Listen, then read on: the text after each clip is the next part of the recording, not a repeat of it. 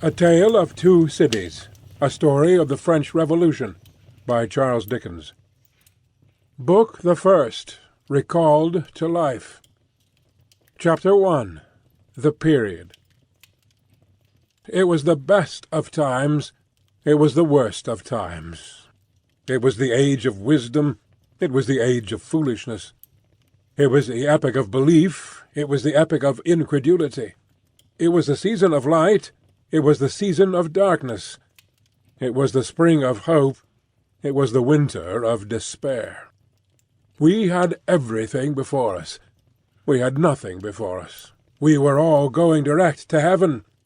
We were all going direct the other way. In short, the period was so far like the present period that some of its noisiest authorities insisted on its being received, for good or for evil, in the superlative degree of comparison only. There were a king with a large jaw and a queen with a plain face on the throne of England. There were a king with a large jaw and a queen with a fair face on the throne of France. In both countries it was clearer than crystal to the lords of the state preserves of loaves and fishes that things in general were settled for ever. It was the year of our Lord 1775. Spiritual revelations were conceded to England at that favoured period, as at this. Mrs. Southcott had recently attained her 25th blessed birthday, of whom a prophetic private in the Life Guards had heralded the sublime appearance by announcing that arrangements were made for the swallowing up of London and Westminster. Even the Cock Lane ghost had been laid only a round dozen of years after rapping out its messages, as the spirits of this very year last past, supernaturally deficient in originality, rapped out theirs. Mere messages in the earthly order of events had lately come to the English crown and people from a Congress of British subjects in America, which, strange to relate, have proved more important to the human race than any communications yet received through any of the chickens of the Cock Lane brood. France, less favoured on the whole as to matters spiritual than her sister of the shield and trident, rolled with exceeding smoothness downhill, making paper money and spending it. Under the guidance of her Christian pastors, she entertained herself besides with such humane achievements as sentencing a youth to have his hands cut off, his tongue torn out with pincers, and his body burned alive, because he had not kneeled down in the rain to do honour to a dirty procession of monks which passed within his view at a distance of some 50 or 60 yards. It is likely enough that, rooted in the woods of France and Norway, there were growing trees, when that sufferer was put to death, already marked by the woodman, Fate, to come down and be sawn into boards, to make a certain movable framework with a sack and a knife in it terrible in history. It is likely enough that in the rough outhouses of some tillers of the heavy lands adjacent to Paris there were sheltered from the weather that very day rude carts bespattered with rustic mire, snuffed about by pigs, and roosted in by poultry, which the farmer, Death, had already set apart to be his tumbrils of the Revolution. But that woodman and that farmer, though they work unceasingly, work silently, and no one heard them as they went about with muffled tread. The rather, for as much as to entertain any suspicion that they were awake was to be atheistical and traitorous. In England there was scarcely an amount of order and protection to justify much national boasting. Daring burglaries by armed men and highway robberies took place in the capital itself every night. Families were publicly cautioned not to go out of town without removing their furniture to upholsterers' warehouses for security. The highwayman in the dark was a city tradesman in the light, and being recognized and challenged by his fellow tradesmen, whom he stopped in his character of the captain, gallantly shot him through the head and rode away. The mail was waylaid by 7 robbers, and the guard shot 3 dead, and then got shot dead himself by the other 4 in consequence of the failure of his ammunition, after which the mail was robbed in peace. That magnificent potentate, the Lord Mayor of London, was made to stand and deliver on Turnham Green by one highwayman who despoiled the illustrious creature in sight of all his retinue. Prisoners in London jails fought battles with their turnkeys, and the majesty of the law fired blunderbusses in among them, loaded with rounds of shot and ball. Thieves snipped off diamond crosses from the necks of noble lords at court drawing-rooms. Musketeers went into St. Giles's to search for contraband goods, and the mob fired on the musketeers, and the musketeers fired on the mob, and nobody thought any of these occurrences much out of the common way. In the midst of them, the hangman, ever busy and ever worse than useless, was in constant requisition, now stringing up long rows of miscellaneous criminals, now hanging a housebreaker on Saturday who had been taken on Tuesday, now burning people in the hand at Newgate by the dozen, and now burning pamphlets at the door of Westminster Hall, to-day taking the life of an atrocious murderer, and to-morrow of a wretched pilferer who had robbed a farmer's boy of sixpence. All these things, and 1,000 like them, came to pass in and close upon the dear old year 1775. Environed by them, while the woodman and the farmer worked unheeded, those two of the large jaws, and those other two of the plain and the fair faces, trod with stir enough, and carried their divine rights with a high hand. Thus did the year 1775 conduct their greatnesses, and myriads of small creatures, the creatures of this chronicle among the rest, along the roads that lay before them. Chapter 2. The Mail. It was the Dover road that lay, on a Friday night late in November, before the first of the persons with whom this history has business. The Dover road lay, as to him, beyond the Dover Mail, as it lumbered up Shooter's Hill. He walked uphill in the mire by the side of the Mail, as the rest of the passengers did, not because they had the least relish for walking exercise, under the circumstances, but because the hill and the harness and the mud and the Mail were all so heavy that the horses had 3 times already come to a stop, besides once drawing the coach across the road, with the mutinous intent of taking it back to Blackheath.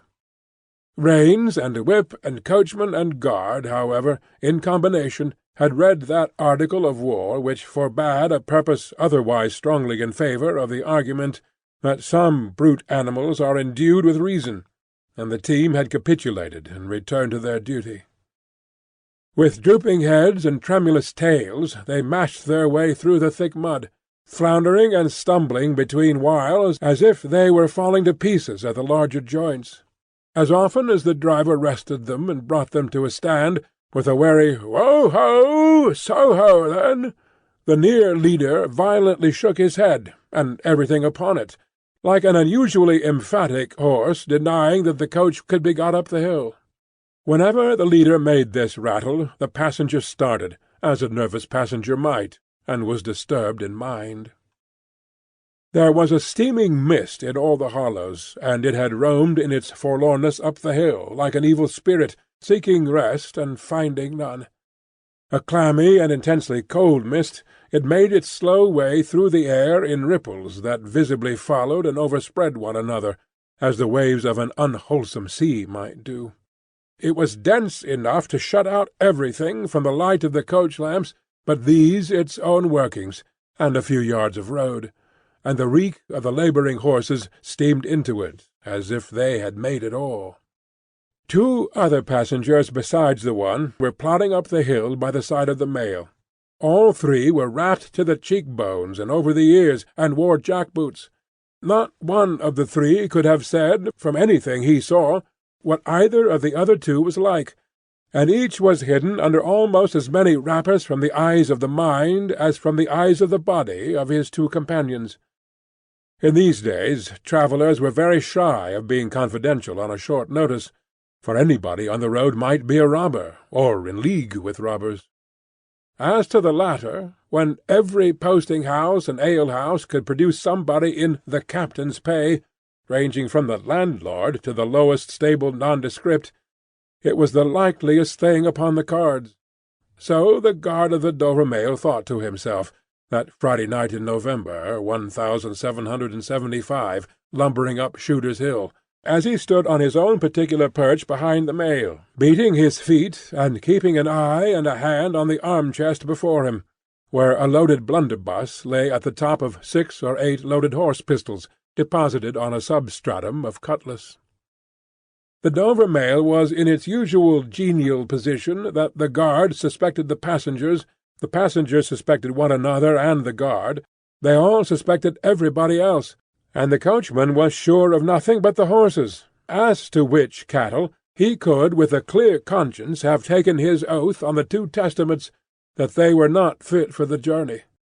"Whoa-ho!" said the coachman. "So then, one more pull and you're at the top, and be damned to you, for I have had trouble enough to get you to it. Joe! Hello!" the guard replied. "What o'clock do you make it, Joe?" 10 minutes good past 11. "My blood!" ejaculated the vexed coachman. "And not atop of Shooters yet! Hi! Yah! Get on with you!" The emphatic horse, cut short by the whip in a most decided negative, made a decided scramble for it, and the 3 other horses followed suit. Once more the Dover mail struggled on, with the jack-boots of its passengers squashing along by its side. They had stopped when the coach had stopped, and they kept close company with it. If any one of the 3 had had the hardihood to propose to another to walk on a little ahead into the mist and darkness, he would have put himself in a fair way of getting shot instantly as a highwayman. The last burst carried the mail to the summit of the hill. The horses stopped to breathe again, and the guard got down to skid the wheel for the descent, and open the coach door to let the passengers in. "Hey, Joe!" called the coachman in a warning voice, looking down from his box. "What do you say, Tom?" They both listened. "I say a horse at a canter coming up, Joe." "I say a horse at a gallop, Tom," returned the guard, leaving his hold of the door and mounting nimbly to his place. "Gentlemen, in the King's name, all of you." With this hurried adjuration he cocked his blunderbuss and stood on the offensive. The passenger booked by this history was on the coach-step, getting in. The 2 other passengers were close behind him and about to follow. He remained on the step, half in the coach and half out of it. They remained in the road below him. They all looked from the coachman to the guard, and from the guard to the coachman, and listened. The coachman looked back, and the guard looked back, and even the emphatic leader pricked up his ears and looked back, without contradicting. The stillness consequent on the cessation of the rumbling and labouring of the coach, added to the stillness of the night, made it very quiet indeed. The panting of the horses communicated a tremulous motion to the coach, as if it were in a state of agitation. The hearts of the passengers beat loud enough, perhaps, to be heard, but at any rate the quiet pause was audibly expressive of people out of breath and holding the breath, and having the pulses quickened by expectation. The sound of a horse at a gallop came fast and furiously up the hill. "So-ho!" the guard sang out, as loud as he could roar. "You there! Stand! I shall fire!" The pace was suddenly checked, and, with much splashing and floundering, a man's voice called from the mist. "Is that the Dover mail?" "Never you mind what it is," the guard retorted. "What are you?" "Is that the Dover mail?" "Why do you want to know?" "I want a passenger, if it is." "What passenger?" "Mr. Jarvis Lorry." Our booked passenger showed in a moment that it was his name. The guard, the coachman, and the 2 other passengers eyed him distrustfully. "Keep where you are," the guard called to the voice in the mist, "because, if I should make a mistake, it could never be set right in your lifetime. Gentleman of the name of Lorry, answer straight." "What is the matter?" asked the passenger, then, with mildly quavering speech. "Who wants me? Is it Jerry?" "I don't like Jerry's voice, if it is Jerry," growled the guard to himself. "He's hoarser than suits me, is Jerry." "Yes, Mr. Lorry." "What is the matter?" "A dispatch sent after you from over yonder, Tea and Company." "I know this messenger, guard," said Mr. Lorry, getting down into the road, assisted from behind more swiftly than politely by the other two passengers, who immediately scrambled into the coach, shut the door, and pulled up the window. "He may come close. There's nothing wrong." "I hope there ain't, but I can't make so nation sure of that," said the guard, in a gruff soliloquy. "Hallo, you!" "Well, and hallo, you!" said Jerry, more hoarsely than before. "Come on at a foot-pace, do you mind me? And if you've got holsters to that saddle of yourn, don't let me see your hand go nigh 'em, for I'm a devil at a quick mistake, and when I make one, it takes the form of lead. So, now, let's look at you." The figures of a horse and rider came slowly through the eddying mist, and came to the side of the mail, where the passenger stood. The rider stooped, and casting up his eyes at the guard, handed the passenger a small folded paper. The rider's horse was blown, and both horse and rider were covered with mud, from the hoofs of the horse to the hat of the man. "Guard," said the passenger, in a tone of quiet business confidence. The watchful guard, with his right hand at the stock of his raised blunderbuss, his left at the barrel, and his eye on the horseman, answered curtly, "Sir?" "There is nothing to apprehend. I belong to Tellson's Bank. You must know Tellson's Bank in London. I am going to Paris on business. A crown to drink. I may read this?" "If so be as you're quick, sir." He opened it in the light of the coach-lamp on that side, and read, first to himself, and then aloud, "Wait at Dover for Mamselle." "It's not long, you see, guard. Jerry, say that my answer was recalled to life." Jerry started in his saddle. "That's a blazing strange answer, too," said he, at his hoarsest. "Take that message back, and they will know that I received this as well as if I wrote. Make the best of your way. Good night." With those words the passenger opened the coach-door and got in, not at all assisted by his fellow-passengers, who had expeditiously secreted their watches and purses in their boots, and were now making a general pretence of being asleep, with no more definite purpose than to escape the hazard of originating any other kind of action. The coach lumbered on again, with heavier wreaths of mist closing round it as it began the descent. The guard soon replaced his blunderbuss in his arm-chest, and, having looked to the rest of its contents, and having looked to the supplementary pistols that he wore in his belt, looked to a smaller chest beneath his seat, in which there were a few smith's tools, a couple of torches, and a tinder-box. For he was furnished with that completeness that if the coach-lamps had been blown and stormed out, which did occasionally happen, he had only to shut himself up inside, keep the flint and steel sparks well off the straw, and get a light with tolerable safety and ease, if he were lucky, in 5 minutes. "Tom!" softly over the coach-roof. "Hallo, Joe! Did you hear the message?" "I did, Joe. What did you make of it, Tom?" "Nothing at all, Joe." "That's a coincidence, too," the guard mused, "for I made the same of it myself." Jerry, left alone in the mist and darkness, dismounted meanwhile, not only to ease his spent horse, but to wipe the mud from his face and shake the wet out of his hat-brim, which might be capable of holding about 1/2 gallon. After standing with the bridle over his heavily splashed arm, until the wheels of the mail were no longer within hearing and the night was quite still again, he turned to walk down the hill. "After that there gallop from Temple Bar, old lady, I won't trust your forelegs till I get you on the level," said this hoarse messenger, glancing at his mare. "Recalled to life. That's a blazing strange message. Much of that wouldn't do for you, Jerry.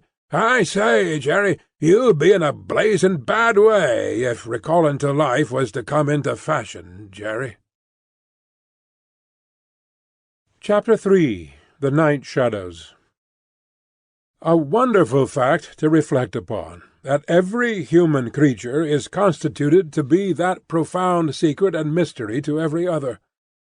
A solemn consideration when I enter a great city by night, that every one of those darkly clustered houses encloses its own secret, that every room in every one of them encloses its own secret, that every beating heart in the hundreds of thousands of breasts there is, in some of its imaginings, a secret to the heart nearest it. Something of the awfulness, even of death itself, is referable to this. No more can I turn the leaves of this dear book that I loved, and vainly hope in time to read it all. No more can I look into the depths of this unfathomable water, wherein, as momentary lights glanced into it, I have had glimpses of buried treasure and other things submerged. It was appointed that the book should shut with a spring for ever and for ever, when I had read but a page. It was appointed that the water should be locked in an eternal frost, when the light was playing on its surface, and I stood in ignorance on the shore. My friend is dead. My neighbour is dead. My love, the darling of my soul, is dead. It is the inexorable consolidation and perpetuation of the secret that was always in that individuality, and which I shall carry in mine to my life's end. In any of the burial-places of this city through which I pass, is there a sleeper more inscrutable than its busy inhabitants are in their innermost personality to me, or than I am to them? As to this, his natural and not to be alienated inheritance, the messenger on horseback had exactly the same possessions as the king, the first minister of state, or the richest merchant in London. So with the 3 passengers shut up in the narrow compass of one lumbering old mail-coach. They were mysteries to one another as complete as if each had been in his own coach and 6, or his own coach and 60, with the breadth of a county between him and the next. The messenger rode back at an easy trot, stopping pretty often at alehouses by the way to drink, but evincing a tendency to keep his own counsel, and to keep his hat cocked over his eyes. He had eyes that assorted very well with that decoration, being of a surface black, with no depth in the colour or form, and much too near together, as if they were afraid of being found out in something singly if they kept too far apart. They had a sinister expression, under an old cocked hat like a 3-cornered spittoon, and over a great muffler for the chin and throat, which descended nearly to the wearer's knees. When he stopped for drink, he moved this muffler with his left hand, only while he poured his liquor in with his right. As soon as that was done, he muffled again. "No, Jerry, no," said the messenger, harping on one theme as he rode. "It wouldn't do for you, Jerry. Jerry, you honest tradesman, it wouldn't suit your line of business. Recold? Bust me if I don't think he'd been a-drinking." His message perplexed his mind to that degree that he was fain, several times, to take off his hat to scratch his head. Except on the crown, which was raggedly bald, he had stiff black hair, standing jaggedly all over it, and growing downhill almost to his broad, blunt nose. It was so like Smith's work, so much more like the top of a strongly spiked wall than a head of hair, that the best of players at leap-frog might have declined him, as the most dangerous man in the world to go over. While he trotted back with the message he was to deliver to the night watchman in his box at the door of Tellson's Bank by Temple Bar, who was to deliver it to greater authorities within, the shadows of the night took such shapes to him as arose out of the message, and took such shapes to the mare as arose out of her private topics of uneasiness. They seemed to be numerous, for she shied at every shadow on the road.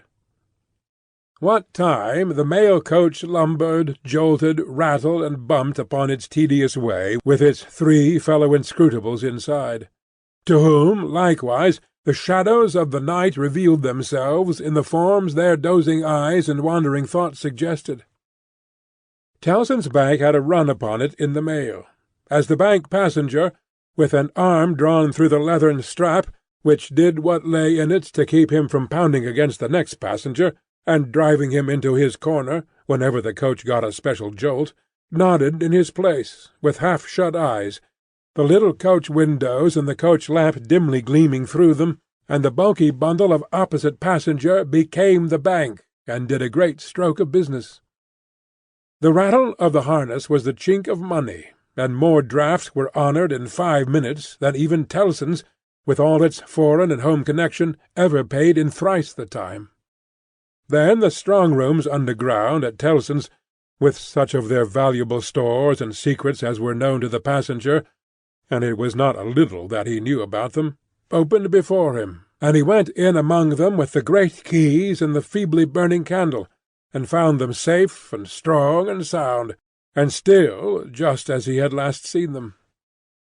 But though the bank was almost always with him, and though the coach, in a confused way, like the presence of pain under an opiate, was always with him, there was another current of impression that never ceased to run, all through the night. He was on his way to dig someone out of a grave. Now, which of the multitude of faces that showed themselves before him was the true face of the buried person, the shadows of the night did not indicate, but they were all the faces of a man of 45 by years, and they differed principally in the passions they expressed, and in the ghastliness of their worn and wasted state. Pride, contempt, defiance, stubbornness, submission, lamentation succeeded one another. So did varieties of sunken cheek, cadaverous colour, emaciated hands and figures. But the face was in the main one face, and every head was prematurely white. 100 times the dozing passenger inquired of this spectre, "Buried how long?" The answer was always the same, "Almost 18 years." "You had abandoned all hope of being dug out?" "Long ago." "You know that you are recalled to life?" "They tell me so." "I hope you care to live." "I can't say." "Shall I show her to you? Will you come and see her?" The answers to this question were various and contradictory. Sometimes the broken reply was, "Wait! It would kill me if I saw her too soon." Sometimes it was given in a tender rain of tears, and then it was, "Take me to her." Sometimes it was staring and bewildered, and then it was, "I don't know her. I don't understand." After such imaginary discourse, the passenger in his fancy would dig and dig, now with a spade, now with a great key, now with his hands, to dig this wretched creature out. Got out at last, with earth hanging about his face and hair, he would suddenly fan away to dust.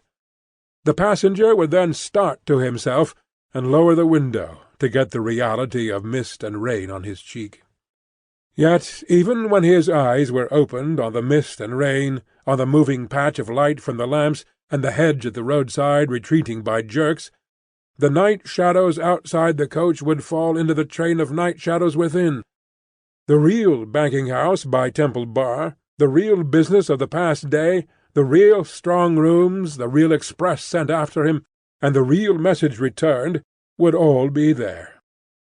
Out of the mist of them the ghostly face would rise, and he would accost it again.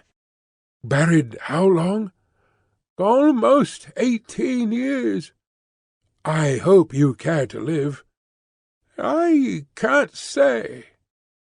Dig, dig, dig, until an impatient movement from one of the two passengers would admonish him to pull up the window, draw his arm scarcely through the leathern strap, and speculate upon the two slumbering forms, until his mind lost hold of them, and they again slid away into the bank and the grave. "Buried how long?"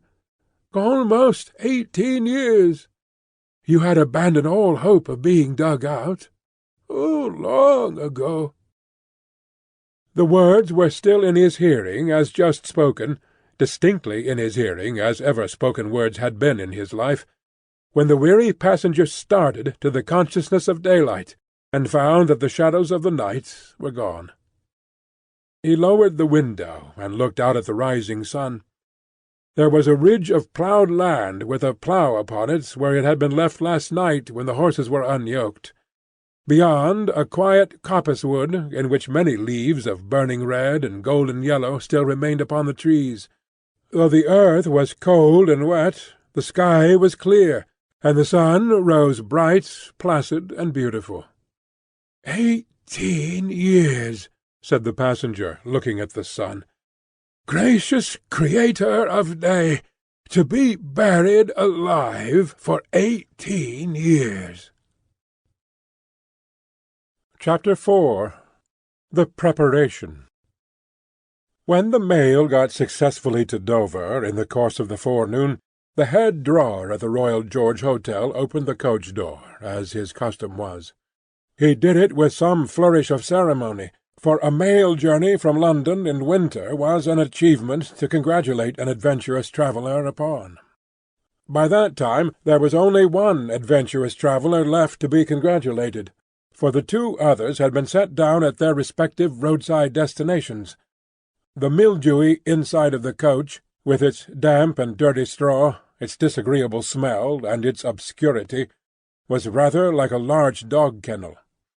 Mr. Lorry, the passenger, shaking himself out of it in chains of straw, a tangle of shaggy wrapper, flapping hat, and muddy legs, was rather like a larger sort of dog.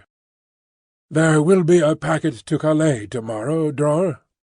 "Yes, sir, if the weather holds, and the wind sets tolerably fair. The tide will serve pretty nicely at about 2 in the afternoon, sir." "Bed, sir?" "I shall not go to bed till night, but I want a bedroom and a barber."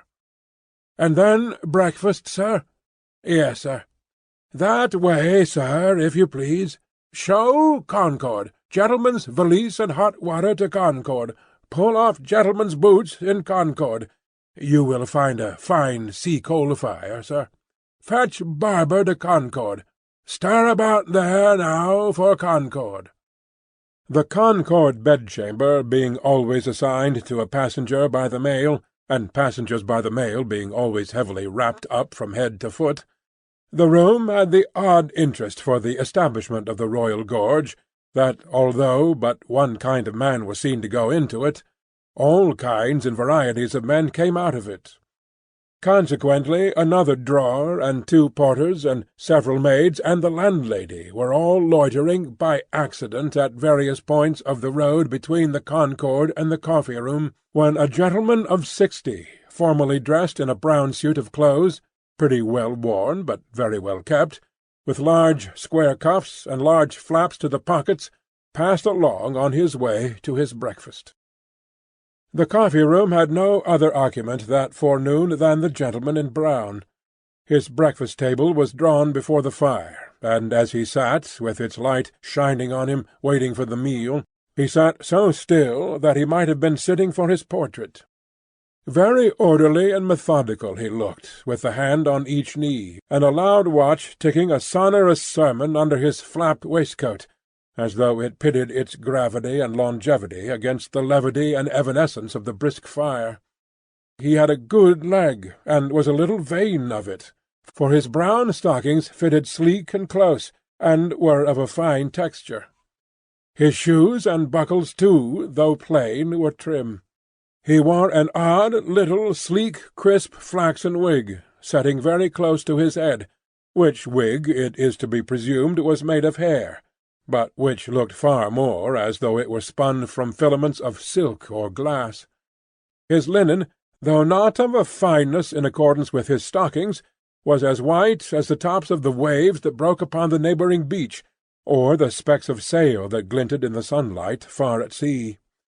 A face habitually suppressed and quieted was still lighted up under the quaint wig by a pair of moist bright eyes, that it must have cost their owner, in years gone by, some pains to drill to the composed and reserved expression of Tellson's Bank. He had a healthy colour in his cheeks, and his face, though lined, bore few traces of anxiety.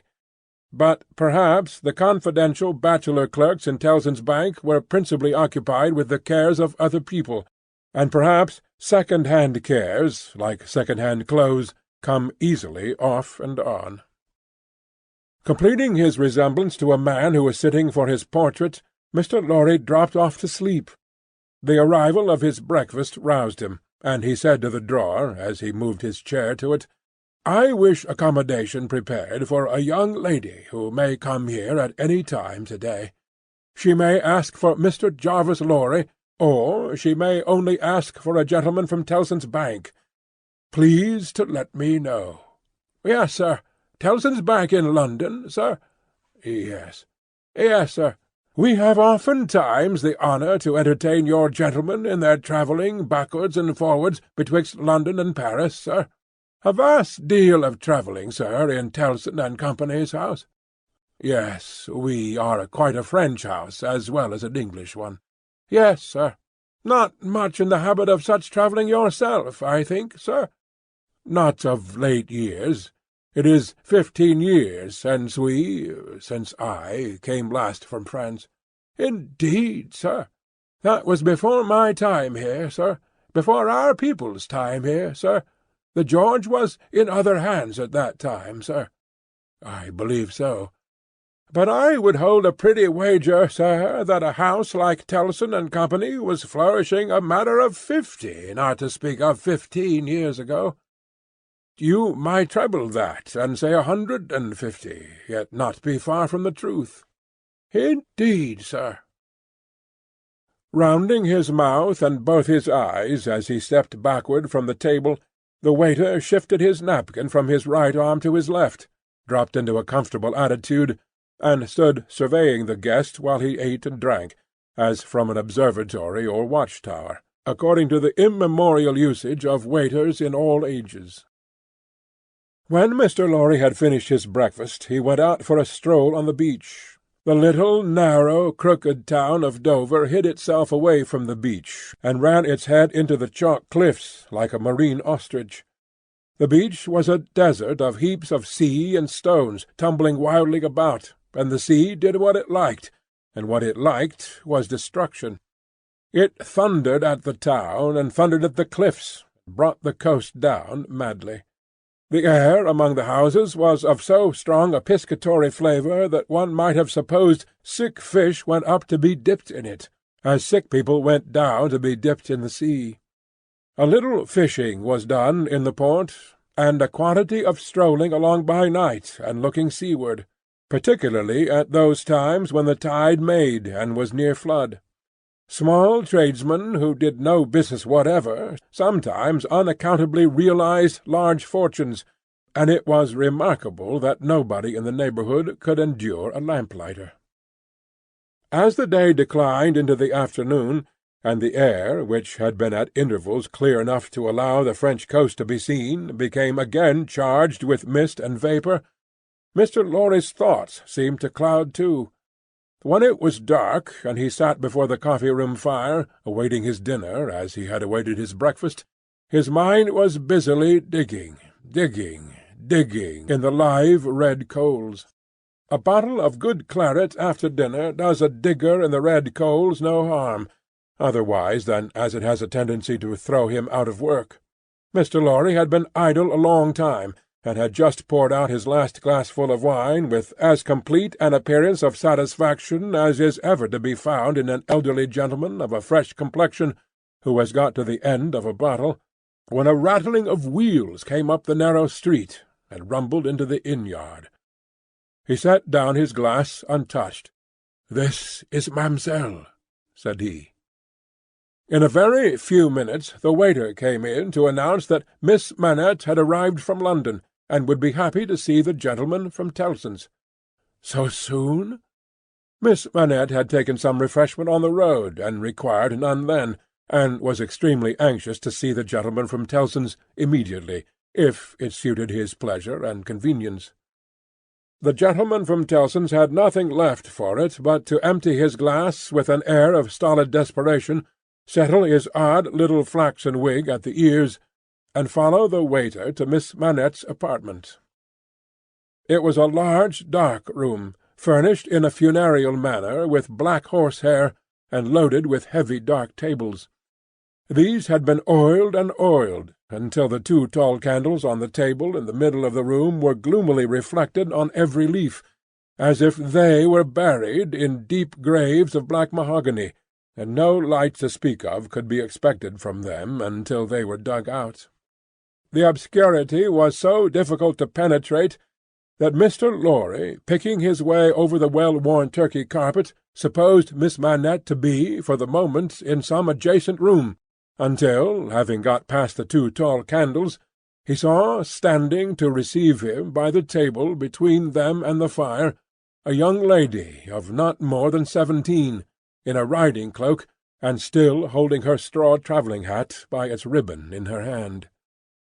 As his eyes rested on these things, a sudden vivid likeness passed before him of a child whom he had held in his arms on the passage across the very Channel one cold time, when the hail drifted heavily and the sea ran high.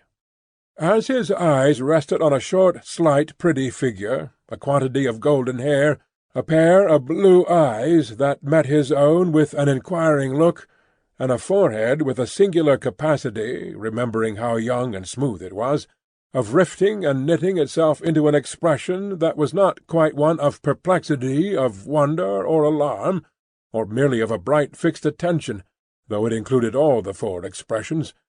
As his eyes rested on these things, a sudden vivid likeness passed before him of a child whom he had held in his arms on the passage across that very Channel one cold time, when the hail drifted heavily and the sea ran high.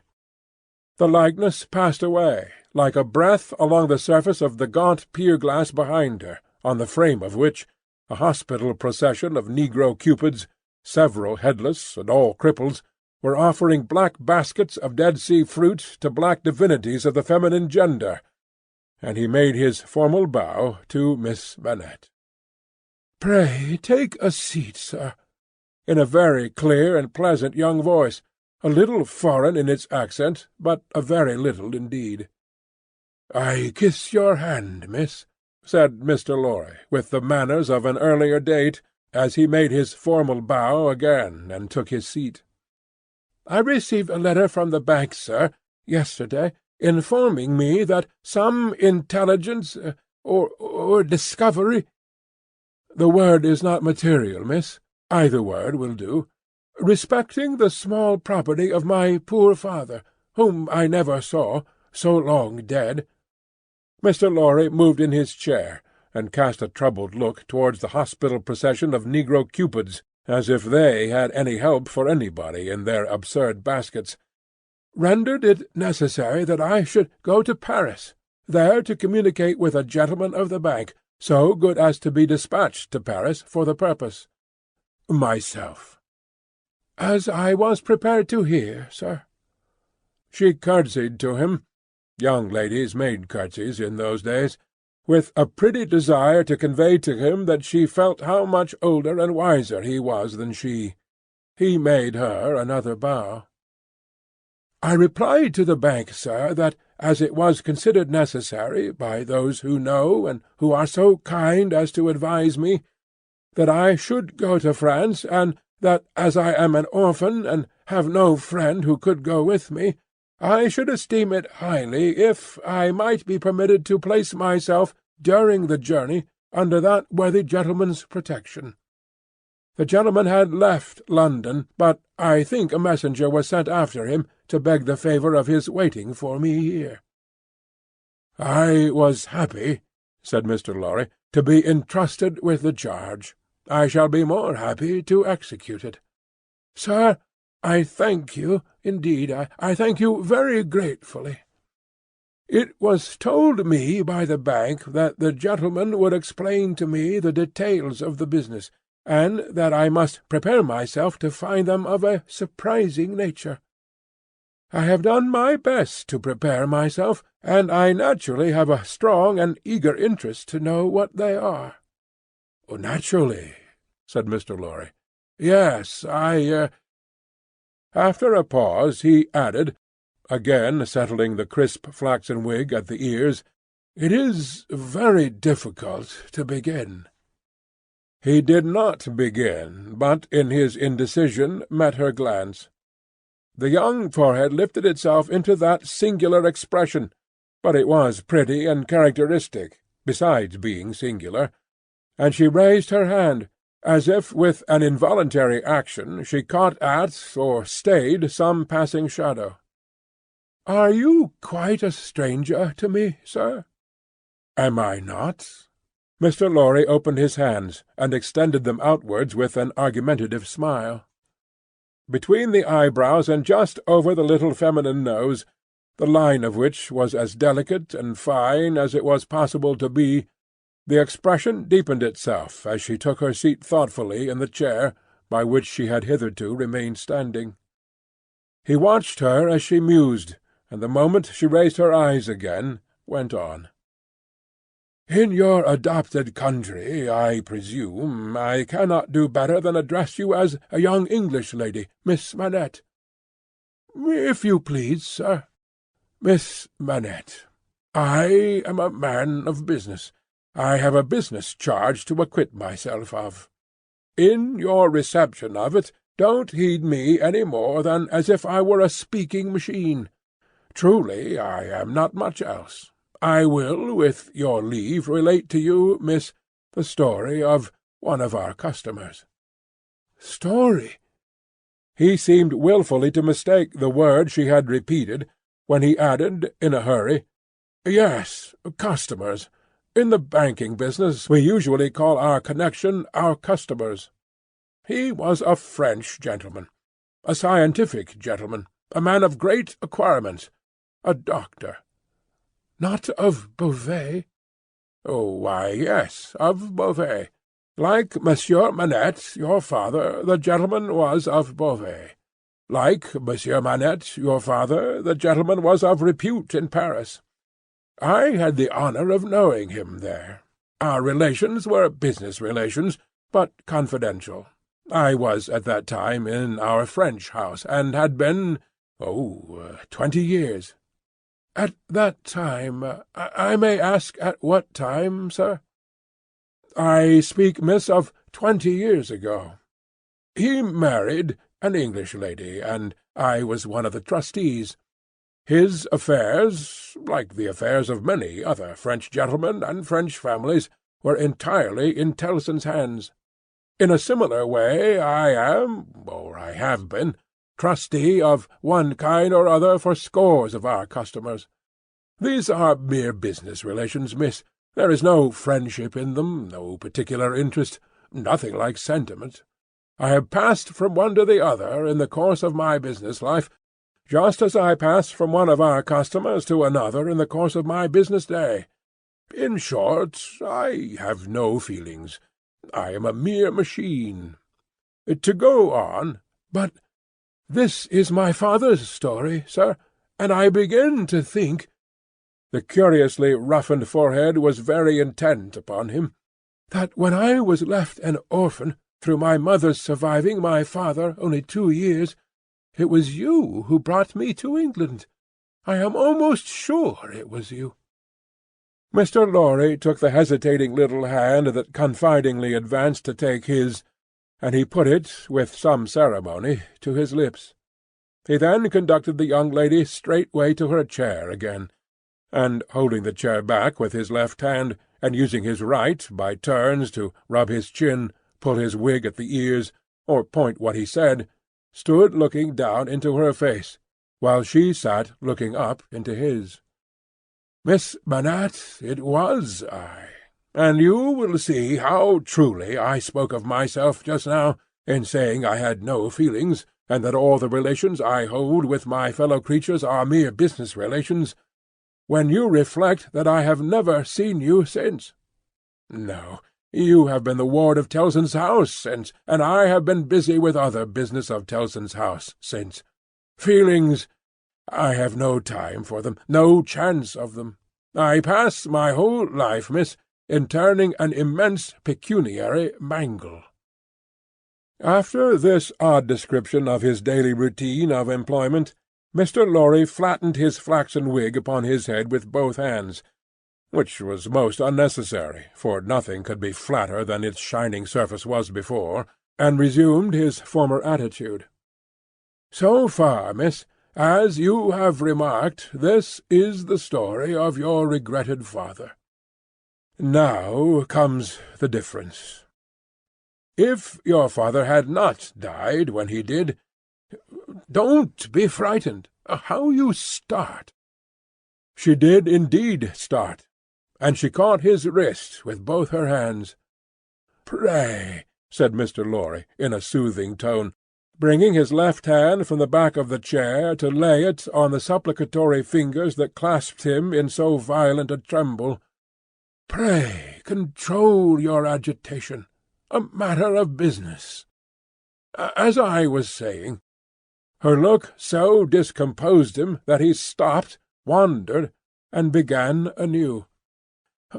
"As I was saying, if Monsieur Manette had not died, if he had suddenly and silently disappeared, if he had been spirited away, if it had not been difficult to guess to what dreadful place, though no art could trace him, if he had an enemy in some compatriot who could exercise a privilege that I in my own time have known the boldest people afraid to speak of in a whisper, across the water there, for instance, the privilege of filling up blank forms for the consignment of any one to the oblivion of a prison for any length of time, if his wife had implored the king, the queen, the court, the clergy, for any tidings of him, and all quite in vain, then the history of your father would have been the history of this unfortunate gentleman, the doctor of Beauvais.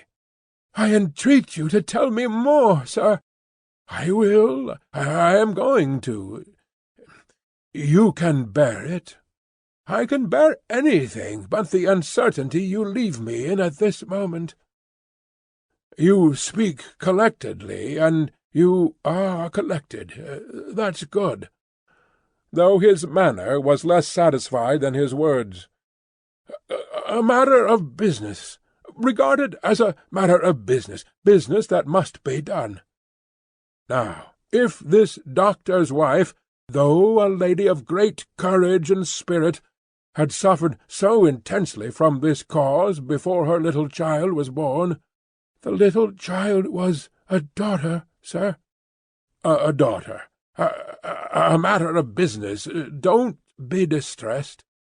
Miss, if the poor lady had suffered so intensely before her little child was born that she came to the determination of sparing the poor child the inheritance of any part of the agony she had known the pains of, by rearing her in the belief that her father was dead— No, don't kneel. In heaven's name, why should you kneel to me?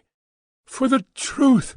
Oh, dear, good, compassionate sir, for the truth! A matter of business.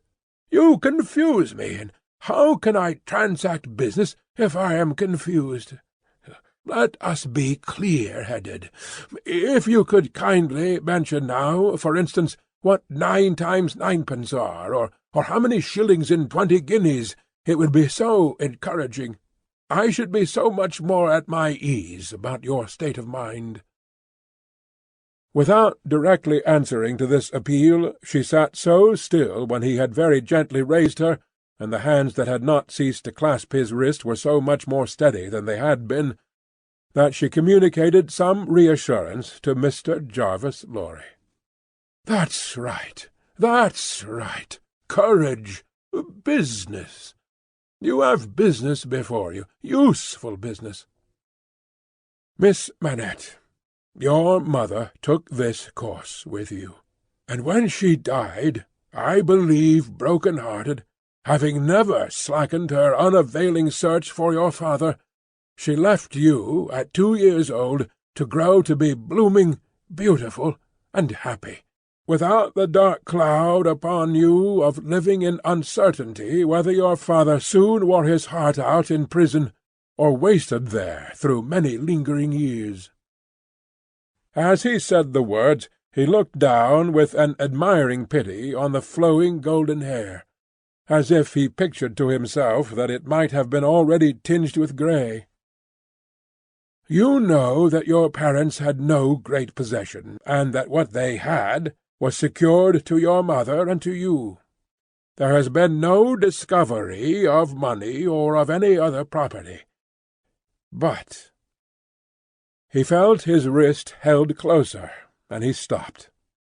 The expression in the forehead, which had so particularly attracted his notice, and which was now immovable, had deepened into one of pain and horror. "But he has been found.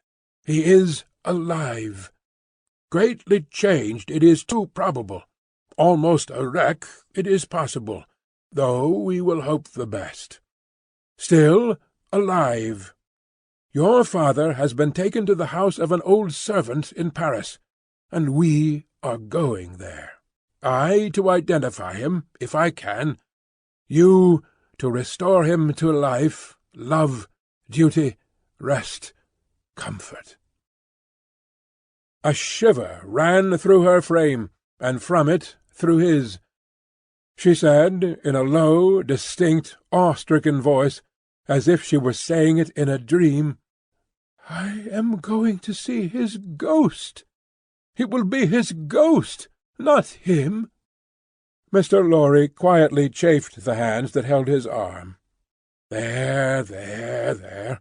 See now, see now. The best and the worst are known to you now. You are well on your way to the poor wronged gentleman, and with a fair sea voyage and a fair land journey you will be soon at his dear side." She repeated in the same tone, sunk to a whisper, "I have been free, I have been happy, yet his ghost has never haunted me." "Only one thing more," said Mr. Lorry, laying stress upon it as a wholesome means of enforcing her attention. "He has been found under another name, his own, long forgotten or long concealed. It would be worse than useless now to inquire which, worse than useless to seek to know whether he has been for years overlooked or always designedly held prisoner.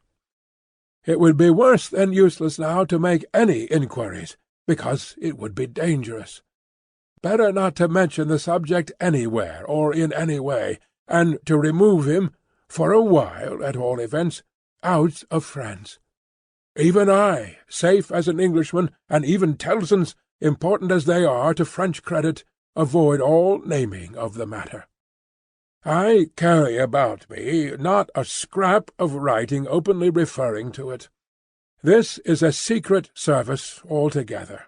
My credentials, entries, and memoranda are all comprehended in the one line, 'Recalled to life,' which may mean anything.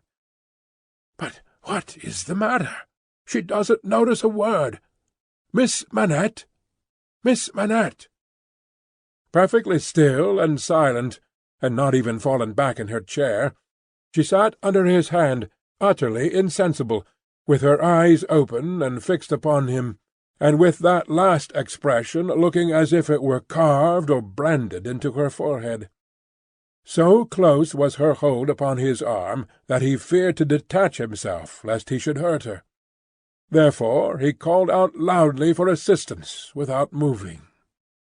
A wild-looking woman, whom even in his agitation Mr. Lorry observed to be all of a red colour, and to have red hair, and to be dressed in some extraordinary tight-fitting fashion, and to have on her head a most wonderful bonnet, like a grenadier wooden measure, and good measure too, or a great Stilton cheese, came running into the room in advance of the inn-servants, and soon settled the question of his detachment from the poor young lady, by laying a brawny hand upon his chest, and sending him flying back against the nearest wall. "I really think this must be a man," was Mr. Lorry's breathless reflection, simultaneously with his coming against the wall. "Why, look at you all," bawled this figure, addressing the inn-servants. "Why don't you go and fetch things, instead of standing there staring at me? I am not so much to look at, am I? Why don't you go and fetch things? I'll let you know, if you don't bring smelling salts, cold water, and vinegar. Quick I will." There was an immediate dispersal for these restoratives, and she softly laid the patient on a sofa, and tended her with great skill and gentleness, calling her "my precious," and "my bird," and spreading her golden hair aside over her shoulders with great pride and care. "And you, in brown!" she said, indignantly turning to Mr. Lorry. "Couldn't you tell her what you had to tell her without frightening her to death? Look at her, with her pretty pale face and her cold hands. Do you call that being a banker?" Mr. Lorry was so exceedingly disconcerted by a question so hard to answer that he could only look on at a distance, with much feebler sympathy and humility, while the strong woman, having banished the inn-servants under the mysterious penalty of letting them know something not mentioned if they stayed there staring, recovered her charge by a regular series of gradations, and coaxed her to lay her drooping head upon her shoulder. "I hope she will do well now," said Mr. Lorry. "No, thanks to you in brown, if she does. Oh, my darling pretty! I hope," said Mr. Lorry, after another pause of feeble sympathy and humility, "that you accompany Miss Manette to France." "A likely thing, too," replied the strong woman.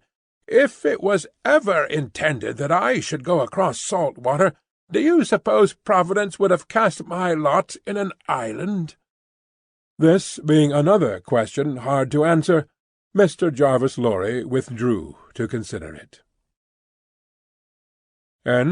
Chapter 5. The Wine-Shop. A large cask of wine had been dropped and broken in the street.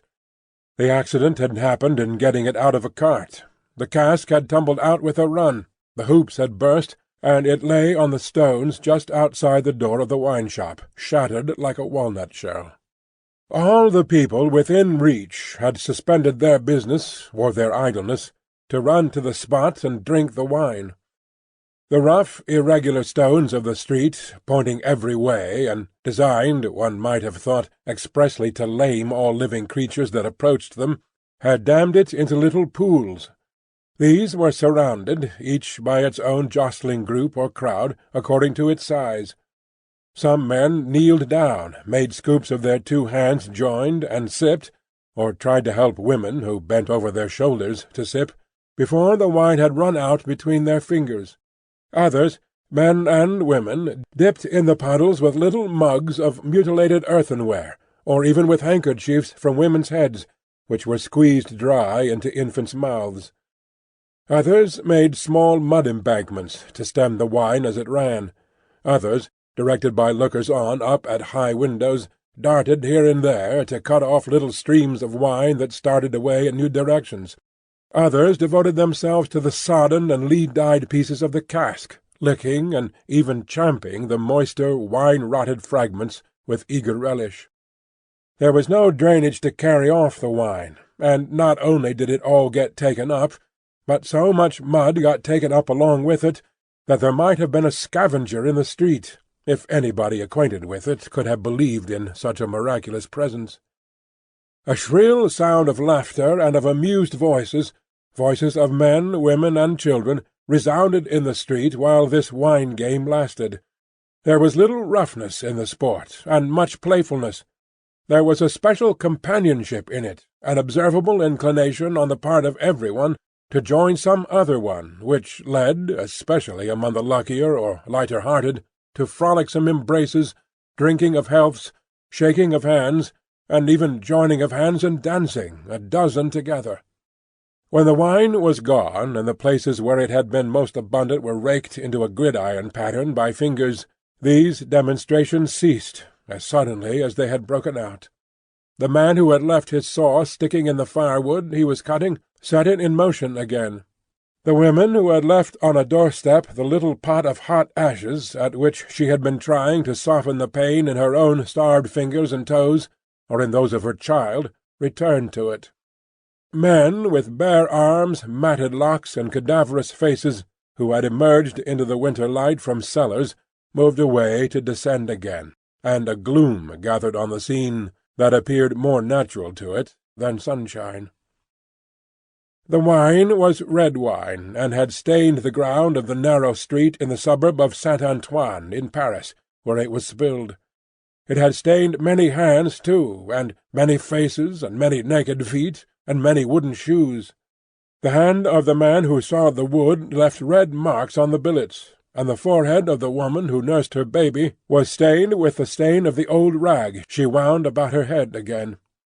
Those who had been greedy with the staves of the cask had acquired a tigerish smear about the mouth, and one tall joker so besmirched, his head more out of a long squalid bag of a nightcap than in it, scrawled upon a wall with his finger dipped in muddy wine-lees, "Blood." The time was to come when that wine too would be spilled on the street-stones, and when the stain of it would be red upon many there.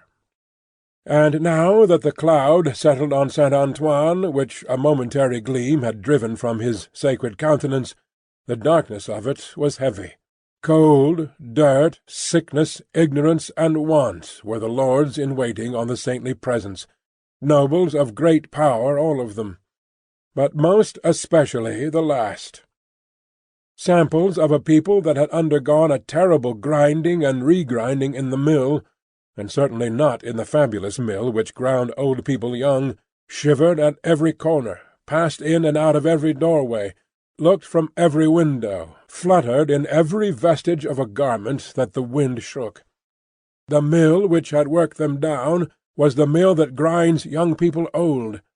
The children had ancient faces and grave voices, and upon them, and upon the grown faces, and ploughed into every furrow of age and coming up afresh, was the sigh, hunger.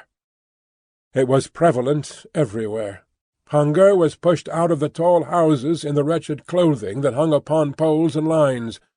Hunger was patched into them with straw and rag and wood and paper. Hunger was repeated in every fragment of the small modicum of firewood that the men sawed off. Hunger stared down from the smokeless chimneys, and started up from the filthy street that had no offal among its refuse of anything to eat.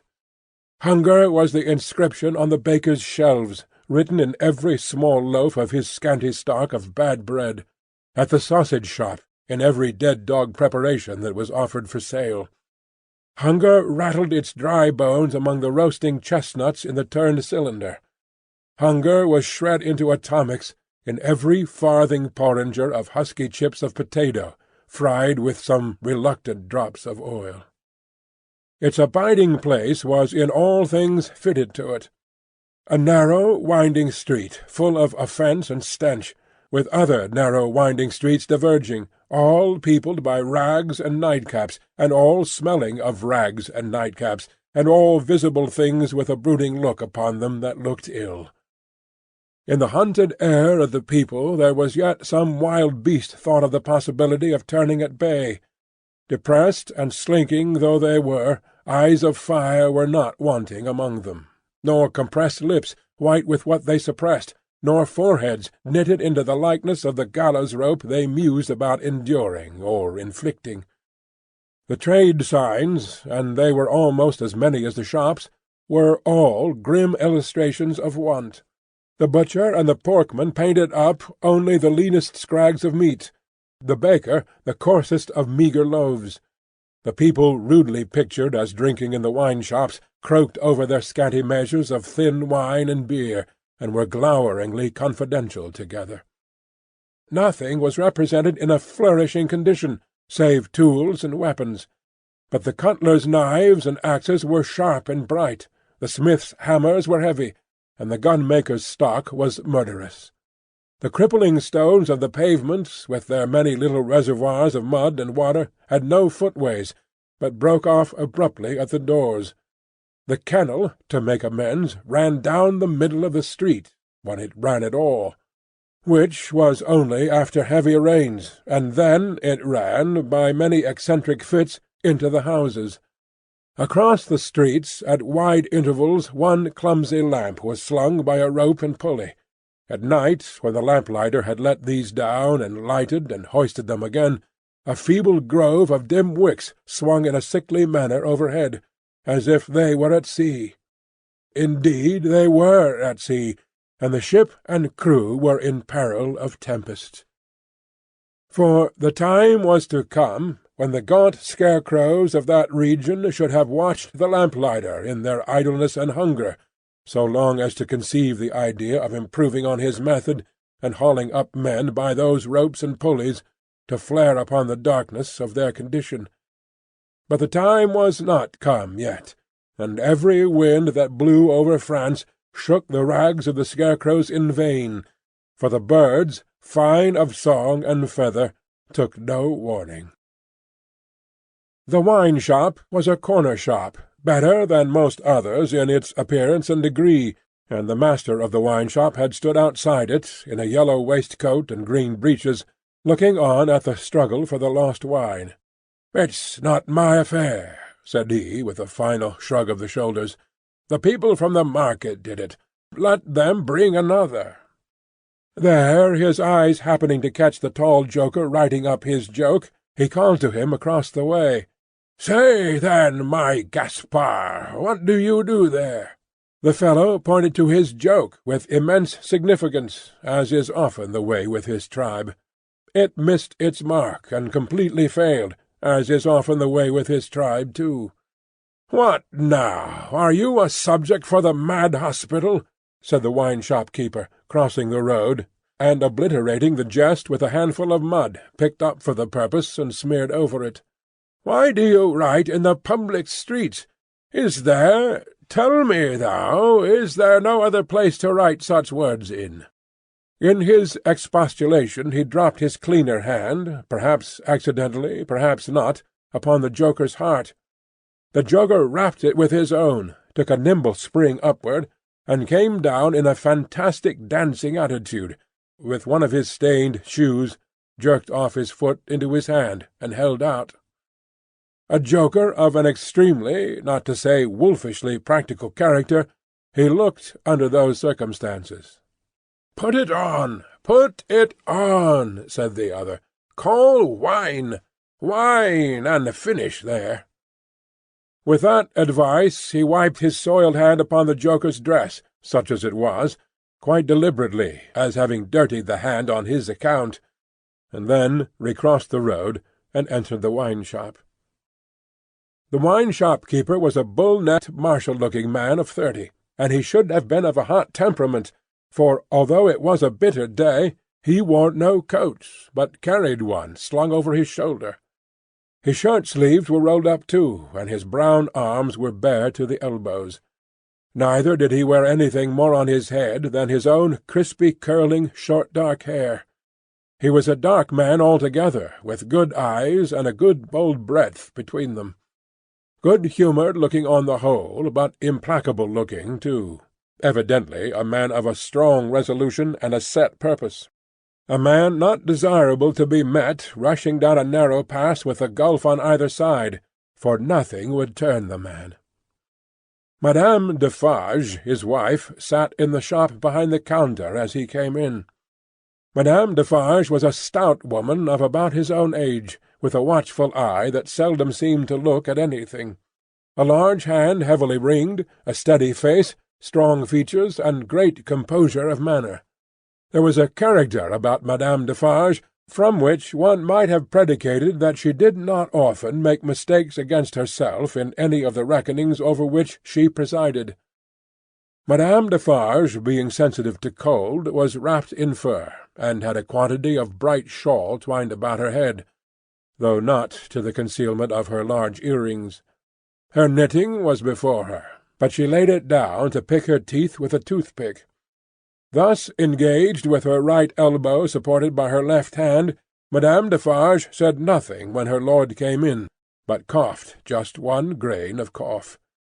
This, in combination with the lifting of her darkly defined eyebrows over her toothpick by the breadth of a line, suggested to her husband that he would do well to look round the shop among the customers, for any new customer who had dropped in while he stepped over the way. The wine-shop keeper accordingly rolled his eyes about, until they rested upon an elderly gentleman and a young lady who were seated in a corner. Other company were there, 2 playing cards, 2 playing dominoes, 3 standing by the counter lengthening out a short supply of wine. As he passed behind the counter, he took notice that the elderly gentleman said in a look to the young lady, "This is our man." "What the devil do you do in that gallery there?" said Monsieur Defarge to himself. "I don't know you."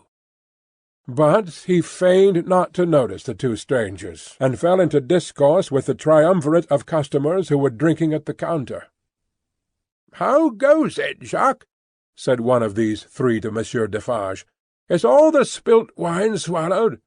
"Every drop, Jacques," answered Monsieur Defarge.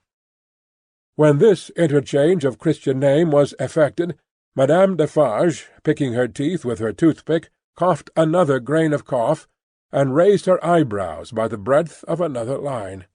"It is not often," said the second of the 3, addressing Monsieur Defarge, "that many of these miserable beasts know the taste of wine, or of anything but black bread and death.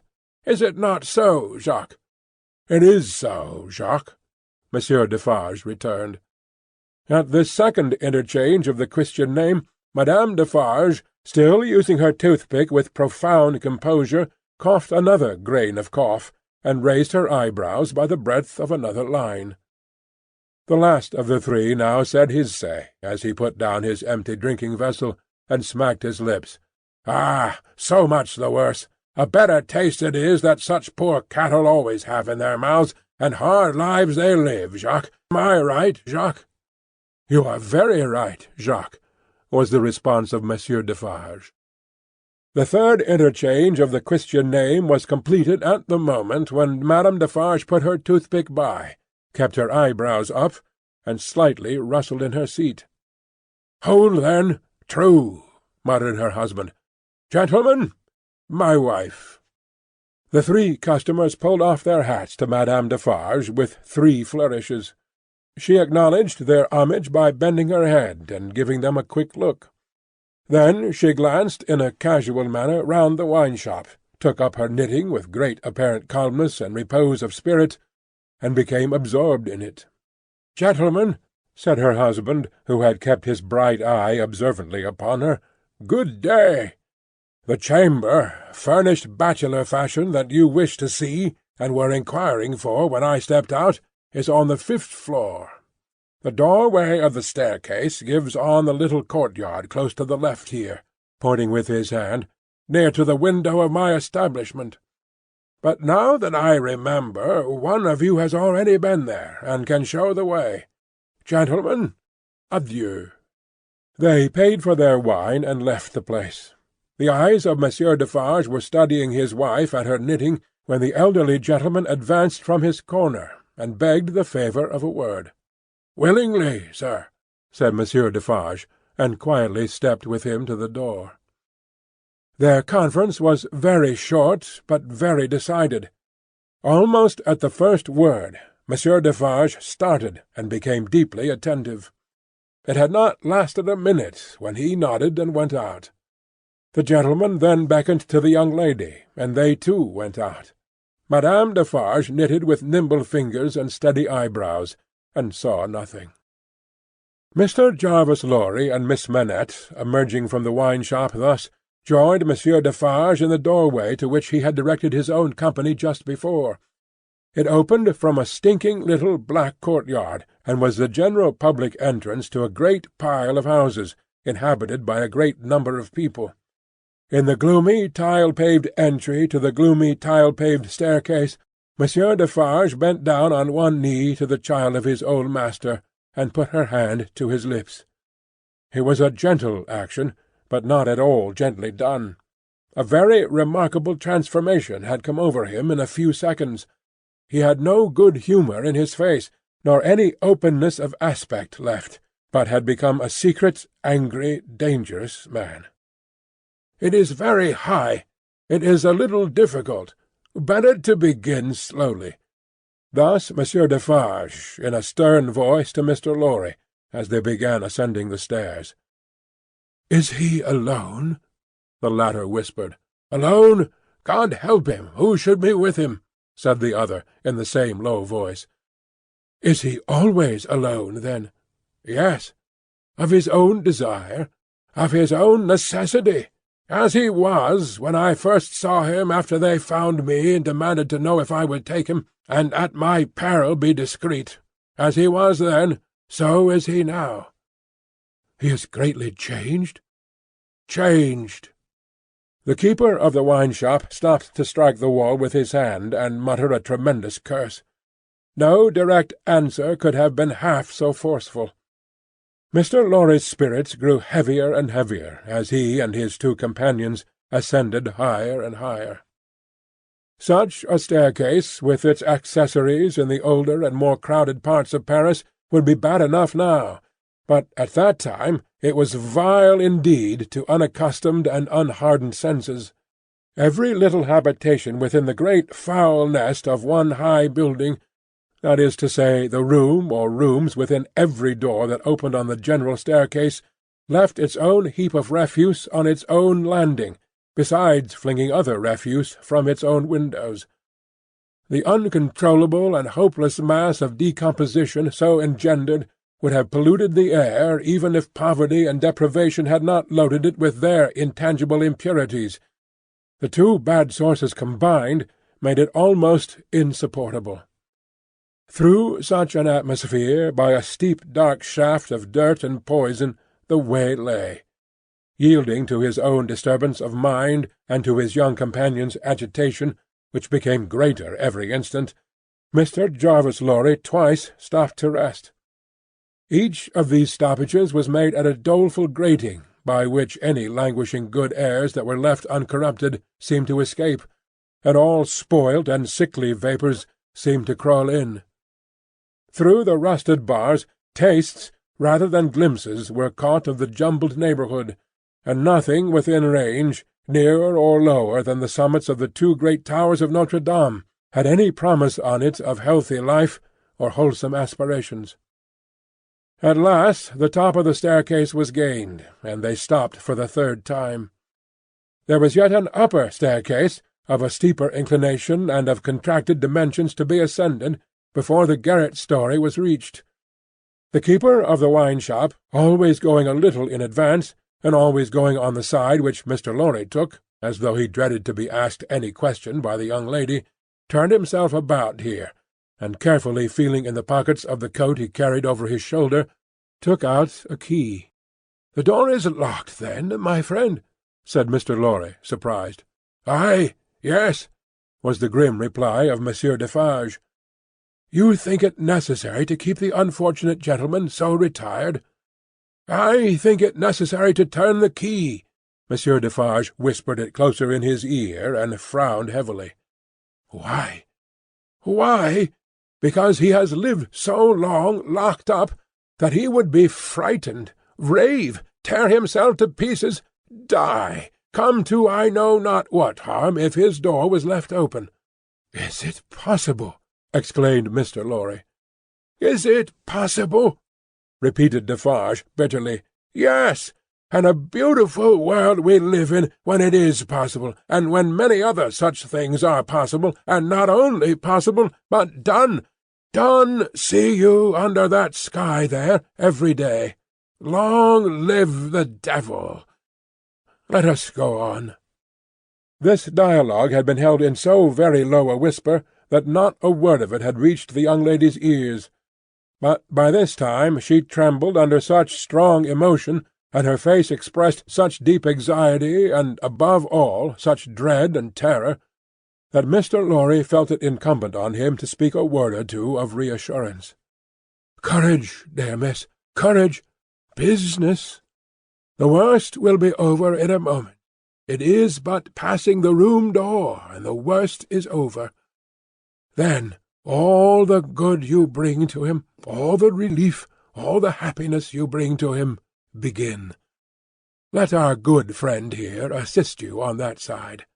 That's well, friend Defarge. Come, now, business, business." They went up slowly and softly.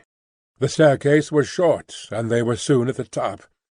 There, as it had an abrupt turn to it, they came all at once in the sight of three men, whose heads were bent down close together at the side of a door, and who were intently looking into the room to which the door belonged, through some chinks or holes in the wall.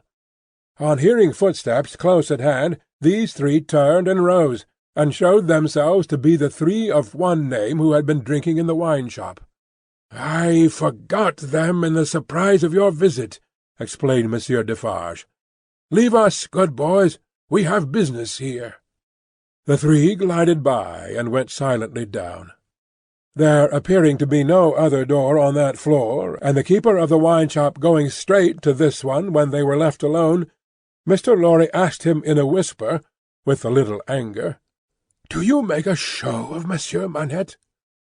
"I show him in the way you have seen to a chosen few. Is that well? I think it is well. Who are the few? How do you choose them?" "I show them as real men, of my name, Jacques is my name, to whom the sight is likely to do good. Enough.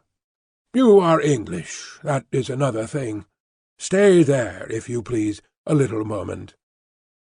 With an admonitory gesture to keep them back, he stooped and looked in through the crevice in the wall. Soon raising his head again, he struck twice or thrice upon the door, evidently with no other object than to make a noise there. With the same intention he drew the key across it 3 or 4 times, before he put it clumsily into the lock, and turned it as heavily as he could.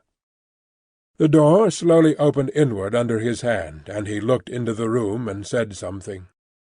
A faint voice answered something. Little more than a single syllable could have been spoken on either side. He looked back over his shoulder and beckoned them to enter.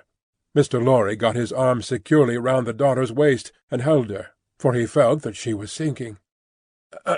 Business, he urged, with a moisture that was not of business shining on his cheek.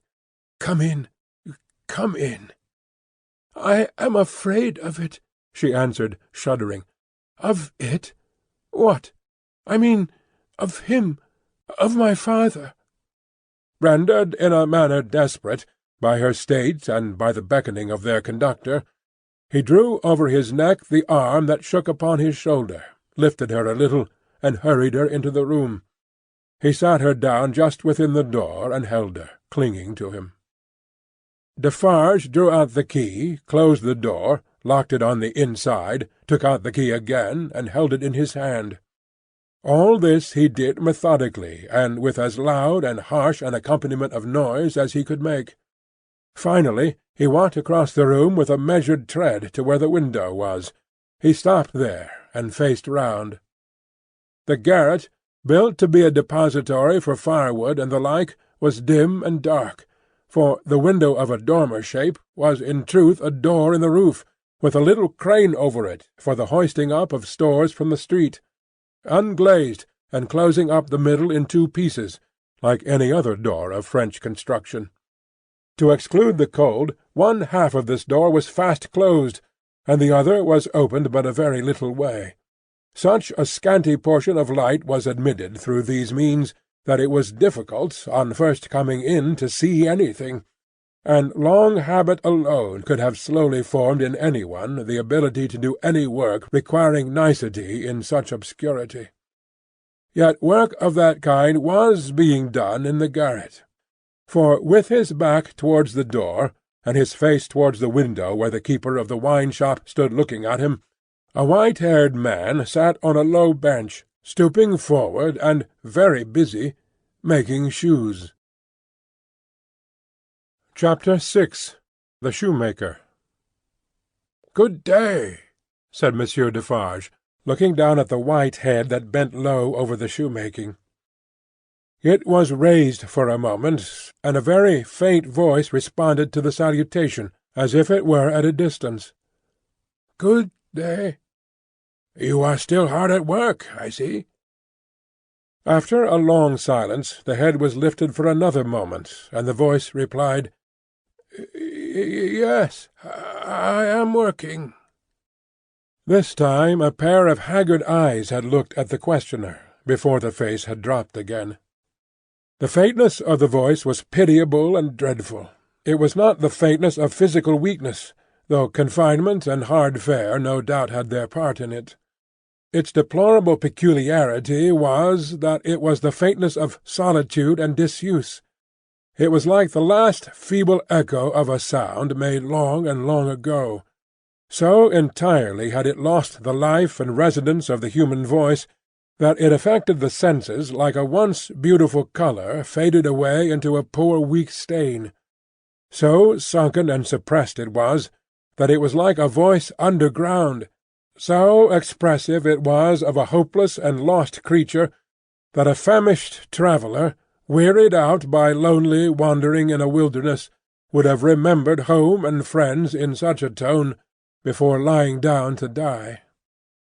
Some minutes of silent work had passed, and the haggard eyes had looked up again, not with any interest or curiosity, but with a dull mechanical perception beforehand that the spot where the only visitor they were aware of had stood was not yet empty. "I want," said Defarge, who had not removed his gaze from the shoemaker, "to let in a little more light here. You can bear a little more?" The shoemaker stopped his work, looked with a vacant air of listening at the floor on one side of him, then similarly at the floor on the other side of him, then upward at the speaker. "What did you say?" "You can bear a little more light?" I must bear it, if you let it in," laying the palest shadow of a stress upon the second word. The opened half-door was opened a little further, and secured at that angle for the time. A broad ray of light fell into the garret, and showed the workman with an unfinished shoe upon his lap, pausing in his labour. His few common tools and various scraps of leather were at his feet and on his bench. He had a white beard, raggedly cut, but not very long, a hollow face, and exceedingly bright eyes. The hollowness and thinness of his face would have caused him to look large under his yet dark eyebrows and his confused white hair, though they had been really otherwise, but they were naturally large, and looked unnaturally so. His yellow rags of shirt lay open at the throat, and showed his body to be withered and worn. He and his old canvas frock, and his loose stockings, and all his poor tatters of clothes, had, in a long seclusion from direct light and air, faded down to such a dull uniformity of parchment yellow that it would have been hard to say which was which. He had put up a hand between his eyes and the light, and the very bones of it seemed transparent. So he sat, with a steadfastly vacant gaze, pausing in his work. He never looked at the figure before him without first looking down on this side of himself, then on that, as if he had lost the habit of associating place with sound. He never spoke without first wandering in this manner, and forgetting to speak. "Are you going to finish that pair of shoes to-day?" asked Defarge, motioning to Mr. Lorry to come forward. "What did you say?" "Do you mean to finish that pair of shoes to-day?" "Oh, I can't say that I mean to. I suppose so. I don't know." But the question reminded him of his work, and he bent over it again. Mr. Lorry came silently forward, leaving the daughter by the door. When he had stood for a minute or two by the side of Defarge, the shoemaker looked up. He showed no surprise at seeing another figure, but the unsteady fingers of one of his hands strayed to his lips as he looked at it. His lips and his nails were of the same pale lead colour. And then the hand dropped to his work, and he once more bent over the shoe. The look and the action had occupied but an instant. "You have a visitor, you see," said Monsieur Defarge. "What did you say?" "Here is a visitor." The shoemaker looked up as before, but without removing a hand from his work. "Come," said Defarge. "Here is Monsieur, who knows a well-made shoe when he sees one. Show him that shoe you are working at. Take it, Monsieur." Mr. Lorry took it in his hand. "Tell Monsieur what kind of shoe it is, and the maker's name." There was a longer pause than usual before the shoemaker replied. "I forget what it was you asked me. What did you say?" "I said, couldn't you describe the kind of shoe for Monsieur's information?" "Oh, it is a lady's shoe. It is a young lady's walking shoe. It is in the present mode. I never saw the mode. I have had a pattern in my hand." He glanced at the shoe with some little passing touch of pride. "And the maker's name," said Defarge. Now that he had no work to hold, he laid the knuckles of the right hand in the hollow of the left, and then the knuckles of the left hand in the hollow of the right, and then passed a hand across his bearded chin, and so on in regular changes, without a moment's intermission. The task of recalling him from a vagrancy into which he always sank when he had spoken was like recalling some very weak person from a swoon, or endeavouring, in the hope of some disclosure, to stay the spirit of a fast-dying man. "Did you ask me for my name?" "Assuredly I did." 105, North Tower." "Is that all?" 105, North Tower." With a weary sound that was not a sigh nor a groan, he bent to work again, until the silence was again broken. "You are not a shoemaker by trade?" said Mr. Lorry, looking steadfastly at him. His haggard eyes turned to Defarge, as if he would have transferred the question to him, but as no help came from that quarter, they turned back on the questioner when they had sought the ground. "I am not a shoemaker by trade? No, I was not a shoemaker by trade. I learned it here. I taught myself. I asked leave to—" He lapsed away, even for minutes, ringing those measured changes on his hands the whole time. His eyes came slowly back, at last, to the face from which they had wandered. When they rested on it, he started and resumed, in the manner of a sleeper that moment awake, reverting to the subject of last night. "I asked leave to teach myself, and I got it, with much difficulty, after a long while, and I have made shoes ever since." As he held out his hand for the shoe that had been taken from him, Mr. Lorry said, still looking steadfastly in his face, "Monsieur Manette, do you remember nothing of me?" The shoe dropped to the ground, and he sat looking fixedly at the questioner. "Monsieur Manette," Mr. Lorry laid his hand upon Defarge's arm, "do you remember nothing of this man? Look at him. Look at me. Is there no old banker, no old business, no old servant, no old time rising in your mind, Monsieur Manette?" As the captive of many years sat looking fixedly, by turns, at Mr. Lorry and at Defarge, some long obliterated marks of an actively intent intelligence in the middle of the forehead gradually forced themselves through the black mist that had fallen on him. They were overclouded again, they were fainter, they were gone, but they had been there. And so exactly was the expression repeated on the fair young face of her who had crept along the wall to a point where she could see him, and where she now stood looking at him, with hands which at first had been only raised in frightened compassion, if not even to keep him off and shut the sight of him, but which were now extending towards him, trembling with eagerness to lay the spectral face upon her warm young breast, and love it back to life and hope. So exactly was the expression repeated, though in stronger characters, on her fair young face, that it looked as though it had passed like a moving light from him to her. Darkness had fallen on him in its place.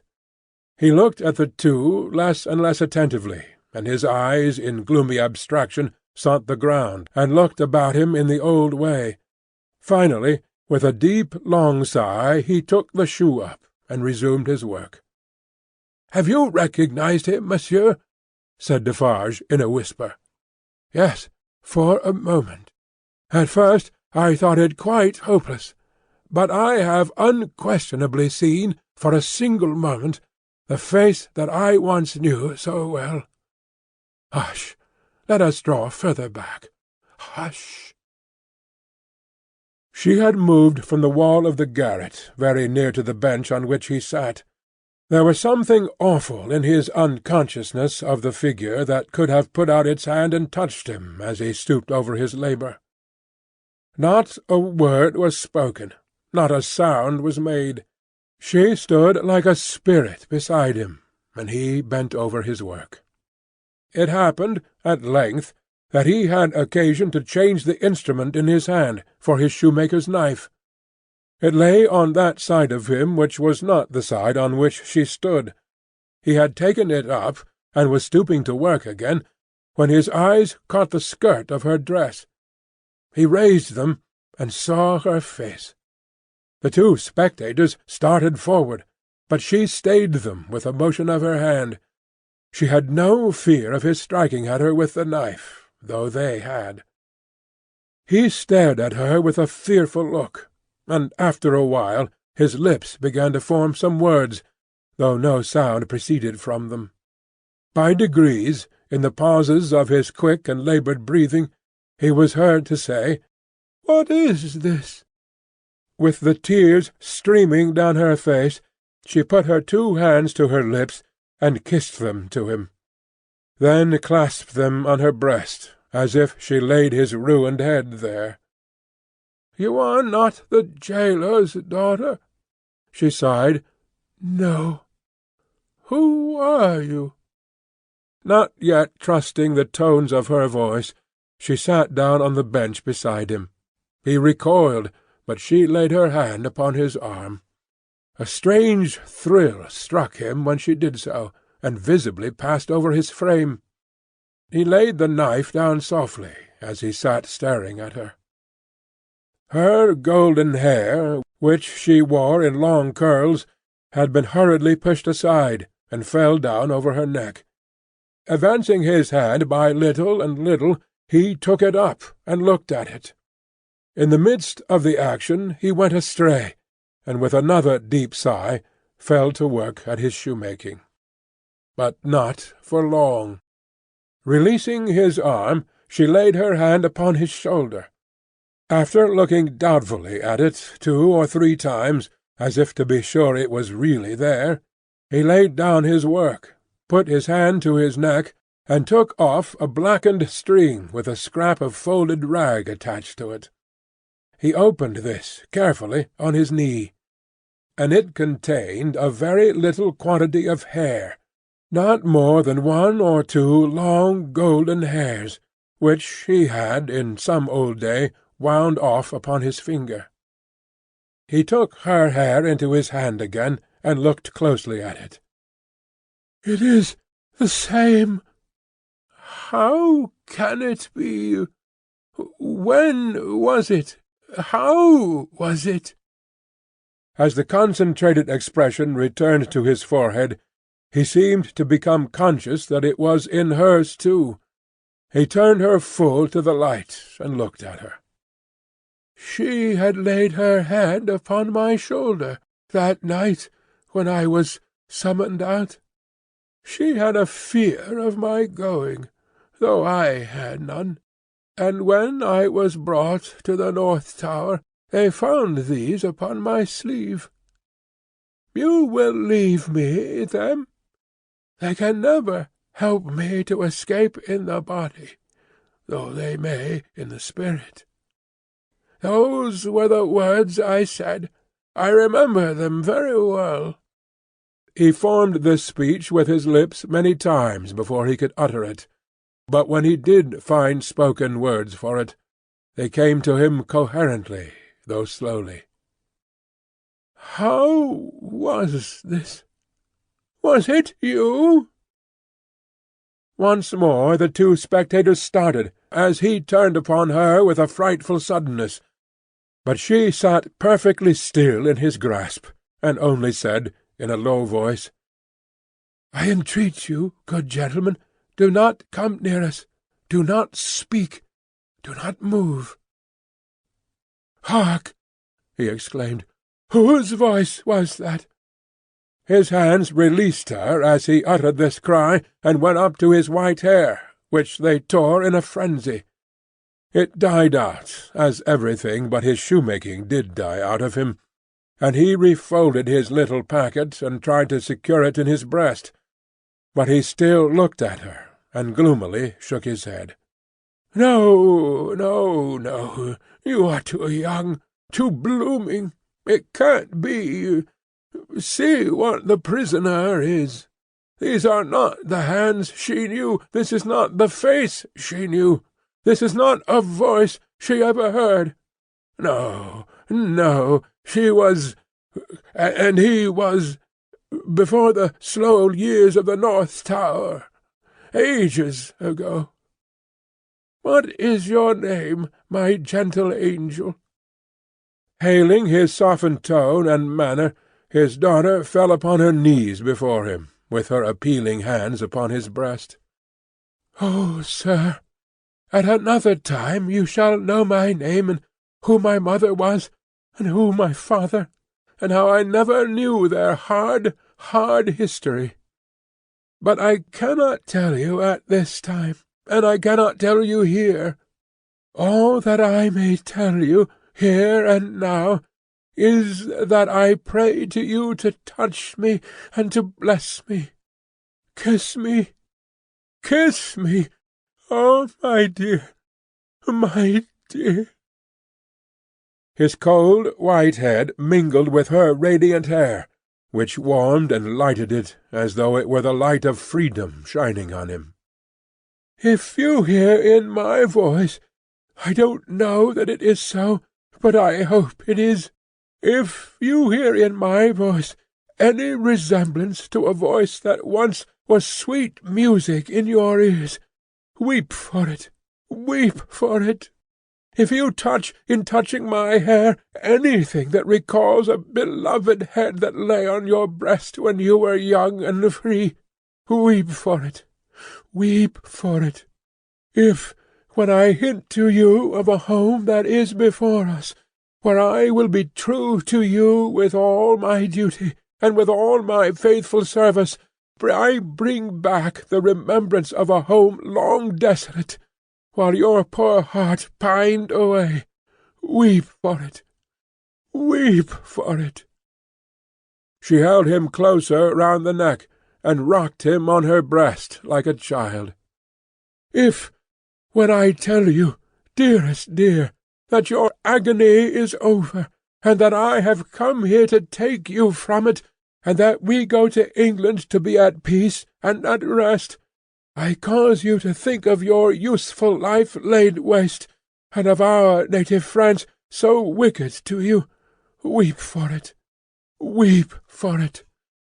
And if, when I shall tell you of my name, and of my father who is living, and of my mother who is dead, you learn that I have to kneel to my honoured father, and implore his pardon for having never for his sake striven all day, and lain awake and wept all night, because the love of my poor mother hid his torture from me. Weep for it, weep for it. Weep for her, then, and for me. Good gentlemen, thank God! I feel his sacred tears upon my face, and his sobs strike against my heart. Oh, see! Thank God for us! Thank God!" He had sunk in her arms, and his face dropped on her breast. A sight so touching, yet so terrible in the tremendous wrong and suffering which had gone before it, that the two beholders covered their faces. When the quiet of the garret had been long undisturbed, and his heaving breast and shaken form had long yielded to the calm that must follow all storms, emblem to humanity of the rest and silence into which the storm called life must hush at last, They came forward to raise the father and daughter from the ground. He had gradually dropped to the floor, and lay there in a lethargy, worn out. She had nestled down with him, that his head might lie upon her arm, and her hair drooping over him curtained him from the light. "If, without disturbing him," she said, raising her hand to Mr. Lorry as he stooped over them, after repeated blowings of his nose, "all could be arranged for our leaving Paris at once, so that from the very door he could be taken away—" "But consider, is he fit for the journey?" asked Mr. Lorry. "More fit for that, I think, than to remain in this city, so dreadful to him." "It is true," said Defarge, who was kneeling to look on and hear. "More than that, Monsieur Manette is, for all reasons, best out of France. Say, shall I hire a carriage and post-horses?" "That's business," said Mr. Lorry, resuming on the shortest notice his methodical manners, "and if business is to be done, I had better do it." "Then be so kind," urged Miss Manette, "as to leave us here. You see how composed he has become, and you cannot be afraid to leave him with me now. Why should you be? If you will lock the door to secure us from interruption, I do not doubt that you will find him, when you come back, as quiet as you leave him. In any case, I will take care of him until you return, and then we will remove him straight." Both Mr. Lorry and Defarge were rather disinclined to this course, and in favour of one of them remaining. But as there were not only carriage and horses to be seen to, but travelling papers, and as time pressed, for the day was drawing to an end, it came at last to their hastily dividing the business that was necessary to be done, and hurrying away to do it. Then, as the darkness closed in, the daughter laid her head down on the hard ground close to the father's side, and watched him. The darkness deepened and deepened, and they both lay quiet, until a light gleamed through the chinks in the wall. Mr. Lorry and Monsieur Defarge had made all ready for the journey, and had brought with them, besides travelling clocks and wrappers, bread and meat, wine and hot coffee. Monsieur Defarge put this provender, and the lamp he created, on the shoemaker's bench. There was nothing else in the garret but a pallet-bed, and he and Mr. Lorry roused the captive, and assisted him to his feet. No human intelligence could have read the mysteries of his mind in the scared black wonder of his face. Whether he knew what had happened, whether he recollected what they had said to him, whether he knew that he was free, were questions which no sagacity could have solved. They tried speaking to him, but he was so confused and so very slow to answer that they took fright at his bewilderment, and agreed for the time to tamper with him no more. He had a wild, lost manner of occasionally clasping his head in his hands that had not been seen in him before. Yet he had some pleasure in the mere sound of his daughter's voice, and invariably turned to it when she spoke. In the submissive way of one long accustomed to obey under coercion, he ate and drank what they gave him to eat and drink, and put on the cloak and other wrappings that they gave him to wear. He readily responded to his daughter's drawing her arm through his, and took, and kept, her hand in both his own. They began to descend, Monsieur Defarge going first with the lamp, Mr. Lorry closing the little procession. They had not traversed many steps of the long main staircase, when he stopped, and stared at the roof and round at the walls. "You remember the place, my father? You remember coming up here?" "What did you say?" But before she could repeat the question, he murmured an answer as if she had repeated it. "Remember? No, I don't remember. It was so very long ago." That he had no recollection whatever of his having been brought from his prison to that house was apparent to them. They heard him mutter 105 North Tower, and when he looked about him, it evidently was for the strong fortress walls which had long encompassed him. On their reaching the courtyard, he instinctively altered his tread, as being in expectation of a drawbridge. And when there was no drawbridge, and he saw the carriage waiting in the open street, he dropped his daughter's hand, and clasped his head again. No crowd was about the door, no people were discernible at any of the many windows, not even a chance passer-by was in the street. An unnatural silence and desertion reigned there. Only one soul was to be seen, and that was Madame Defarge, who leaned against the door-post, knitting, and saw nothing. The prisoner had got into a coach, and his daughter had followed him, when Mr. Lorry's feet were arrested on the step by his asking miserably for his shoemaking tools and the unfinished shoes. Madame Defarge immediately called to her husband that she would get them, and went, knitting, out of the lamplight, through the courtyard. She quickly brought them down and handed them in, and immediately afterwards leaned against the door-post, knitting, and saw nothing. Defarge got upon the box, and gave the word, "To the barrier!" The postilion cracked the whip, and they clattered away under the feeble, over-swinging lamps. Under the over-swinging lamps, swinging ever brighter in the better streets, and ever dimmer in the worse, and by lighted shops, gay crowds, illuminated coffee-houses, and theatre doors, to one of the city gates. Soldiers with lanterns at the guard-house there. "Your papers, travellers!" "See here, then, monsieur the officer," said Defarge, getting down, and taking him gravely apart. "These are the papers of monsieur inside, with the white head. They were consigned to me with him at the—" He dropped his voice. There was a flutter among the military lanterns, and one of them being handed into the coach by an arm in uniform, the eyes connected with the arm looked, not an every-day or an every-night look, at monsieur with the white head. "It is well. Forward!" from the uniform. "Adieu!" from Defarge.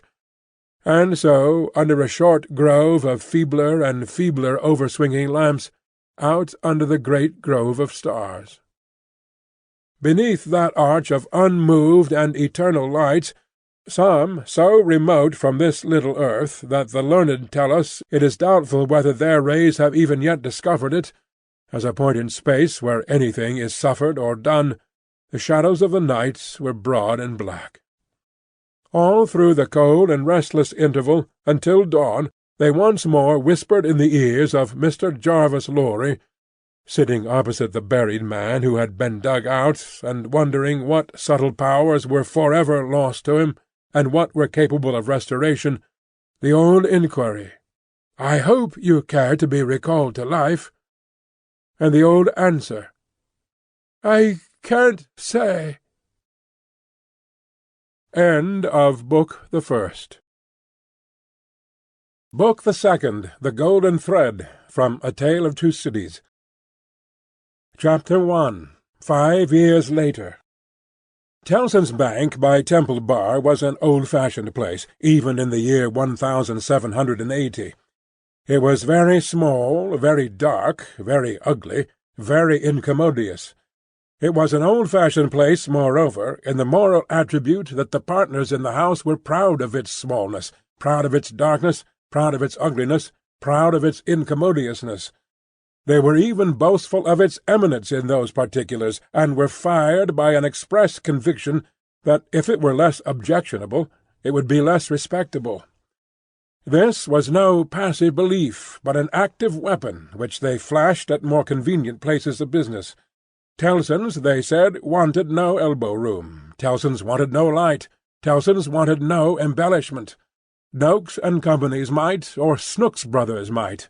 But Tellson's? Thank heaven! Any one of these partners would have disinherited his son on the question of rebuilding Tellson's.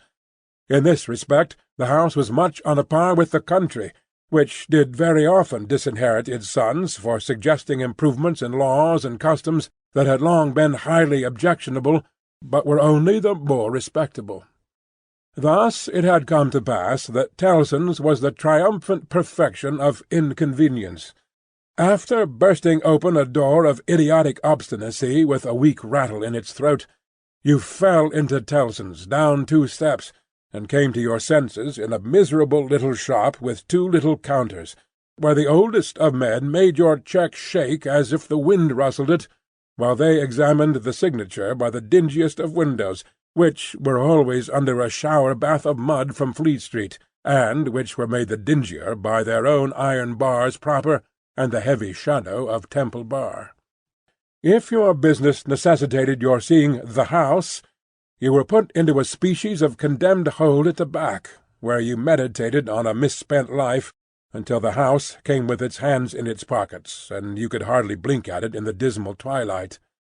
Your money came out of or went into wormy old wooden drawers, particles of which flew up your nose and down your throat when they were opened and shut.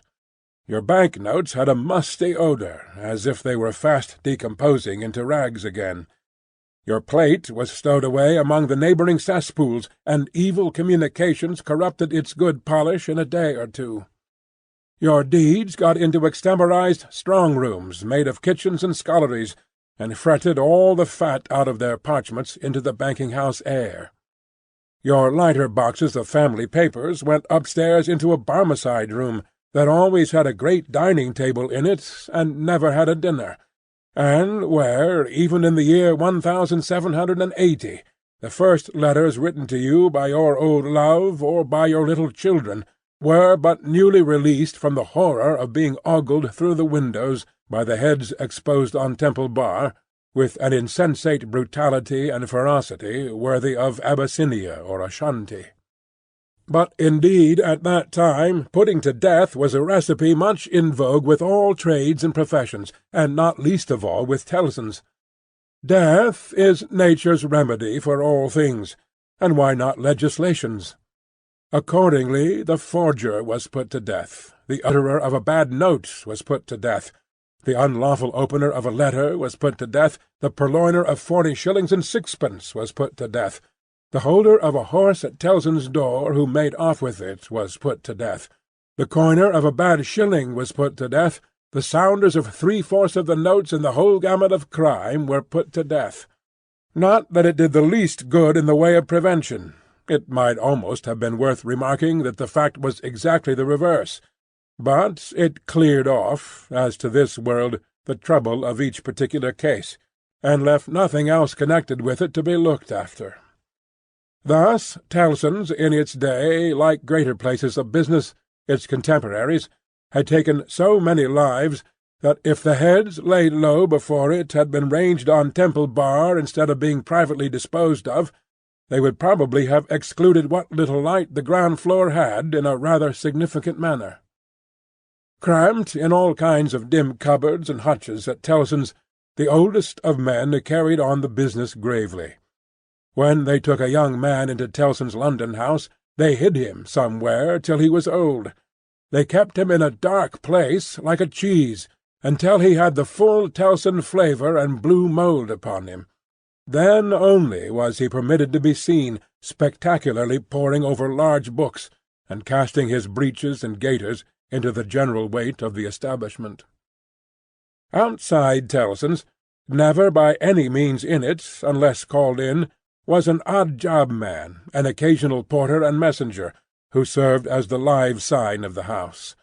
He was never absent during business hours, unless upon an errand, and then he was represented by his son, a grisly urchin of 12, who was his express image.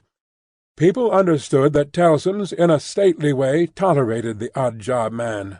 The house had always tolerated some person in that capacity, and time and tide had drifted this person to the post. His surname was Cruncher, and on the youthful occasion of his renouncing by proxy the works of darkness in the easterly parish church of Houndsditch, he had received the added appellation of Jerry. The scene was Mr. Cruncher's private lodging in Hanging Sword Alley, Whitefriars. The time 7:30 of the clock on a windy March morning, Anno Domini 1780. Mr. Cruncher himself always spoke of the year of our Lord as Anna Dominos, apparently under the impression that the Christian era dated from the invention of a popular game, by a lady who had bestowed her name upon it. Mr. Cruncher's apartments were not in a savoury neighbourhood, and were but 2 in number, even if a closet with a single pane of glass in it might be counted as one. But they were very decently kept. Early as it was on the windy March morning, The room in which he lay abed was already scrubbed throughout, and between the cups and saucers arranged for breakfast and the lumbering deal table a very clean white cloth was spread. Mr. Cruncher reposed under a patchwork counterpane like a harlequin at home. At first he slept heavily, but by degrees began to roll and surge in bed, until he rose above the surface, with his spiky hair looking as if it must tear the sheets to ribbons. At which juncture he exclaimed, in a voice of dire exasperation, "Bust me if she ain't at it again!" A woman of orderly and industrious appearance rose from her knees in a corner, with sufficient haste and trepidation to show that she was the person referred to. "What?" said Mr. Cruncher, looking out of bed for a boot. "You're at it again, are you?" After hailing the morn with this second salutation, he threw a boot at the woman as a third. It was a very muddy boot, and may introduce the odd circumstance connected with Mr. Cruncher's domestic economy, that whereas he often came home after banking hours with clean boots, he often got up next morning to find the same boots covered with clay. "What?" said Mr. Cruncher, varying his apostrophe after missing his mark. "What are you up to, Agarawaiter?" "I was only sayin' me prayers." "Sayin' your prayers? You're a nice woman. What do you mean by flopping yourself down and praying agin me?"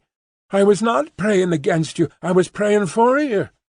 "You weren't, and if you were, I won't be took the liberty with. Here, your mother's a nice woman, young Jerry, goin' a-prayin' agin your father's prosperity. You've got a dutiful mother, you have, me son. You've got a religious mother, you have, my boy, goin' and flopping herself down, and prayin' that the bread and butter may be snatched out of the mouth of her only child." Master Cruncher, who was in his shirt, took this very ill, and, turning to his mother, strongly deprecated any praying away of his personal board. "And what do you suppose, you conceited female," said Mr. Cruncher, with unconscious inconsistency, "that the worth of your prayers may be? Name the price that you put your prayers at." "They only come from the heart, Jerry. They're worth no more than that." "Worth no more than that," repeated Mr. Cruncher. "They ain't worth much, then. Whether or no, I won't be prayed again, I tell you. I can't afford it. I'm not a-going to be made unlucky by your sneaking. If you must go flopping yourself down, flop in favour of your husband and child, and not in opposition to 'em. If I had had any but a unnatural wife, and this poor boy had had any but a unnatural mother, I might have made some money last week, instead of being counter-prayed and countermined, and religiously circumwented into the worst of luck. "Bust me," said Mr. Cruncher, who all this time had been putting on his clothes, "if I ain't, what with piety and one blowed thing or another, been choused this last week into as bad luck as ever a poor devil of a honest tradesman met with. Young Jerry, dress yourself up, me boy, and while I clean my boots, keep an eye upon your mother now and then, and if you see any signs of more flapping, give me a call, for I tell you," here he addressed his wife once more, "I won't be gone again in this manner. I am as rickety as a hackney coach. I'm as sleepy as a laudanum. My lines is strained to that degree that I shouldn't know, if it wasn't for the pain in 'em, which was me and which somebody else. Yet I'm none the better for it in pocket, and it's my suspicion that you've been at it from morning to night to prevent me from being the better for it in pocket. And I won't put up with it, Agarawaiter. And what do you say now?" Growling, in addition, such phrases as, "Ah, yes, you're religious, too. You wouldn't put yourself in opposition to the interests of your husband and child, would you? Not you," and throwing off other sarcastic sparks from the whirling grindstone of his indignation, Mr. Cruncher betook himself to his boot-cleaning and his general preparation for business. In the meantime his son, whose head was garnished with tenderer spikes, and whose young eyes stood close by one another as his father's did, kept the required watch upon his mother. He greatly disturbed that poor woman at intervals, by darting out of his sleeping-closet, where he made his toilet, with a suppressed cry of "You're going to flap, mother? Hallo, father!" and, after raising this fictitious alarm, darting in again with an undutiful grin. Mr. Cruncher's temper was not at all improved when he came to his breakfast. He resented Mrs. Cruncher's saying grace with particular animosity. "Now, Garraway, what are you up to? At it again?" His wife explained that she had merely asked a blessing. "Don't do it," said Mr. Cruncher, looking about as if he rather expected to see the loaf disappear under the efficacy of his wife's petitions. "I ain't a-going to be blessed out of house and home. I won't have my wittles blessed off me table. Keep still." Exceedingly red-eyed and grim, as if he had been up all night at a party which had taken anything but a convivial turn, Jerry Cruncher worried his breakfast rather than ate it, growling over it like any four-footed inmate of a menagerie. Towards 9 o'clock he smoothed his ruffled aspect, and, presenting as respectable and businesslike an exterior as he could overlay his natural self with, issued forth to the occupation of the day. It could scarcely be called a trade, in spite of his favourite description of himself as "a honest tradesman." His stock consisted of a wooden stool made out of a broken-backed chair cut down, which stool young Jerry, walking at his father's side, carried every morning to beneath the banking-house window that was nearest Temple Bar, where, with the addition of the first handful of straw that could be gleaned from any passing vehicle, to keep the cold and wet from the odd-job man's feet, it formed the encampment for the day. On this post of his, Mr. Cruncher was as well known to Fleet Street and the Temple as the Bar itself, and was almost as in-looking. Encamped at 9:15, in good time to touch his three-cornered hat to the oldest of men as they passed into Tellson's, Jerry took up his station on this windy March morning, with young Jerry standing by him, when not engaged in making forays through the bar, to inflict bodily and mental injuries of an acute description on passing boys who were small enough for this amiable purpose. Father and son, extremely like each other, looking silently on at the morning traffic in Fleet Street, with their two heads as near to one another as the two eyes of each were, bore a considerable resemblance to a pair of monkeys. The resemblance was not lessened by the accidental circumstance that the mature Jerry bit and spat out straw, while the twinkling eyes of the youthful Jerry were as restlessly watchful of him as of everything else in Fleet Street. The head of one of the regular indoor messengers attached to Tellson's establishment was put through the door, and the word was given, "Porter wanted." "Hooray, father! Here's an early job to begin with." Having thus given his parent Godspeed, young Jerry seated himself on the stool, entered on his revisionary interest in the straw his father had been chewing, and cogitated. "Always rusty. His fingers is always rusty," muttered young Jerry. "Where does me father get all that iron rust from? He don't get no iron rust here." Chapter 2. A Sight. "You know the Old Bailey well, no doubt?" said one of the oldest of clerks to Jerry the messenger. "Yes, sir," returned Jerry, in something of a dogged manner. "I do know the Bailey." "Just so. And you know Mr. Lorry?" "I know Mr. Lorry, sir, much better than I know the Bailey." "Much better," said Jerry, not unlike a reluctant witness at the establishment in question, "than I, as a honest tradesman, wish to know the Bailey." "Very well.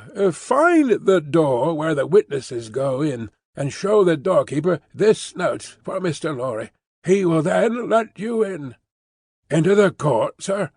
"Into the court." Mr. Cruncher's eyes seemed to get a little closer to one another, and to interchange the inquiry. "What do you think of this?"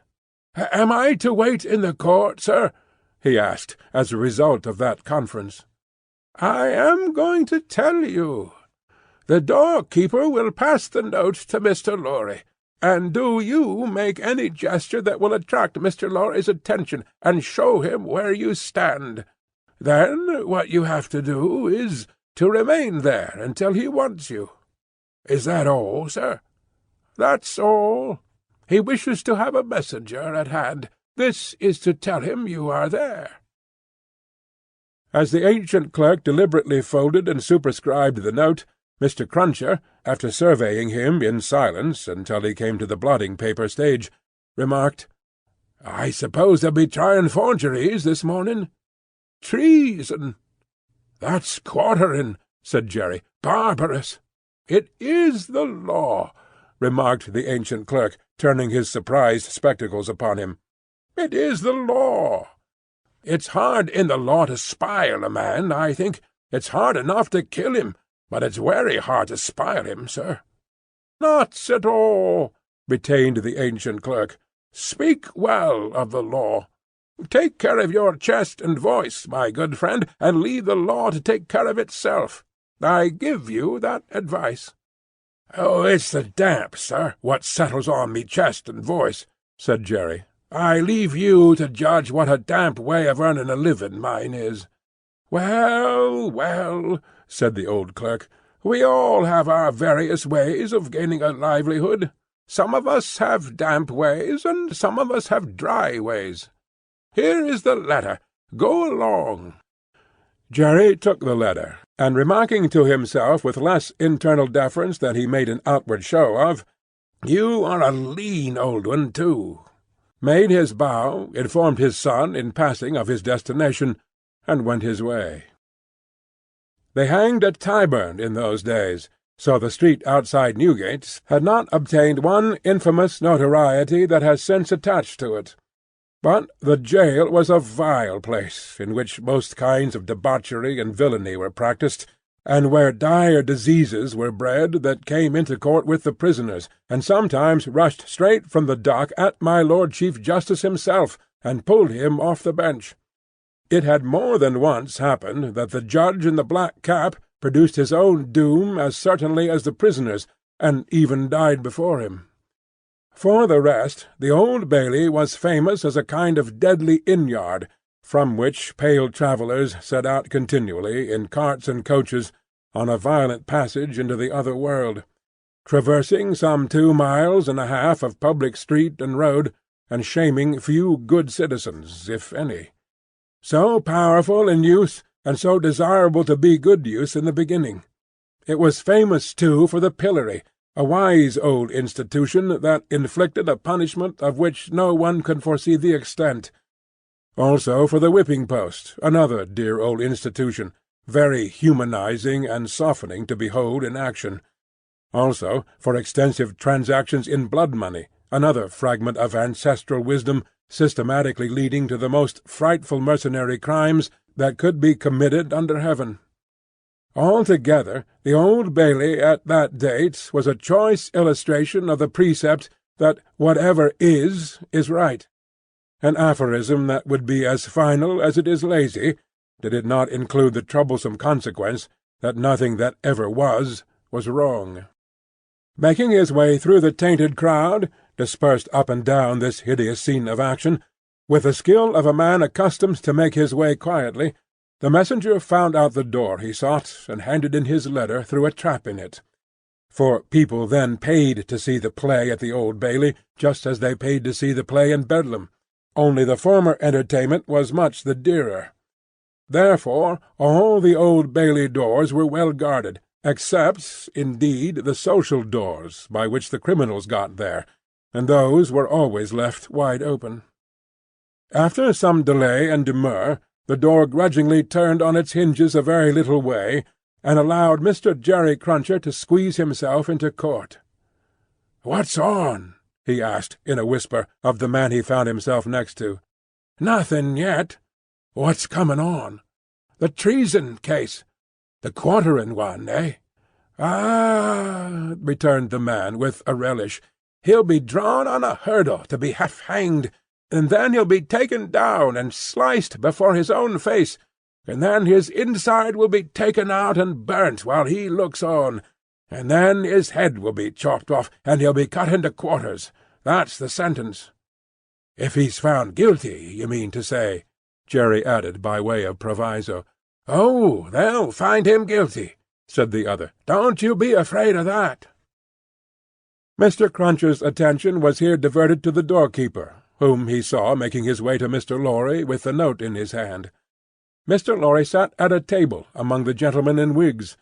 Not far from a wigged gentleman, the prisoner's counsel, who had a great bundle of papers before him, and nearly opposite another wigged gentleman, with his hands in his pockets, whose whole attention, when Mr. Cruncher looked at him then or afterwards, seemed to be concentrated on the ceiling of the court.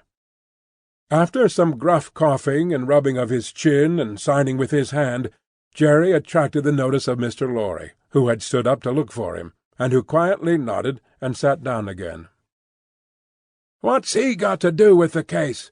asked the man he had spoken with. "Blest if I know," said Jerry. "What have you got to do with it, then, if a person may inquire?" "Blest if I know that either," said Jerry. The entrance of the judge, and the consequent great stir and settling down in the court, stopped the dialogue. Presently the dock became the central point of interest.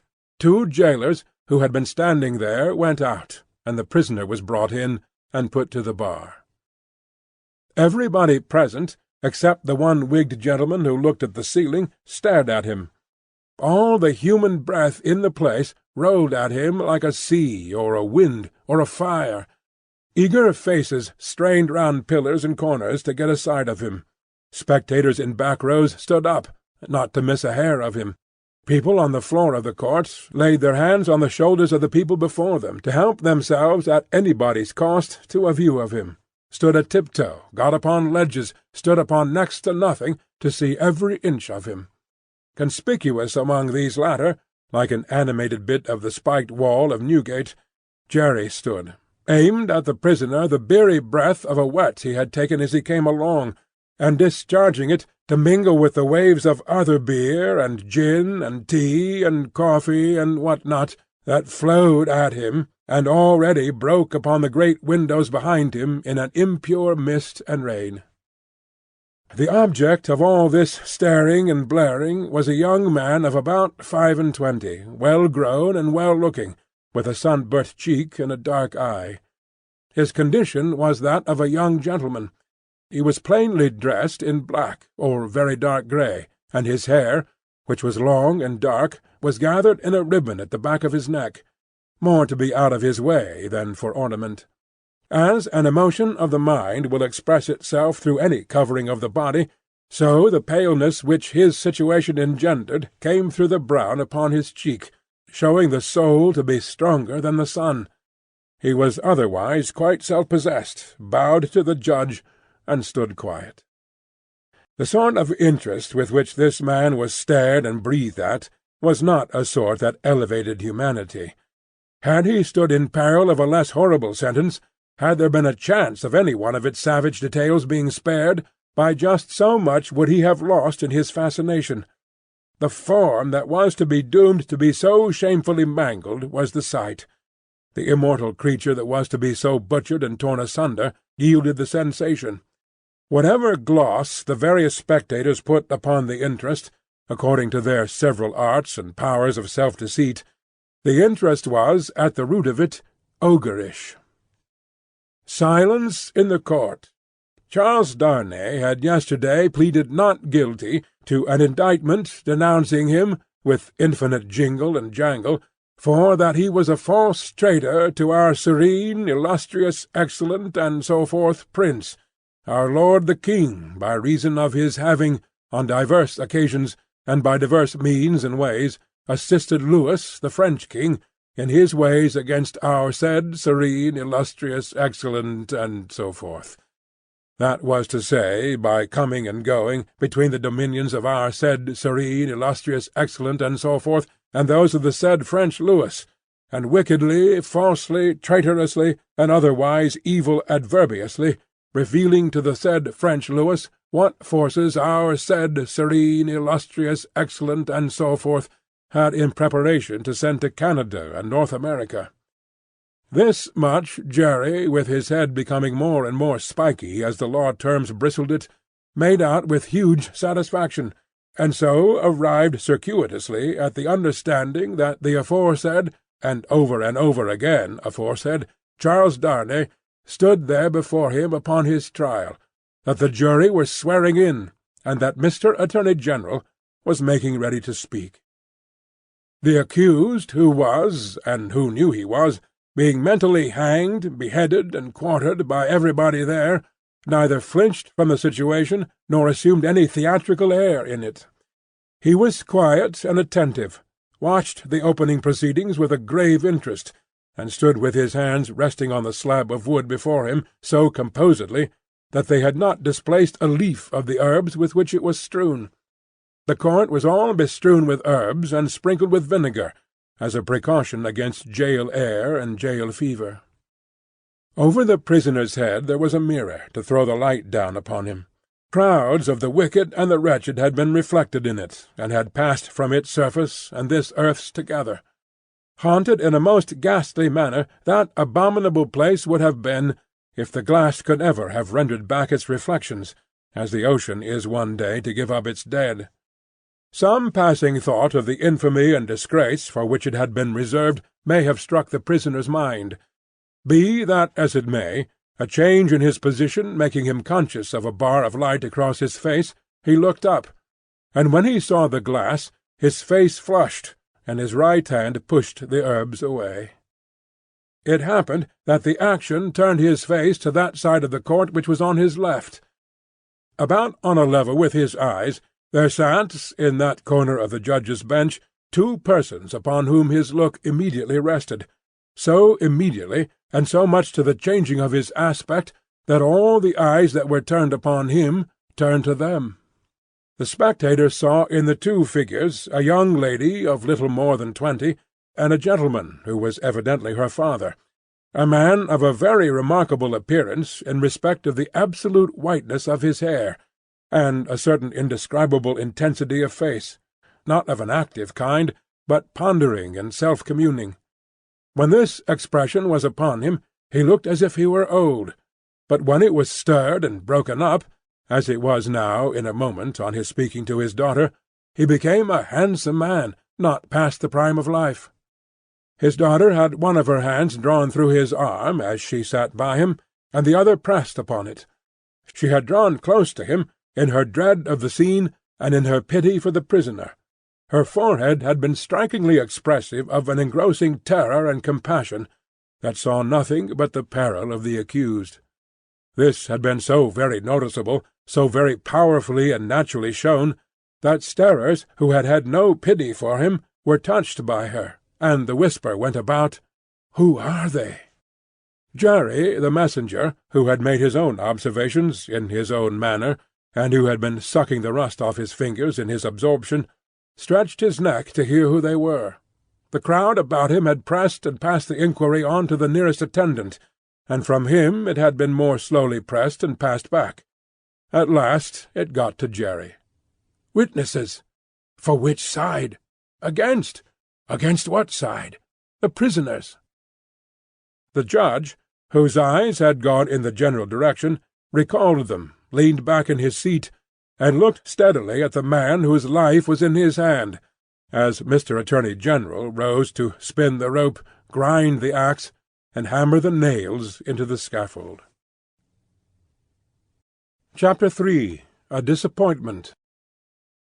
Mr. Attorney General had to inform the jury that the prisoner before them, though young in years, was old in the treasonable practices which claimed the forfeit of his life, that this correspondent with the public enemy was not a correspondence of to-day, or of yesterday, or even of last year, or of the year before, that it was certain the prisoner had, for longer than that, been in the habit of passing and repassing between France and England, on secret business of which he could give no honest account, that, if it were in the nature of traitorous ways to thrive, which happily it never was, the real wickedness and guilt of his business might have remained undiscovered, that Providence, however, had put it into the heart of a person who was beyond fear and beyond reproach to ferret out the nature of the prisoner's schemes, and, struck with horror, to disclose them to His Majesty's Chief Secretary of State, and most honourable Privy Council,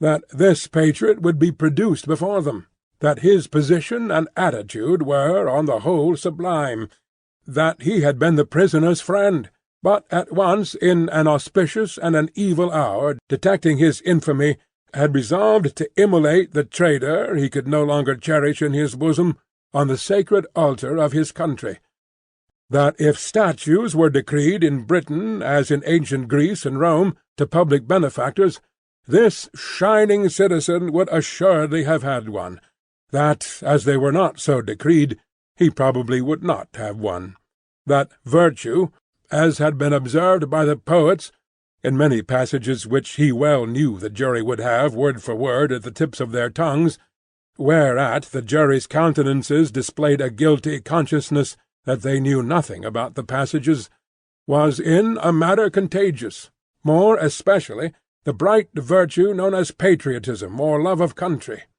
that the lofty example of this immaculate and unimpeachable witness for the crown, to refer to whom, however unworthily, was an honour, had communicated itself to the prisoner's servant, and had engendered in him a holy determination to examine his master's table-drawers and pockets, and secrete his papers. That he, Mr. Attorney General, was prepared to hear some disparagement attempted of this admirable servant, but that, in a general way, he preferred him to his, Mr. Attorney General's, brothers and sisters, and honoured him more than his, Mr. Attorney General's, father and mother. That he called with confidence on the jury to come and do likewise. That the evidence of these two witnesses, coupled with the documents of their discovering that would be produced, would show the prisoner to have been furnished with lists of his Majesty's forces, and of their disposition and preparation both by sea and land, and would leave no doubt that he had habitually conveyed such information to a hostile power. That these lists could not be proved to be in the prisoner's handwriting, but that it was all the same, that indeed it was rather the better for the prosecution, as showing the prisoner to be artful in his precautions, that the proof would go back 5 years, and would show the prisoner already engaged in these pernicious missions within a few weeks before the date of the very first action fought between the British troops and the Americans, that for these reasons the jury, being a loyal jury, as he knew they were, and being a responsible jury, as they knew they were, must positively find the prisoner guilty and make an end of him, whether they liked it or not. That they could never lay their heads upon their pillows, that they could never tolerate the idea of their wives laying their heads upon their pillows, that they never could endure the notion of their children laying their heads upon their pillows. In short, that there never could be, for them or theirs, any laying of heads upon pillows at all, unless the prisoner's head was taken off. That head Mr. Attorney General concluded by demanding of them, in the name of everything he could think of with a round turn in it, and on the faith of his solemn asseveration, that he already considered the prisoner as good as dead and gone. When the Attorney General ceased, a buzz arose in the court, as if a cloud of great blue flies were swarming about the prisoner, in anticipation of what he was soon to become. When toned down again, the unimpeachable patriot appeared in the witness-box. Mr. Solicitor General then, following his leader's lead, examined the patriot. John Barsad, gentleman, by name. The story of his pure soul was exactly what Mr. Attorney General had described it to be, perhaps, if it had a fault, a little too exactly.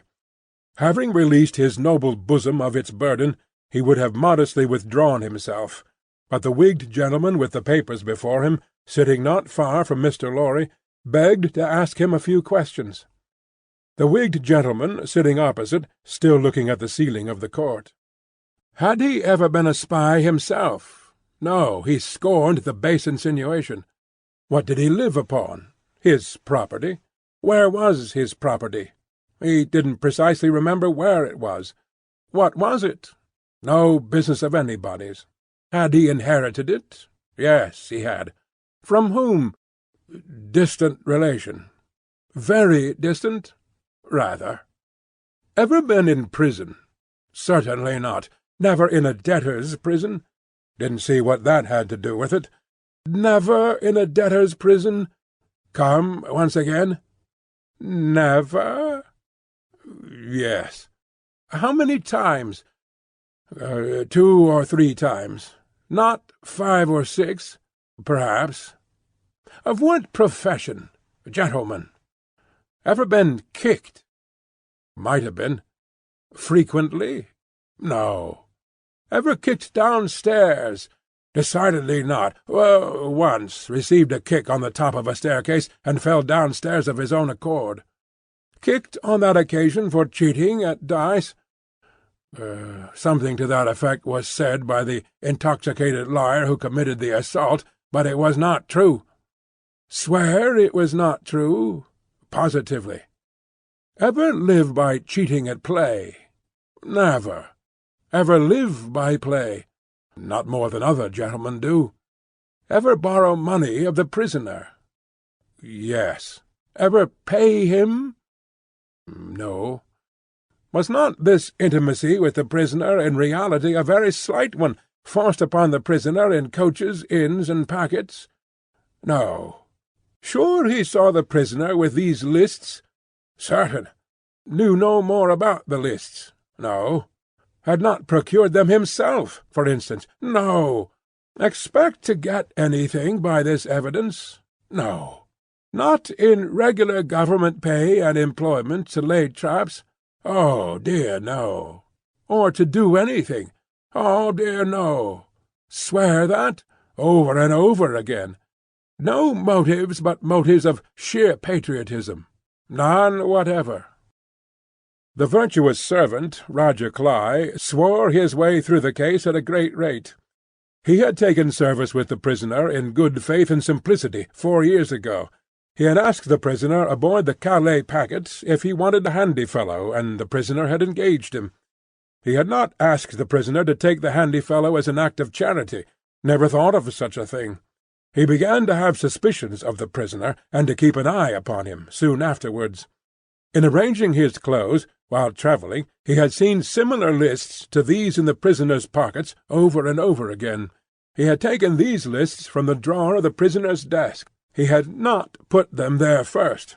He had seen the prisoner show these identical lists to French gentlemen at Calais, and similar lists to French gentlemen both at Calais and Boulogne. He loved his country, and couldn't bear it, and had given information. He had never been suspected of stealing a silver teapot. He had been maligned respecting a mustard-pot, but it turned out to be only a plated one. He had known the last witness 7 or 8 years. That was merely a coincidence. He didn't call it a particularly curious coincidence. Most coincidences were curious. Neither did he call it a curious coincidence that true patriotism was his only motive too. He was a true Briton, and hoped there were many like him. The blue flies buzzed again, and Mr. Attorney-General called Mr. Jarvis Lorry. "Mr. Jarvis Lorry, are you a clerk in Tellson's Bank?" "I am." "On a certain Friday night in November 1775, did business occasion you to travel between London and Dover by the mail?" "It did." "Were there any other passengers in the mail?" "2." "Did they alight on the road in the course of the night?" "They did." "Mr. Lorry, look upon the prisoner. Was he one of those 2 passengers?" "I cannot undertake to say that he was." "Does he resemble either of these 2 passengers?" "Both were so wrapped up, and the night was so dark, and we were all so reserved, that I cannot undertake to say even that." "Mr. Lorry, look again upon the prisoner. Supposing him wrapped up as those 2 passengers were, is there anything in his bulk and stature to render it unlikely that he was one of them?" "No." "You will not swear, Mr. Lorry, that he was not one of them?" "No." "So at least you say he may have been one of them?" "Yes, except that I remember them both to have been, like myself, timorous of highwaymen, and the prisoner has not a timorous air. Did you ever see a counterfeit of timidity, Mr. Lorry?" "I certainly have seen that." "Mr. Lorry, look once more upon the prisoner. Have you seen him, to your knowledge, before?" "I have." "When?"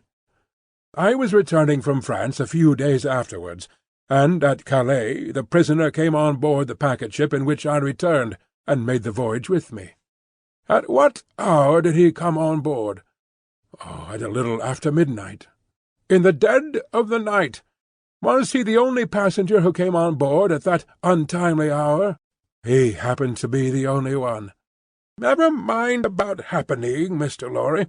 He was the only passenger who came on board in the dead of the night." "He was." "Were you travelling alone, Mr. Lorry, or with any companion?" "With 2 companions, a gentleman and a lady." "They are here. Had you any conversation with the prisoner?" "Hardly any. The weather was stormy, and the passage long and rough, and I lay on a sofa, almost from shore to shore." "Miss Manette." The young lady, to whom all eyes had been turned before, and were now turned again, stood up where she had sat. Her father rose with her, and kept her hand drawn through his arm. "Miss Manette, look upon the prisoner." To be confronted with such pity and such earnest youth and beauty was far more trying to the accursed than to be confronted with all the crowd.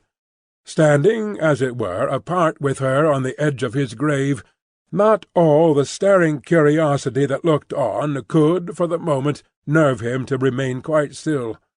His hurried right hand parcelled out the herbs before him into imaginary beds of flowers in a garden, and his efforts to control and steady his breathing shook the lips from which the colour rushed to his heart.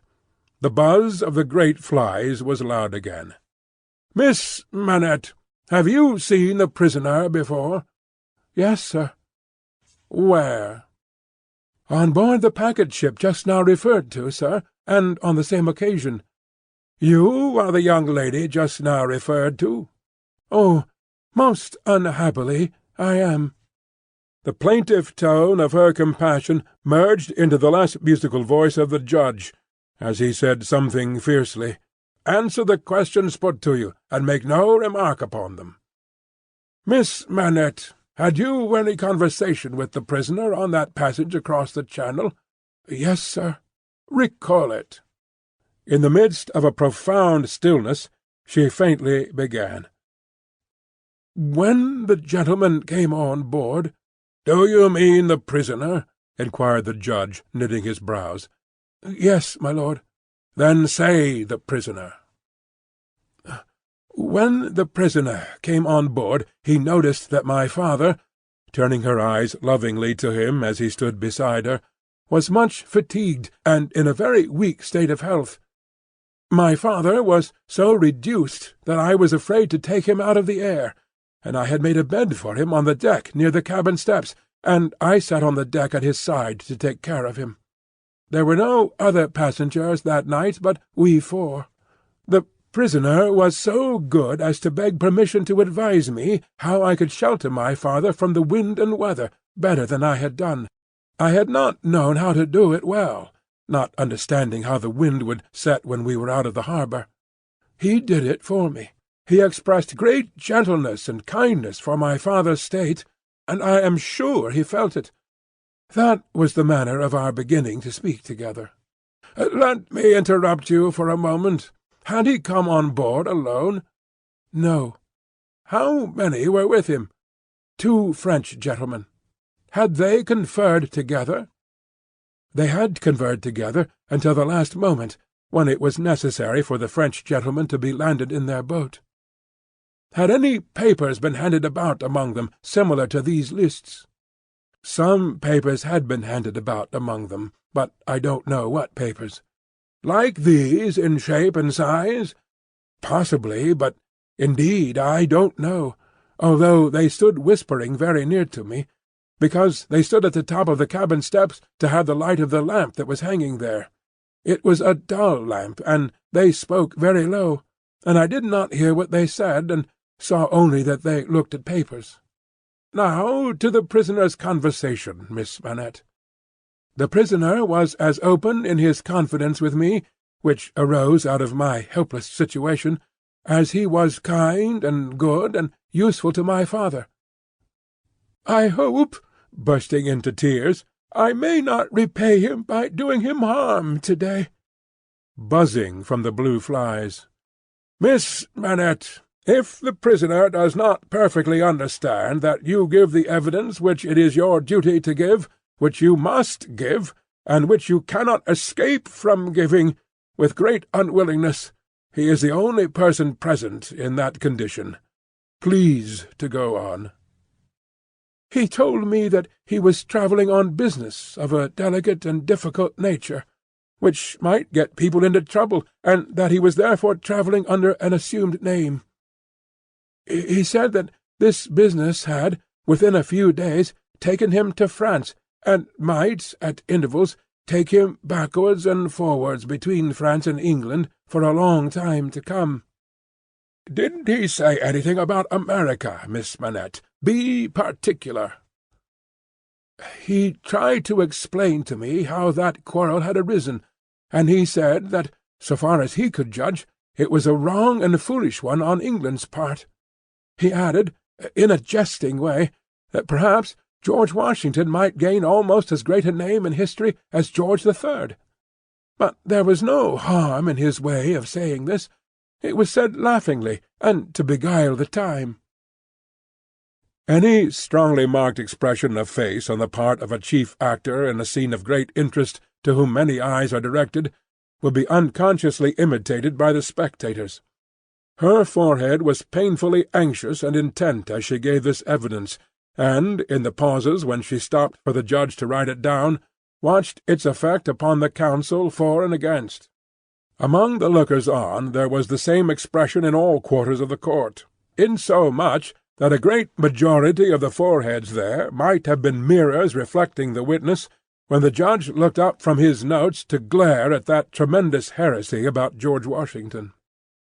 Mr. Attorney General now signified to my lord that he deemed it necessary, as a matter of precaution and form, to call the young lady's father, Dr. Manette, who was called accordingly. "Dr. Manette, look upon the prisoner. Have you ever seen him before?" "Once, when he called at my lodgings in London, some 3 years or 3 years and a half ago." "Can you identify him as your fellow-passenger on board the packet, or speak to his conversation with your daughter?" "Sir, I can do neither." "Is there any particular and special reason for your being unable to do either?" He answered in a low voice, "There is." "Has it been your misfortune to undergo a long imprisonment, without trial or even accusation, in your native country, Dr. Manette?" He answered, in a tone that went to every heart, "A long imprisonment." "Were you newly released on the occasion in question?" "They tell me so." "Have you no remembrance of the occasion?" "None.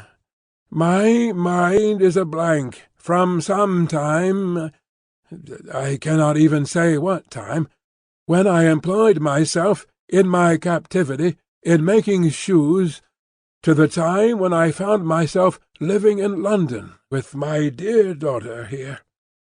She had become familiar to me when a gracious God restored my faculties. But I am quite unable even to say how she had become familiar. I have no remembrance of the process." Mr. Attorney General sat down, and the father and daughter sat down together. A singular circumstance then arose in the case. The object in hand began to show that the prisoner went down, with some fellow-plotter untracked, in the Dover mail on that Friday night in November 5 years ago, and got out of the mail in the night, as a blind, at a place where he did not remain, but from which he travelled back some dozen miles or more, to a garrison and dockyard, and there collected information. A witness was called to identify him as having been at the precise time required in the coffee-room of an hotel in that garrison and dockyard town, waiting for another person. The prisoner's counsel was cross-examining this witness with no result, except that he had never seen the prisoner on any other occasion, when the wigged gentleman who had all this time been looking at the ceiling of the court wrote a word or two on a little piece of paper, screwed it up, and tossed it to him. Opening this piece of paper in the next pause, the counsel looked with great attention and curiosity at the prisoner. "You say again you are quite sure that it was the prisoner?" The witness was quite sure. "Did you ever see anybody very like the prisoner?" "Not so like," the witness said, "as that he could be mistaken." "Look well upon that gentleman, my learned friend there," pointing to him who had tossed the paper over, "and then look well upon the prisoner. How say you, are they very like each other?" Allowing for my learned friend's appearance being careless and slovenly, if not debauched, they were sufficiently like each other to surprise, not only the witness, but everybody present, when they were thus brought into comparison. My lord being prayed to bid my learned friend lay aside his wig, and giving no very gracious consent, the likeness became much more remarkable. My lord inquired of Mr. Stryver, the prisoner's counsel, whether they were next to try Mr. Carton, name of my learned friend, for treason. But Mr. Stryver replied to my lord, no, but he would ask the witness to tell him whether what happened once might happen twice, whether he would have been so confident if he had seen this illustration of his rashness sooner, whether he would be so confident having seen it, and more. The upshot of which was to smash this witness like a crockery vessel, and shiver his part of the case to useless lumber. Mr. Cruncher had by this time taken quite a lunch of rust off his fingers in his following of the evidence.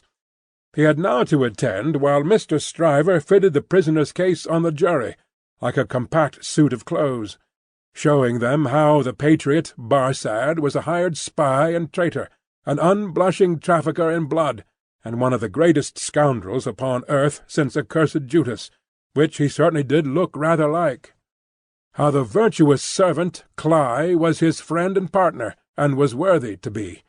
How the watchful eyes of those forgers and false swearers had rested on the prisoner as a victim, because some family affairs in France, he being of French extraction, did require his making those passages across the Channel, though what those affairs were, a consideration for others who were near and dear to him, forbade him, even for his life, to disclose.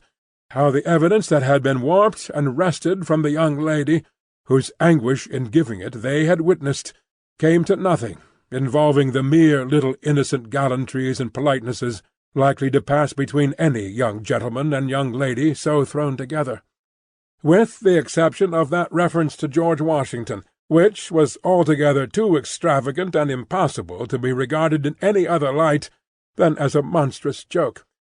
How it would be a weakness in the government to break down in this attempt to practice for popularity on the lowest national antipathies and fears, and therefore Mr. Attorney General had made the most of it. How, nevertheless, it rested upon nothing save that vile and infamous character of evidence too often disfiguring such cases, and of which the state trials of this country were full. But there my lord interposed, but with as grave a face as if it had not been true, saying that he could not sit upon that bench and suffer those allusions. Mr. Stryver then called his few witnesses, and Mr. Cruncher had next to attend, while Mr. Attorney General turned the whole suit of clothes Mr. Stryver had fitted on the jury inside out, showing how Barsad and Cly were even 100 times better than he had thought them, and the prisoner 100 times worse. Lastly came my lord himself, turning the suit of clothes, now inside out, now outside in, but on the whole decidedly trimming and shaping them into grave clothes for the prisoner. And now the jury turned to consider, and the great flies swarmed again.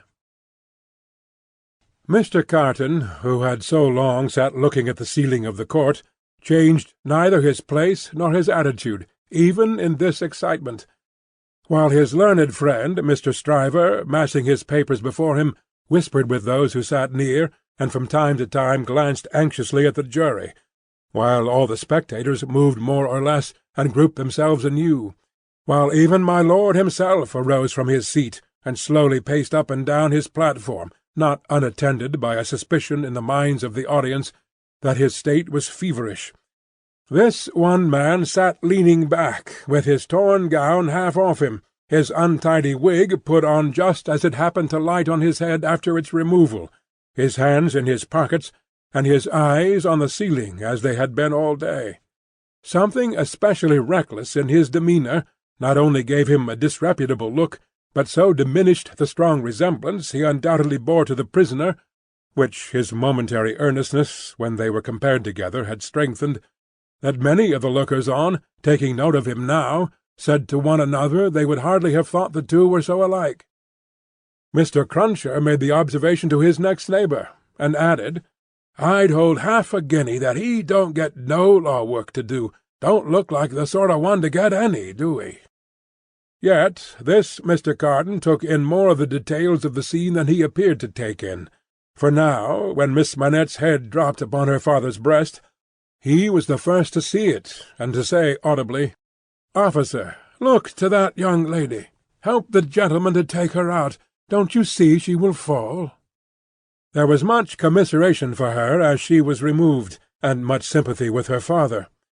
It had evidently been a great distress to him to have the days of his imprisonment recalled.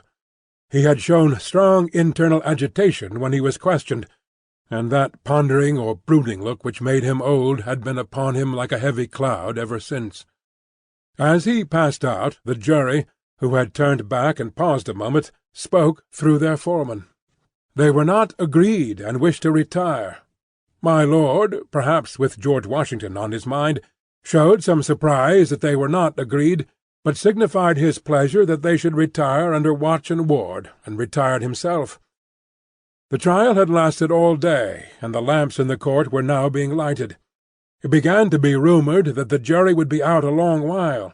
The spectators dropped off to get refreshment, and the prisoner withdrew to the back of the dock and sat down.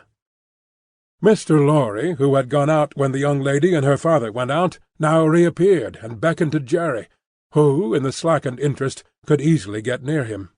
"Jerry, if you wish to take something to eat, you can, but keep in the way. You will be sure to hear when the jury come in. Don't be a moment behind them, for I want you to take the verdict back to the bank. You are the quickest messenger I know, and will get to Temple Bar long before I can." Jerry had just enough forehead to knuckle, and he knuckled it in acknowledgment of this communication and a shilling. Mr. Carton came up at the moment, and touched Mr. Lorry on the arm. "How is the young lady?" "She is greatly distressed, but her father is comforting her, and she feels the better for being out of court." "I'll tell the prisoner so. It won't do for a respectable bank gentleman like you to be seen speaking to him publicly, you know." Mr. Lorry reddened as if he were conscious of having debated the point in his mind, and Mr. Carton made his way to the outside of the bar. The way out of court lay in that direction, and Jerry followed him, all eyes, ears, and spikes. "Mr. Darnay." The prisoner came forward directly. "You will naturally be anxious to hear of the witness, Miss Manette. She will do very well. You have seen the worst of her agitation." "I am deeply sorry to have been the cause of it. Could you tell her so for me, with my fervent acknowledgments?" "Yes, I could. I will, if you ask it." Mr. Carton's manner was so careless as to be almost insolent. He stood half-turned from the prisoner, lounging with his elbow against the bar. "I do ask it. Accept my cordial thanks." "What," said Carton, still only half-turned towards him, "do you expect, Mr. Darnay?" "The worst." "It's the wisest thing to expect, and the likeliest. But I think their withdrawing is in your favour." Loitering on the way out of court not being allowed, Jerry heard no more, but left them, so like each other in feature, so unlike each other in manner, standing side by side, both reflected in the glass above them. An hour and a half limped heavily away in the thief and rascal-crowded passages below, even though assisted off with mutton pies and ale. The hoarse messenger, uncomfortably seated on a form after taking that refection, had dropped into a doze, when a loud murmur and a rapid tide of people setting up the stairs that led to the court carried him along with them. "Jerry!" Mr. Lorry was already calling at the door when he got there. "Here, sir. It's a fight to get back again. Here I am, sir." Mr. Lorry handed a paper through the thong. "Quick! Have you got it?" "Yes, sir." Hastily written on the paper was the word "acquitted." "If you had sent the message 'recalled to life' again," muttered Jerry as he turned, "I should have known what you meant this time." He had no opportunity of saying or so much as thinking anything else until he was clear of the Old Bailey, for the crowd came pouring out with a vehemence that nearly took him off his legs, and a loud buzz swept into the street, as if the baffled blue flies were dispersing in search of other carrion. Chapter 4. Congratulatory. From the dimly lighted passages of the court, the last sediment of the human stew that had been boiling there all day was straining off, when Dr. Manette, Lucy Manette, his daughter, Mr. Lorry, the solicitor for the defence and its counsel, Mr. Stryver, stood gathered round Mr. Charles Darnay, just released, congratulating him on his escape from death. It would have been difficult by a far brighter light to recognize in Dr. Manette, intellectual of face and upright of bearing, the shoemaker of the garret in Paris. Yet no one could have looked at him twice without looking again, even though the opportunity of observation had not extended to the mournful cadence of his low grave voice, and to the abstraction that overclouded him fitfully, without any apparent reason. While one external cause, and that a reference to his long-lingering agony, would always, as on the trial, evoke this condition from the depths of his soul, it was also in its nature to arise of itself, and to draw a gloom over him as incomprehensible to those unacquainted with his story as if they had seen the shadow of the actual Bastille thrown upon him by a summer sun, when the substance was 300 miles away. Only his daughter had the power of charming this black brooding from his mind. She was the golden thread that united him to a past beyond his misery, and to a present beyond his misery, and the sound of her voice, the light of her face, the touch of her hand had a strong beneficial influence with him almost always. Not absolutely always, for she could recall some occasions on which her power had failed, but they were few and slight, and she believed them over. Mr. Darnay had kissed her hand fervently and gratefully, and had turned to Mr. Stryver, whom he warmly thanked. Mr. Stryver, a man of little more than 30, but looking 20 years older than he was, stout, loud, red, bluff, and free from any drawback of delicacy, had a pushing way of shouldering himself, morally and physically, into companies and conversations that argued well for his shouldering his way up in life.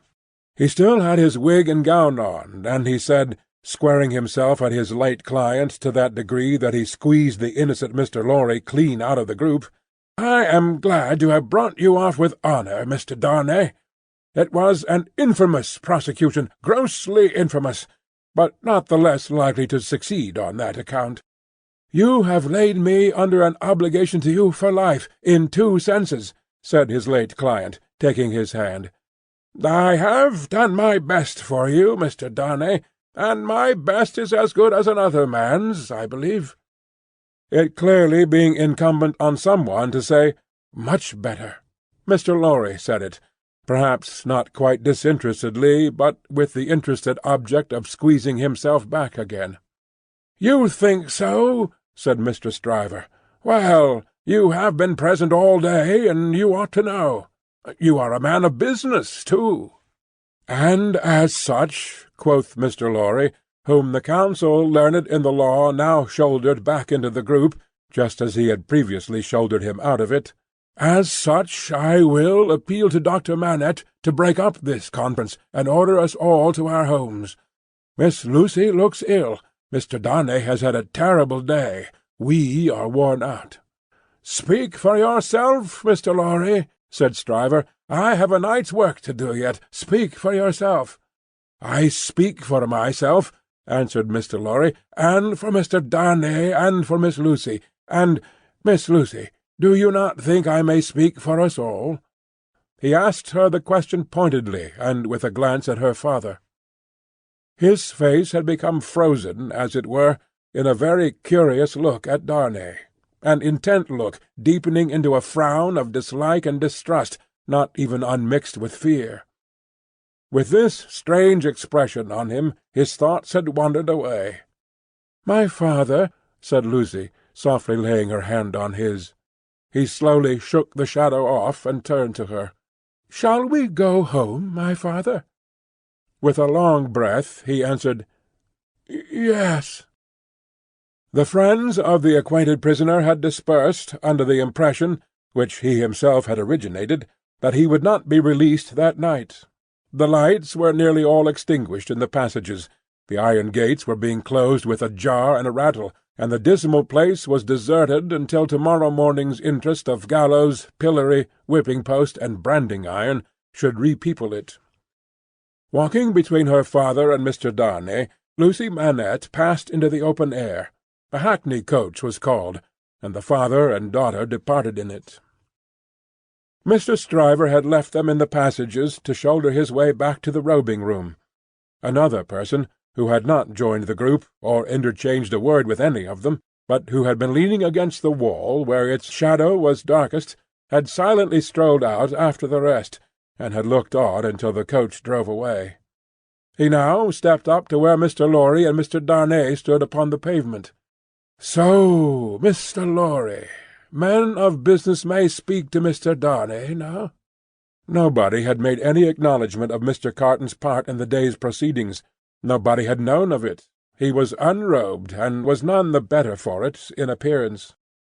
"If you knew what a conflict goes on in the business mind when the business mind is divided between good-natured impulse and business appearances, you would be amused, Mr. Darnay." Mr. Lorry reddened, and said, warmly, "You have mentioned that before, sir. We men of business, who serve a house, are not our own masters. We have to think of the house more than ourselves." "I know," rejoined Mr. Carton carelessly. "Don't be nettled, Mr. Lorry. You are as good as another, I have no doubt. Better, I dare say. And indeed, sir," pursued Mr. Lorry, not minding him, "I really don't know what you have to do with the matter. If you'll excuse me, as very much your elder, for saying so, I really don't know that it is your business." "Business! Bless you, I have no business," said Mr. Carton. "It is a pity you have not, sir." "I think so too." "If you had," pursued Mr. Lorry, "perhaps you would attend to it." "Lord love you, no, I shouldn't," said Mr. Carton. "Well, sir," cried Mr. Lorry, thoroughly heated by his indifference, "business is a very good thing, and a very respectable thing, and, sir, if business imposes its restraints and its silences and impediments, Mr. Darnay, as a young gentleman of generosity, knows how to make allowance for that circumstance. Mr. Darnay, good night. God bless you, sir. I hope you have been this day preserved for a prosperous and happy life. Chair there." Perhaps a little angry with himself as well as with the barrister, Mr. Lorry bustled into the chair and was carried off to Tellson's. Carton, who smelt of port wine and did not appear to be quite sober, laughed then, and turned to Darnay. "This is a strange chance that throws you and me together. This must be a strange night to you, standing alone here with your counterpart on these street-stones." "I hardly seem yet," returned Charles Darnay, "to belong to this world again." "I don't wonder at it. It's not so long since you were pretty far advanced on your way to another. You speak faintly." "I begin to think I am faint." "Then why the devil don't you dine? I dined myself while those numbskulls were deliberating which world you should belong to, this or some other. Let me show you the nearest tavern to dine well at." Drawing his arm through his own, He took him down Ludgate Hill to Fleet Street, and so up a covered way into a tavern. Here they were shown into a little room, where Charles Darnay was soon recruiting his strength with a good plain dinner and good wine, while Carton sat opposite to him at the same table, with his separate bottle of port before him, and his fully half-insolent manner upon him. "Do you feel yet that you belong to this terrestrial scheme again, Mr. Darnay? I am frightfully confused regarding time and place, but I am so far mended as to feel that. It must be an immense satisfaction."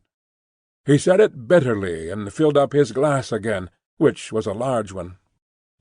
"As to me, the greatest desire I have is to forget that I belong to it.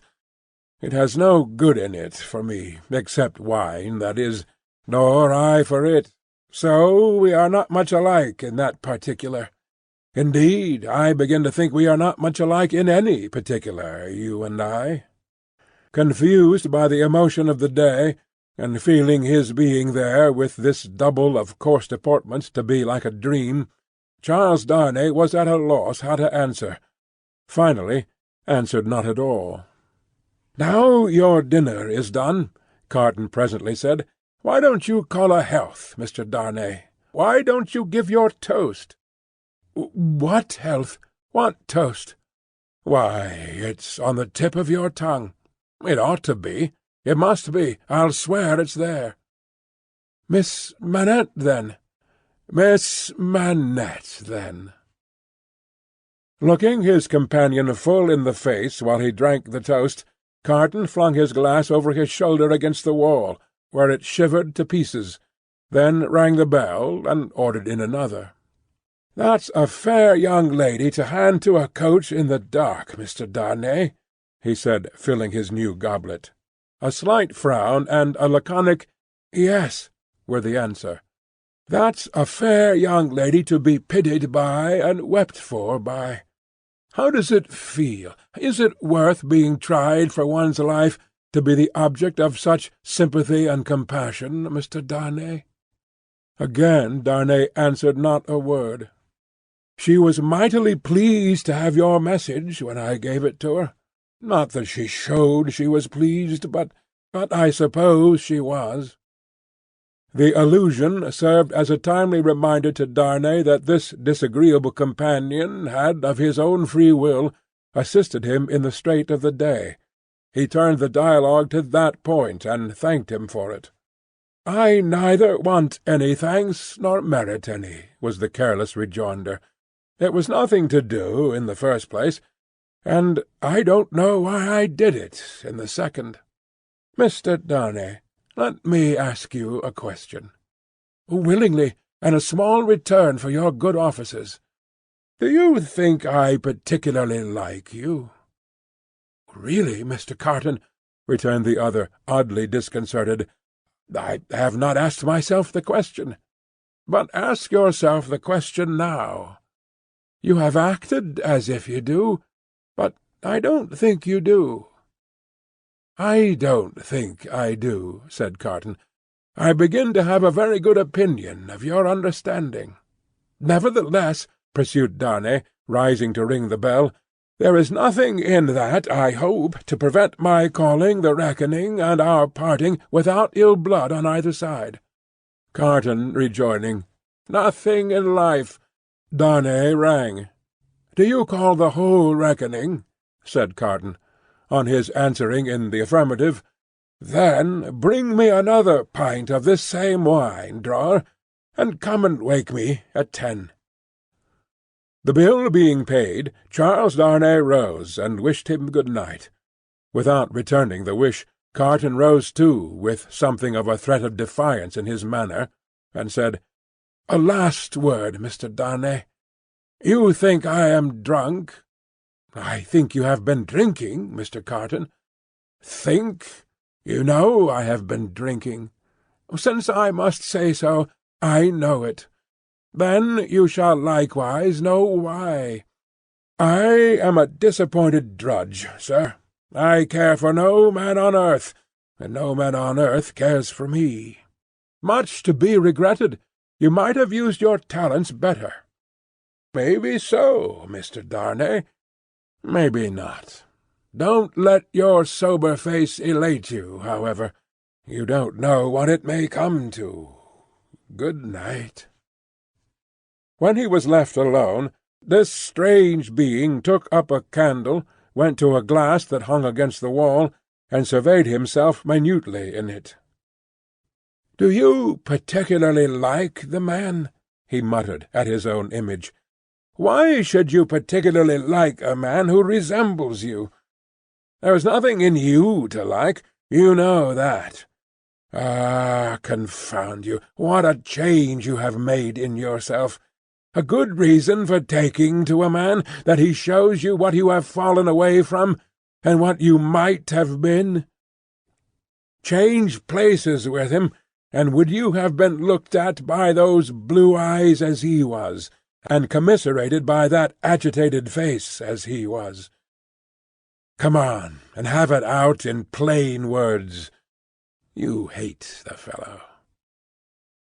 He resorted to his pint of wine for consolation, drank it all in a few minutes, and fell asleep on his arms, with his hair straggling over the table, and a long winding sheet in the candle dripping down upon him. Chapter 5. The Jackal. Those were drinking days, and most men drank hard. So very great is the improvement time has brought about in such habits, that a moderate statement of the quantity of wine and punch which one man would swallow in the course of a night, without any detriment to his reputation as a perfect gentleman, would seem, in these days, a ridiculous exaggeration. The learned profession of the law was certainly not behind any other learned profession in its bacchanalian propensities. Neither was Mr. Stryver, already fast shouldering his way to a large and lucrative practice, behind his compeers in this particular, any more than in the drier parts of the legal race.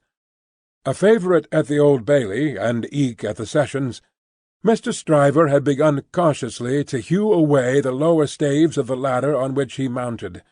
Sessions and Old Bailey had now to summon their favourite specially to their longing arms, and shouldering itself towards the visage of the Lord Chief Justice in the Court of King's Bench, the florid countenance of Mr. Stryver might be daily seen, bursting out of the bed of wigs, like a great sunflower pushing its way at the sun from among a rank garden full of flaring companions. It had once been noted at the bar that while Mr. Stryver was a glib man, and an unscrupulous, and a ready, and a bold, he had not that faculty of extracting the essence from a heap of statements which is among the most striking and necessary of the advocate's accomplishments. But a remarkable improvement came upon him as to do this. The more business he got, the greater his power seemed to grow of getting at its pith and marrow, and however late at night he sat carousing with Sydney Carton, he always had his points at his fingers' ends in the morning. Sydney Carton, idlest and most unpromising of men, was Stryver's great ally. What the two drank together between Hilary Term and Michaelmas might have floated a king's ship. Stryver never had a case in hand anywhere, but Carton was there with his hands in his pockets, staring at the ceiling of the court. They went into the same circuit, and even there they prolonged their usual orgies late into the night, and Carton was rumoured to be seen at broad day going home stealthily and unsteadily to his lodgings, like a dissipated cat.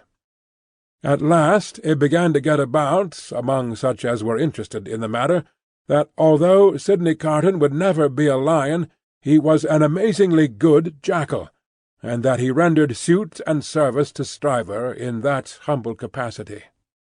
"10 o'clock, sir," said the man at the tavern, whom he had charged to wake him. "10 o'clock, sir."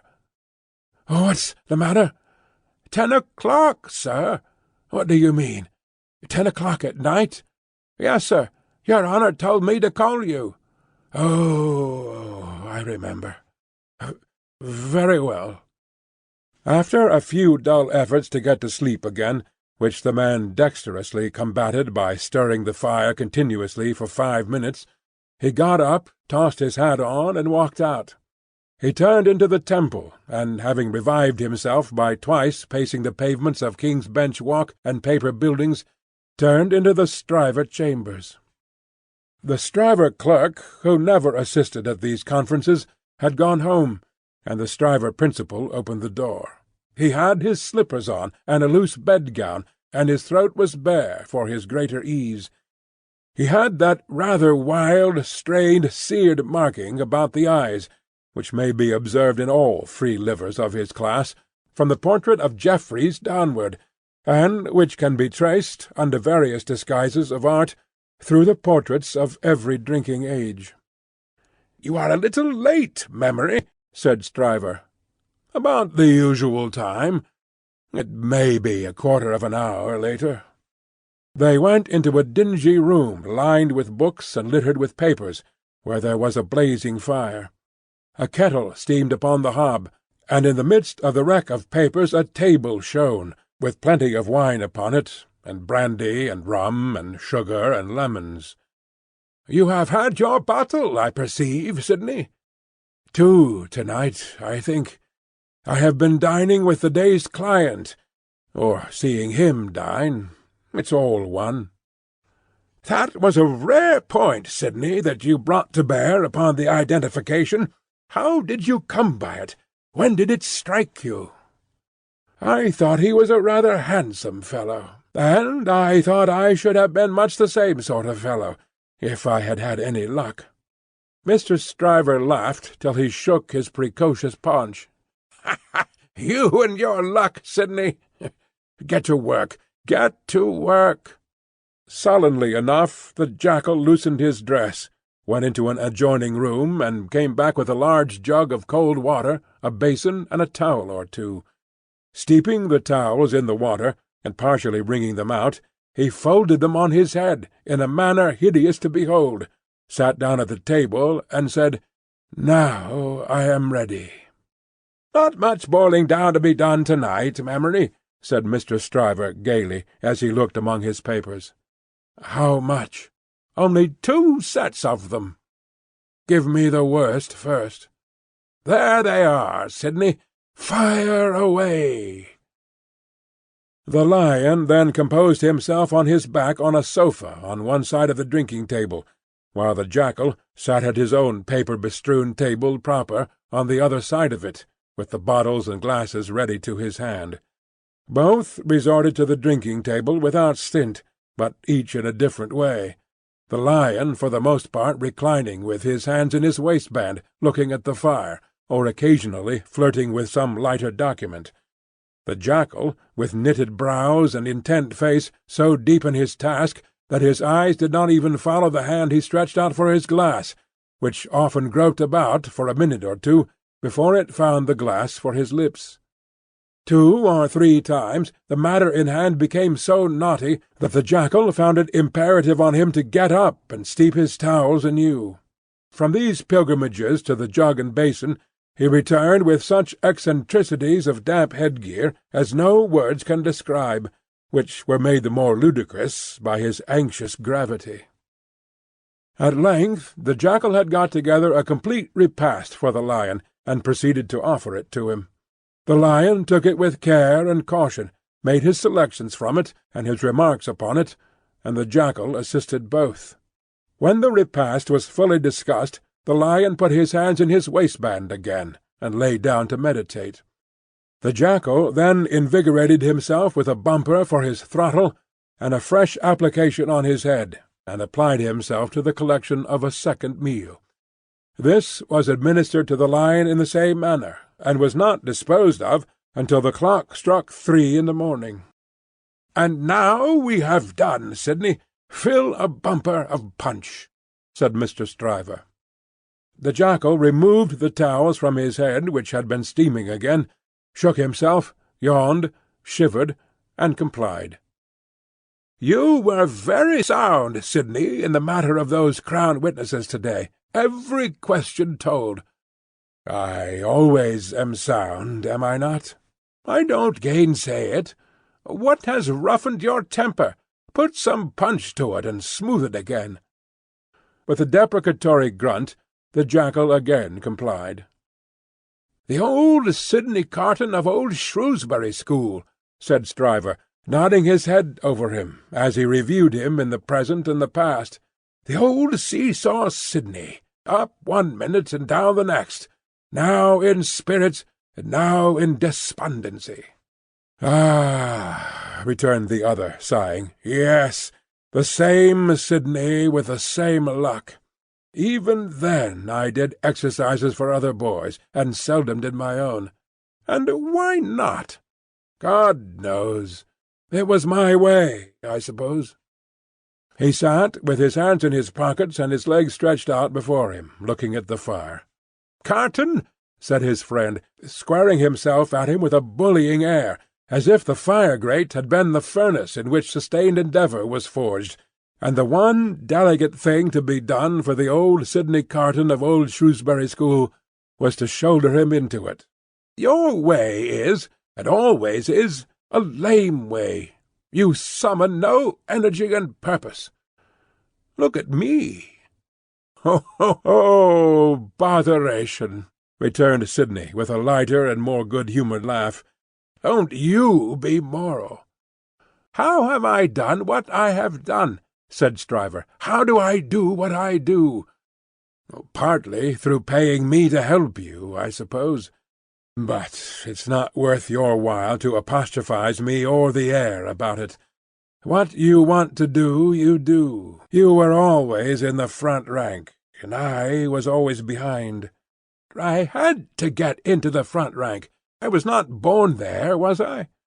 "I was not present at the ceremony, but my opinion is you were," said Carton. At this he laughed again, and they both laughed. "Before Shrewsbury, and at Shrewsbury, and ever since Shrewsbury," pursued Carton, "you have fallen into your rank, and I have fallen into mine, even when we were fellow-students in the student quarter of Paris, picking up French and French law and other French crumbs that we didn't get much good of. You were always somewhere, and I was always nowhere. And whose fault was that? Upon my soul, I'm not sure that it was not yours. You were always driving and riving and shouldering and passing, to that restless degree that I had no chance for my life but in rust and repose. It's a gloomy thing, however, to talk about one's own past with the day breaking. Turn me in some other direction before I go." "Well, then, pledge me to the pretty witness," said Stryver, holding up his glass. "Are you turned in a pleasant direction?" Apparently not, for he became gloomy again. "Pretty witness," he muttered, looking down into his glass. "I have had enough of witnesses to-day and to-night. Who's your pretty witness?" "The picturesque doctor's daughter, Miss Manette." "She pretty?" "Is she not?" "No." "Why, man alive, she was the admiration of the whole court." "Rot the admiration of the whole court. Who made the Old Bailey a judge of beauty? She was a golden-haired doll." "Do you know, Sidney," said Mr. Stryver, looking at him with sharp eyes, and slowly drawing a hand across his florid face, "do you know, I rather thought, at the time, that you sympathized with the golden-haired doll, and were quick to see what happened to the golden-haired doll." "Quick to see what happened? If a girl, doll or no doll, swoons within a yard or two of a man's nose, he can see it without a perspective glass. I pledge you, but I deny the beauty. And now I'll have no more drink. I'll get to bed." When his host followed him out on the staircase with a candle to light him down the stairs, the day was coldly looking in through its grimy windows. When he got out of the house, the air was cold and sad, the dull sky overcast, the river dark and dim, the whole scene like a lifeless desert. And wreaths of dust were spinning round and round before the morning blast, as if the desert sand had risen far away, and the last spray of it in its advance had begun to overwhelm the city.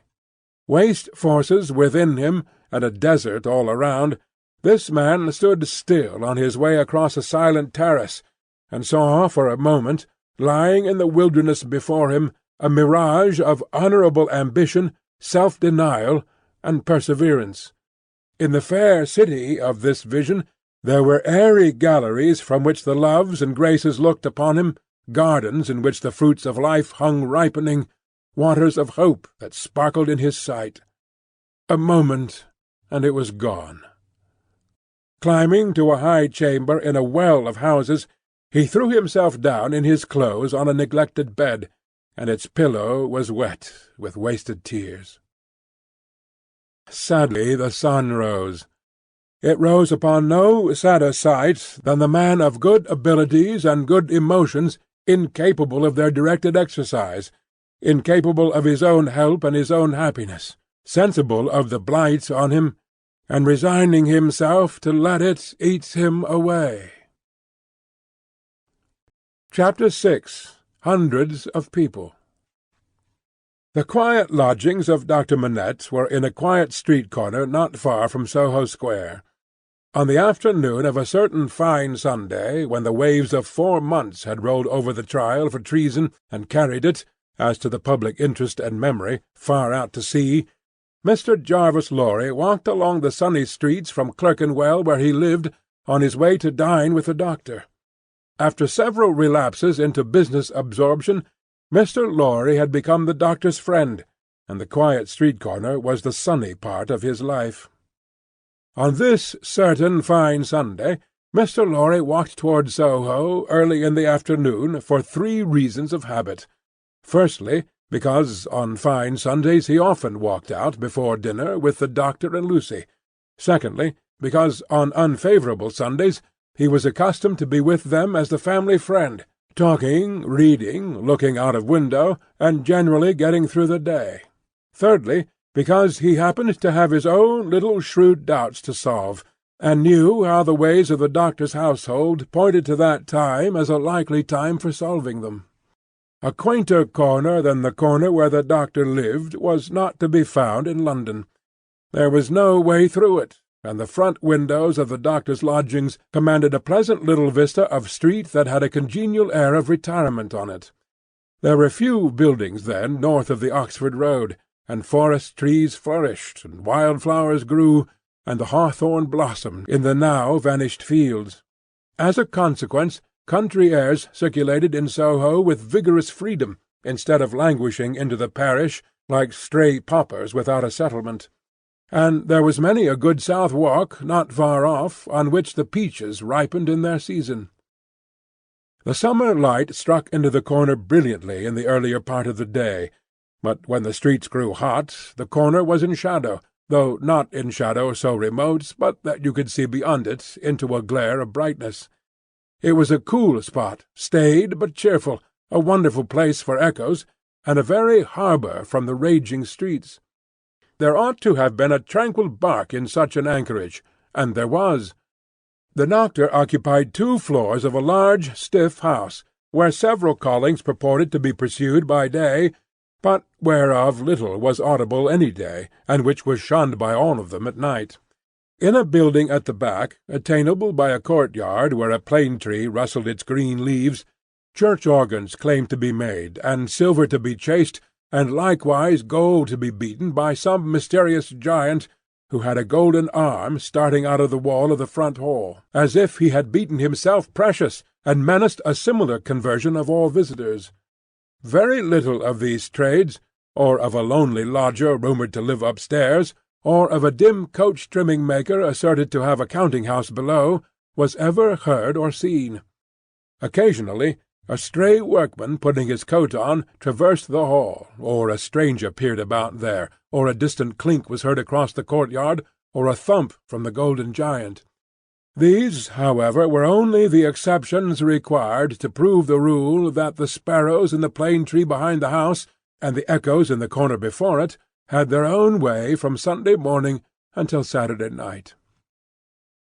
Dr. Manette received such patients here as his old reputation, and its revival in the floating whispers of his story, brought him. His scientific knowledge, and his vigilance and skill in conducting ingenious experiments, brought him otherwise into moderate request, and he earned as much as he wanted. These things were within Mr. Jarvis Lorry's knowledge, thoughts, and notice, when he rang the door-bell of the tranquil house in the corner on the fine Sunday afternoon. "Dr. Manette at home?" Expected home. "Miss Lucy at home?" Expected home. "Miss Pross at home?" Possibly at home, but of a certainty impossible for handmaid to anticipate intentions of Miss Pross as to admission or denial of the fact. "As I am at home myself," said Mr. Lorry, "I'll go upstairs." Although the doctor's daughter had known nothing of the country of her birth, she appeared to have innately derived from it that ability to make much of little means, which is one of its most useful and most agreeable characteristics. Simple as the furniture was, it was set off by so many little adornments, of no value but their taste and fancy, that its effect was delightful. The disposition of everything in the rooms, from the largest object to the least, the arrangement of colours, the elegant variety and contrast obtained by thrift in trifles, by delicate hands, clear eyes, and good sense, were at once so pleasant in themselves, and so expressive of their originator, that, as Mr. Lorry stood looking about him, the very chairs and tables seemed to ask him, with something of that peculiar expression which he knew so well by this time, whether he approved. There were 3 rooms on a floor, and the doors by which they communicated being put open that the air might pass freely through them all, Mr. Lorry, smilingly observant of that fanciful resemblance which he detected all around him, walked from one to another. The first was the best room, and in it were Lucy's birds and flowers and books and desk and work-table and box of water-colours. The second was the doctor's consulting-room, used also as a dining-room.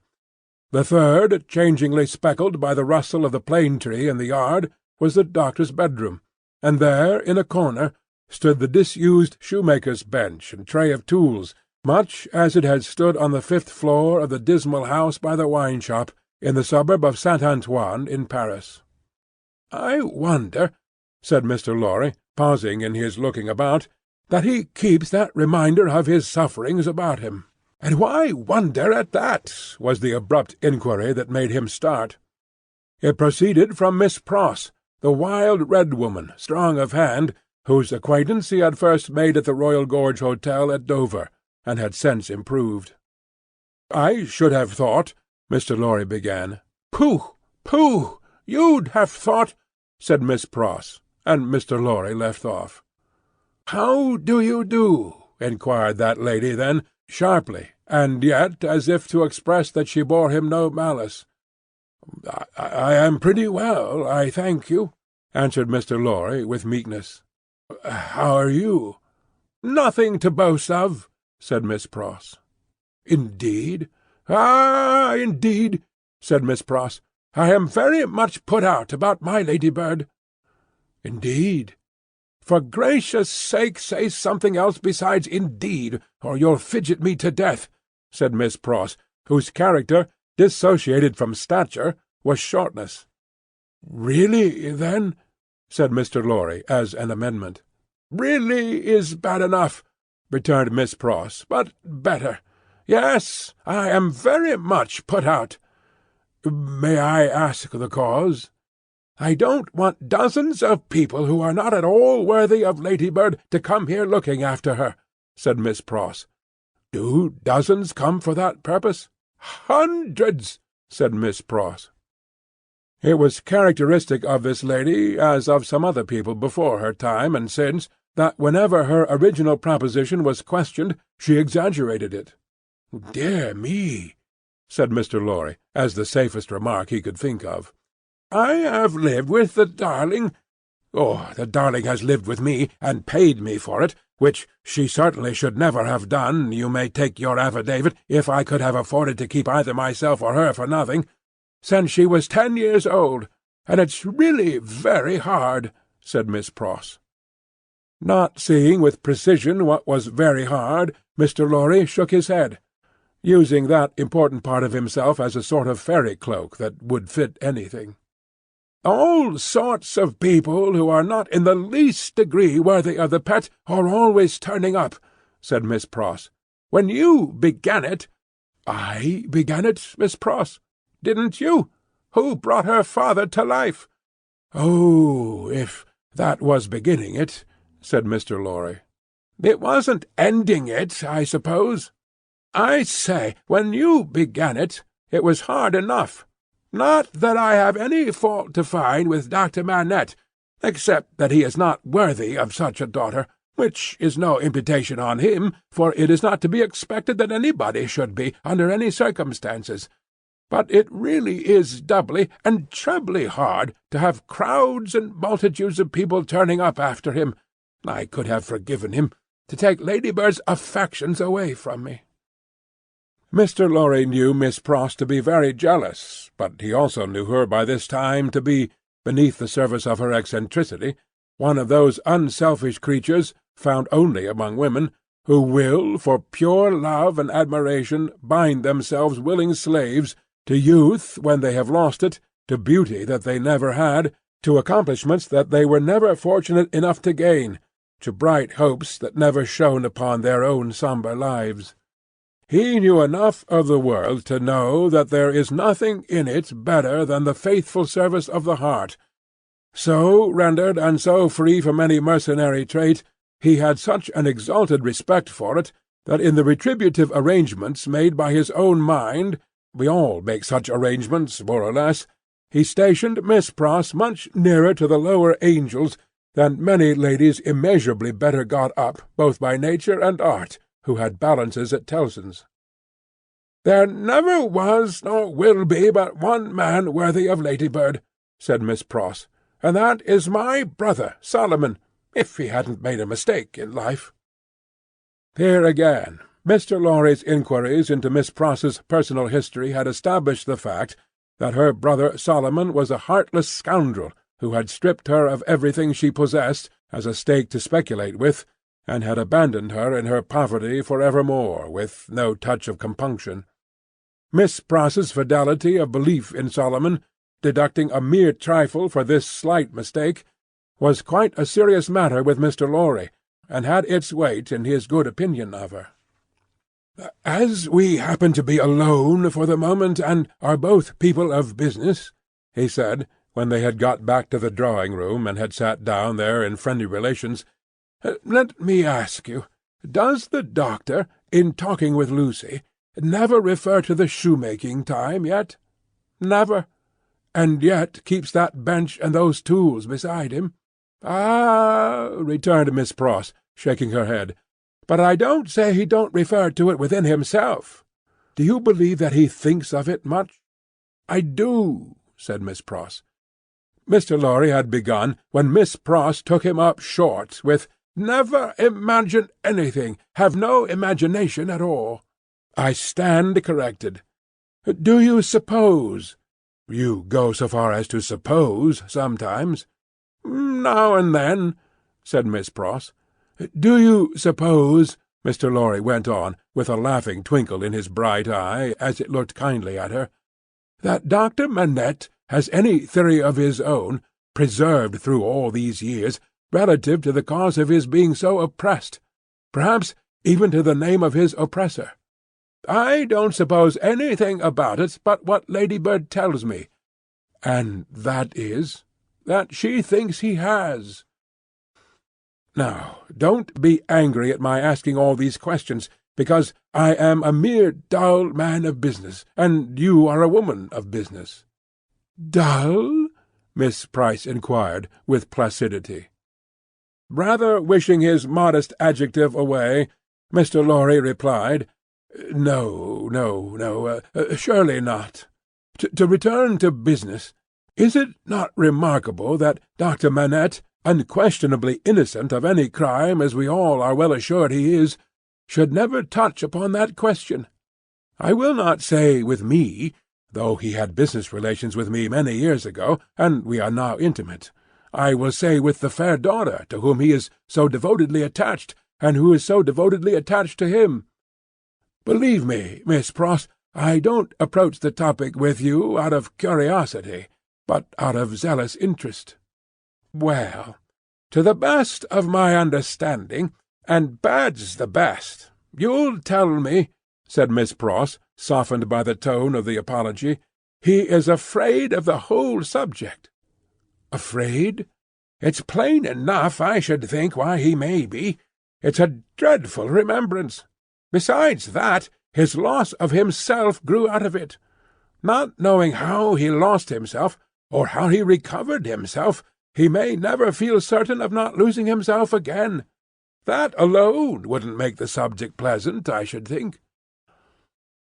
It was a profounder remark than Mr. Lorry had looked for. "True," said he, "and fearful to reflect upon. Yet a doubt lurks in my mind, Miss Pross, whether it is good for Dr. Manette to have that suppression always shut up within him. Indeed, it is this doubt, and the uneasiness it sometimes causes me, that has led me to our present confidence." "Can't be helped," said Miss Pross, shaking her head. "Touch that string, and he instantly changes for the worse. Better leave it alone.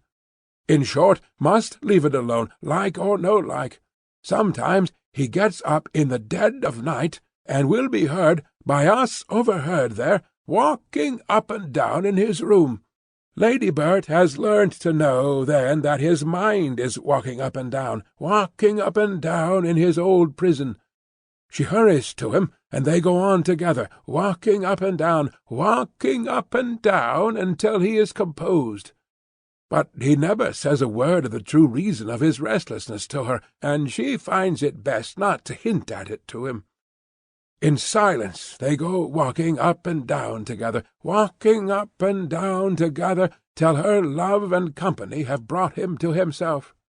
Notwithstanding Miss Pross's denial of her own imagination, there was a perception of the pain of being monotonously haunted by one sad idea, in her repetition of the phrase, "walking up and down," which testified to her possessing such a thing.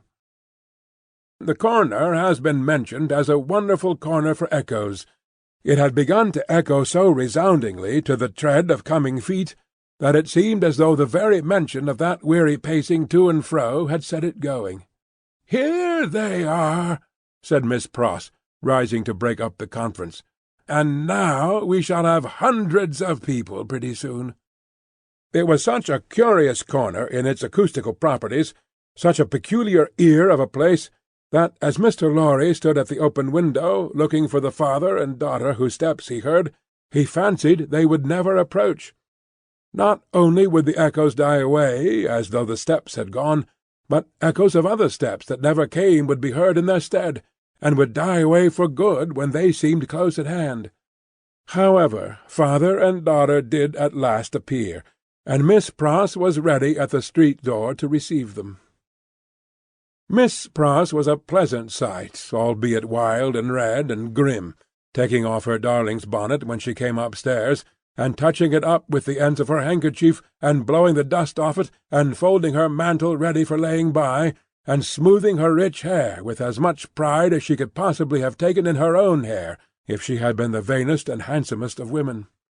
Her darling was a pleasant sight, too, embracing her and thanking her, and protesting against her taking so much trouble for her, which last she only dared to do playfully, or Miss Pross, sorely hurt, would have retired to her own chamber and cried. The doctor was a pleasant sight, too, looking on at them, and telling Miss Pross how she spoilt Lucy, in accents and with eyes that had as much spoiling in them as Miss Pross had, and would have had more if it were possible. Mr. Lorry was a pleasant sight, too, beaming at all this in his little wig, and thanking his bachelor stars for having lighted him in his declining years to a home. But no hundreds of people came to see the sights, and Mr. Lorry looked in vain for the fulfilment of Miss Pross's prediction. Dinner-time, and still no hundreds of people.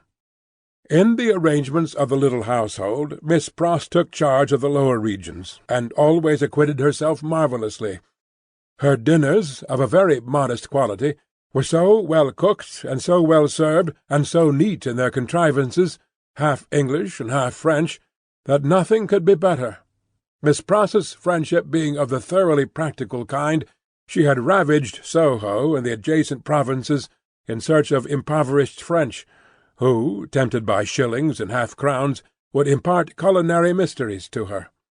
From these decayed sons and daughters of Gaul she had acquired such wonderful arts that the woman and girl who formed the staff of domestics regarded her as quite a sorceress, or Cinderella's godmother, who would send out for a fowl, a rabbit, a vegetable or two from the garden, and change them into anything she pleased.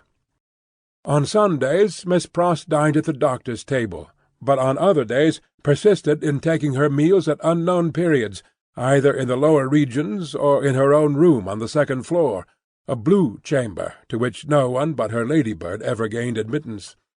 On this occasion Miss Pross, responding to Ladybird's pleasant face and pleasant efforts to please her, unbent exceedingly, so the dinner was very pleasant too. It was an oppressive day, and after dinner Lucy proposed that the wine should be carried out under the plane-tree, and they should sit there in the air. As everything turned upon her and revolved about her, they went out under the plane-tree, and she carried the wine down for the special benefit of Mr. Lorry. She had installed herself some time before as Mr. Lorry's cup-bearer, and while they sat under the plane-tree talking, she kept his glass replenished. Mysterious backs and ends of houses peeped at them as they talked, and the plane-tree whispered to them in its own way above their heads. Still, the hundreds of people did not present themselves. Mr. Darnay presented himself while they were sitting under the plane-tree, but he was only one. Dr. Manette received him kindly, and so did Lucy, but Miss Pross suddenly became afflicted with a twitching in the head and body, and retired into the house. She was not unfrequently the victim of this disorder, and she called it, in familiar conversation, a fit of the jerks. The doctor was in his best condition, and looked specially young. The resemblance between him and Lucy was very strong at such times, and as they sat side by side, she leaning on his shoulder, and he resting his arm on the back of her chair, it was very agreeable to trace the likeness. He had been talking all day on many subjects, and with unusual vivacity. "Pray, Dr. Manette," said Mr. Darnay, as they sat under the plane-tree, and he said it in the natural pursuit of the topic in hand, which happened to be the old buildings of London, "have you seen much of the Tower?" "Lucy and I have been there, but only casually. We have seen enough of it to know that it teems with interest, little more." "I have been there, as you remember," said Darnay with a smile, though reddening a little angrily, "in another character, and not in a character that gives facilities for seeing much of it. They told me a curious thing when I was there." "What was it?" Lucy asked. "In making some alterations, the workmen came upon an old dungeon, which had been for many years built up and forgotten. Every stone of its inner wall was covered by inscriptions which had been carved by prisoners, dates, names, complaints, and prayers. Upon a corner-stone in an angle of the wall, one prisoner, who seemed to have gone to execution, had cut as his last work 3 letters. They were done with some very poor instruments, and hurriedly, with an unsteady hand. At first they read as a D.I.C., but on being more carefully examined, the last letter was found to be G. There was no record or legend of any prisoner with those initials, and many fruitless guesses were made what the name could have been. At length it was suggested that the letters were not initials, but the complete word dig. The floor was examined very carefully under the inscription, and in the earth beneath a stone or tile or some fragment of paving were found the ashes of a paper, mingled with the ashes of a small leather case or bag. What the unknown prisoner had written will never be read, but he had written something, and hidden it away to keep it from the jailer. "My father!" exclaimed Lucy, "you are ill!" He had suddenly started up, with his hand to his head. His manner and his look quite terrified them all. "No, my dear, not ill. There are large drops of rain falling, and they made me start. We had better go in." He recovered himself almost instantly. Rain was really falling in large drops, and he showed the back of his hand with raindrops on it. But he said not a single word in reference to the discovery that had been told of, and as they went into the house, the business eye of Mr. Lorry either detected, or fancied it detected, on his face, as it turned towards Charles Darnay, the same singular look that had been upon it when it turned towards him in the passages of the court-house. He recovered himself so quickly, however, that Mr. Lorry had doubts of his business eye. The arm of the golden giant in the hall was not more steady than he was, when he stopped under it to remark to them that he was not yet proof against slight surprises, if he ever would be, and that the rain had startled him. Tea-time, and Miss Pross making tea, with another fit of the jerks upon her, and yet no hundreds of people, Mr. Carton had lounged in, but he made only 2. The night was so very sultry that, although they sat with doors and windows open, they were overpowered by heat. When the tea-table was done with, they all moved to one of the windows and looked out into the heavy twilight. Lucy sat by her father, Darnay sat beside her, Carton leaned against a window. The curtains were long and white, and some of the thunder-gusts that whirled into the corner caught them up to the ceiling and waved them like spectral wings. "The rain-drops are still falling, large, heavy, and few," said Dr. Manette. "It comes slowly." "It comes surely," said Carton. They spoke low, as people watching and waiting mostly do, as people in a dark room, watching and waiting for lightning, always do. There was a great hurry in the streets of people speeding away to get shelter before the storm broke. The wonderful corner for echoes resounded with the echoes of footsteps coming and going, yet not a footstep was there. "A multitude of people, and yet a solitude," said Darnay, when they had listened for a while. "Is it not impressive, Mr. Darnay?" asked Lucy. "Sometimes I have sat here of an evening, until I have fancied— But even the shade of a foolish fancy makes me shudder to-night, when all is so black and solemn." "Let us shudder too, we may know what it is. It will seem nothing to you.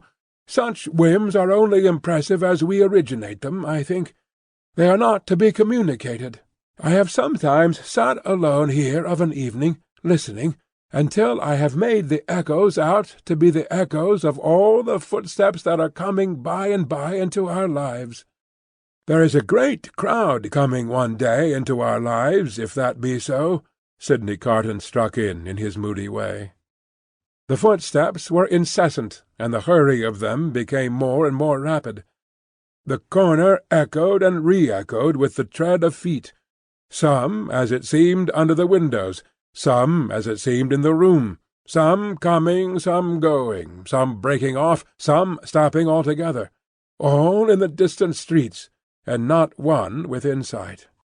"Are all these footsteps destined to come to all of us, Miss Manette, or are we to divide them among us?" "I don't know, Mr. Darnay. I told you it was a foolish fancy, but you asked for it. When I have yielded myself to it, I have been alone, and then I have imagined them the footsteps of the people who are to come into my life, and my father's." "I take them into mine," said Carton. "I ask no questions and make no stipulations. There is a great crowd bearing down upon us, Miss Manette, and I see them, by the lightning." He added the last words after there had been a vivid flash, which had shown him lounging in the window. "And I hear them," he added again, after a peal of thunder. "Here they come, fast, fierce, and furious." It was the rush and roar of rain that he typified, and it stopped him, for no voice could be heard in it. A memorable storm of thunder and lightning broke with that sweep of water, and there was not a moment's interval in crash and fire and rain until after the moon rose at midnight.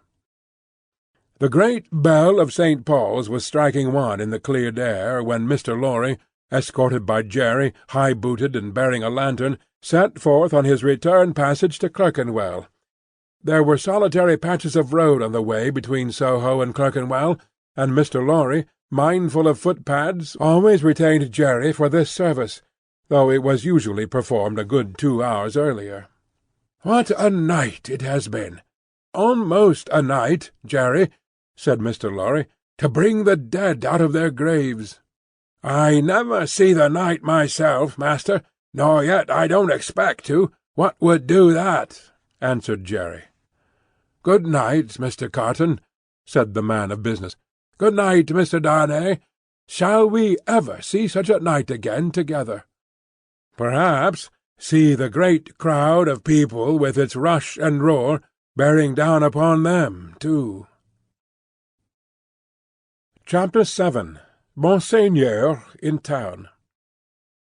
Monseigneur, one of the great lords in power at the court, held his fortnightly reception in his grand hotel in Paris. Monseigneur was in his inner room, his sanctuary of sanctuaries, the holiest of holiestes, to the crowd of worshippers in the suite of rooms without. Monseigneur was about to take his chocolate. Monseigneur could swallow a great many things with ease, and was by some few sullen minds supposed to be rather rapidly swallowing France. But his morning's chocolate could not so much as get into the throat of Monseigneur without the aid of 4 strong men besides the cook.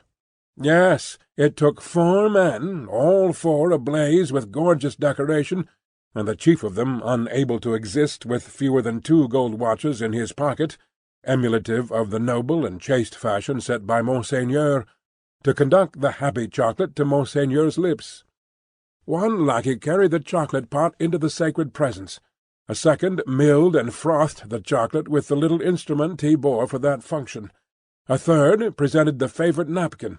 A fourth, he of the 2 gold watches, poured the chocolate out. It was impossible for Monseigneur to dispense with one of these attendants on the chocolate, and hold his high place under the admiring heavens. Deep would have been the blot upon his escutcheon if his chocolate had been ignobly waited on by only 3 men. He must have died of 2. Monseigneur had been out at a little supper last night, where the comedy and the grand opera were charmingly represented. Monseigneur was out at a little supper most nights, with fascinating company. So polite and so impressible was Monseigneur that the comedy and the grand opera had far more influence with him in the tiresome articles of state affairs and state secrets than the needs of all France. A happy circumstance for France, as the like always is for all countries similarly favoured. Always for England, by way of example, in the regretted days of the Mary Stuart who sold it. Monseigneur had one truly noble idea of general public business, which was to let everything go on in its own way. Of particular public business, Monseigneur had the other truly noble idea that it must all go his way, tend to his own power and pocket. Of his pleasures, general and particular, Monseigneur had the other truly noble idea that the world was made for them. The text of his order, altered from the original by only a pronoun, which is not much, ran, "The earth and the fullness thereof are mine, saith Monseigneur." Yet Monseigneur had slowly found that vulgar embarrassments crept into his affairs, both private and public, and he had, as to both classes of affairs, allied himself perforce with a farmer-general.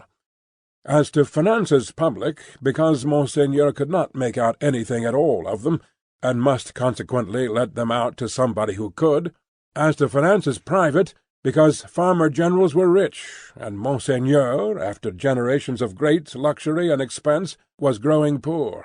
Hence Monseigneur had taken his sister from a convent, while there was yet time to ward off the impending veil, the cheapest garment she could wear, and had bestowed her as a prize upon a very rich farmer-general, poor in family; which farmer-general, carrying an appropriate cane with a golden apple on the top of it, was now among the company in the outer rooms, much prostrated before by mankind, always excepting superior mankind of the blood of Monseigneur, who, his own wife included, looked down upon him with the loftiest contempt. A sumptuous man was the farmer-general. 30 horses stood in his stables, 24 male domestics sat in his halls, 6 body women waited on his wife. As one who pretended to do nothing but plunder and forage where he could, the farmer-general, howsoever his matrimonial relations conduced to social morality, was at least the greatest reality among the personages who attended at the hotel of Monseigneur that day. For the rooms, though a beautiful scene to look at, and adorned with every device of decoration that the taste and skill of the time could achieve, were in truth not a sound business, considered with any reference to the scarecrows in the rags and nightcaps elsewhere, and not so far off either, but that the watching towers of Notre Dame, almost equidistant from the two extremes, could see them both. They would have been an exceedingly uncomfortable business, if that could have been anybody's business, at the house of Monseigneur. Military officers destitute of military knowledge, naval officers with no idea of a ship, civil officers without a notion of affairs, brazen ecclesiastics of the worst worldly, with sensual eyes, loose tongues, and looser lives, all totally unfit for their several callings, all lying horribly and pretending to belong to them, but all nearly or remotely of the order of Monseigneur, and therefore foisted on all public employments from which anything was to be got. These were to be told off by the score and the score, people not immediately connected with Monseigneur or the state, yet equally unconnected with anything that was real, or with lives passed in travelling by any straight road to any true earthly end, were no less abundant. Doctors who made great fortunes out of dainty remedies for imaginary disorders that never existed smiled upon their courtly patients in the antechambers of Monseigneur. Projectors who had discovered every kind of remedy for the little evils with which the state was touched, except the remedy of setting to work in earnest to root out a single sin, poured their distracting babble into any ears they could lay hold of at the reception of Monseigneur. Unbelieving philosophers who were remodelling the world with words, and making card-towers of babble to scale the skies with, talked with unbelieving chemists, who had an eye on the transmutation of metals, at this wonderful gathering accumulated by Monseigneur. Exquisite gentlemen of the finest breeding, which was at that remarkable time, and has been since, to be known by its fruits of indifference to every natural subject of human interest, were in the most exemplary state of exhaustion at the hotel of Monseigneur. Such homes had these various notabilities left behind them in the fine world of Paris, that the spies among the assembled devotees of Monseigneur, forming a goodly half of the polite company, would have found it hard to discover among the angels of that sphere one solitary wife who in her manners and appearance owned to being a mother. Indeed, except for the mere act of bringing a troublesome creature into this world, which does not go far towards the realization of the name of mother, there was no such thing known to the fashion. Peasant women kept the unfashionable babies close, and brought them up, and charming grandmammas of 60 dressed and supped as at 20. The leprosy of unreality disfigured every human creature in attendance upon Monseigneur. In the outermost room were 6 exceptional people who had had, for a few years, some vague misgiving in them that things in general were going rather wrong. As a promising way of setting them right, half of the 6 had become members of a fantastic set of convolutionists, and were even then considering within themselves whether they should foam, rage, roar, and turn cataleptic on the spot, thereby setting up a highly intelligible finger-post to the future for Monseigneur's guidance.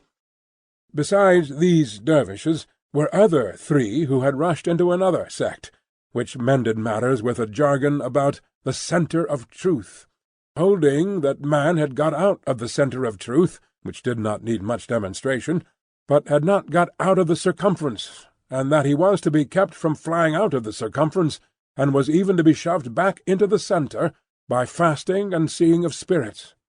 Among these, accordingly, much discoursing with spirits went on, and it did a world of good, which never became manifest. But the comfort was that all the company at the Grand Hotel of Monseigneur were perfectly dressed. If the day of judgment had only been ascertained to be a dress day, everybody there would have been eternally correct. Such frizzling and powdering and sticking up of hair, such delicate complexions artificially preserved and mended, such gallant swords to look at, and such delicate honour to the sense of smell, would surely keep anything going for ever and ever. The exquisite gentlemen of the finest breeding wore little pendant trinkets that chinked as they languidly moved. These golden fetters rang like precious little bells, and what with that ringing, and with the rustle of silk and brocade and fine linen, there was a flutter in the air that fanned Saint Antoine and his devouring hunger far away. Dress was the one unfailing talisman and charm used for keeping all things in their places. Everybody was dressed for a fancy ball that was never to leave off. From the palace of the Tuileries, through Monseigneur and the whole court, through the chambers, the tribunals of justice, and all society, except the scarecrows, the fancy ball descended to the common executioner, who, in pursuance of the charm, was required to officiate frizzled, powdered, in a gold-laced coat, pumps, and white silk stockings. At the gallows and the wheel, the axe was a rarity, Monsieur Paris, as it was the episcopal mode among his brother professors of the provinces, Monsieur Orléans and the rest to call him, presided in this dainty dress. And who among the company at Monseigneur's reception, in that 1780th year of our Lord, could possibly doubt that a system rooted in a frizzled hangman, powdered, gold-laced, pumped, and white silk stockinged, would see the very stars out? Monseigneur, having eased his 4 men of their burdens and taken his chocolate, caused the doors of the holiest of holiestes to be thrown open and issued forth. Then what submission, what cringing and fawning, what servility, what abject humiliation! As to bowing down in body and spirit, nothing in that way was left for heaven, which may have been one, among other reasons, why the worshippers of Monseigneur never troubled it. Bestowing a word of promise here and a smile there, a whisper on one happy slave and a wave of the hand on another, Monseigneur affably passed through his rooms to the remote region of the Conference of Truth. There Monseigneur turned and came back again, and so, in due course of time, got himself shut up in his sanctuary by the chocolate sprites, and was seen no more. The show being over, the flutter in the air became quite a little storm, and the precious little bells were ringing downstairs. There was soon but one person left of all the crowd, and he, with his hat under his arm, and his snuff-box in his hand, slowly passed among the mirrors on his way out. "I devote you," said this person, stopping at the last door on his way, and turning in the direction of the sanctuary, "to the devil." With that he shook the snuff from his fingers as if he had shaken the dust from his feet, and quietly walked downstairs. He was a man of about 60, handsomely dressed, haughty in manner, and with a face like a fine mask. A face of a transparent paleness, every feature in it clearly defined, one set expression on it. The nose, beautifully formed otherwise, was very slightly pinched at the top of each nostril. In these 2 compressions, or dints, the only little change that the face ever showed resided. They persisted in changing colour sometimes, and they would be occasionally dilated and contracted by something like a faint pulsation. Then they gave a look of treachery and cruelty to the whole countenance. Examined with attention, its capacity of helping such a look was to be found in the line of the mouth and the lines of the orbits of the eyes, being much too horizontal and thin. Still, in the effect of the face made, it was a handsome face, and a remarkable one. Its owner went downstairs into the courtyard, got into his carriage, and drove away. Not many people had talked with him at the reception. He had stood in a little space apart, and Monseigneur might have been warmer in his manner. It appeared, under the circumstances, rather agreeable to him to see the common people dispensed before his horses, and often barely escaping from being run over. His man drove as if he were charging an enemy, and the furious recklessness of the man brought no check into the face or to the lips of the master. The complaint had sometimes made itself audible, even in that deaf city and dumb age, that in the narrow streets without footways the fierce patrician custom of hard driving endangered and maimed the mere vulgar in a barbarous manner. But few cared enough for that to think of it a second time, and in this matter, as in all others, the common wretches were left to get out of their difficulties as they could. With a wild rattle and clatter, and an inhuman abandonment of consideration not easy to be understood in these days, the carriage dashed through streets and swept round corners, with women screaming before it, and men clutching each other and clutching children out of its way. At last, swooping at a street corner by a fountain, one of its wheels came to a sickening little jolt, and there was a loud cry from a number of voices, and the horses reared and plunged. But for the latter inconvenience, the carriage probably would not have stopped. Carriages were often known to drive on and leave their wounded behind, and why not? But the frightened valet had got down in a hurry, and there were 20 hands at the horses' bridles. "What has gone wrong?" said Monsieur, calmly looking out. A tall man in a nightcap had caught up a bundle from among the feet of the horses, and had laid it on the basement of the fountain, and was down in the mud and wet, howling over it like a wild animal. "Pardon, Monsieur le Marquis," said a ragged and submissive man. "It is a child." "Why does he make that abominable noise? Is it his child?" "Excuse me, Monsieur the Marquis.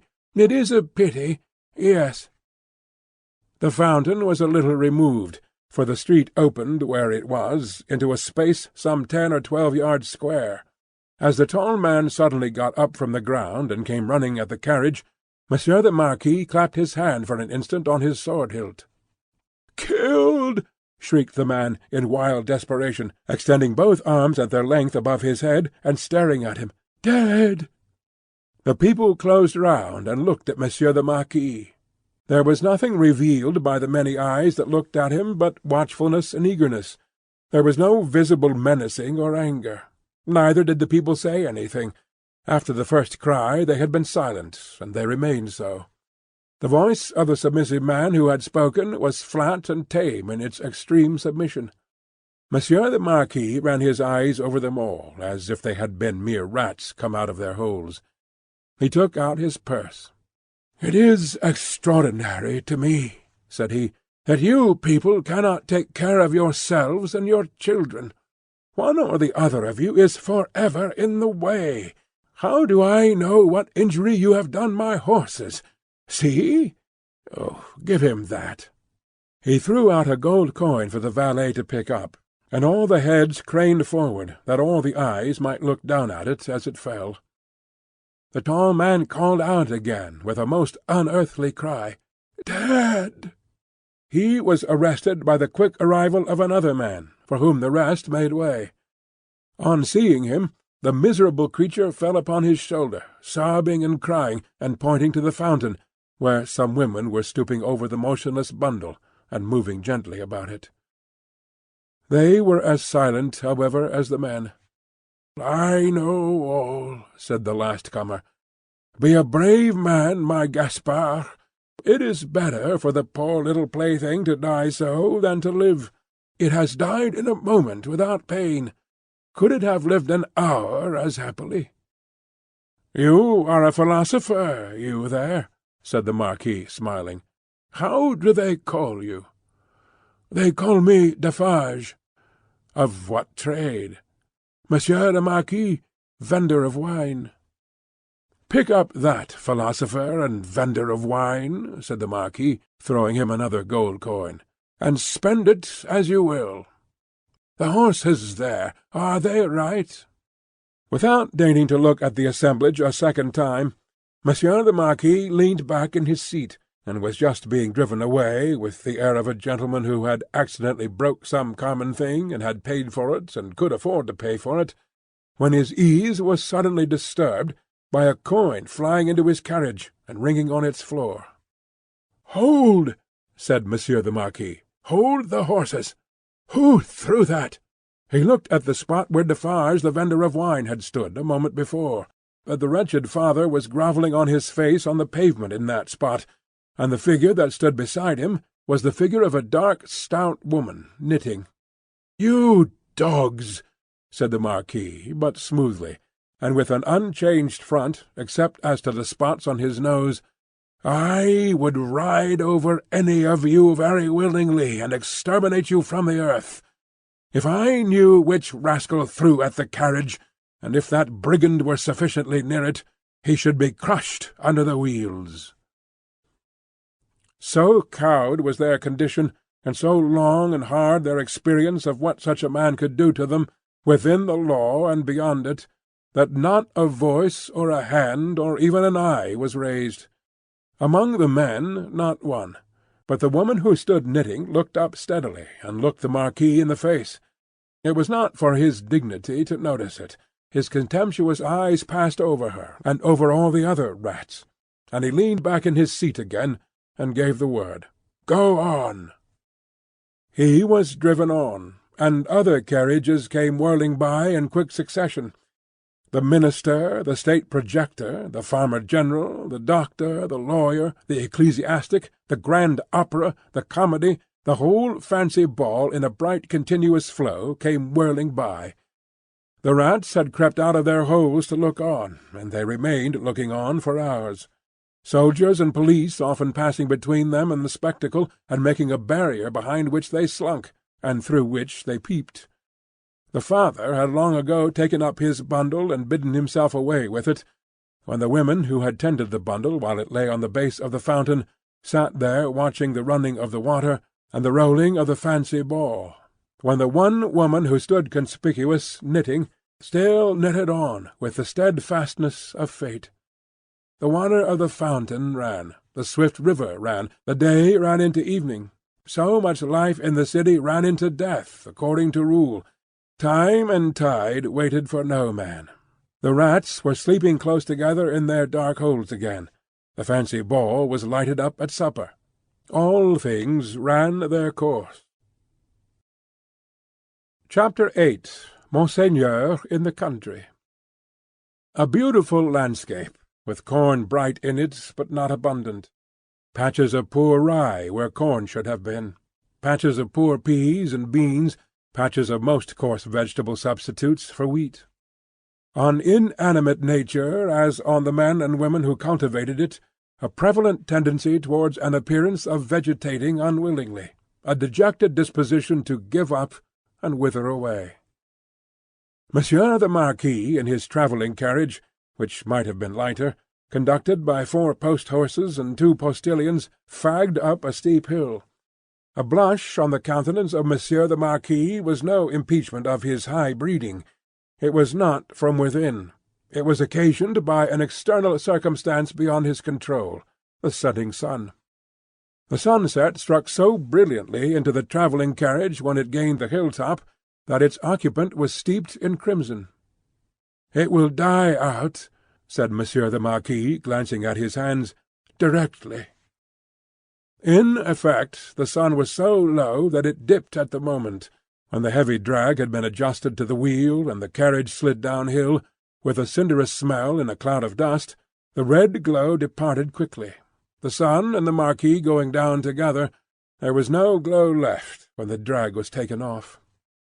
But there remained a broken country, bold and open, a little village at the bottom of the hill, a broad sweep and rise beyond it, a church-tower, a windmill, a forest for the chase, and a crag with a fortress on it, used as a prison.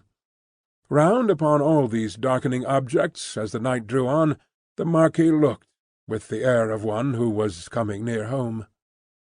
The village had its one poor street, with its poor brewery, poor tavern, poor stable-yard for relays of post-horses, poor fountain, all usual poor appointments. It had its poor people too. All its people were poor, and many of them were sitting at their doors, shredding spare onions and the like for supper, while many were at the fountain, washing leaves and grasses and any such yieldings of the earth that could be eaten. Expressive signs of what made them poor were not wanting. The tax for the state, the tax for the church, the tax for the lord, tax local, and tax general, were to be paid here and to be paid there, according to solemn inscription in the little village, until the wonder was that there was any village left unswallowed. Few children were to be seen, and no dogs. As to the men and women, their choice on earth was stated in the prospect, life on the lowest terms that could sustain it, down in the little village under the mill, or captivity and death in the dominant prison on the crag. Heralded by a courier in advance, and by the cracking of his postilions' whips, which twined snake-like about their heads in the evening air, as if he came attended by the Furies, Monsieur the Marquis drew up in his travelling carriage at the posting-house gate. It was hard by the fountain, and the peasants suspended their operations to look at him. He looked at them, and saw in them, without knowing it, the slow, sure filing down of misery-worn face and figure that was to make the meagreness of Frenchman and English superstition, which should survive the truth through the best part of 100 years. Monsieur the Marquis cast his eyes over the submissive faces that drooped before him, as the like of himself had drooped before Monseigneur of the court, only the difference was that these faces drooped merely to suffer, and not to propitiate, when a grizzled member of the roads joined the group. "Bring me hither that fellow," said the Marquis to the courier. The fellow was brought, cap in hand, and the other fellows closed round to look and listen, in the manner of the people of the Paris fountain. "I passed you on the road." "Monseigneur, it is true. I had the honour of being passed on the road, coming up the hill and at the top of the hill both." "Monseigneur, it is true." "What did you look at so fixedly?" "Monseigneur, I looked at the man." He stooped a little, and with his tattered blue cap pointed under the carriage. All his fellows stooped to look under the carriage. "What man, pig? And why look there?" "Pardon, Monseigneur, he swung by the chain of the shoe, the drag." "Who?" demanded the traveller.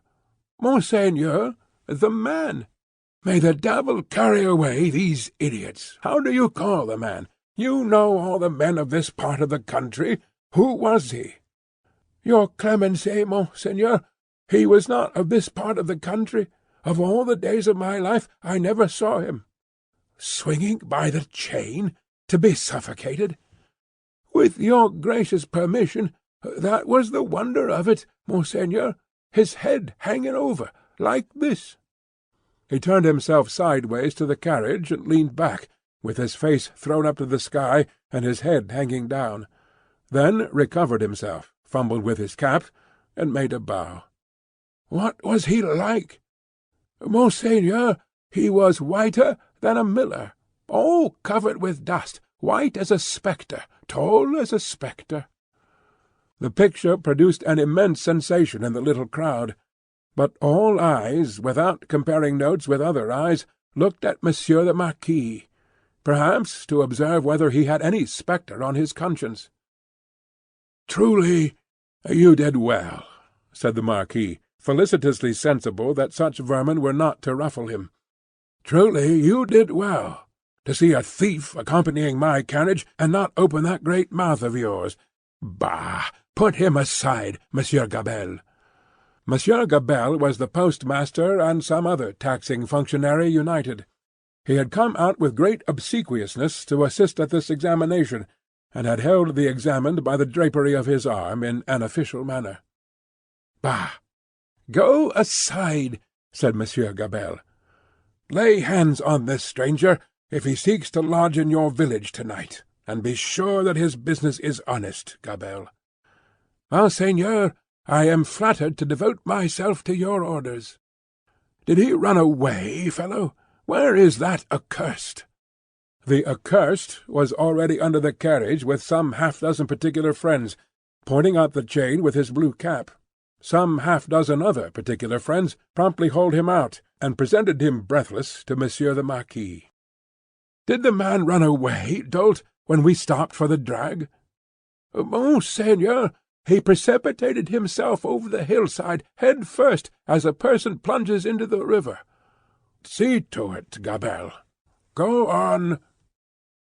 The half-dozen who were peering at the chain were still among the wheels, like sheep. The wheels turned so suddenly that they were lucky to save their skins and bones. They had very little else to save, or they might not have been so fortunate. The burst with which the carriage started out of the village and up the rise beyond was soon checked by the steepness of the hill. Gradually it subsided to a foot-pace, swinging and lumbering upward among the many sweet scents of a summer night. The postillions, with 1,000 gossamer gnats circling about them in lieu of the furies, quietly mended the points to the lashes of their whips. The valet walked by the horses. The courier was audible, trotting on ahead into the dull distance. At the steepest point of the hill there was a little burial-ground, with a cross and a new large figure of our Saviour on it. It was a poor figure in wood, done by some inexperienced rustic carver, but he had studied the figure from the life, his own life, maybe, for it was dreadfully spare and thin. To this distressful emblem of a great distress that had long been growing worse, and was not at its worst, a woman was kneeling. She turned her head as the carriage came up to her, rose quickly, and presented herself at the carriage door. "Oh, it is you, Monseigneur! Monseigneur, a petition!" With an exclamation of impatience, but with his unchangeable face, Monseigneur looked out. "How, then? What is it? Always petitions." "Monseigneur, for the love of the great God, my husband, the forester." "What of your husband, the forester? Always the same with you people. He cannot pay something." "He has paid all, Monseigneur. He is dead." "Well, he is quiet. Can I restore him to you?" "Alas, no, Monseigneur, but he lies yonder under a little heap of poor grass." "Well?" "Monseigneur, there are so many little heaps of poor grass." "Again, well?" She looked an old woman, but was young. Her manner was one of passionate grief. By turns she clasped her veinous and knotted hands together with wild energy, and laid one of them on the carriage door, tenderly, caressingly, as if it had been a human breast, and could be expected to feel the appealing touch. "Monseigneur, hear me. Monseigneur, hear my petition. My husband died of want. So many die of want, so many more will die of want." "Again, well, can I feed them?"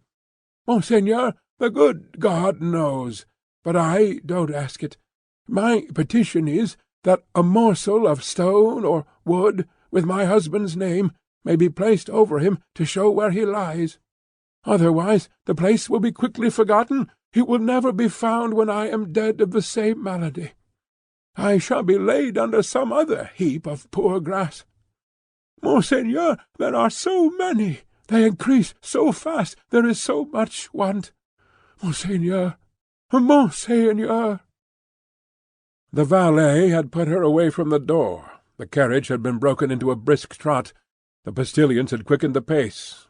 She was left far behind, and Monseigneur, again escorted by the furies, was rapidly diminishing the league or two of distance that remained between him and his chateau.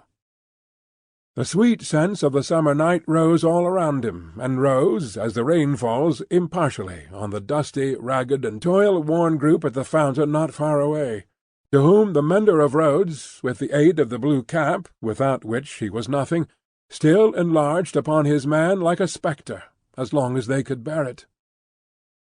By degrees, as they could bear no more, they dropped off one by one.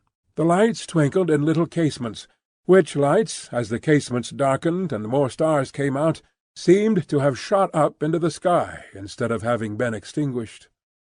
The shadow of a large high-roofed house and of many overhanging trees was upon Monsieur the Marquis by that time, and the shadow was exchanged for the light of a flambeau, as his carriage stopped and the great door of his chateau was opened to him.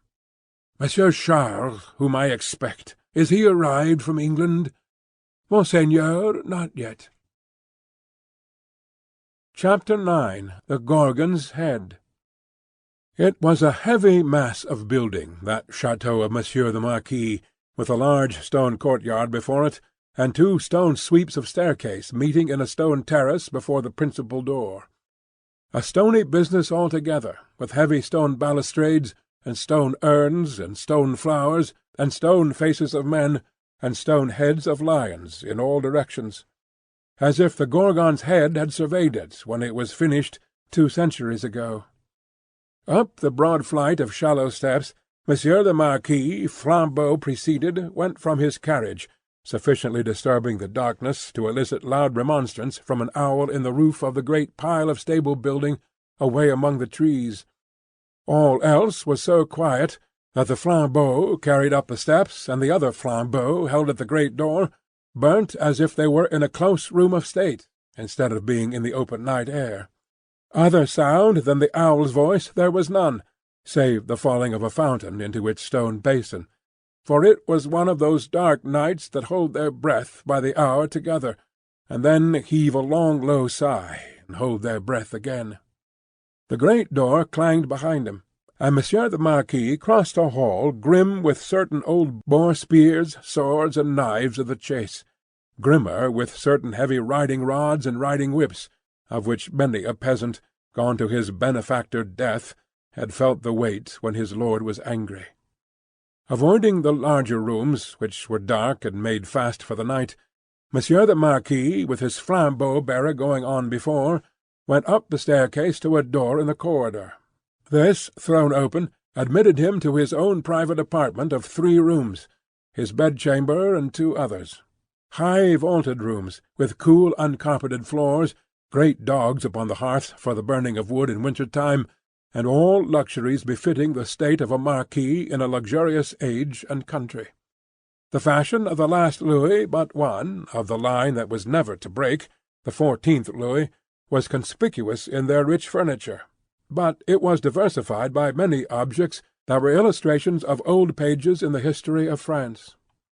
A supper-table was laid for 2 in the 3rd of the rooms, a round room in one of the chateau's 4 extinguisher towers, a small lofty room, with its window wide open, and the woman jalousie blinds closed, so that the dark night only showed in slight horizontal lines of black, alternating with their broad lines of stone colour.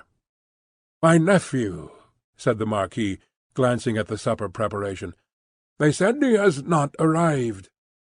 Nor was he, but he had been expected with Monseigneur. "Ah, it is not probable he will arrive to-night. Nevertheless, leave the table as it is. I shall be ready in a quarter of an hour." In a quarter of an hour Monseigneur was ready, and sat down alone to his sumptuous and choice supper.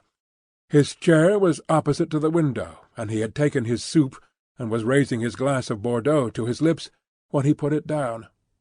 "What is that?" he calmly asked, looking with attention at the horizontal lines of black and stone colour. "Monseigneur, that? Outside the blinds. Open the blinds." It was done. "Well?" "Monseigneur, it is nothing. The trees and the night are all that are here." The servant who spoke had thrown the blinds wide, had looked out into the vacant darkness, and stood with that blank behind him, looking round for instructions.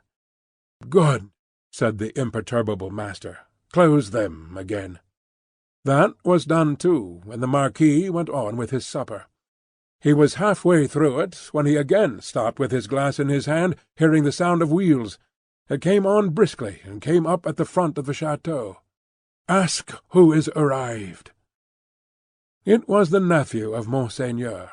He had been some few leagues behind Monseigneur early in the afternoon.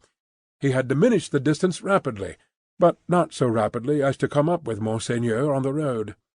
He had heard of Monseigneur at the posting-houses as being before him. He was to be told, said Monseigneur, that supper awaited him then and there, and that he was prayed to come to it. In a little while he came.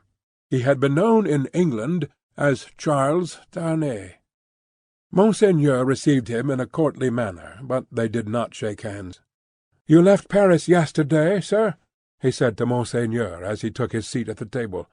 "Yesterday. And you?" "I came direct." "From London?" "Yes." "You have been a long time coming," said the Marquis with a smile. "On the contrary, I came direct.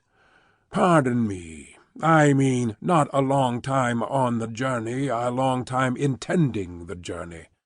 I have been detained by—" The nephew stopped a moment in his answer. "Various business." "Without doubt," said the polished uncle. So long as a servant was present, no other words passed between them. When coffee had been served and they were alone together, the nephew, looking at the uncle and meeting the eyes of the face that was like a fine mask, opened a conversation. "I have come back, sir, as you anticipate, pursuing the object that took me away. It carried me into great and unexpected peril, but it is a sacred object, and if it had carried me to death, I hope it would have sustained me." "Not to death," said the uncle. "It is not necessary to say to death." "I doubt, sir," returned the nephew, "whether, if it had carried me to the utmost brink of death, you would have cared to stop me there." The deepened marks in the nose and the lengthening of the fine straight lines in the cruel face looked ominous as to that. The uncle made a graceful gesture of protest, which was so clearly a slight form of good breeding that it was not reassuring. "Indeed, sir," pursued the nephew, "for anything I know, you may have expressly worked to give a more suspicious appearance to the suspicious circumstances that surrounded me." "No, no, no," said the uncle pleasantly. "But however that may be," resumed the nephew, glancing at him with deep distrust, "I know that your diplomacy would stop me by any means, and would know no scruple as to means." "My friend, I told you so," said the uncle, with a fine pulsation in the two marks. "Do me the favour to recall that I told you so long ago." "I recall it." "Thank you," said the Marquis, very sweetly indeed. His tone lingered in the air, almost like the tone of a musical instrument. "In effect, sir," pursued the nephew, "I believe it to be at once your bad fortune and my good fortune that has kept me out of a prison in France here." "I do not quite understand," returned the uncle, sipping his coffee. "Dare I ask you to explain?" "I believe that if you were not in disgrace with the court, and had not been overshadowed by that cloud for years past, a letter de cachet would have sent me to some fortress indefinitely." "It is possible," said the uncle, with great calmness. "For the honour of the family, I could even resolve to incommode you to that extent. Pray excuse me." "I perceive that, happily for me, the reception of the day before yesterday was, as usual, a cold one," observed the nephew. "I would not say happily, my friend," returned the uncle, with refined politeness. "I would not be sure of that. A good opportunity for consideration, surrounded by the advantages of solitude, might influence your destiny to far greater advantage than you influence it for yourself. Be it as useless to discuss the question. I am, as you say, at a disadvantage. These little instruments of correction, these gentle aids to the power and honour of families, these slight favours that might so incommode you, are only to be obtained now by interest and importunity. They are sought by so many, and they are granted, comparatively, to so few. It used not to be so, but France, in all such things, is changed for the worse. Our not remote ancestors held the right of life and death over the surrounding vulgar. From this room many such dogs have been taken out to be hanged. In the next room, my bedroom, one fellow, to our knowledge, was poignarded on the spot for professing some insolent delicacy respecting his daughter. His daughter! We have lost many privileges. A new philosophy has become the mode, and the assertion of our station in these days might—I do not go so far as to say would, but might—cause us real inconvenience. All very bad, very bad." The Marquis took a gentle little pinch of snuff and shook his head. As elegantly despondent as he could becomingly be of a country still containing himself, that great means of regeneration.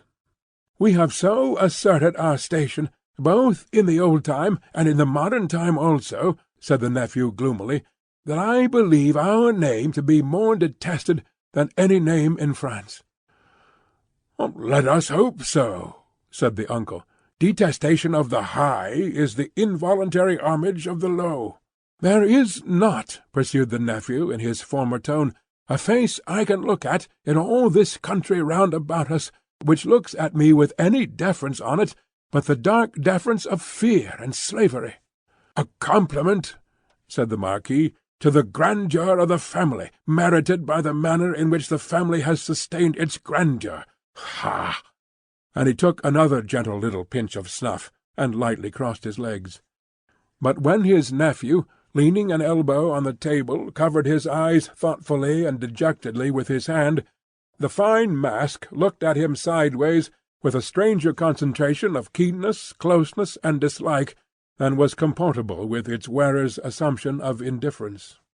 "Repression is the only lasting philosophy.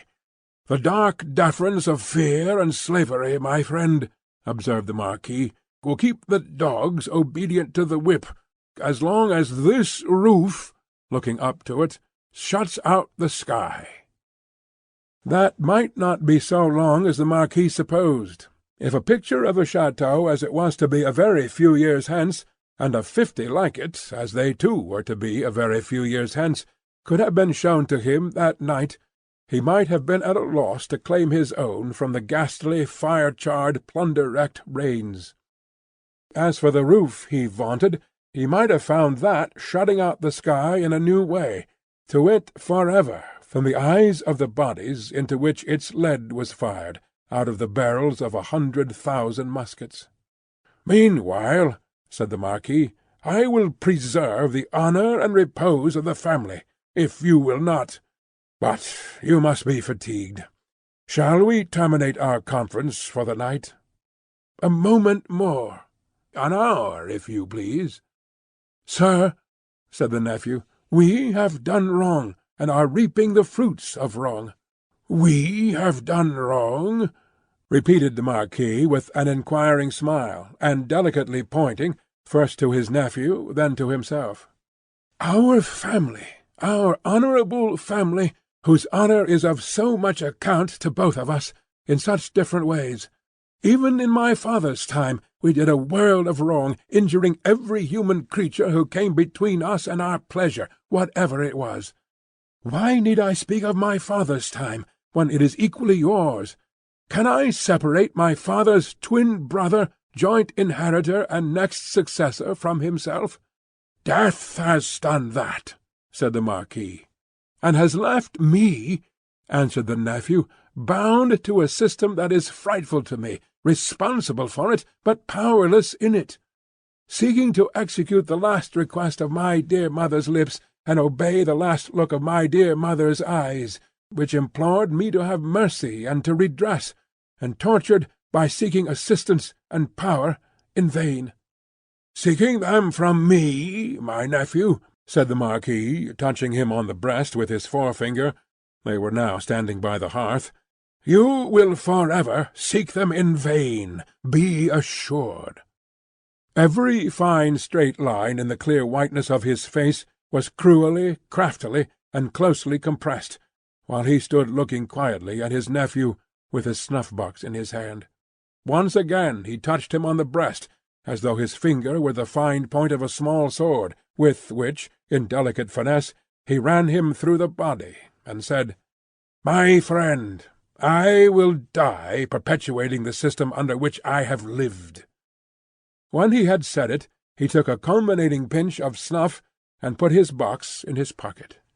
"Better to be a rational creature," he added then, after ringing a small bell on the table, "and accept your natural destiny. But you are lost, Monsieur Charles, I see." "This property and France are lost to me," said the nephew sadly. "I renounce them." "Are they both yours to renounce? France may be, but is the property? It is scarcely worth mentioning, but is it yet?" "I had no intentions, in the words I used, to claim it yet. if it passed to me from you tomorrow, which I have the vanity to hope is not probable, or 20 years hence—" "You do me too much honour," said the Marquis. "Still, I prefer that supposition. I would abandon it, and live otherwise and elsewhere. It is little to relinquish. What is it but a wilderness of misery and ruin?" "Ah!" said the Marquis, glancing round the luxurious room. "To the eye it is fair enough here, but seen in its integrity, under the sky and by the daylight, it is a crumbling tower of waste, mismanagement, extortion, debt, mortgage, oppression, hunger, nakedness, and suffering." "Ah!" said the Marquis again, in a well-satisfied manner. "If it ever becomes mine, it shall be put into some hands better qualified to free it slowly, if such a thing is possible, from the weight that drags it down, so that the miserable people who cannot leave it, and who have been long wrung to the last point of endurance, may, in another generation, suffer less. But it is not for me. There is a curse on it, and on all this land." "And you," said the uncle, "forgive my curiosity, do you, under your new philosophy, graciously intend to live?" "I must do, to live, what others of my countrymen, even with nobility at their backs, may have to do some day." "Work." "In England, for example?" "Yes. The family honour, sir, is safe for me in this country. The family name can suffer from me in no other, for I bear it in no other." The ringing of the bell had caused the adjoining bedchamber to be lighted. It now shone brightly through the door of communication. The Marquis looked that way, and listened for the retreating step of his valet.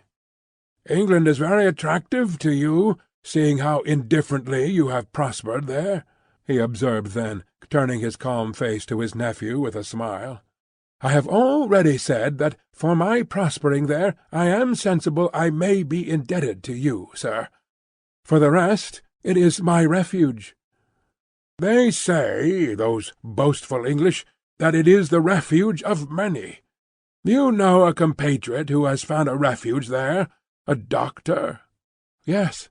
"With a daughter?" "Yes." "Yes," said the Marquis. "You are fatigued. Good night."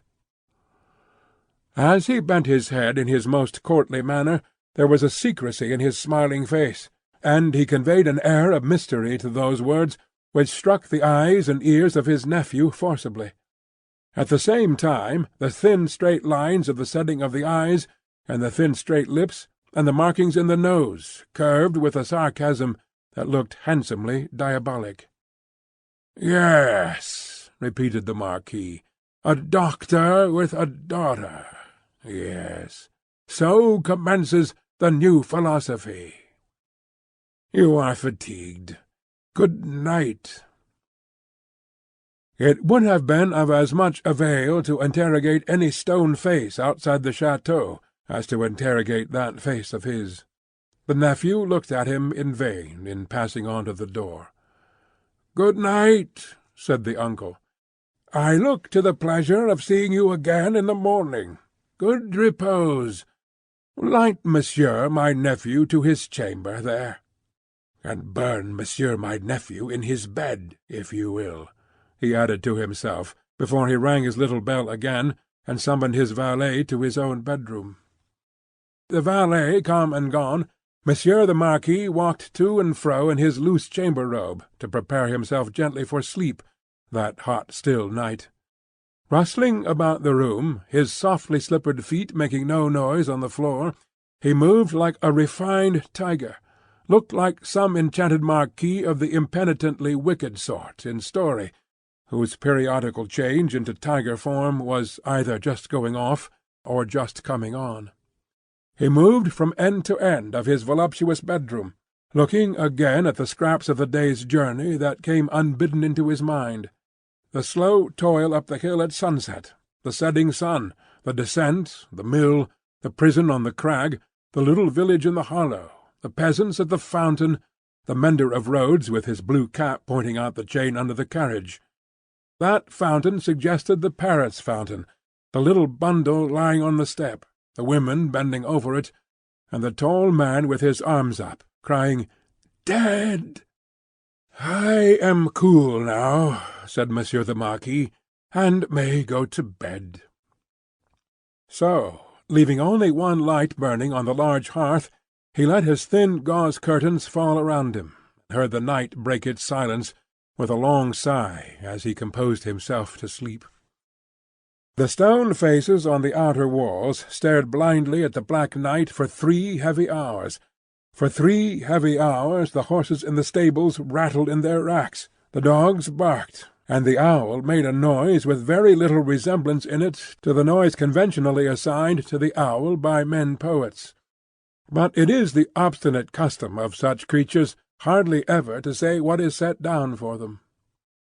For 3 heavy hours the stone faces of the château, lion and human, stared blindly at the night. Dead darkness lay on all the landscape. Dead darkness added its own hush to the hushing dust on all the roads. The burial-place had got to the pass that its little heaps of poor grass were undistinguishable from one another. The figure on the cross might have come down, for anything that could be seen of it. In the village, taxers and taxed were fast asleep, dreaming perhaps of banquets, as the starved usually do, and of ease and rest, as the driven slave and yoked ox may, its lean inhabitants slept soundly, and were fed and freed. The fountain in the village flowed unseen and unheard, and the fountain at the château dropped unseen and unheard, both melting away, like the minutes that were falling from the spring of time, through 3 dark hours. Then the grey water of both began to be ghostly in the light, and the eyes of the stone faces of the château were opened. Lighter and lighter, until at last the sun touched the tops of the still trees, and poured its radiance over the hill. In the glow the water of the château fountain seemed to turn to blood, and the stone faces crimsoned. The carol of the birds was loud and high, and on the weather-beaten sill of the great window of the bedchamber of Monsieur the Marquis one little bird sang its sweetest song with all its might.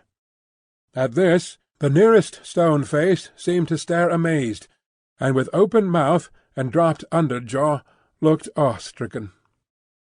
Now the sun was full up, and movement began in the village. Casement windows opened, crazy doors were unbarred, and people came forth shivering, chilled as yet by the new sweet air. Then began the rarely lightened toll of the day among the village population, some to the fountain, some to the fields, when men and women here to dig and delve, men and women there to see to the poor livestock and lead the bony cows out, to such pasture as could be found by the roadside. In the church and at the cross a kneeling figure or two, attendant on the latter prayers, the led cow trying for a breakfast among the weeds at its foot. The château awoke later, as became its quality, but awoke gradually and surely. First the lonely boar-spears and knives of the chase had been reddened as of old, then had gleamed trenchant in the morning sunshine. Now doors and windows were thrown open. Horses in their stables looked round over their shoulders at the light and freshness pouring in at doorways. Leaves sparkled and rustled at iron-grated windows. Dogs pulled hard at their chains, and reared impatient to be loosed. All these trivial incidents belonged to the routine of life and the return of morning. Surely not so the ringing of the great bell of the château, nor the running up and down the stairs, nor the hurried figures on the terrace, nor the booting and tramping here and there and everywhere, nor the quick saddling of horses and riding away. What winds conveyed this hurry to the grizzled mender of roads, already at work on the hilltop beyond the village, with his day's dinner, not much to carry, lying in a bundle that it was worth no crow's while to peck at, on a heap of stones? Had the birds, carrying some grains of it to a distance, dropped one over him as they sow chance seeds? Whether or no, the mender of roads ran, on the sultry morning, as if for his life, down the hill, knee-high in dust, and never stopped till he got to the fountain. All the people of the village were at the fountain, standing about in their depressed manner and whispering low, but showing no other emotions than grim curiosity and surprise. The led cows, hastily brought in and tethered to anything that would hold them, were looking stupidly on, or lying down chewing the cud of nothing particularly repaying their trouble, which they had picked up in their interrupted saunter. Some of the people of the chateau, and some of those of the posting-house, and all of the taxing authorities, were armed, more or less, and were crowded on the other side of the little street in a purposeless way that was highly fraught with nothing. Already the mender of roads had penetrated into the midst of a group of 50 particular friends, and was smiting himself in the breast with his blue cap. What did all this portend? And what portended the swift hoisting up of Monsieur Gabelle behind a servant on horseback, and the conveying away of the said Gabelle, double-laden though the horse was, at a gallop, like a new version of the German ballad of Leonora? It portended that there was one stone-face too many up at the chateau. The Gorgon had surveyed the building again in the night, and had added the one stone-face wanting, the stone-face for which it had waited through about 200 years. It lay back on the pillow of Monsieur the Marquis. It was like a fine mask, suddenly startled, made angry, and petrified. Driven home into the heart of the stone figure attached to it was a knife. Round its hilt was a frill of paper, on which was scrawled, "Drive him fast to his tomb. This from Jacques." Chapter 10. Two Promises. More months to the number of 12 had come and gone, and Mr. Charles Darnay was established in England as a higher teacher of the French language who was conversant with French literature. In this age he would have been a professor. In that age he was a tutor. He read with young men who could find any leisure and interest for the study of a living tongue spoken all over the world, and he cultivated a taste for its stores of knowledge and fancy. He could write of them besides in sound English, and render them into sound English. Such masters were not at that time easily found. Princes that had been, and kings that were to be, were not yet of the teacher class, and no ruined nobility had dropped out of Tillson's ledgers to turn cooks and carpenters. As a tutor, whose attainments made the student's way unusually pleasant and profitable, and as an elegant translator who brought something to his work besides mere dictionary knowledge, young Mr. Darnay soon became known and encouraged. He was well acquainted, moreover, with the circumstances of his country, and those were of ever-growing interest. So, with great perseverance and untiring industry, he prospered. In London he had expected neither to walk on pavements of gold nor to lie on beds of roses. If he had had any such exalted expectation, he would not have prospered. He had expected labour, and he found it, and did it, and made the best of it. In this his prosperity consisted. A certain portion of his time was passed at Cambridge, where he read with undergraduates as a sort of tolerated smuggler, who drove a contraband trade in European languages, instead of conveying Greek and Latin through the custom-house. The rest of his time he passed in London.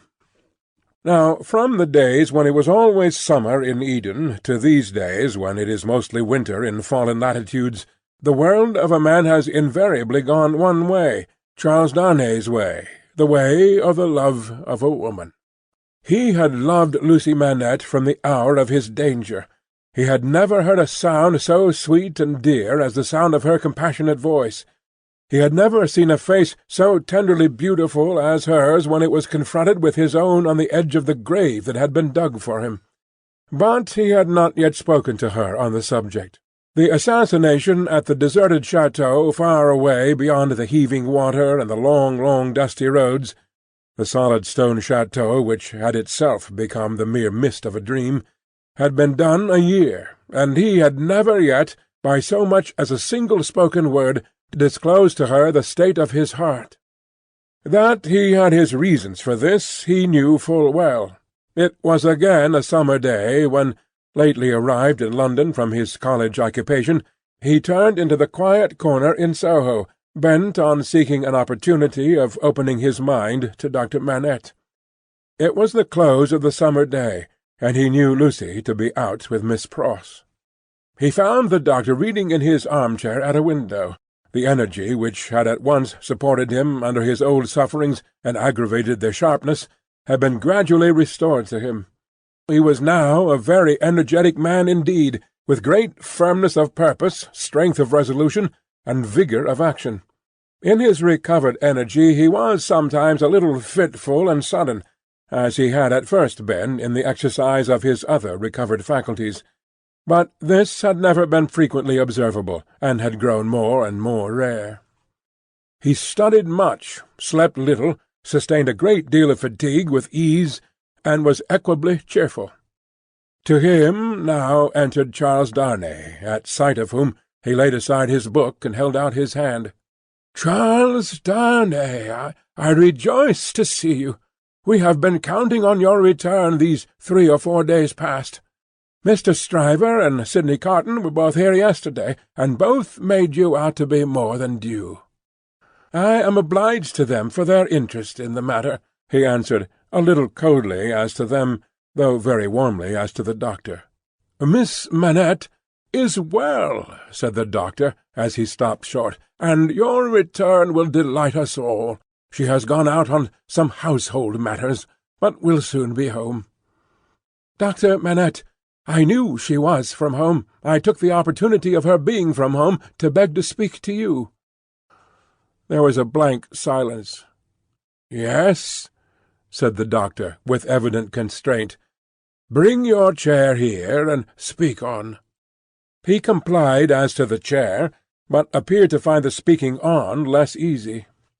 "I have had the happiness, Dr. Manette, of being so intimate here," so he at length began, "for some year and a half, that I hope the topic on which I am about to touch may not—" He was stayed by the doctor's putting out his hand to stop him. When he had kept it so a little while, he said, drawing it back, "Is Lucy the topic?" "She is. It is hard for me to speak of her at any time. It is very hard for me to hear her spoken of in that tone of yours, Charles Darnay. It is a tone of fervent admiration, true homage, and deep love, Dr. Manette," he said deferentially. There was another blank silence before her father rejoined, "I believe it.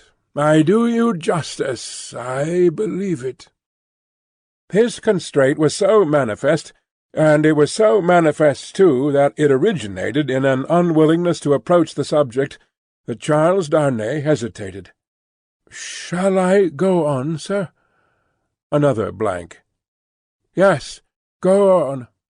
You anticipate what I would say, though you cannot know how earnestly I say it, how earnestly I feel it, without knowing my secret heart, and the hopes and fears and anxieties with which it has long been laden. Dear Dr. Manette, I love your daughter fondly, dearly, disinterestedly, devotedly. If ever there were love in the world, I love her. You have loved yourself. Let your old love speak for me." The doctor sat with his face turned away and his eyes bent on the ground.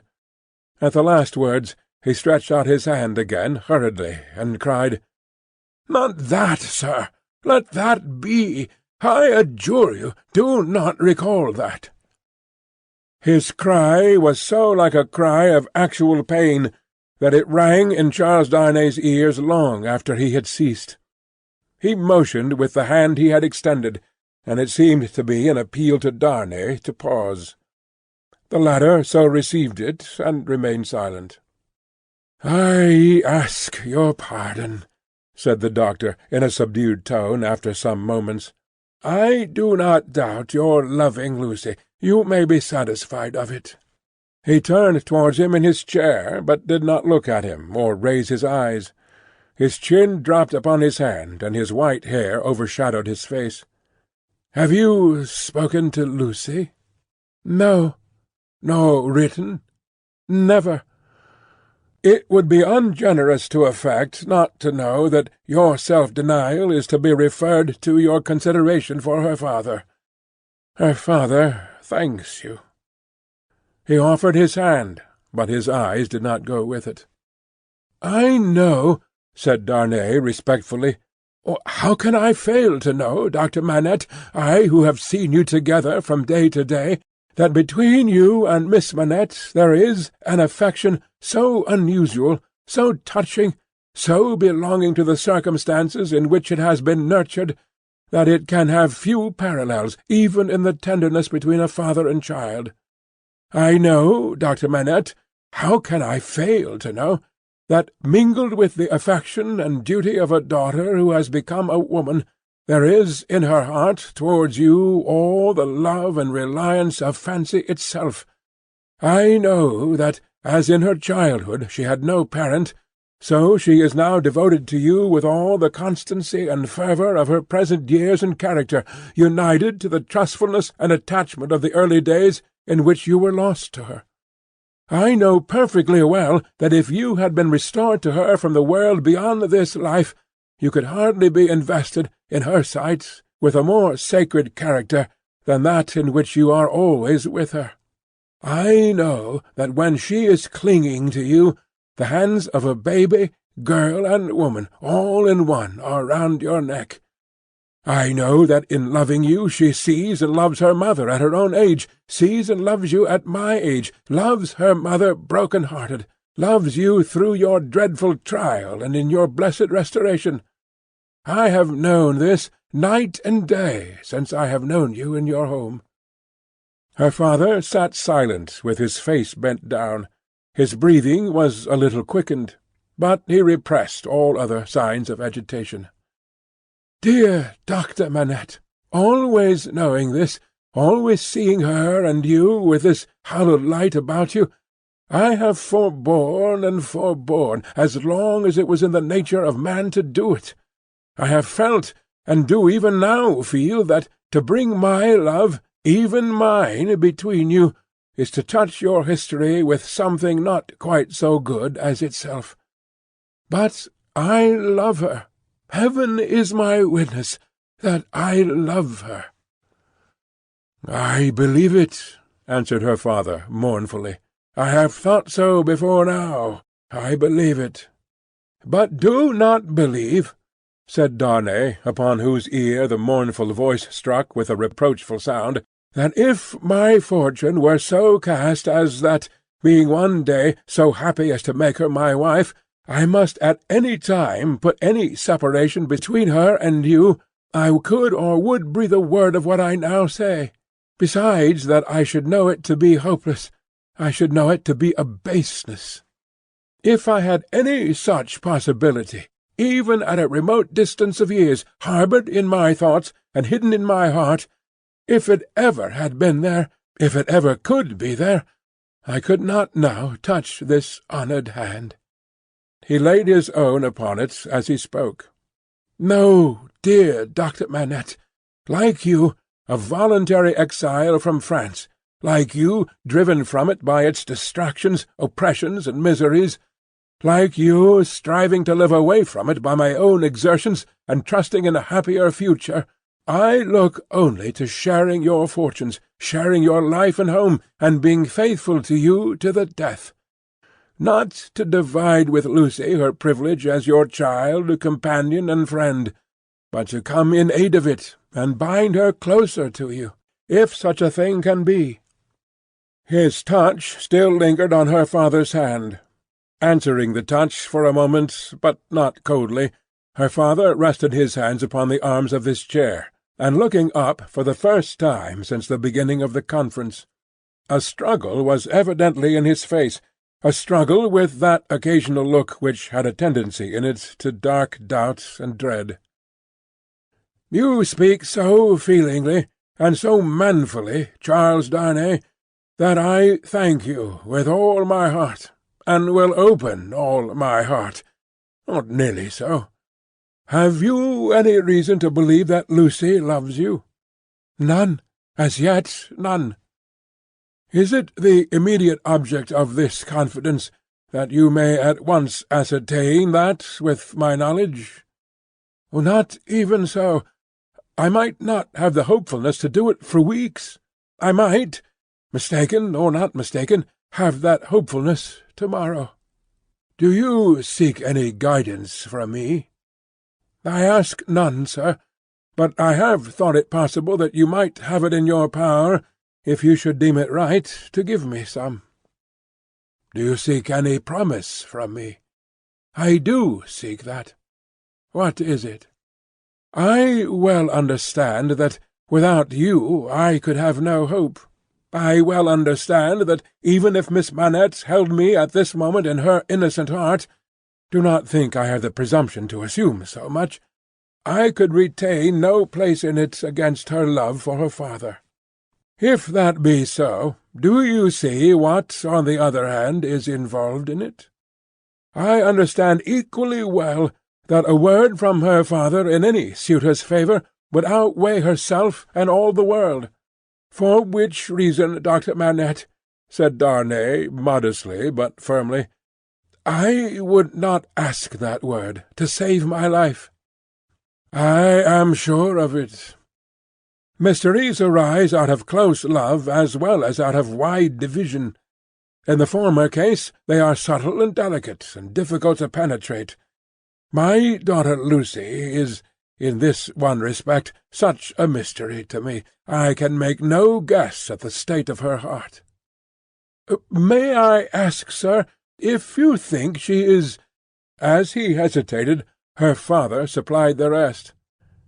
"Is sought by any other suitor? It is what I meant to say."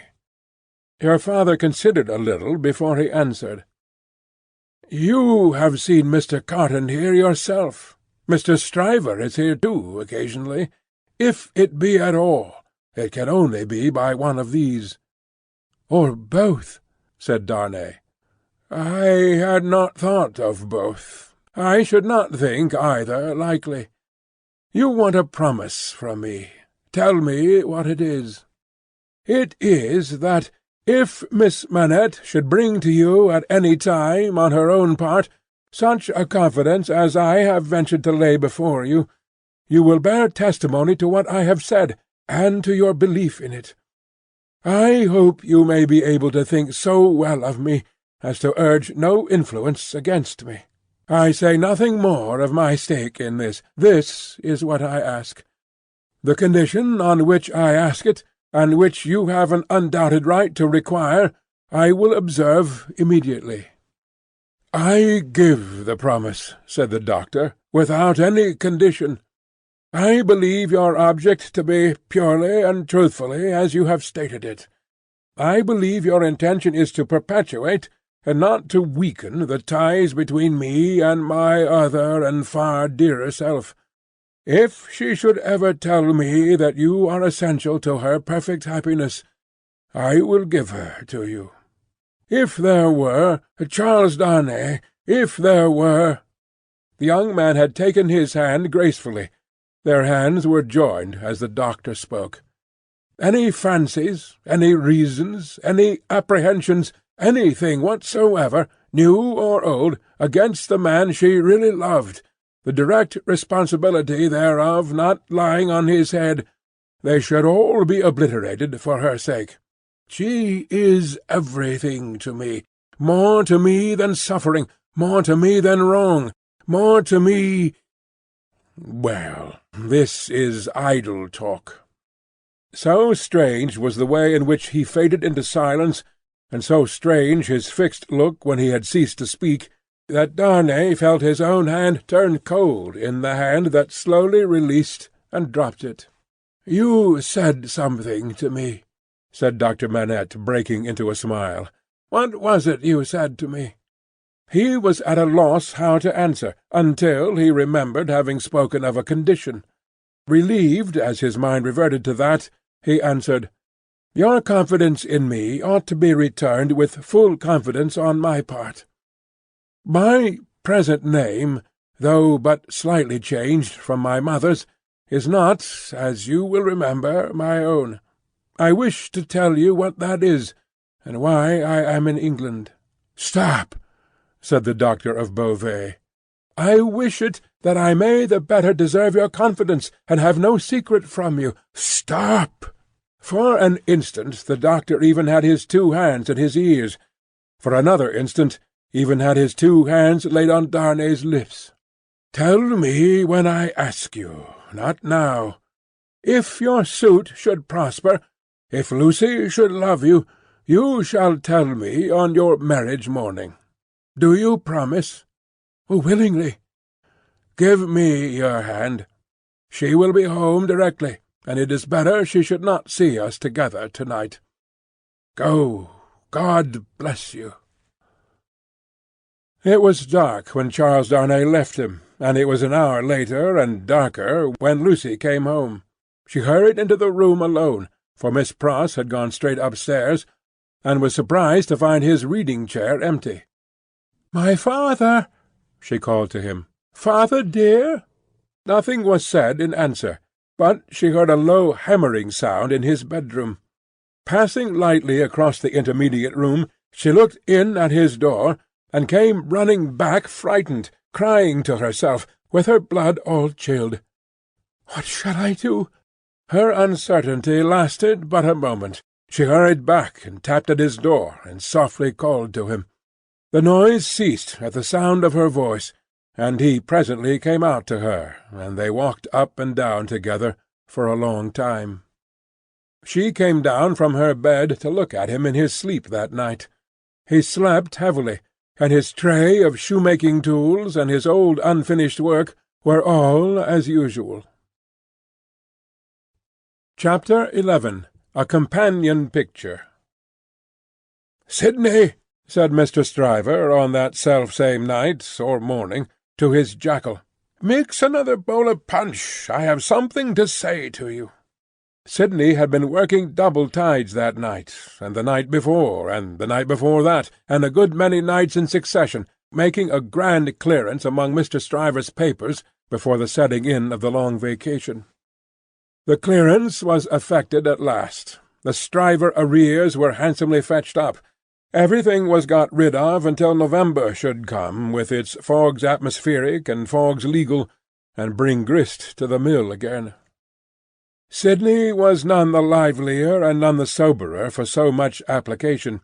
It had taken a deal of extra wet towelling to pull him through the night. A correspondingly extra quantity of wine had preceded the towelling, and he was in a very damaged condition, as he now pulled his turban off, and threw it into the basin in which he had steeped it at intervals for the last 6 hours. "Are you mixing that other bowl of punch?"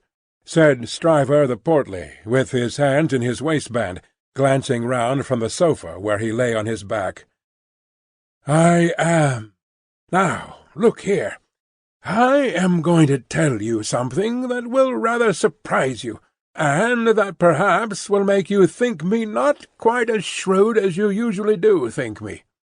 I intend to marry." "Do you?" "Yes, and not for money. What do you say now?" "I don't feel disposed to say much." "Who is she?" "Guess." "Do I know her?" "Guess." "I am not going to guess at 5 o'clock in the morning with my brains frying and sputtering in my head. If you want me to guess, you must ask me to dinner." "Well, then I'll tell you," said Stryver, coming slowly into a sitting posture. "Sidney, I rather despair of making myself intelligible to you, because you are such an insensible dog." "And you," returned Sidney, busy concocting the punch, "are such a sensitive and poetical spirit."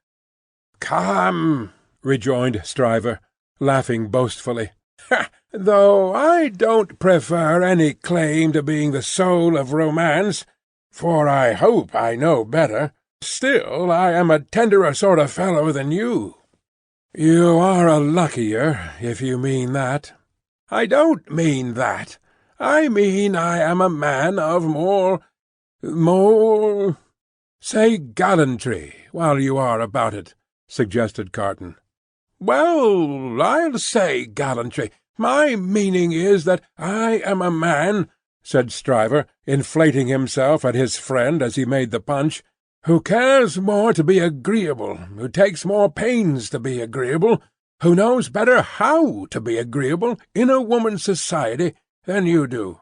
"Go on," said Sidney Carton. "No, but before I go on," said Stryver, shaking his head in his bullying way, "I'll have this out with you. You've been at Dr. Manette's house as much as I have, or more than I have. Why, I have been ashamed of your moroseness there. Your manners have been of that silent and sullen and hang-dog kind that, upon my life and soul, I have been ashamed of you, Sidney. It should be very beneficial to a man in your practice at the bar to be ashamed of anything," returned Sidney. "You ought to be much obliged to me." "You shall not get off in that way," rejoined Stryver, shouldering the rejoinder at him. "No, Sidney, it's my duty to tell you, and I tell you to your face, to do you good, that you are a devilish, ill-conditioned fellow in that sort of society. You are a disagreeable fellow." Sidney drank a bumper of the punch he had made, and laughed. "Look at me," said Stryver, squaring himself. "I have less need to make myself agreeable than you have, being more independent in circumstances. Why do I do it?" "I never saw you do it yet," muttered Carton. "I do it because it's politic. I do it on principle, and look at me, I get on." "You don't get on with your account of your matrimonial intentions," answered Carton, with a careless air. "I wish you would keep to that. As to me, will you never understand that I am incorrigible?" He asked the question with some appearance of scorn. "You have no business to be incorrigible," was his friend's answer, delivered in no very soothing tone. "I have no business to be at all, that I know of," said Sidney Carton. "Who is the lady?" "Now, don't let my announcement of the name make you uncomfortable, Sidney," said Mr. Stryver, preparing him with ostentatious friendliness for the disclosure he was about to make, "because I know you don't mean half what you say, and if you meant it all, it would be of no importance. I make this little preface because you once mentioned the young lady to me in slighting terms." "I did?" "Certainly, and in these chambers." Sidney Carton looked at his punch, and looked at his complacent friend, drank his punch, and looked at his complacent friend. "You made mention of the young lady as a golden-haired doll." "The young lady is Miss Manette." "If you had been a fellow of any sensitiveness or delicacy of feeling in that kind of way, Sidney, I might have been a little resentful of your employing such a designation, but you are not. You want that sense altogether. Therefore I am no more annoyed when I think of the expression than I should be annoyed by a man's opinion of a picture of mine who had no eye for pictures, or of a piece of music of mine who had no ear for music." Sidney Carton drank the punch at a great rate, drank it by bumpers, looking at his friend. "Now you know all about it, Sid," said Mr. Stryver. "I don't care about Fortune. She is a charming creature, and I have made up my mind to please myself. On the whole, I think I can afford to please myself. She will have in me a man already pretty well off, and a rapidly rising man, and a man of some distinction. It is a piece of good fortune for her, but she is worthy of good fortune. Are you astonished?" Carton, still drinking the punch, rejoined, "Why should I be astonished?" "You approve?" Carton, still drinking the punch, rejoined, "Why should I not approve?" "Well," said his friend Stryver, "you take it more easily than I fancied you would, and are less mercenary on my behalf than I thought you would be. Though, to be sure, you know well enough by this time that your ancient chum is a man of a pretty strong will. Yes, Sidney, I have had enough of this style of life, with no other as a change from it. I feel that it is a pleasant thing for a man to have a home when he feels inclined to go to it. When he doesn't, he can stay away. And I feel that Miss Manette will tell well in any station, and will always do me credit. So I have made up my mind, and now, Sidney, old boy, I want to say a word to you about your prospects. You are in a bad way, you know. You really are in a bad way. You don't know the value of money. You live hard. You'll knock up one of these days, and be ill and poor. You really ought to think about a nurse." The prosperous patronage with which he said it made him look twice as big as he was, and 4 times as offensive. "Now, let me recommend you," pursued Stryver, "to look it in the face. I have looked it in the face, in my different way. Look it in the face, you in your different way. Marry. Provide somebody to take care of you. Never mind your having no enjoyment of women's society, nor understanding of it, nor tact for it. Find out somebody. Find out some respectable woman with a little property, somebody in the landlady way, or lodging-letting way, and marry her against a rainy day. That's the kind of thing for you. Now think of it, Sidney." "I'll think of it," said Sidney. Chapter 12. The Fellow of Delicacy. Mr. Stryver, having made up his mind to that magnificent bestowal of good fortune on the doctor's daughter, resolved to make her happiness known to her before he left town for the long vacation. After some mental debating of the point, he came to the conclusion that it would be as well to get all the preliminaries done with, and they could then arrange at their leisure whether he should give her his hand a week or 2 before Michaelmas term, or in the little Christmas vacation between it and Hilary. As to the strength of his case, he had not a doubt about it, but clearly saw his way to the verdict. Argued with the jury on substantial worldly grounds, the only grounds ever worth taking into account, it was a plain case, and had not a weak spot in it. He called himself for the plaintiff. There was no getting over his evidence. The counsel for the defendant threw up his brief, and the jury did not even turn to consider. After trying it, Stryver, C.J., was satisfied that no plainer case could be. Accordingly, Mr. Stryver inaugurated the long vacation with a formal proposal to take Miss Manette to Vauxhall Gardens. That failing, to Ranelagh. That unaccountably failing, too, it behoved him to present himself in Soho, and there declare his noble mind. Towards Soho, therefore, Mr. Stryver shouldered his way from the Temple, while the bloom of the long vacation's infancy was still upon it. Anybody who had seen him projecting himself into Soho, while he was yet on St. Dunstan's side of Temple Bar, bursting in his full-blown way along the pavement to the jostlement of all weaker people, might have seen how safe and strong he was. His way taking him past Tellson's, and he both banking at Tellson's, and knowing Mr. Lorry as the intimate friend of the Manettes, it entered Mr. Stryver's mind to enter the bank, and reveal to Mr. Lorry the brightness of the Soho horizon. So he pushed open the door with the weak rattle in its throat, stumbled down the 2 steps, got past the 2 ancient cashiers, and shouldered himself into the musty back closet where Mr. Lorry sat at great books ruled for figures, with perpendicular iron bars to his window, as if that were ruled for figures too, and everything under the clouds were a sum. "Hallo!" said Mr. Stryver. "How do you do? I hope you are well." It was Stryver's grand peculiarity that he always seemed too big for any place or space.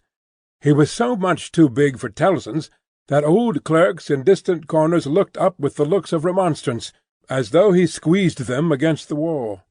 The house itself, magnificently reading the paper quite in the far-off perspective, lowered displeased, as if the Stryver head had been butted into its responsible waistcoat. The discreet Mr. Lorry said, in a sample tone of the voice he would recommend under the circumstances, "How do you do, Mr. Stryver? How do you do, sir?" and shook hands. There was a peculiarity in his manner of shaking hands, always to be seen in any clerk at Tellson's, who shook hands with a customer when the house pervaded the air. He shook in a self-abnegating way, as one who shook for Tellson and Company. "Can I do anything for you, Mr. Stryver?" asked Mr. Lorry in his business character. "Why, no, thank you. This is a private visit to yourself, Mr. Lorry. I have come for a private word." "Oh, indeed," said Mr. Lorry, bending down his ear, while his eye strayed to the house afar off.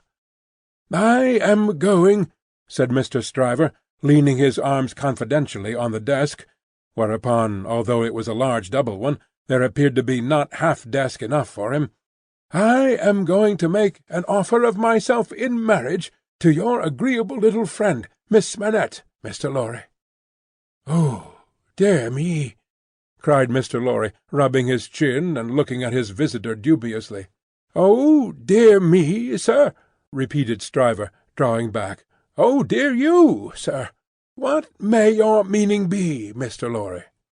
"My meaning," answered the man of business, "is, of course, friendly and appreciative, and that it does you the greatest credit, and, in short, my meaning is everything you could desire, but really, you know, Mr. Stryver—" Mr. Lorry paused and shook his head at him in the oddest manner, as if he were compelled against his will to add, internally, "You know, there really is so much, too much of you."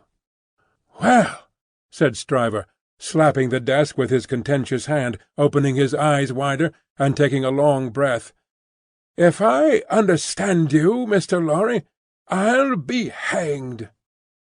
Mr. Lorry adjusted his little wig at both ears as a means towards that end, and bit the feather of a pen. "Damn it all, sir," said Stryver, staring at him, "am I not eligible?" "Oh, dear, yes, yes, oh, yes, you're eligible," said Mr. Lorry. "If you say eligible, you are eligible." "Am I not prosperous?" said Stryver. "Oh, if you come to prosperous, you are prosperous," said Mr. Lorry. "And advancing?" "If you come to advancing, you know," said Mr. Lorry, delighted to be able to make another admission. "Nobody can doubt that." "Then what on earth is your meaning, Mr. Lorry?" demanded Stryver, perceptibly crestfallen. "Well, were you going there now?" asked Mr. Lorry. "Straight," said Stryver, with a plump of his fist on the deck. "Then I think I wouldn't, if I was you." "Why?" said Stryver. "Now I'll put you in a corner," forensically shaking a forefinger at him. "You are a man of business, and bound to have a reason. State your reason. Why wouldn't you go?" "Because," said Mr. Lorry, "I wouldn't go on such an object without having some cause to believe that I should succeed." "Damn me!" cried Stryver, "but this beats everything." Mr. Lorry glanced at the distant house, and glanced at the angry Stryver. "Here's a man of business, a man of years, a man of experience, in a bank," said Stryver, "and having summed up 3 leading reasons for complete success, he says there's no reason at all. Says it with his head on." Mr. Stryver remarked upon the peculiarity as if it would have been infinitely less remarkable if he had said it with his head off. "When I speak of success, I speak of success with the young lady; and when I speak of causes and reasons to make success probable, I speak of causes and reasons that will tell as such with the young lady." "The young lady, my good sir," said Mr. Lorry, mildly tapping the Stryver arm, "the young lady. The young lady goes before all." "Then do you mean to tell me, Mr. Lorry," said Stryver, squaring his elbows, "that it is your deliberate opinion that the young lady at present in question is a mincing fool?" "Not exactly so.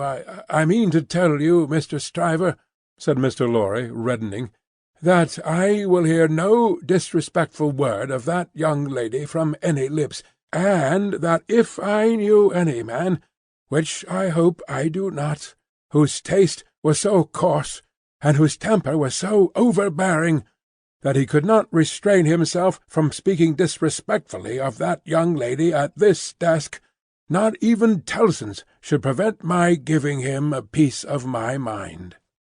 The necessity of being angry in a suppressed tone had put Mr. Stryver's blood-vessels into a dangerous state when it was his turn to be angry. Mr. Lorry's veins, methodical as their courses could usually be, were in no better state now it was his turn. "That is what I mean to tell you, sir," said Mr. Lorry. "Pray let there be no mistake about it." Mr. Stryver sucked the end of a ruler for a little while, and then stood hitting a tune out of his teeth with it, which probably gave him the toothache. He broke the awkward silence by saying, "This is something new to me, Mr. Lorry. You deliberately advise me not to go up to Soho and offer myself, Stryver of the King's Bench Bar? Do you ask me for my advice, Mr. Stryver?" "Yes, I do." "Very good. Then I will give it, and you have repeated it correctly." "And all I can say of it is," laughed Stryver with a vexed laugh, "that this beats everything, past, present, and to come." "Now understand me," pursued Mr. Lorry. "As a man of business, I am not justified in saying anything about this matter, for, as a man of business, I know nothing of it. But as an old fellow who has carried Miss Manette in his arms, who is the trusted friend of Miss Manette and of her father too, and who has a great affection for them both, I have spoken. The confidence is not of my seeking, recollect. Now, you think I may not be right?" "Not I," said Stryver, whistling. "I can't undertake to find third parties in common sense. I can only find it for myself. I suppose sense in certain quarters. You suppose mincing bread-and-butter nonsense. It's new to me, but you are right, I dare say. What I suppose, Mr. Stryver, I claim to characterize for myself. And understand me, sir," said Mr. Lorry, quickly flushing again, "I will not even at Tellson's, have it characterized for me by any gentleman breathing." "There! I beg your pardon," said Stryver. "Granted. Thank you. Well, Mr. Stryver, I was about to say, it might be painful to you to find yourself mistaken. It might be painful to Dr. Manette to have the task of being explicit with you. It might be very painful to Miss Manette to have the task of being explicit with you. You know the terms upon which I have the honour and happiness to stand with the family. If you please, committing you in no way, representing you in no way, I will undertake to correct my advice by the exercise of a little new observation and judgment expressly brought to bear upon it. If you should then be dissatisfied with it, you can but test its soundness for yourself. If, on the other hand, you should be satisfied with it, and it shouldn't be what it now is, it may spare all sides what is best spared. What do you say?" "How long would you keep me in town?" "Oh, it is only a question of a few hours. I could go to Soho in the evening, and come to your chambers afterwards." "Then I say yes," said Stryver. "I won't go up there now. I am not so hot upon it as that comes to. I say yes, and I shall expect you to look in to-night. Good morning." Then Mr. Stryver turned and burst out of the bank, causing such a concussion of air on his passage through that to stand up against it bowing behind the two counters required the utmost remaining strength of the two ancient clerks. These venerable and feeble persons were always seen by the public in the act of bowing, and were popularly believed, when they had bowed a customer out, still to keep on bowing in the empty office until they bowed another customer in. The barrister was keen enough to divine that the banker would not have gone so far in his expression of opinion on any less solid ground than moral certainty. Unprepared as he was for the large pill he had to swallow, he got it down. "And now," said Mr. Stryver, shaking his forensic figure at the Temple in general when it was down, "my way out of this is to put you all in the wrong." It was a bit of the art of an Old Bailey tactician, in which he found great relief. "You shall not put me in the wrong, young lady," said Mr. Stryver. "I'll do that for you." Accordingly, when Mr. Lorry called that night as late as 10 o'clock, Mr. Stryver, among a quantity of books and papers littered out for the purpose, seemed to have nothing less on his mind than the subject of the morning. He even showed surprise when he saw Mr. Lorry, and was altogether in an absent and preoccupied state. "Well," said that good-natured emissary, after a full half-hour of bootless attempts to bring him round to the question, "I have been to Soho." "To Soho?" repeated Mr. Stryver coldly. "Oh, to be sure. What am I thinking of?" "And I have no doubt," said Mr. Lorry, "that I was right in the conversation we had. My opinion is confirmed, and I reiterate my advice." "I assure you," returned Mr. Stryver in the friendliest way, "that I am sorry for it on your account, and sorry for it on the poor father's account.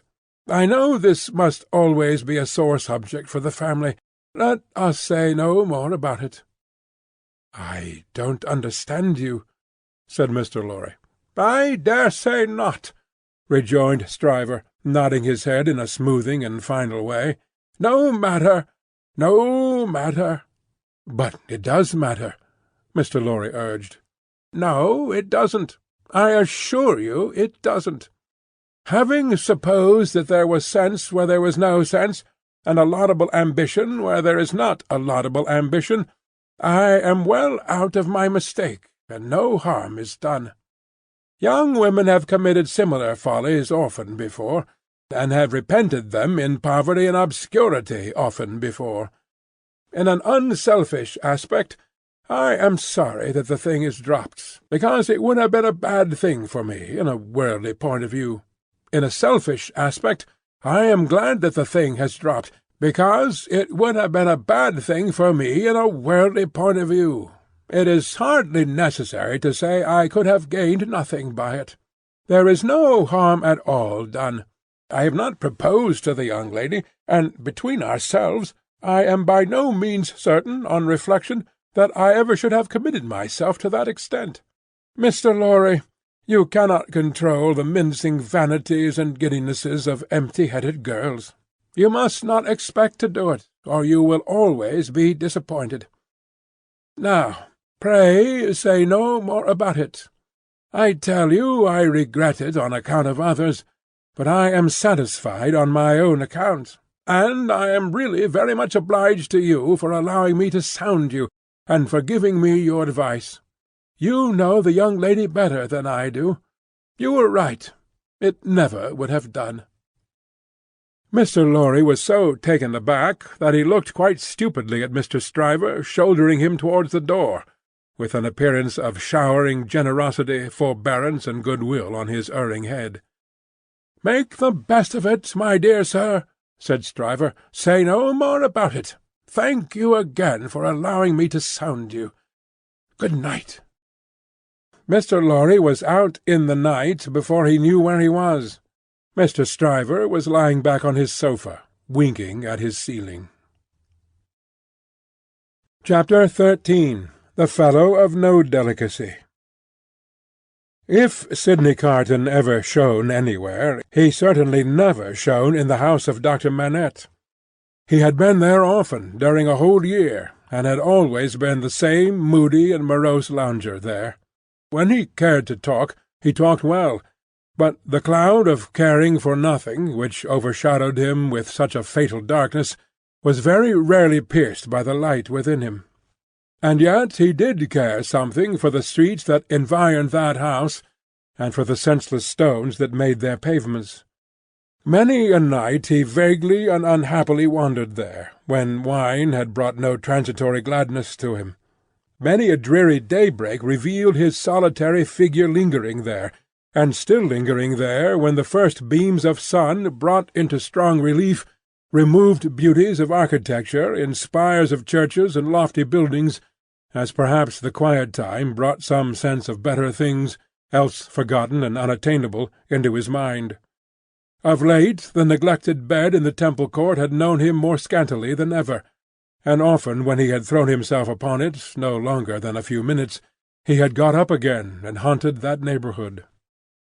On a day in August, when Mr. Stryver, after notifying to his Jackal that he had thought better of that marrying matter, had carried his Delicacy into Devonshire, and when the sight and scent of flowers in the city streets had some waifs of goodness in them for the worst, of health for the sickliest, and of youth for the oldest, Sidney's feet still trod those stones. From being irresolute and purposeless, his feet became animated by an intention, and in the working out of that intention they took him to the doctor's door. He was shown upstairs, and found Lucy at her work, alone. She had never been quite at her ease with him, and received him with some little embarrassment, as he seated himself near her table. But looking up at his place in the interchain of the first few commonplaces, she observed a change in it. "I fear you are not well, Mr. Carton." "No, but the life I lead, Miss Manette, is not conducive to health. What is to be expected of or by such profligates? Is it not—forgive me, I have begun the question on my lips—a pity to live no better life? God knows it is a shame. Then why not change it?" Looking gently at him again, she was surprised and saddened to see that there were tears in his eyes. There were tears in his voice, too, as he answered, "It is too late for that. I shall never be better than I am. I shall sink lower and be worse." He leaned an elbow on her table and covered his eyes with his hand. The table trembled in the silence that followed. She had never seen him softened, and was much distressed. He knew her to be so without looking at her, and said, "Pray forgive me, Miss Manette. I break down before the knowledge of what I want to say to you. Will you hear me? If it will do you any good, Mr. Carton, if it would make you happier, it would make me very glad. God bless you for your sweet compassion." He unshaded his face after a little while, and spoke steadily. "Don't be afraid to hear me. Don't shrink from anything I say. I am like one who died young. All my life might have been. No, Mr. Carton, I am sure that the best part of it might still be. I am sure that you might be much worthier of yourself. Say of you, Miss Manette, and although I know better, although in the mystery of my own wretched heart I know better, I shall never forget it." She was pale and trembling. He came to her relief with a fixed desire of himself, which made the interview unlike any other that could have been holden. "If it had been possible, Miss Manette, that you could have returned the love of the man you see before yourself, flung away, wasted, drunken, poor creature of misuse as you know him to be, he would have been conscious, this day and hour, in spite of his happiness, that he would bring you to misery, bring you to sorrow and repentance, blight you, disgrace you, pull you down with him. I know very well that you can have no tenderness for me. I ask for none. I am even thankful that it cannot be. Without it, can I not save you, Mr. Carton? Can I not recall you, forgive me again, to a better course? Can I in no way repay your confidence? I know this is a confidence, she modestly said, after a little hesitation and in earnest tears. I know you would say this to no one else. Can I turn it to no good for yourself, Mr. Carton?" He shook his head. "To none. No, Miss Manette, to none. If you will hear me through a very little more, all you can ever do for me is done. I wish you to know that you have been the last dream of my soul. In my degradation, I have not been so degraded but that the sight of you with your father, and of this home, made such a home by you, has stirred old shadows that I thought had died out of me.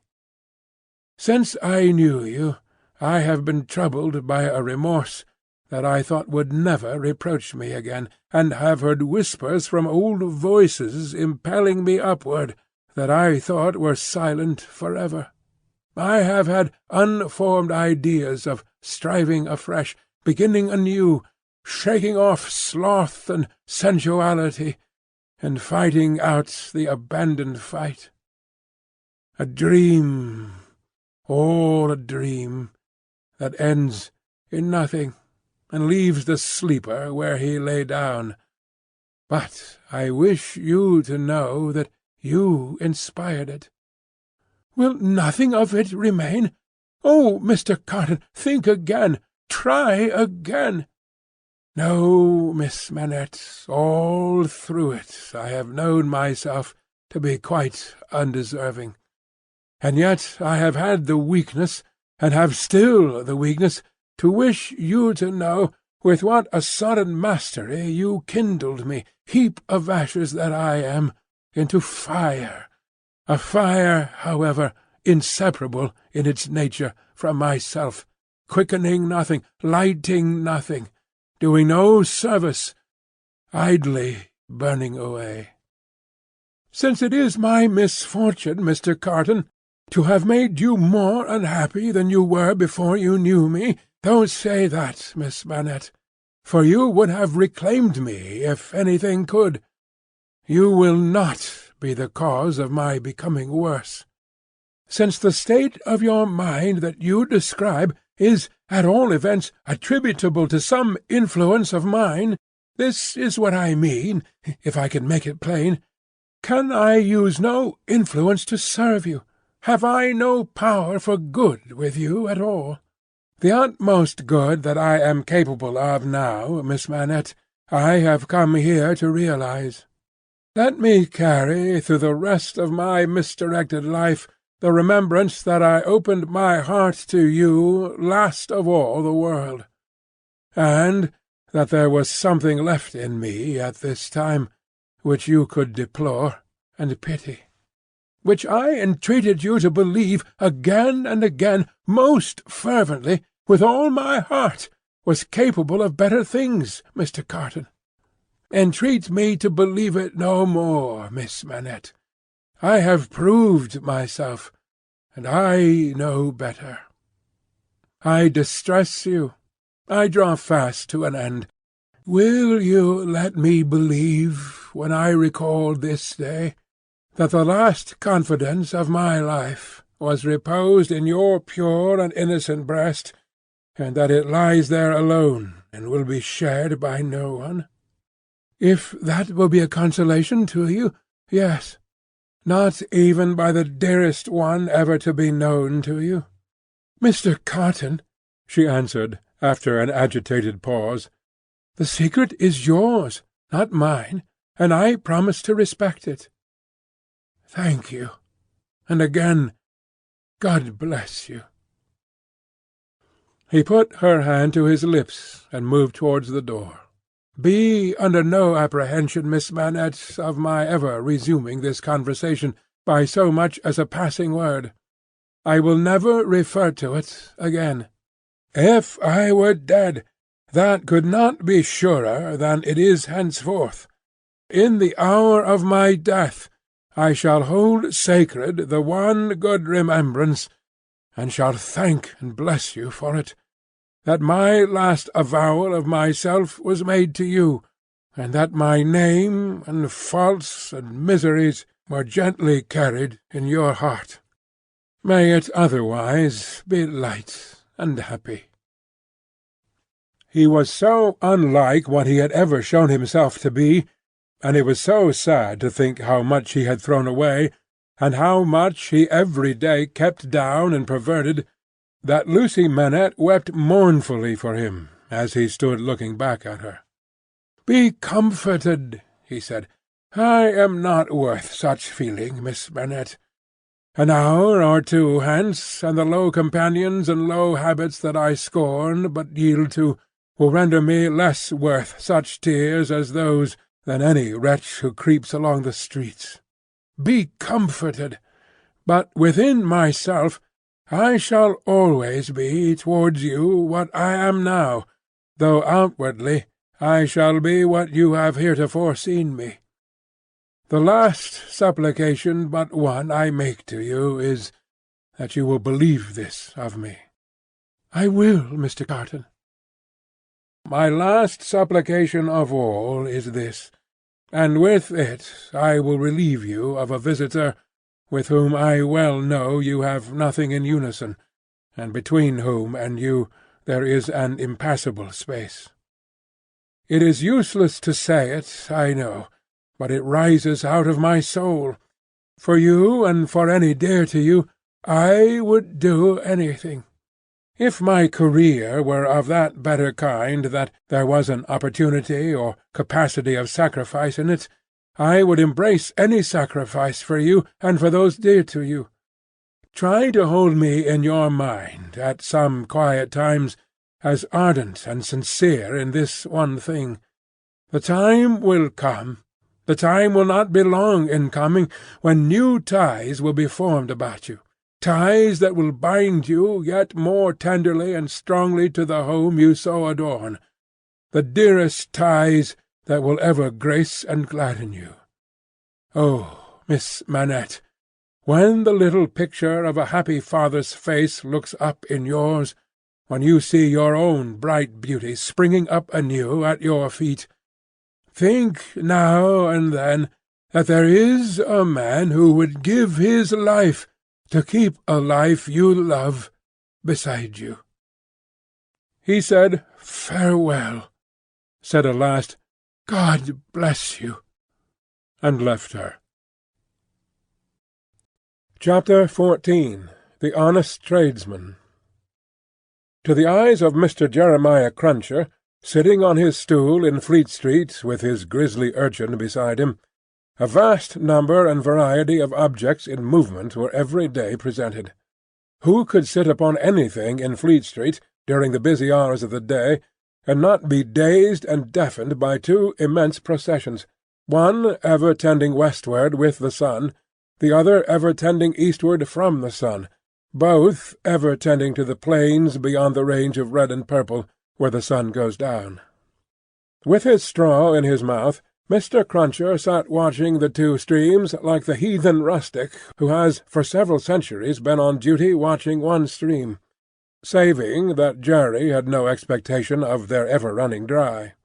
Nor would it have been an expectation of a hopeful kind, since a small part of his income was derived from the pilotage of timid women, mostly of a full habit and past the middle term of life, from Tellson's side of the tides to the opposite shore. Brief as such companionship was in every separate instance, Mr. Cruncher never failed to become so interested in the lady as to express a strong desire to have the honour of drinking her very good health, and it was from the gifts bestowed upon him towards the execution of this benevolent purpose that he recruited his finances, as just now observed. Time was when a poet sat upon a stool in a public place and mused in the sight of men. Mr. Cruncher, sitting on a stool in a public place, but not being a poet, mused as little as possible, and looked about him. It fell out that he was thus engaged in a season when crowds were few, and belated women few, and when his affairs in general were so unprosperous as to awaken a strong suspicion in his breast that Mrs. Cruncher must have been "flopping" in some pointed manner, when an unusual concourse pouring down Fleet Street westward attracted his attention. Looking that way, Mr. Cruncher made out that some kind of funeral was coming along, and that there was a popular objection to this funeral, which engendered uproar. "Young Jerry," said Mr. Cruncher, turning to his offspring, "it's a burying." "Hoorah, father!" cried young Jerry. The young gentleman uttered this exultant sound with mysterious significance. The older gentleman took the cry so ill that he watched his opportunity, and smote the young gentleman on the ear. "What do you mean? What are you hoorahing at? What do you want to convey to your own father, you young rip? This boy is getting too many for me," said Mr. Cruncher, surveying him. "Him and his hoorahs! Don't let me hear no more of you, or you shall feel some more of me. Do you hear?" "I warn't doing no harm," young Jerry protested, rubbing his cheek. "Drop it, then," said Mr. Cruncher. "I won't have none of your no-harms. Get atop of that there seat and look at the crowd." His son obeyed, and the crowd approached. They were bawling and hissing round a dingy hearse and dingy mourning coach, in which mourning coach there was only one mourner, dressed in the dingy trappings that were considered essential to the dignity of the position.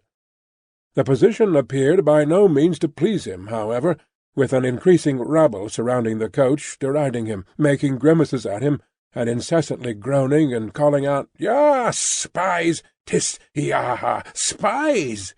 with many compliments too numerous and forcible to repeat.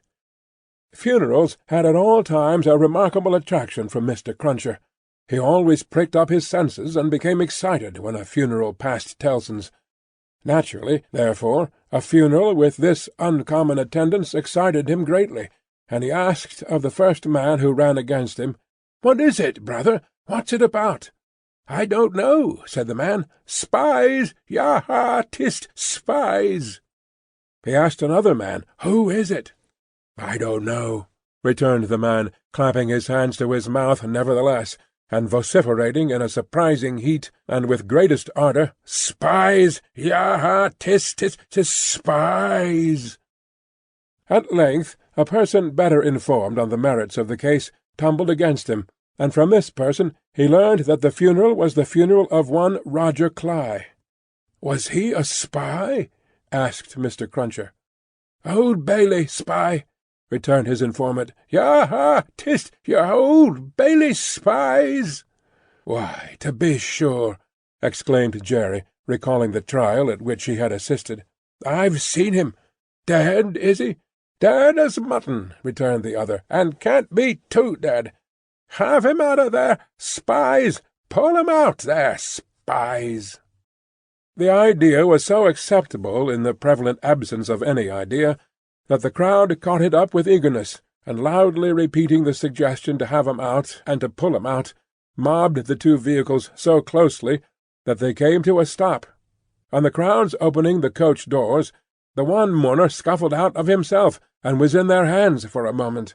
But he was so alert, and made such good use of his time, that in another moment he was scouring away up a by-street, after shedding his cloak, hat, long hat-band, white pocket-handkerchief, and other symbolical tears.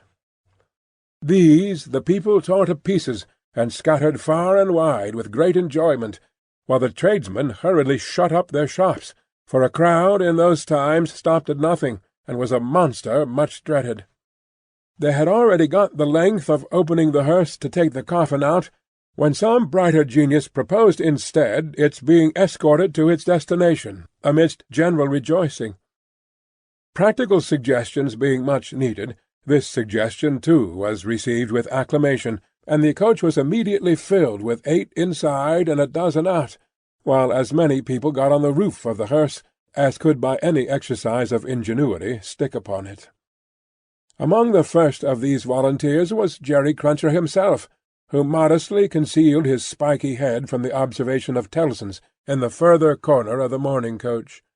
The officiating undertakers made some protest against these changes in the ceremonies, but the river being alarmingly near, and several voices remarking on the efficacy of cold immersion in bringing refractory members of the profession to reason, the protest was faint and brief.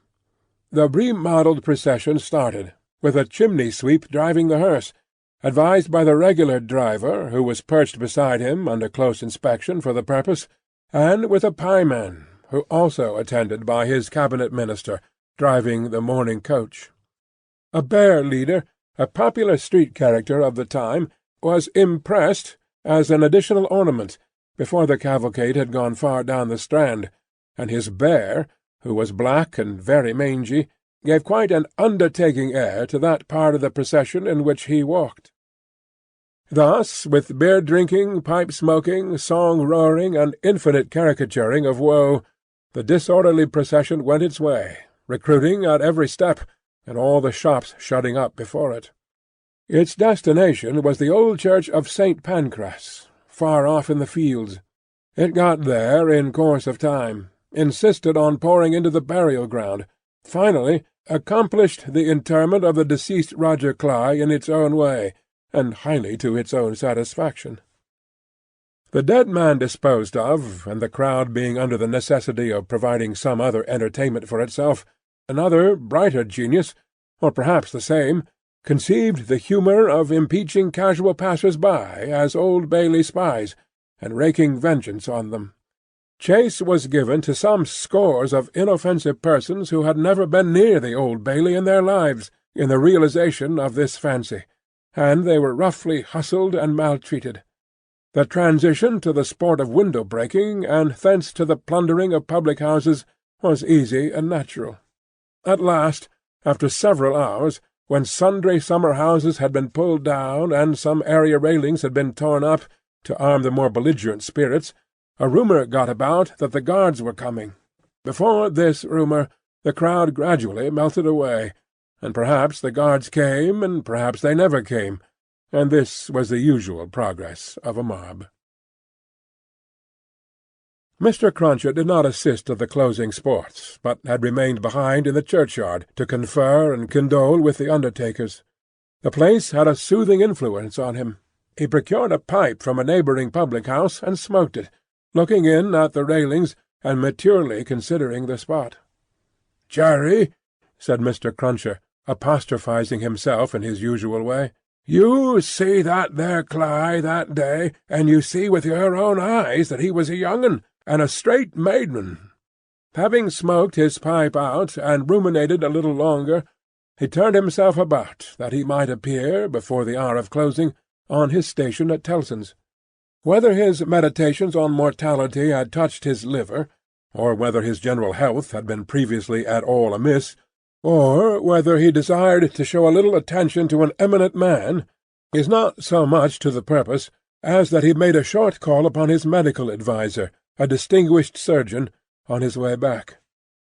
Young Jerry relieved his father with dutiful interest, and reported no job in his absence. The bank closed, the ancient clerks came out, the usual watch was set, and Mr. Cruncher and his son went home to tea. "Now I tell you where it is," said Mr. Cruncher to his wife on entering. "If, as a honest tradesman, my wenchers goes wrong to-night, I shall make sure that you've been praying again me, and I shall work you for it just the same as if I seen you do it." The dejected Mrs. Cruncher shook her head. "Why, you're at it afore my face," said Mr. Cruncher, with signs of angry apprehension. "I am saying nothing." "Well, then, don't meditate nothing. You might as well flop as meditate. You may as well go again me one way as another. Drop it altogether." "Yes, Jerry." "Yes, Jerry," repeated Mr. Cruncher, sitting down to tea. "Ah, it is yes, Jerry. That's about it. You may say yes, Jerry." Mr. Cruncher had no particular meaning in these sulky corroborations, but made use of them, as people not unfrequently do, to express general ironical dissatisfaction. "You and your yes, Jerry," said Mr. Cruncher, taking a bite out of his bread and butter, and seeming to help it down with a large invisible oyster out of his saucer. "Ah, I think so. I believe you." "You are going out to-night?" asked his decent wife, when he took another bite. "Yes, I am." "May I go with you, father?" asked his son briskly. No, you mayn't. I'm a-goin', as your mother knows, a-fishin'. That's where I'm goin' to, goin' a-fishin'." "Your fishing rod gets rather rusty, don't it, father?" "Never you mind." "Shall you bring any fish home, father?"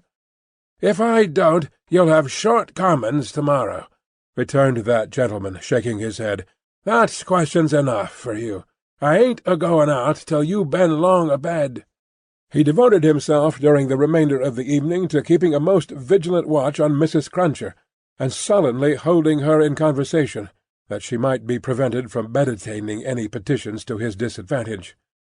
With this view, he urged his son to hold her in conversation also, and led the unfortunate woman a hard life by dwelling on causes of complaint he could bring against her, rather than he would leave her for a moment to her own reflections.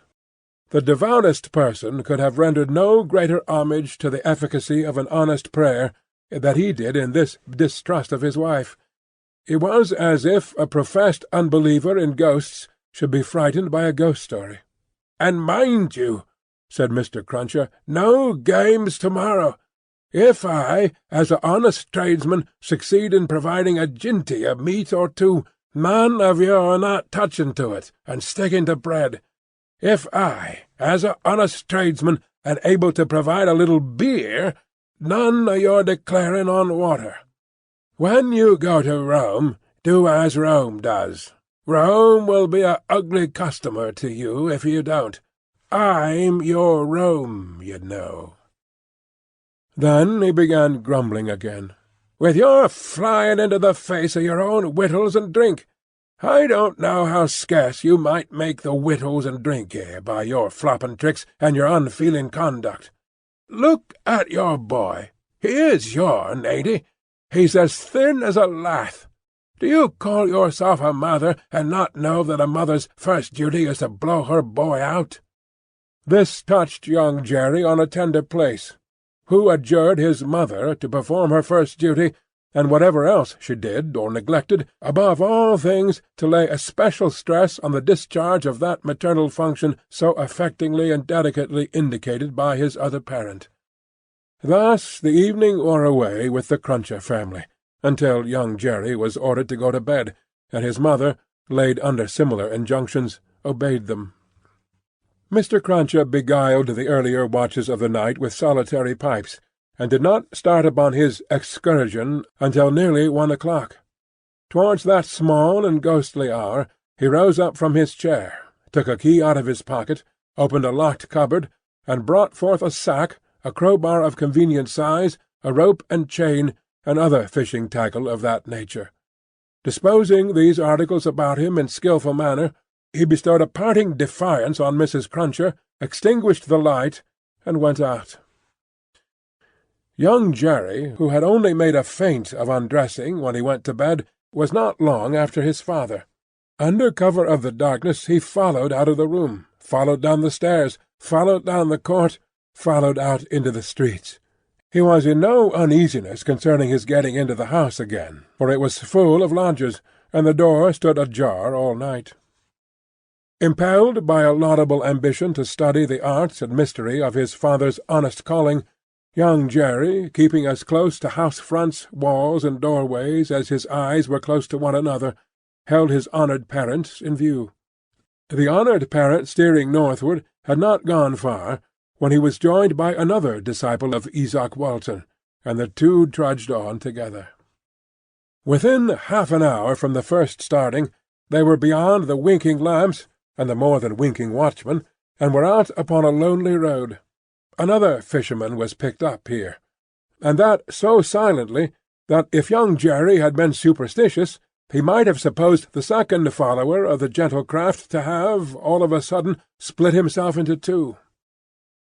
The three went on, and young Jerry went on, until the three stopped under a bank overhanging the road. Upon the top of the bank was a low brick wall, surmounted by an iron railing. In the shadow of bank and wall the three turned out of the road, and up a blind lane, of which the wall, there risen to some 8 or 10 feet high, formed one side.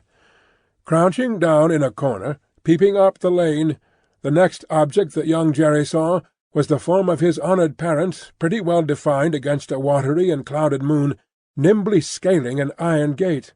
He was soon over, and then the second fisherman got over, and then the third. They all dropped softly on the ground within the gate, and lay there a little, listening perhaps. Then they moved away on their hands and knees. It was now young Jerry's turn to approach the gate, which he did, holding his breath. Crouching down in a corner there, and looking in, he made out the three fishermen creeping through some rank grass, and all the gravestones in the churchyard. It was a large churchyard they were in, looking on like ghosts in white, while the church tower itself looked on like the ghost of a monstrous giant. They did not creep far before they stopped and stood upright, and then they began to fish. They fished with a spade at first. Presently the honoured parent appeared to be adjusting some instrument, like a great corkscrew. Whatever tools they worked with, they worked hard, until the awful striking of the church clock so terrified young Jerry that he made off, with his hair as stiff as his father's. But his long-cherished desire to know more about these matters not only stopped him in his running away, but lured him back again. They were still fishing perseveringly when he peeped in at the gate for the second time, but now they seemed to have got a bite. There was a screwing and complaining sound down below, and their bent figures were strained as if by a weight. By slow degrees the weight broke away the earth upon it and came to the surface. Young Jerry very well knew what it would be, but when he saw it, and saw his honoured parent about to wrench it open, he was so frightened, being new to the sight, that he made off again, and never stopped until he had run a mile or more. He would not have stopped then for anything less necessary than breath, it being a spectral sort of race that he ran, and one highly desirable to get to the end of. He had a strong idea that the coffin he had seen was running after him, and pictured as hopping on behind him, bolt upright, upon its narrow end, always on the point of overtaking him and hopping on at his side, perhaps taking his arm. It was a pursuer to shun. It was an inconsistent and ubiquitous fiend, too, for while it was making the whole night behind him dreadful, he darted out into the roadway to avoid dark alleys, fearful of its coming hopping out of them like a dropsicle boy's kite without tail and wings. It hid in doorways, too, rubbing its horrible shoulders against doors, and drawing them up to its ears, as if it were laughing. It got into shadows on the road, and lay cunningly on its back to trip him up. All this time it was incessantly hopping on behind and gaining on him, so that when the boy got to his own door he had reason for being half dead. And even then it would not leave him, but followed him upstairs with a bump on every stair, scrambled into bed with him, and bumped down, dead and heavy, on his breast when he fell asleep. From his oppressed slumber young Jerry in his closet was awakened after daybreak and before sunrise by the presence of his father in the family room. Something had gone wrong with him, at least so young Jerry inferred, from the circumstance of his holding Mrs. Cruncher by the ears and knocking the back of her head against the headboard of the bed. "I told you I would," said Mr. Cruncher, "and I did." "Jerry, Jerry, Jerry," his wife implored. "You oppose yourself to the profit of the business," said Jerry, "and me and my partners suffer. You was to honour and obey. Why the devil don't you?" "I try to be a good wife, Jerry," the poor woman protested, with tears. "Is it being a good wife to oppose your husband's business? Is it honouring your husband to dishonour his business? Is it obeying your husband to disobey him on the vital subject of his business? You hadn't taken to the dreadful business then, Jerry." "It's enough for you," retorted Mr. Cruncher, "to be the wife of a honest tradesman, and not to occupy your female mind with calculations when he took to his trade and when he didn't. A honouring and obeying wife would let his trade alone altogether. Call yourself a religious woman? If you're a religious woman, give me a irreligious one. You have no more natural sense of duty than the bed of this here Thames River has of a pile, and similarly it must be knocked into you." The altercation was conducted in a low tone of voice, and terminated in the honest tradesman's kicking off his clay-soiled boots and lying down at his length on the floor. After taking a timid peep at him lying on his back, with his rusty hands under his head for a pillow, his son lay down too, and fell asleep again. There was no fish for breakfast, and not much of anything else. Mr. Cruncher was out of spirits, and out of temper, and kept an iron pot-lid by him as a projectile for the correction of Mrs. Cruncher, in case he should observe any symptoms of her saying grace. He was brushed and washed at the usual hour, and set off with his son to pursue his ostensible calling. Young Jerry, walking with the stool under his arm at his father's side along sunny and crowded Fleet Street, was a very different young Jerry from him of the previous night, running home through darkness and solitude from his grim pursuer. His cunning was fresh with the day, and his qualms were gone with the night, in which particulars it is not improbable that he had compeers in Fleet Street and the City of London that fine morning.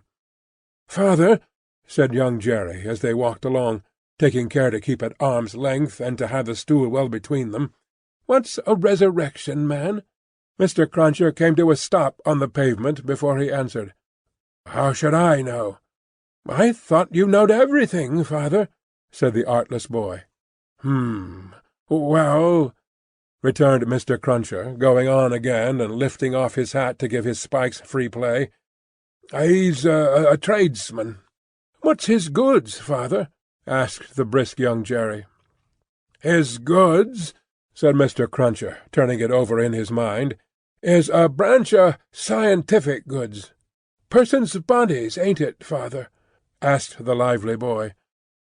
I believe it is something of that sort," said Mr. Cruncher. "Oh, father, I should so like to be a resurrection man when I'm quite growed up." Mr. Cruncher was soothed, but shook his head in a dubious and moral way. "It depends upon how you develop your talents. Be careful to develop your talents, and never to say no more than you can help to nobody, and there's no telling at the present time what you may not come to be fit for." As young Jerry, thus encouraged, went on a few yards in advance to plant the stool in the shadow of the bar, Mr. Cruncher added to himself, "Jerry, you honest tradesman, there's hopes what that boy will yet be a blessing to you, and a recompense to you for his mother." Chapter 15. Knitting. There had been earlier drinking than usual in the wine-shop of Monsieur Defarge. As early as 6 o'clock in the morning, sallow faces, peeping through its barred windows, had descried other faces within, bending over measures of wine. Monsieur Defarge sold a very thin wine at the best of times, but it would seem to have been an unusually thin wine that he sold at this time. A sour wine, moreover, or a souring, for its influence on the mood of those who drank it was to make them gloomy. No vivacious bacchanalian flame leaped out of the pressed grape of Monsieur Defarge, but a smouldering fire that burnt in the dark lay hidden in the dregs of it. This had been the third morning in succession on which there had been early drinking at the wine-shop of Monsieur Defarge. It had begun on Monday, and here was Wednesday come. There had been more of early brooding than drinking, for many men had listened and whispered and slunk about there from the time of the opening of the door, who could not have laid a piece of money on the counter to save their souls. Those were to the full as interested in the place, however, as if they could have commanded whole barrels of wine, and they glided from seat to seat and from corner to corner, swallowing talk in lieu of drink, with greedy looks. Notwithstanding an unusual flow of company, the master of the wine-shop was not visible. He was not missed, for nobody who crossed the threshold looked for him, nobody asked for him, nobody wondered to see only Madame Defarge in her seat, presiding over the distribution of wine, with a bowl of battered small coins before her, as much defaced and beaten out of their original impress as the small coinage of humanity from whose ragged pockets they had come. A suspended interest and a prevalent absence of mind were perhaps observed by the spies who looked in at the wine-shop, as they looked in at every place, high and low, from the king's palace to the criminal's jail. Games at cards languished, players at dominoes musingly built towers with them. Drinkers drew figures on the tables with spilt drops of wine. Madame Defarge herself picked out the pattern on her sleeve with her toothpick, and saw and heard something inaudible and invisible a long way off. Thus sat Antoine in this vinous feature of his until midday. It was high noontide when two dusty men passed through his streets and under his swinging lamps, of whom one was Monsieur Defarge, the other a mender of roads in a blue cap. All adust and athirst, the two entered the wine-shop. Their arrival had alighted a kind of fire in the breast of Saint Antoine, fast spreading as they came along, which stirred and flickered in flames of faces at most doors and windows. Yet no one had followed them, and no man spoke when they entered the wine-shop, though the eyes of every man there were turned upon them. "Good day, gentlemen," said Monsieur Defarge. It may have been a signal for loosening the general tongue. It elicited an answering chorus of "Good day." "It is bad weather, gentlemen," said Defarge, shaking his head.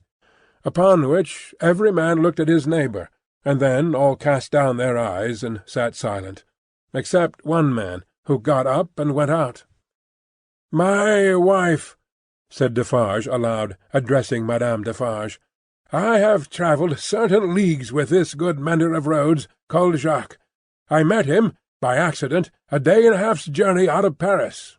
He is a good child, this mender of roads, called Jacques. Give him to drink, my wife." A second man got up and went out. Madame Defarge set wine before the mender of roads called Jacques, who doffed his blue cap to the company and drank. In the breast of his blouse he carried some coarse dark bread. He ate of this between whiles, and sat munching and drinking near Madame Defarge's counter. A third man got up and went out. Defarge refreshed himself with a draught of wine, but he took less than was given to the stranger, as being himself a man to whom it was no rarity, and stood waiting until the countryman had made his breakfast. He looked at no one present, and no one now looked at him, not even Madame Defarge, who had taken up her knitting and was at work. "Have you finished your repast, friend?" he asked in due course. "Yes, thank you." "Come, then. You shall see the apartment that I told you you could occupy. It will suit you to a marvel." Out of the wine-shop into the street, out of the street into a courtyard, out of the courtyard up a steep staircase, out of the staircase into a garret. Formerly the garret where a white-haired man sat on a low bench, stooping forward and very busy, making shoes. No white-haired man was there now, but the three men were there who had gone out of the wine-shop singly, and between them and the white-haired man afar off was the one small link that they had once looked in at him through the chinks in the wall. Defarge closed the door carefully, and spoke in a subdued voice. "Jacques 1, Jacques 2, Jacques 3. This is the witness encountered by appointment by me, Jacques 4. He will tell you all. Speak, Jacques 5. The mender of roads, blue cap in hand, wiped his swarthy forehead with it, and said, "Where shall I commence, monsieur?" "Commence," was Monsieur Defarge's not unreasonable reply, "at the commencement." "I saw him then, monsieur," began the mender of roads, "a year ago this running summer, underneath the carriage of the Marquis, hanging by the chain. Behold the manner of it. I leaving my work on the road, the sun going to bed, the carriage of the Marquis slowly ascending the hill, he hanging by the chain, like this." Again the mender of roads went through the whole performance, in which she ought to have been perfect by that time, seeing that it had been the infallible resource and indispensable entertainment of his village during a whole year. Jacques 1 struck in, and asked if he had ever seen the man before. "Never," answered the mender of roads, recovering his perpendicular. Jacques 3 demanded how he afterwards recognized him then. "By his tall figure," said the mender of roads, softly and with his finger at his nose. When Monsieur the Marquis demands that evening, 'Say, what is he like?' I make a response, 'Tall as a spectre.'" "You should have said, 'Short as a dwarf,'" returned Jacques too. "But what did I know? The deed was not then accomplished, neither did he confide in me. Observe, under those circumstances even I do not offer my testimony. Monsieur the Marquis indicates me with his finger, standing near our little fountain, and says, 'To me, bring that rascal.' My faith, messieurs, I offer nothing." "He is right there, Jacques," murmured Defarge to him who had interrupted. "Go on." "Good," said the mender of roads, with an air of mystery. "The tall man is lost, and he is sought. How many months? 9, 10, 11? "No matter the number," said Defarge. "He is well hidden, but at last he is unluckily found. Go on." "I am again at work upon the hillside, and the sun is again about to go to bed. I am collecting my tools to descend to my cottage down in the village below, where it is already dark, when I raise my eyes and see coming over the hill 6 soldiers. In the midst of them is a tall man with his arms bound, tied to his sides, like this." With the aid of his indispensable cap, he represented a man with his elbows bound fast at his hips, with cords that were knotted behind him. "I stand aside, messieurs, by my heap of stones, to see the soldiers and the prisoner pass, for it is a solitary road that, where any spectacle is well worth looking at.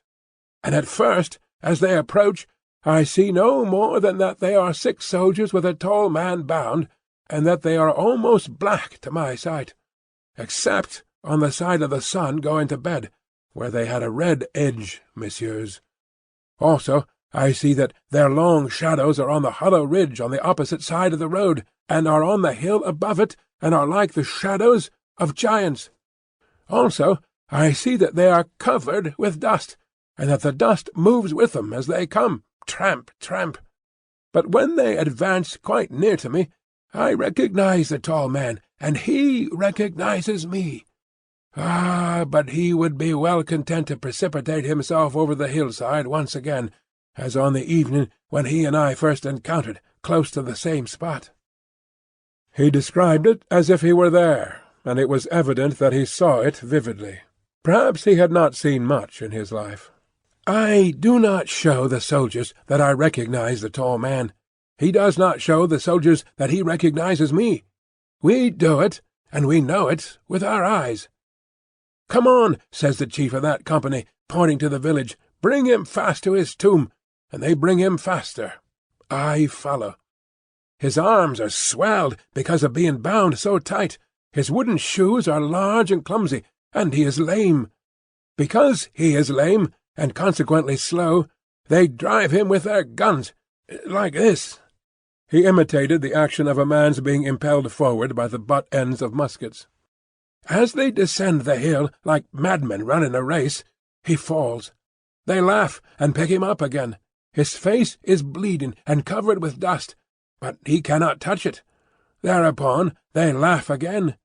They bring him into the village. All the village runs to look. They take him past the mill and up to the prison.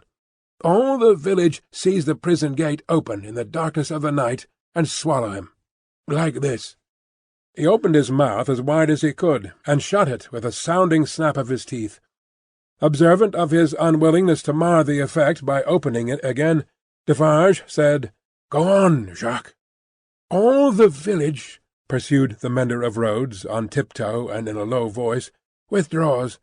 All the village whispers by the fountain. All the village sleeps. All the village dreams of that unhappy one within the locks and bars of the prison on the crag, and never to come out of it, except to perish. In the morning, with my tools upon my shoulder, eating my morsel of black bread as I go, I make a circuit by the prison on my way to my work. There I see him, high up behind the bars of a lofty iron cage, bloody and dusty as last night, looking through. He has no hand free to wave to me. I dare not call to him. He regards me like a dead man." Defarge and the 3 glanced darkly at one another. The looks of all of them were dark, repressed, and revengeful, as they listened to the countryman's story. The manner of all of them, while it was secret, was authoritative too. They had the air of a rough tribunal.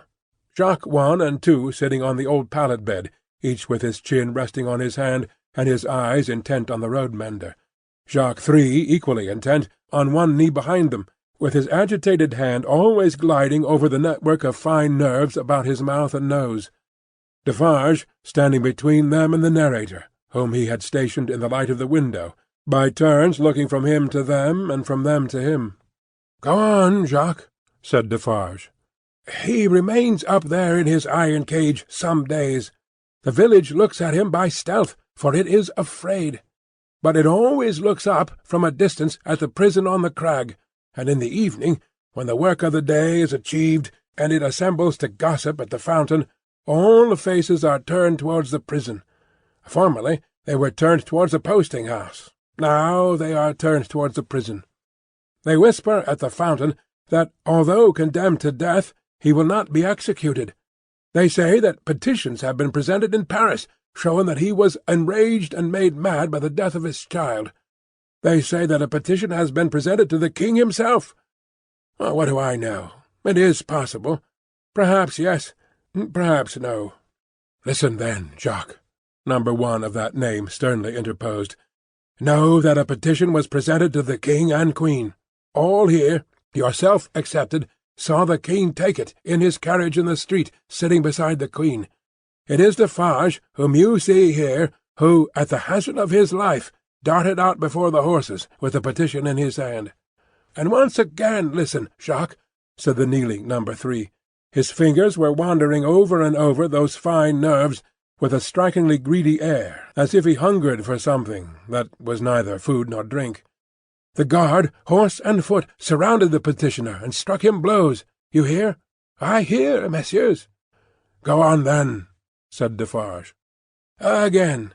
On the other hand, they whisper at the fountain," resumed the countryman, "that he is brought down into our country to be executed on the spot, and that he will very certainly be executed. They even whisper that because he has slain Monseigneur, and because Monseigneur was the father of his tenants, serfs, what you will, he will be executed as a parricide. One old man says at the fountain that his right hand, armed with the knife, will be burnt off before his face, that into wounds which will be made in his arms, his breast, and his legs, there will be poured boiling oil, melted lead, hot resin, wax, and sulphur. Finally, that he will be torn limb from limb by 4 strong horses. That old man says all this was actually done to a prisoner who made an attempt on the life of the late king, Louis XV. But how do I know if he lies? I am not a scholar." "Listen once again, then, Jacques," said the man with the restless hand and the craving air. "The name of that prisoner was Damiens, and it was all done in open day in the open streets of this city of Paris, and nothing was more noticed in the vast concourse that saw it done than the crowd of ladies of quality and fashion, who were full of eager attention to the last, Jacques, prolonged until nightfall, when he had lost 2 legs and an arm, and still breathed. And it was done. Why, how old are you?" "35, said the mender of roads, who looked 60. "It was done when you were more than 10 years old. You might have seen it." "Enough," said Defarge, with grim impatience. "Long live the devil! Go on." "Well, some whisper this, some whisper that. They speak of nothing else. Even the fountain appears to fall to that tune. At length, on Sunday night, when all the village is asleep, come soldiers, winding down from the prison, and their guns ring on the stones of the little street. Workmen dig, workmen hammer, soldiers laugh and sing. In the morning, by the fountain, there is raised a gallows 40 feet high, poisoning the water." The mender of roads looked through rather than at the low ceiling, and pointed as if he saw the gallows somewhere in the sky. "All work is stopped, all assembly there. Nobody leads the cows out. The cows are there with the rest. At midday, the roll of drums. Soldiers have marched into the prison in the night, and he is in the midst of many soldiers. He is bound as before, and in his mouth there is a gag. tied so, with a tight string, making him look almost as if he laughed." He suggested it by crossing his face with his 2 thumbs, from the corners of his mouth to his ears. "On the top of the gallows is fixed the knife, blade upwards, with its point in the air. He is hanged there, 40 feet high, and is left hanging, poisoning the water." They looked at one another, as he used his blue cap to wipe his face, on which the perspiration had started afresh while he recalled the spectacle. "It is frightful, messieurs. How can the women and the children draw water? Who can gossip of an evening under that shadow? Under it, have I said? When I left the village, Monday evening as the sun was going to bed, and looked back from the hill, the shadow struck across the church, across the mill, across the prison, seemed to strike across the earth, messieurs, to where the sky rests upon it."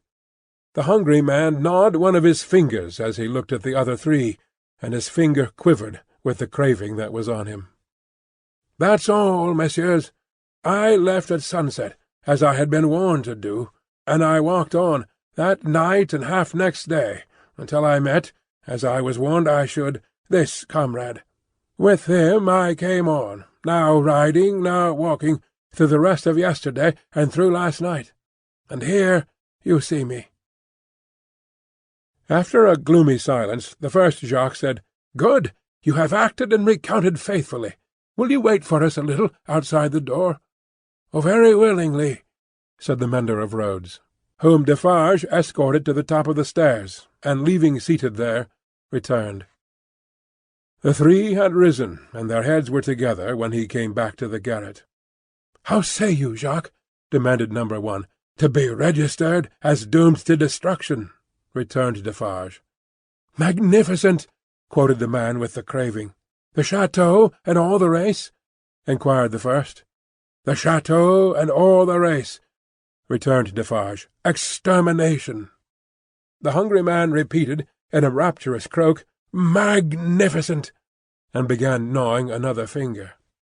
"Are you sure," asked Jacques too of Defarge, "that no embarrassment can arise from our manner of keeping the register? Without doubt it is safe, for no one beyond ourselves can decipher it. But shall we always be able to decipher it? Or, I ought to say, will she?" "Jacques," returned Defarge, drawing himself up, "if Madame, my wife, undertook to keep the register in her memory alone, she would not lose a word of it, not a syllable of it. Knitted in her own stitches and her own symbols, it will always be as plain to her as the sun. Confide in Madame Defarge. It would be easier for the weakest poltroon that lives to erase himself from existence than to erase one letter of his name or crimes from the knitted register of Madame Defarge." There was a murmur of confidence and approval, and then the man who hungered asked, "Is this rustic to be sent back soon? I hope so. He is very simple. Is he not a little dangerous?" "He knows nothing," said Defarge. "At least, nothing more than would easily elevate himself to a gallows of the same height. I charge myself with him. Let him remain with me. I will take care of him, and set him on his road. He wishes to see the fine world, the king, the queen, and court. Let him see them on Sunday." "What?" exclaimed the hungry man, staring. "Is it a good sign that he wishes to see royalty and nobility?" "Jacques," said Defarge, "judiciously show a cat milk if you wish her to thirst for it. Judiciously show a dog his natural prey if you wish him to bring it down one day." Nothing more was said, and the mender of roads, being found already dozing on the topmost stair, was advised to lay himself down on the pallet bed and take some rest. He needed no persuasion, and was soon asleep. Worse quarters than Defarge's wine-shop could easily have been found in Paris for a provincial slave of that degree. Saving for a mysterious dread of Madame by which he was constantly haunted, his life was very new and agreeable.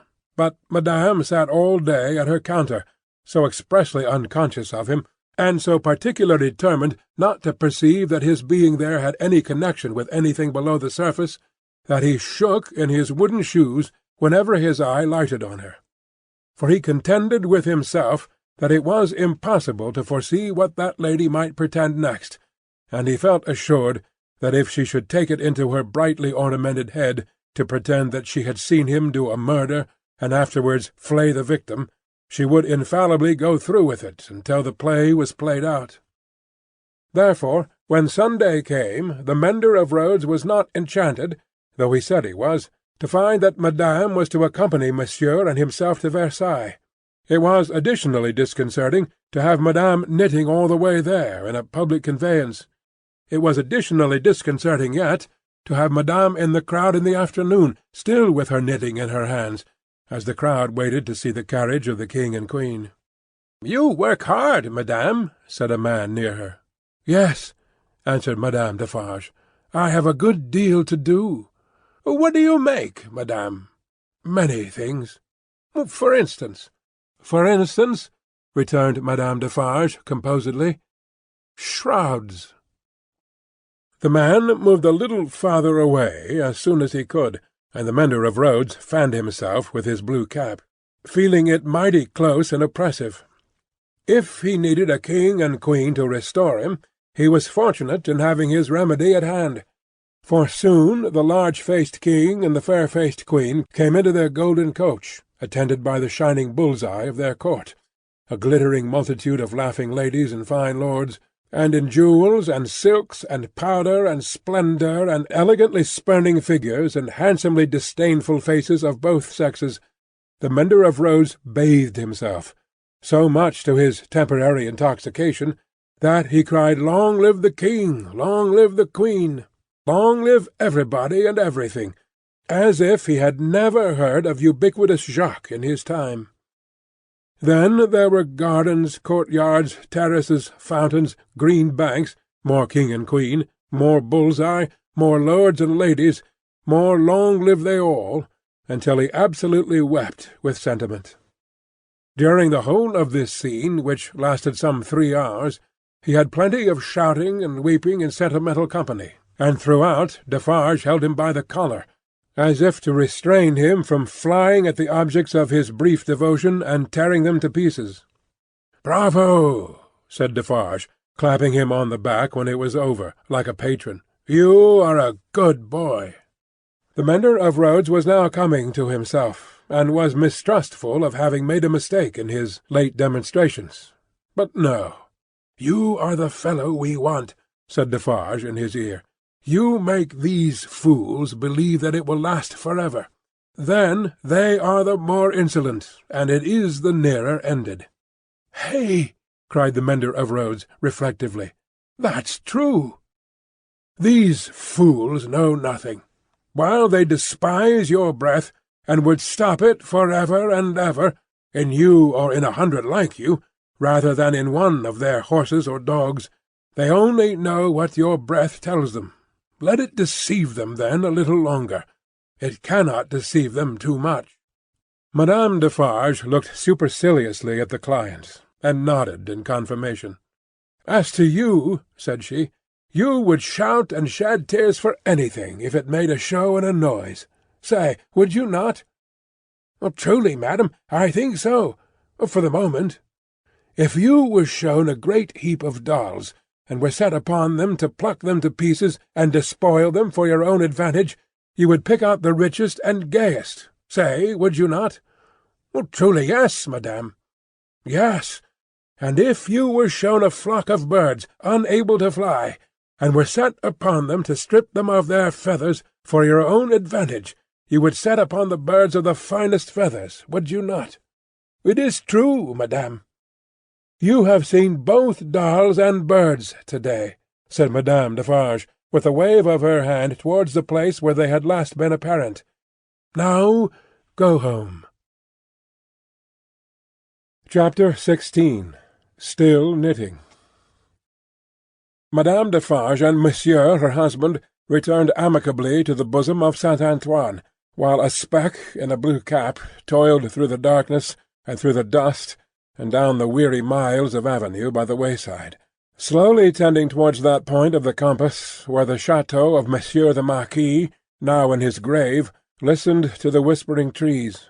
Such ample leisure had the stone-faces now for listening to the trees and to the fountain, that the few village scarecrows, who, in their quest for herbs to eat and fragments of dead stick to burn, strayed within sight of the great stone courtyard and terrace staircase, had it borne in upon their starved fancy that the expression of the faces was altered.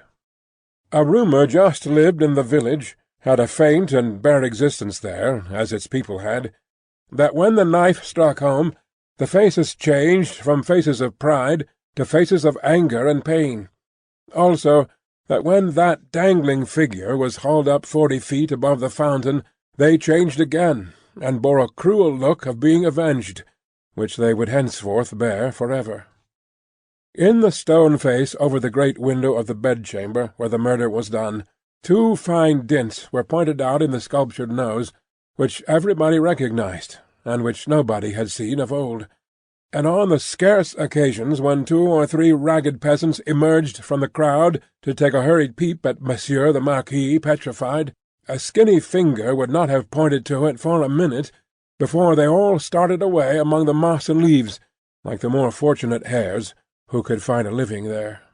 Chateau and hut, stone face and dangling figure, the red stain on the stone floor and the pure water in the village well, thousands of acres of land, a whole province of France, all France itself, lay under the night sky, concentrated into a faint hair-breadth line. So does a whole world, with all its greatnesses and littlenesses, lie in a twinkling star. And as mere human knowledge can split a ray of light and analyze the manner of its composition, so sublimer intelligences may read in the feeble shining of this earth of ours every thought and act, every vice and virtue, of every responsible creature on it. The Defarges, husband and wife, came lumbering under the starlight in their public vehicle to the gate of Paris, whereunto their journey naturally tended. There was the usual stoppage at the barrier guard-house, and the usual lanterns came glancing forth for the usual examination and inquiry. Monsieur Defarge alighted, knowing 1 or 2 of the soldiery there, and 1 of the police. The latter he was intimate with, and affectionately embraced.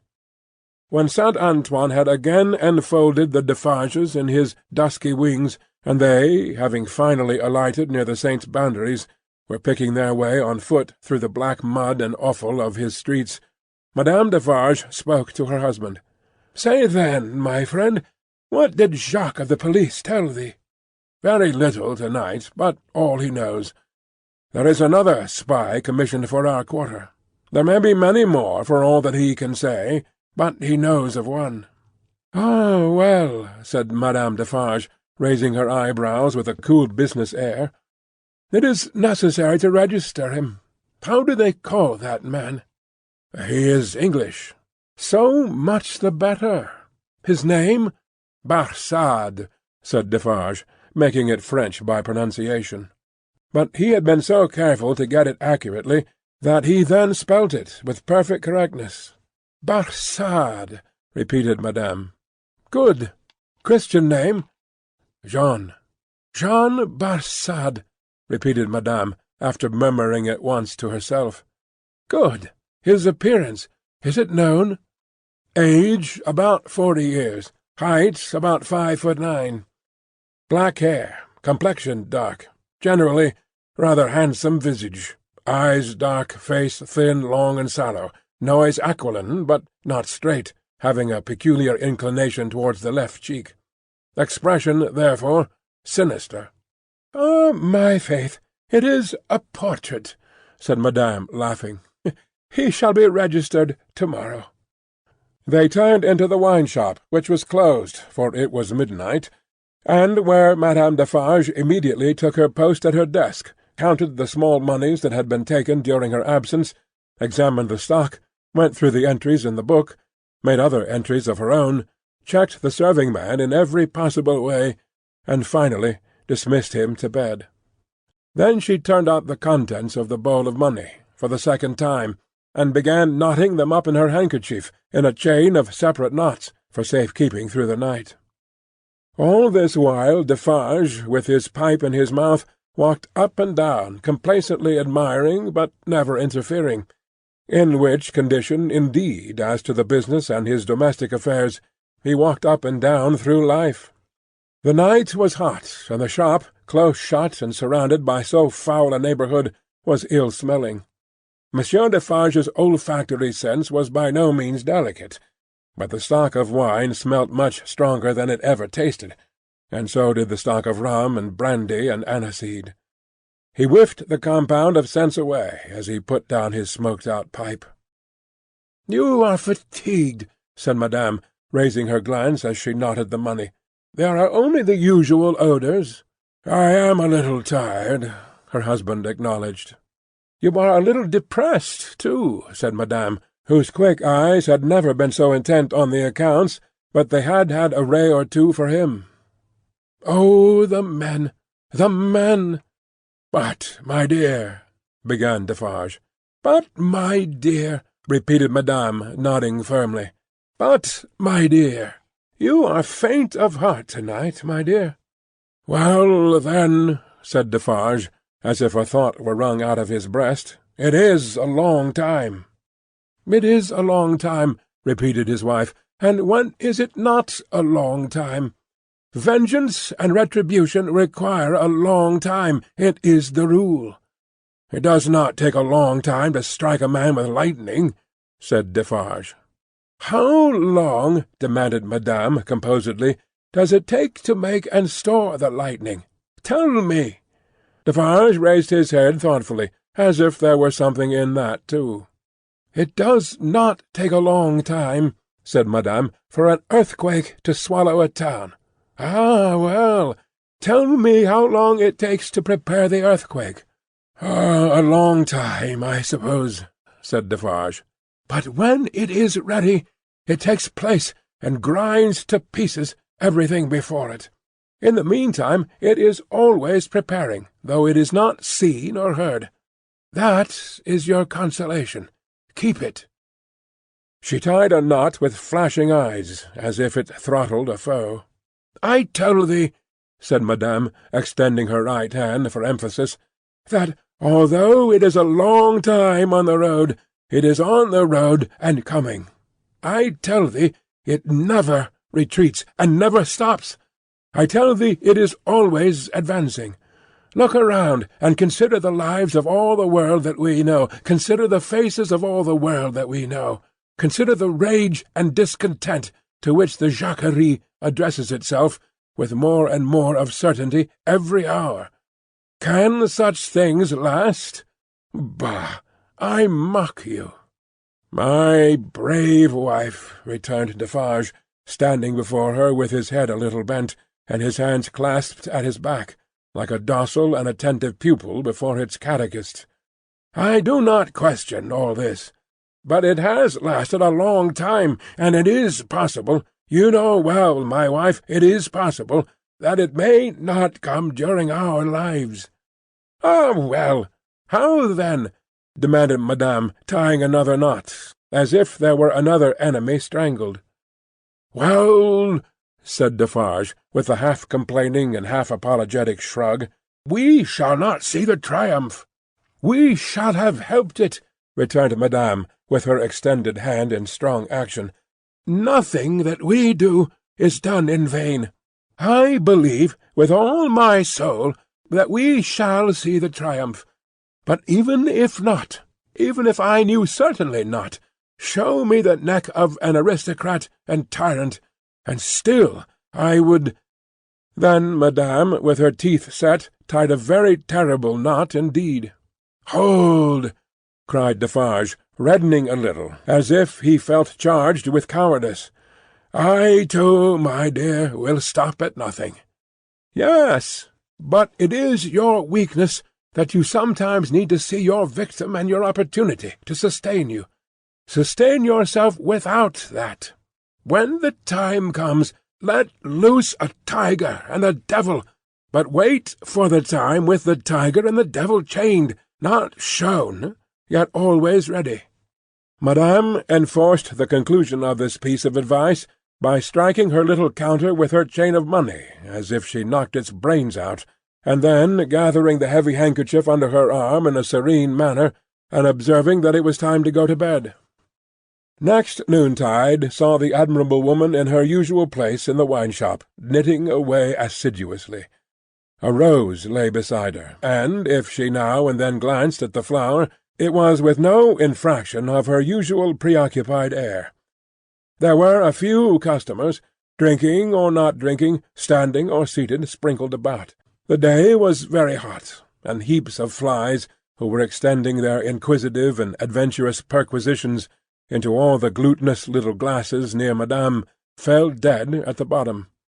Their decease made no impression on the other flies out promenading, who looked at them in the coolest manner, as if they themselves were elephants, or something as far removed, until they met the same fate.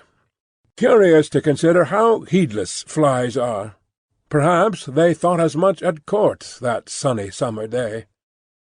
A figure entering at the door threw a shadow on Madame Defarge, which she felt to be a new one. She laid down her knitting, and began to pin her rose in her head-dress before she looked at the figure. It was curious. The moment Madame Defarge took up the rose, the customers ceased talking, and began gradually to drop out of the wine-shop. "Good day, madame," said the newcomer. "Good day, monsieur." She said it aloud, but added to herself, as she resumed her knitting, "Ha! Good day. Age about 40, height about 5 feet 9, black hair, generally rather handsome visage, complexion dark, eyes dark, thin, long, and sallow face, aquiline nose, but not straight, having a peculiar inclination towards the left cheek, which imparts a sinister expression. Good day, one and all." "Have the goodness to give me a little glass of old cognac, and a mouthful of cool fresh water, madame." Madame complied with a polite air. "Marvellous cognac, this, madame." It was the first time it had ever been so complimented, and Madame Defarge knew enough of its antecedents to know better. She said, however, that the cognac was flattered, and took up her knitting. The visitor watched her fingers for a few moments, and took the opportunity of observing the place in general. "You knit with great skill, madame." "I am accustomed to it. A pretty pattern, too." "You think so?" said madame, looking at him with a smile. "Decidedly. May one ask what it is for?" "Oh, pastime," said madame, still looking at him with a smile, while her fingers moved nimbly. "Not for use?" "That depends. I may find a use for it one day. If I do, well," said madame, drawing a breath and nodding her head with a stern kind of coquetry, "I'll use it." It was remarkable, but the taste of Saint Antoine seemed to be decidedly opposed to a rose on the head-dress of Madame Defarge. Two men had entered separately, and had been about to order drink, when, catching sight of that novelty, they faltered, made a pretence of looking about, as if for some friend who was not there, and went away. Nor, of those who had been there when this visitor entered, was there one left. They had all dropped off. The spy had kept his eyes open, but had been able to detect no sign. They had lounged away in a poverty-stricken, purposeless, accidental manner, quite natural and unimpeachable. "Chun!" thought madame, checking off her work as her fingers knitted, and her eyes looked at the stranger. Stay long enough, and I shall knit Barsad before you go." "You have a husband, madame?" "I have." "Children?" "No children." "Business seems bad?" "Business is very bad. The people are so poor." "Ah, the unfortunate, miserable people! So oppressed, too, as you say." "As you say," madame retorted, correcting him, and deftly knitting an extra something into his name that boded him no good. "Pardon me. Certainly it was I who said so. But you naturally think so, of course." "I think," returned madame in a high voice, "I and my husband have enough to do to keep this wine-shop open, without thinking. All we think here is how to live. That is the subject we think of, and it gives us, from morning to night, enough to think about, without embarrassing our heads concerning others. "I think for others? No, no." The spy, who was there to pick up any crumbs he could find or make, did not allow his baffled state to express itself in his sinister face, but stood with an air of gossiping gallantry, leaning his elbow on Madame Defarge's little counter, and occasionally sipping his cognac. "A bad business this, madame, of Gaspard's execution. Ah, the poor Gaspard!" with a sigh of great compassion. "My faith!" returned Madame, coolly and lightly, "if people use knives for such purposes, they have to pay for it. He knew beforehand what the price of his luxury was. He has paid the price." "I believe," said the spy, dropping his soft voice to a tone that invited confidence, and expressing an injured revolutionary susceptibility in every muscle of his wicked face, "I believe there is much compassion and anger in this neighbourhood touching the poor fellow. Between ourselves." "Is there?" asked Madame vacantly. "Is there not?" "Here is my husband," said Madame Defarge. As the keeper of the wine-shop entered at the door, the spy saluted him by touching his hat, and saying, with an engaging smile, "Good day, Jacques." Defarge stopped short and stared at him. "Good day, Jacques," the spy repeated. "Good day, Jacques," the spy repeated, with not quite so much confidence or quite so easy a smile under the stare. "You deceive yourself, monsieur," returned the keeper of the wine-shop. "You mistake me for another. That is not my name. I am Ernest Defarge." "It is all the same," said the spy airily, but discomfited too. "Good day." "Good day," answered Defarge dryly. "I was saying to madame, with whom I had the pleasure of chatting when you entered, that they tell me there is, and no wonder, much sympathy and anger in Saint-Antoine touching the unhappy fate of poor Gaspard." "No one has told me so," said Defarge, shaking his head. "I know nothing of it." Having said it, he passed behind the little counter, and stood with his hand on the back of his wife's chair, looking over that barrier at the person to whom they were both opposed, and whom either of them would have shot with the greatest satisfaction.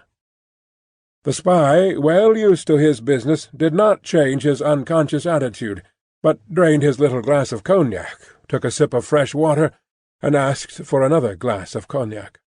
Madame Defarge poured it out for him, took to her knitting again, and hummed a little song over it. "You seem to know this quarter well. That is to say, better than I do," observed Defarge. "Oh, not at all. But I hope to know it better. I am so profoundly interested in its miserable inhabitants." "Ah," muttered Defarge. "The pleasure of conversing with you, Monsieur Defarge, recalls to me," pursued the spy, "that I have the honour of cherishing some interesting associations with your name."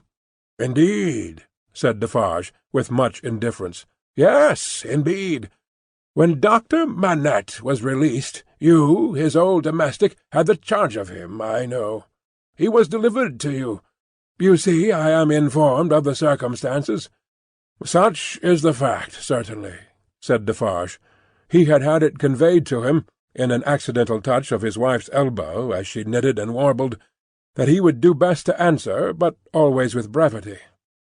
"It was to you," said the spy, "that his daughter came, and it was from your care that his daughter took him, accompanied by a neat brown monsieur.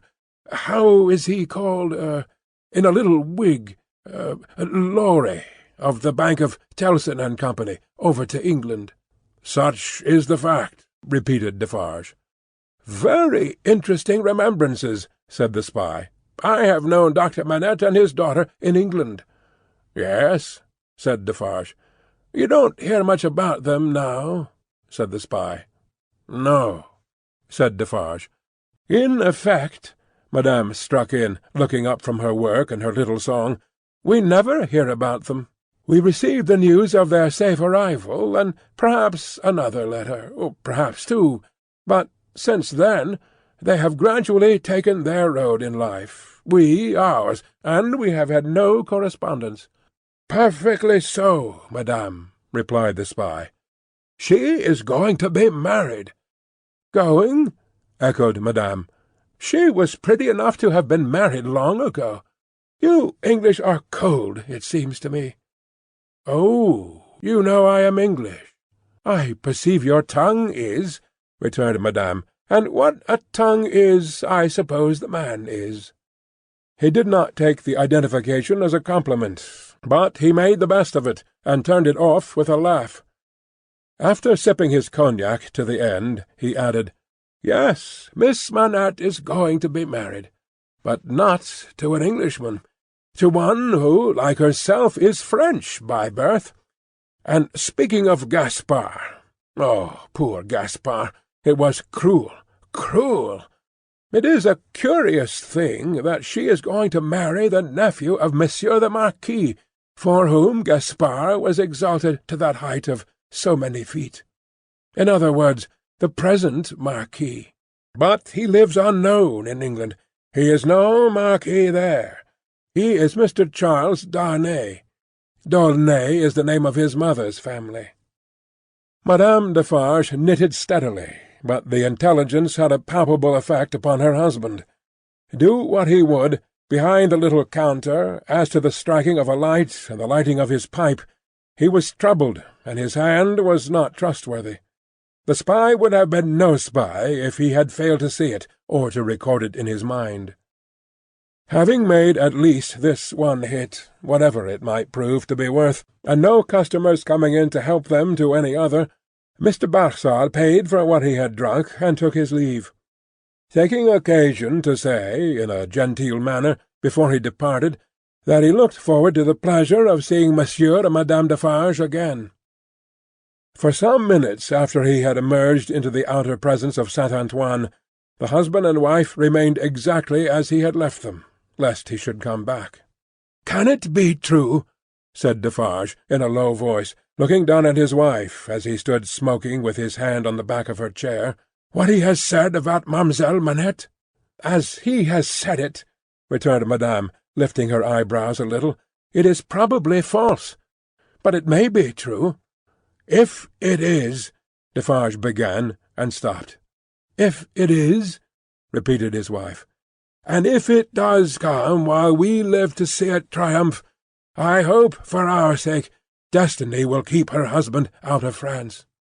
"Her husband's destiny," said Madame Defarge, with her usual composure, "will take him where he is to go, and will lead him to the end that is to end him. That is all I know.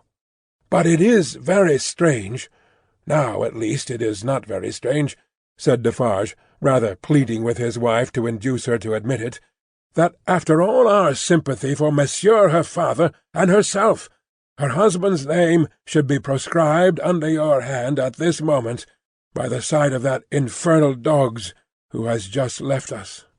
"Stranger things than that will happen when it does come," answered Madame. "I have them both here of a certainty, and they are both here for their merits. That is enough." She rolled up her knitting when she had said these words, and presently took the rose out of the handkerchief that was wound about her head. Either Saint-Antoine had an instinctive sense that the objectionable decoration was gone, or Saint-Antoine was on the watch for its disappearance. Howbeit, the saint took courage to lounge in very shortly afterwards, and the wine-shop recovered its habitual aspect. In the evening, at which season of all others Saint-Antoine turned himself inside out, and sat on doorsteps and window-ledges, and came to the corners of vile streets and courts for a breath of air, Madame Defarge, with her work in her hand, was accustomed to pass from place to place and from group to group. A missionary, there were many like her, such as the world will do never to breed again. All the women knitted. They knitted worthless things, but the mechanical work was a mechanical substitute for eating and drinking. The hands moved for the jaws and the digestive apparatus. If the bony fingers had been still, the stomachs would have been more famine-pinched. But as the fingers went, the eyes went, and the thoughts, and as Madame Defarge moved on from group to group, all three went quicker and fiercer among every little knot of women that she had spoken with, and left behind. Her husband smoked at his door, looking after her with admiration. "A great woman," said he. "A strong woman, a grand woman, a frightfully grand woman."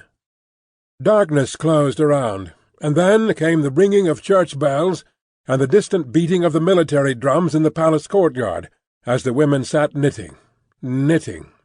Darkness encompassed them. Another darkness was closing in as surely. When the church bells, then ringing pleasantly in many an airy steeple over France, should be melted into thundering cannons, when the military drums should be beating to drown a wretched voice, that night all potent as the voice of power and plenty, freedom and life, so much was closing in about the women who sat knitting, knitting, that they, their very selves, were closing in around a structure yet unbuilt, where they were to sit knitting, knitting, counting dropping heads. Chapter 17. One Night. Never did the sun go down with a brighter glory on the quiet corner in Soho than one memorable evening when the doctor and his daughter sat under the plane-tree together. Never did the moon rise with a milder radiance over great London than on that night when it found them still seated under the tree, and shone upon their faces through its leaves. Lucy was to be married tomorrow. She had reserved this last evening for her father, and they sat alone under the plane-tree. "You are happy, my dear father?" "Quite, my child." They had said little, though they had been there a long time. When it was yet light enough to work and read, she had neither engaged herself in her usual work, nor had she read to him. She had employed herself in both ways at his side under the tree many and many a time, but this time was not quite like any other, and nothing could make it so. "And I am very happy to-night, dear father. I am deeply happy in the love that Heaven has so blessed, my love for Charles, and Charles's love for me. But if my life were not to be still consecrated to you, or if my marriage were so arranged as that it would part us, even by the length of a few of these streets, I should be more unhappy and self-reproachful now than I can tell you. Even as it is—" Even as it was, she could not command her voice. In the sad moonlight she clasped him by the neck and laid her face upon his breast. In the moonlight, which is always sad, as the light of the sun itself is, as the light called human life is, at its coming and its going. "Dearest dear, can you tell me, this last time, that you feel quite sure no new affections of mine and no new duties of mine will ever interpose between us? I know it well, but do you know it? In your own heart do you feel quite certain?" Her father answered, with a cheerful firmness of conviction he could scarcely have assumed, "Quite sure, my darling. More than that," he added, as he tenderly kissed her, "my future is far brighter, Lucy, seen through your marriage, than it could have been, nay, than it ever was without it." "If I could hope that, my father." "Believe it, love. Indeed it is so. Consider how natural and how plain it is, my dear, that it should be so. You, devoted and young, cannot fully appreciate the anxiety I have felt that your life should not be wasted." She moved her hand towards his lips, but he took it in his and repeated the word. "Wasted, my child, should not be wasted, struck aside from the natural order of things for my sake. Your unselfishness cannot entirely comprehend how much my mind has gone on this. But only ask yourself, how could my happiness be perfect, while yours was incomplete? If I had never seen Charles, my father, I should have been quite happy with you." He smiled at her unconscious admission that she would not have been unhappy without Charles, having seen him, and replied, "My child, you did see him, and it is Charles. If it had not been Charles, it would have been another. Or, if it had been no other, I should have been the cause, and then the dark part of my life would have cast its shadow beyond myself, and would have fallen on you." It was the first time, except at the trial, of her ever hearing him refer to the period of his suffering. It gave her a strange and new sensation while his words were in her ears, and she remembered it long afterwards. "See," said the doctor of Beauvais, raising his hand towards the moon. "I have looked at her from my prison window when I could not bear her light. I have looked at her when it has been such torture to me to think of her shining upon what I had lost, that I have beaten my head against my prison walls. I have looked at her in a state so dull and lethargic that I have thought of nothing but the number of horizontal lines I could draw across her at the full, and the number of perpendicular lines with which I could intersect them." He added in his inward and pondering manner as he looked at the moon, "It was 20 either way, I remember, and the 20th was difficult to squeeze in." The strange thrill with which she heard him go back to that time deepened as he dwelt upon it. But there was nothing to shock her in the manner of his reference.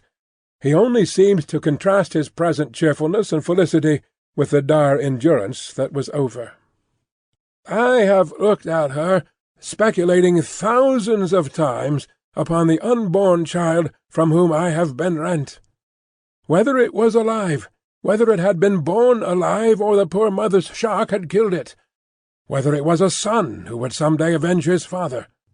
There was a time in my imprisonment when my desire for vengeance was unbearable. Whether it was a son who would never know his father's story, who might even live to weigh the possibility of his father's having disappeared of his own will and act. Whether it was a daughter who would grow to be a woman." She drew closer to him and kissed his cheek and hand. "I have pictured my daughter to myself as perfectly forgetful of me, rather altogether ignorant of me and unconscious of me. I have cast up the years of her age, year after year. I have seen her married to a man who knew nothing of my fate. I have altogether perished from the remembrance of the living, and in the next generation my place was a blank. My father, even to hear that you had such thoughts of a daughter who never existed strikes to my heart as if I had been that child. You, Lucy, it is out of the consolation and restoration you have brought to me that these remembrances arise and pass between us and the moon on this last night. What did I say just now? She knew nothing of you. She cared nothing for you. So, but on other moonlit nights, when the sadness and the silence have touched me in a different way, have affected me with something as like a sorrowful sense of peace as any emotion that had pain for its foundations could, I have imagined her as coming to me in my cell, and leading me out into the freedom beyond the fortress. I have seen her image in the moonlight often, as I now see you, except that I never held her in my arms, and it stood between the little grated window and the door. But you understand that that was not the child I am speaking of. The figure is not. The image, the fancy. No, that was another thing. It stood before my disturbed sense of sight, but it never moved.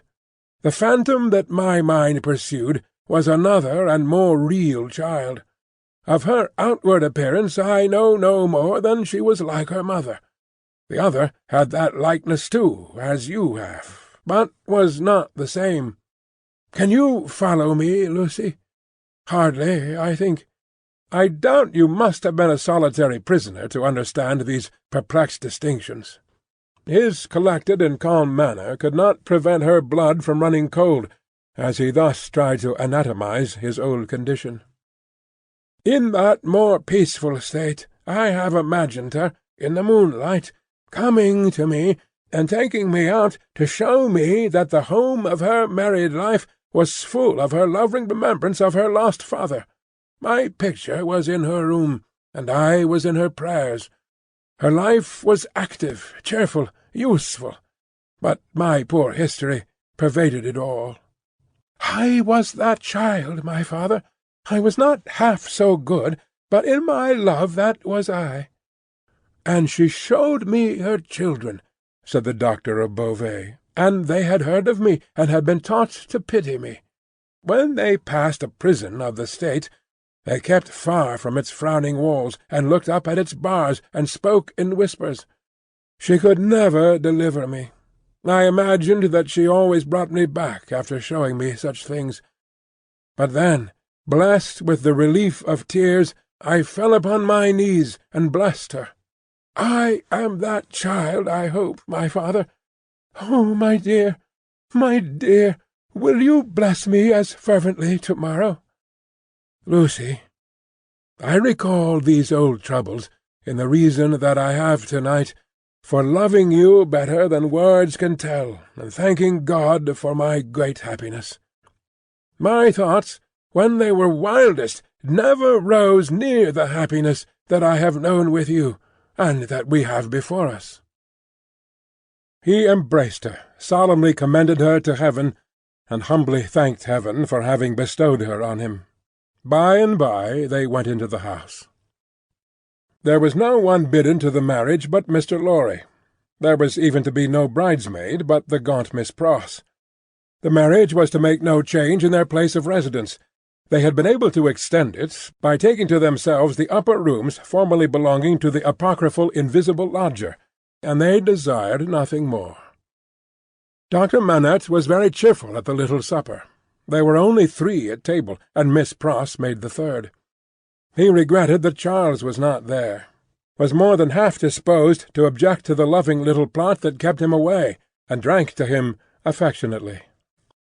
So the time came for him to bid Lucy good night, and they separated. But in the stillness of the 3rd hour of the morning, Lucy came downstairs again and stole into his room, not free from unshaped fears beforehand. All things, however, were in their places. All was quiet, and he lay asleep, his white hair picturesque on the untroubled pillow, and his hands lying quiet on the coverlet. She put her needless candle in the shadow at a distance, crept up to his bed, and put her lips to his, then leaned over him and looked at him. Into his handsome face the bitter waters of captivity had worn, but he covered up their tracks with a determination so strong that he held the mastery of them even in his sleep. A more remarkable face, in its quiet, resolute, and guarded struggle with an unseen assailant, was not to be beheld in all the wide dominions of sleep that night. She timidly laid her hand on his dear breast, and put up a prayer that she might ever be as true to him as her love aspired to be, and as his sorrows deserved. Then she withdrew her hand and kissed his lips once more, and went away. So the sunrise came, and the shadows of the leaves of the plane-tree moved upon his face as softly as her lips had moved in praying for him. Chapter 18. 9 Days. The marriage day was shining brightly, and they were ready outside the closed door of the doctor's room, where he was speaking with Charles Darnay. They were ready to go to church, the beautiful bride, Mr. Lorry, and Miss Pross, to whom the event, through a gradual process of reconcilement to the inevitable, would have been one of absolute bliss, but for the yet lingering consideration that her brother Solomon should have been the bridegroom. "And so," said Mr. Lorry, who could not sufficiently admire the bride, and who had been moving round her to take in every point of her quiet, pretty dress, "and so it was for this, my sweet Lucy, that I brought you across the Channel, such a baby. Lord bless me, how little I thought what I was doing, how lightly I valued the obligation I was conferring on my friend Mr. Charles." "You didn't mean it," remarked the matter-of-fact Miss Pross, "and therefore how could you know it? Nonsense." "Really? Well, but don't cry," said the gentle Mr. Lorry. "I am not crying," said Miss Pross. "You are." "I, Miss Pross?" By this time Mr. Lorry dared to be pleasant with her on occasion. "You were just now. I saw you do it, and I don't wonder at it. Such a present of plate as you have made them is enough to bring tears into anybody's eyes. There's not a fork or spoon in the collection," said Miss Pross, "that I didn't cry over last night after the box came, till I couldn't see it." "I am highly gratified," said Mr. Lorry, "though, upon my honour, I had no intention of rendering those trifling articles of remembrance invisible to anyone. Dear me, this is an occasion that makes a man speculate on all he has lost. Dear, dear, dear, to think that there might have been a Mrs. Lorry any time these 50 years, almost." "Not at all," from Miss Pross. "You think there never might have been a Miss Lorry?" asked the gentleman of that name. "Pooh!" rejoined Miss Pross. "You were a bachelor in your cradle." "Well," observed Mr. Lorry, beamingly adjusting his little wig, "that seems probable, too." "And you were cut out for a bachelor," pursued Miss Pross, "before you were put in your cradle." "Then I think," said Mr. Lorry, "that I was very unhandsomely dealt with, and that I ought to have had a voice in the selection of my pattern. Enough. Now, my dear Lucy," drawing his arm soothingly around her waist, "I hear them moving in the next room, and Miss Pross and I, as two formal folks of business, are anxious not to lose the final opportunity of saying something to you that you wish to hear. You leave your good father, my dear, in hands as earnest and as loving as your own. He shall be taken every conceivable care of.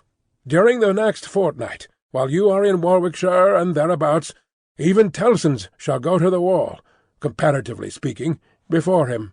And when, at the fortnight's end, he comes to join you and your beloved husband on your other fortnight's trip in Wales, you shall see that we have sent him to you in the best health and in the happiest frame. Now I hear somebody's step coming to the door. Let me kiss my dear girl with an old-fashioned bachelor blessing before somebody comes to claim his own."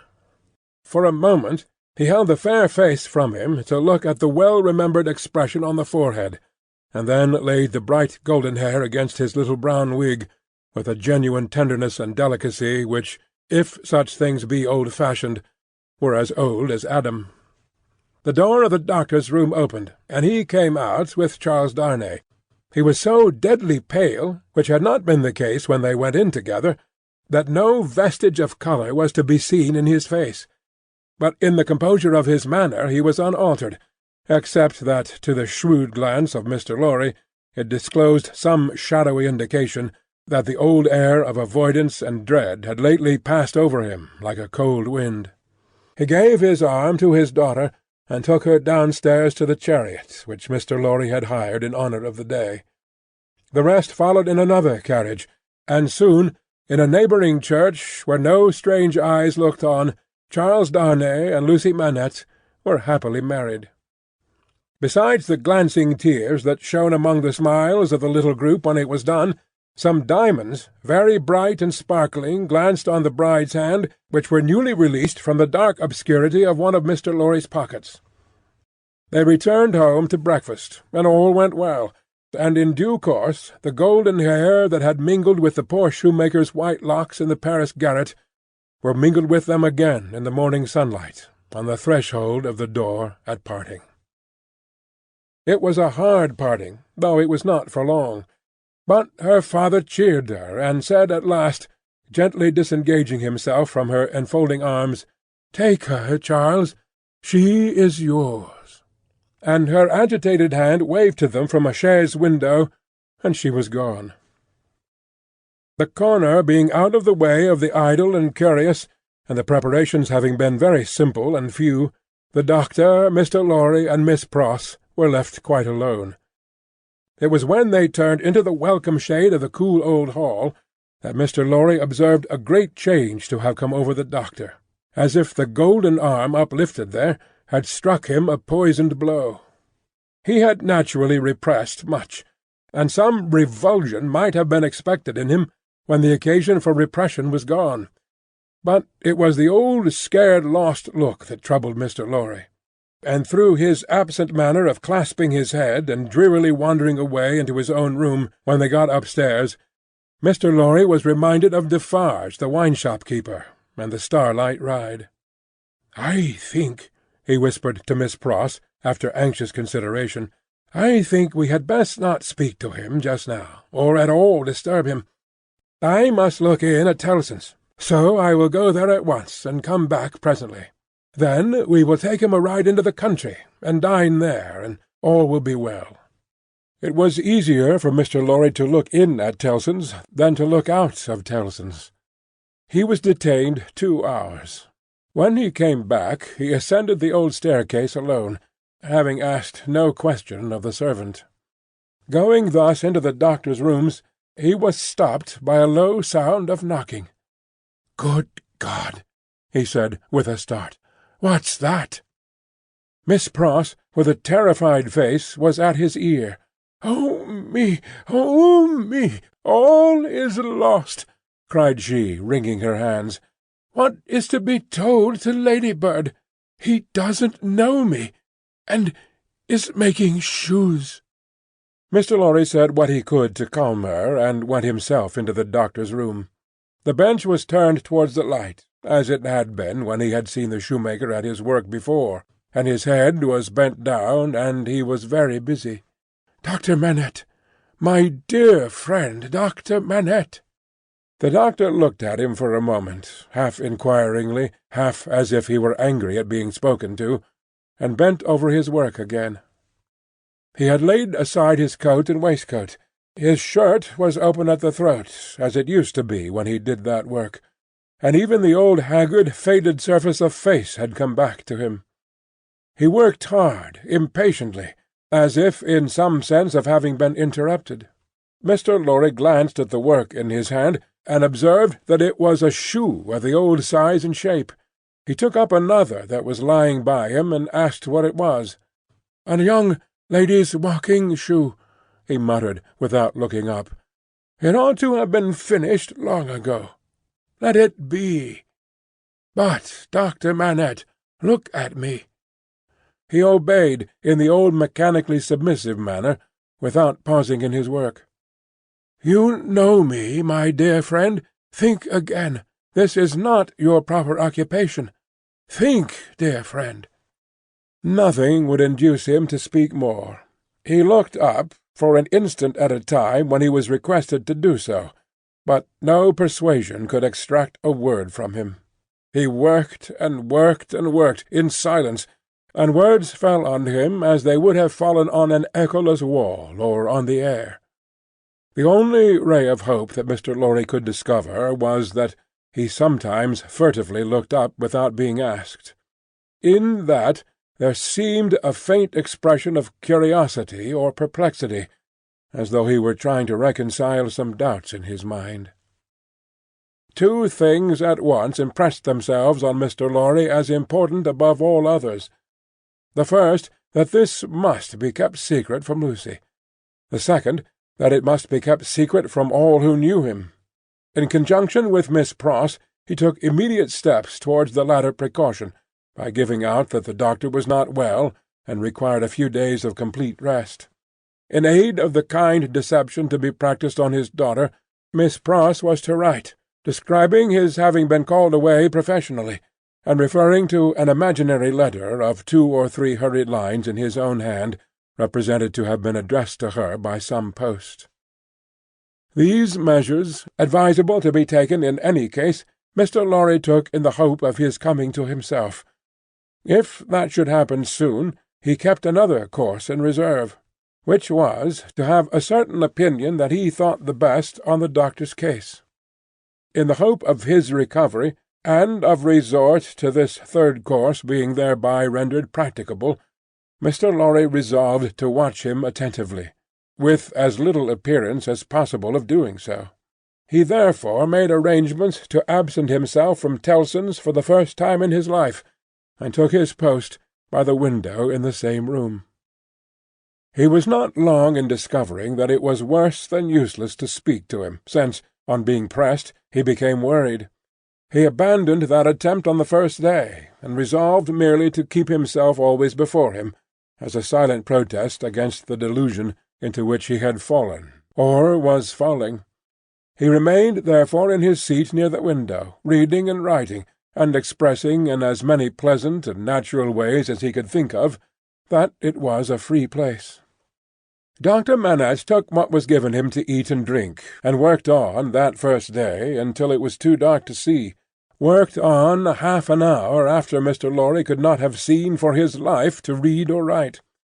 When he put his tools aside as useless until morning, Mr. Lorry rose and said to him, "Will you go out?"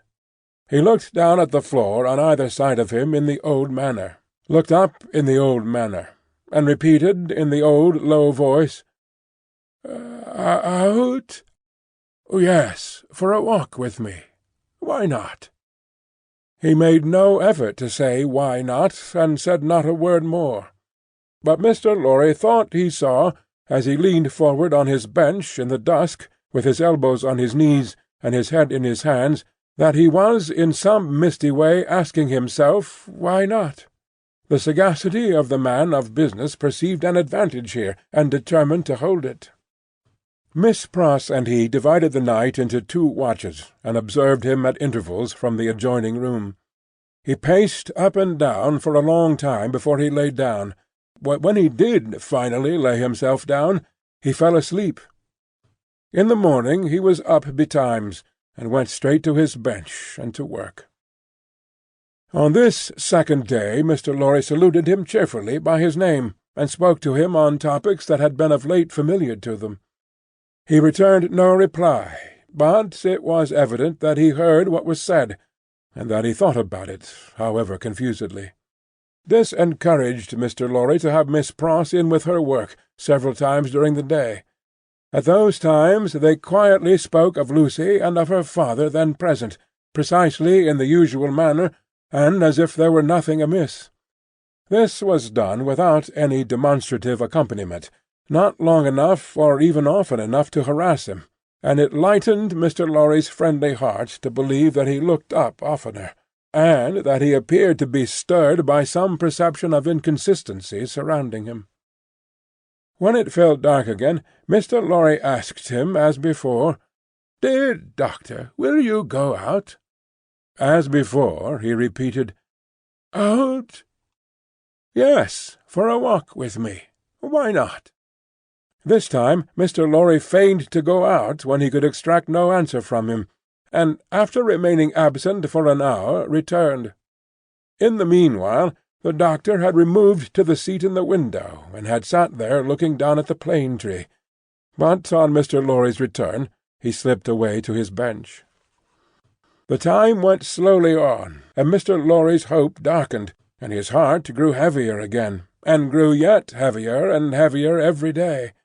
The 3rd day came and went, the 4th, the 5th, 5 days, 6 days, 7 days, 8 days, 9 days. With a hope ever darkening, and with a heart always growing heavier and heavier, Mr. Lorry passed through this anxious time. The secret was well kept, and Lucy was unconscious and happy. But he could not fail to observe that the shoemaker, whose hand had been a little out at first, was growing dreadfully skilful, and that he had never been so intent on his work, and that his hands had never been so nimble and expert, as in the dusk of the 9th evening. Chapter 19. An Opinion. Worn out by anxious watching, Mr. Lorry fell asleep at his post. On the 10th morning of his suspense, he was startled by the shining of the sun into the room where a heavy slumber had overtaken him when it was dark night. He rubbed his eyes and roused himself, but he doubted, when he had done so, whether he was not still asleep. For, going to the door of the doctor's room and looking in, he perceived that the shoemaker's bench and tools were put aside again, and that the doctor himself sat reading at the window. He was in his usual morning dress, and his face, which Mr. Lorry could distinctly see, though still very pale, was calmly studious and attentive. Even when he had satisfied himself that he was awake, Mr. Lorry felt giddily uncertain for some few moments whether the late shoemaking might not be a disturbed dream of his own. For did not his eyes show him his friend before him in his accustomed clothing and aspect, and employed as usual? And was there any sign within their range that the change of which he had so strong an impression had actually happened? It was but the inquiry of his first confusion and astonishment, the answer being obvious. If the impression were not produced by a real, corresponding, and sufficient cause, how came he, Jarvis Lorry, there? How came he to have fallen asleep in his clothes on the sofa in Dr. Manette's consulting-room, and to be debating these points outside the doctor's bedroom door in the early morning? Within a few minutes Miss Pross stood whispering at his side. If he had had any particle of doubt left, her talk would of necessity have resolved it, but he was by that time clear-headed, and had none.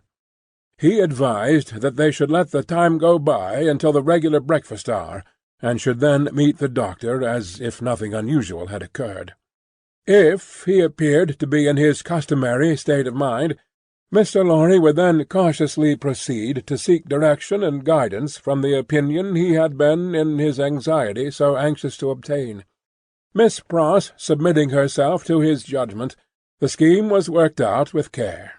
Having abundance of time for his usual methodical toilette, Mr. Lorry presented himself at the breakfast hour in his usual white linen, and with his usual neat leg.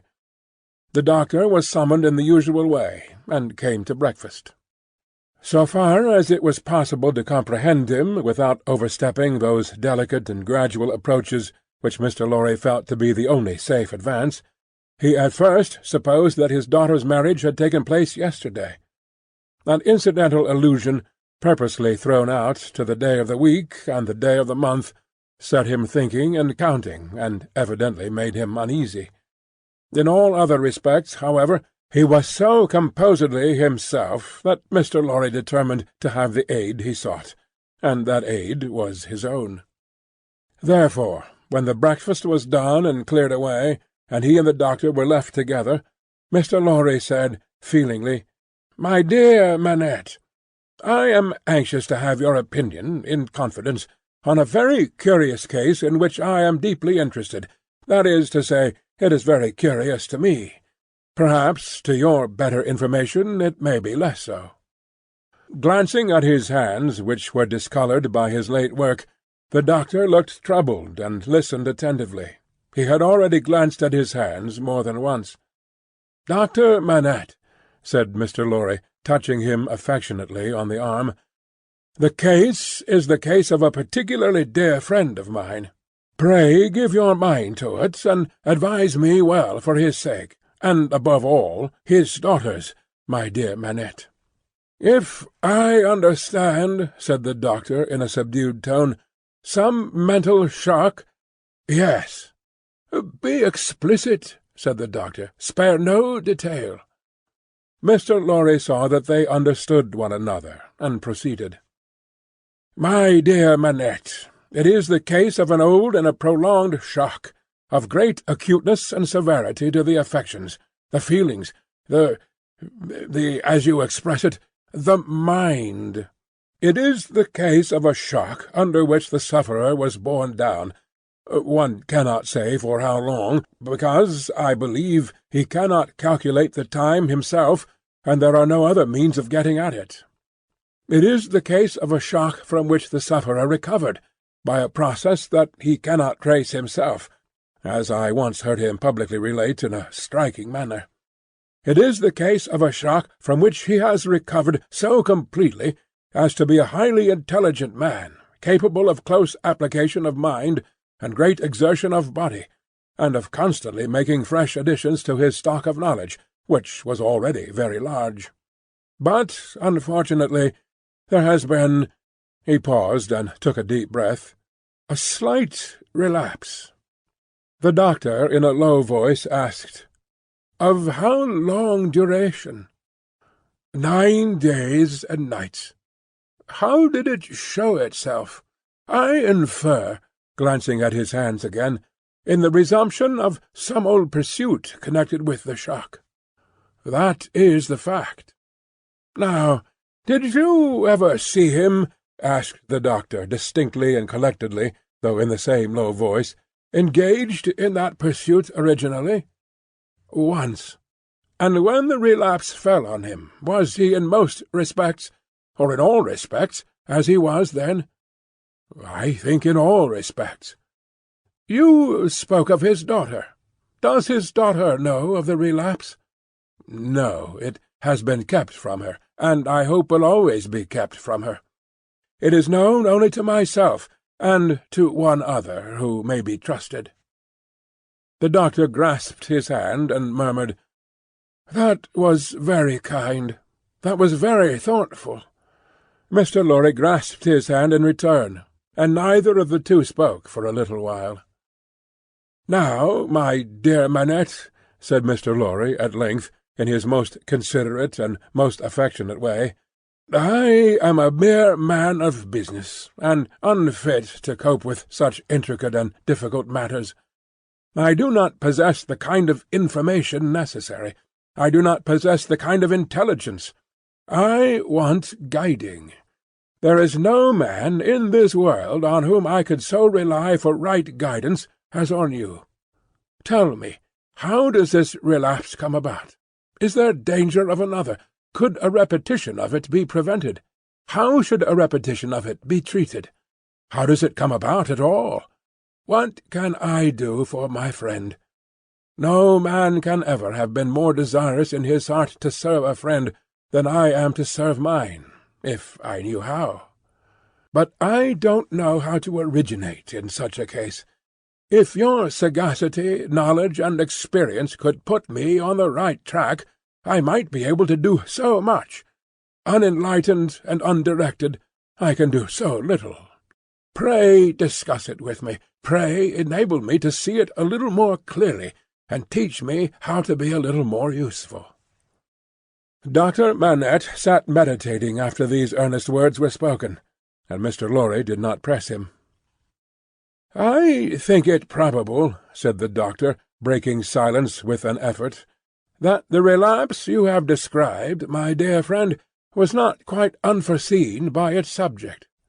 "Was it dreaded by him?" Mr. Lorry ventured to ask. "Very much." He said it with an involuntary shudder. "You have no idea how such an apprehension weighs on the sufferer's mind, and how difficult, how almost impossible it is for him to force himself to utter a word upon the topic that oppresses him. Would he," asked Mr. Lorry, "be sensibly relieved if he could prevail upon himself to impart that secret brooding to any one when it is on him?" "I think so, but it is, as I have told you, next to impossible. I even believe it, in some cases, to be quite impossible."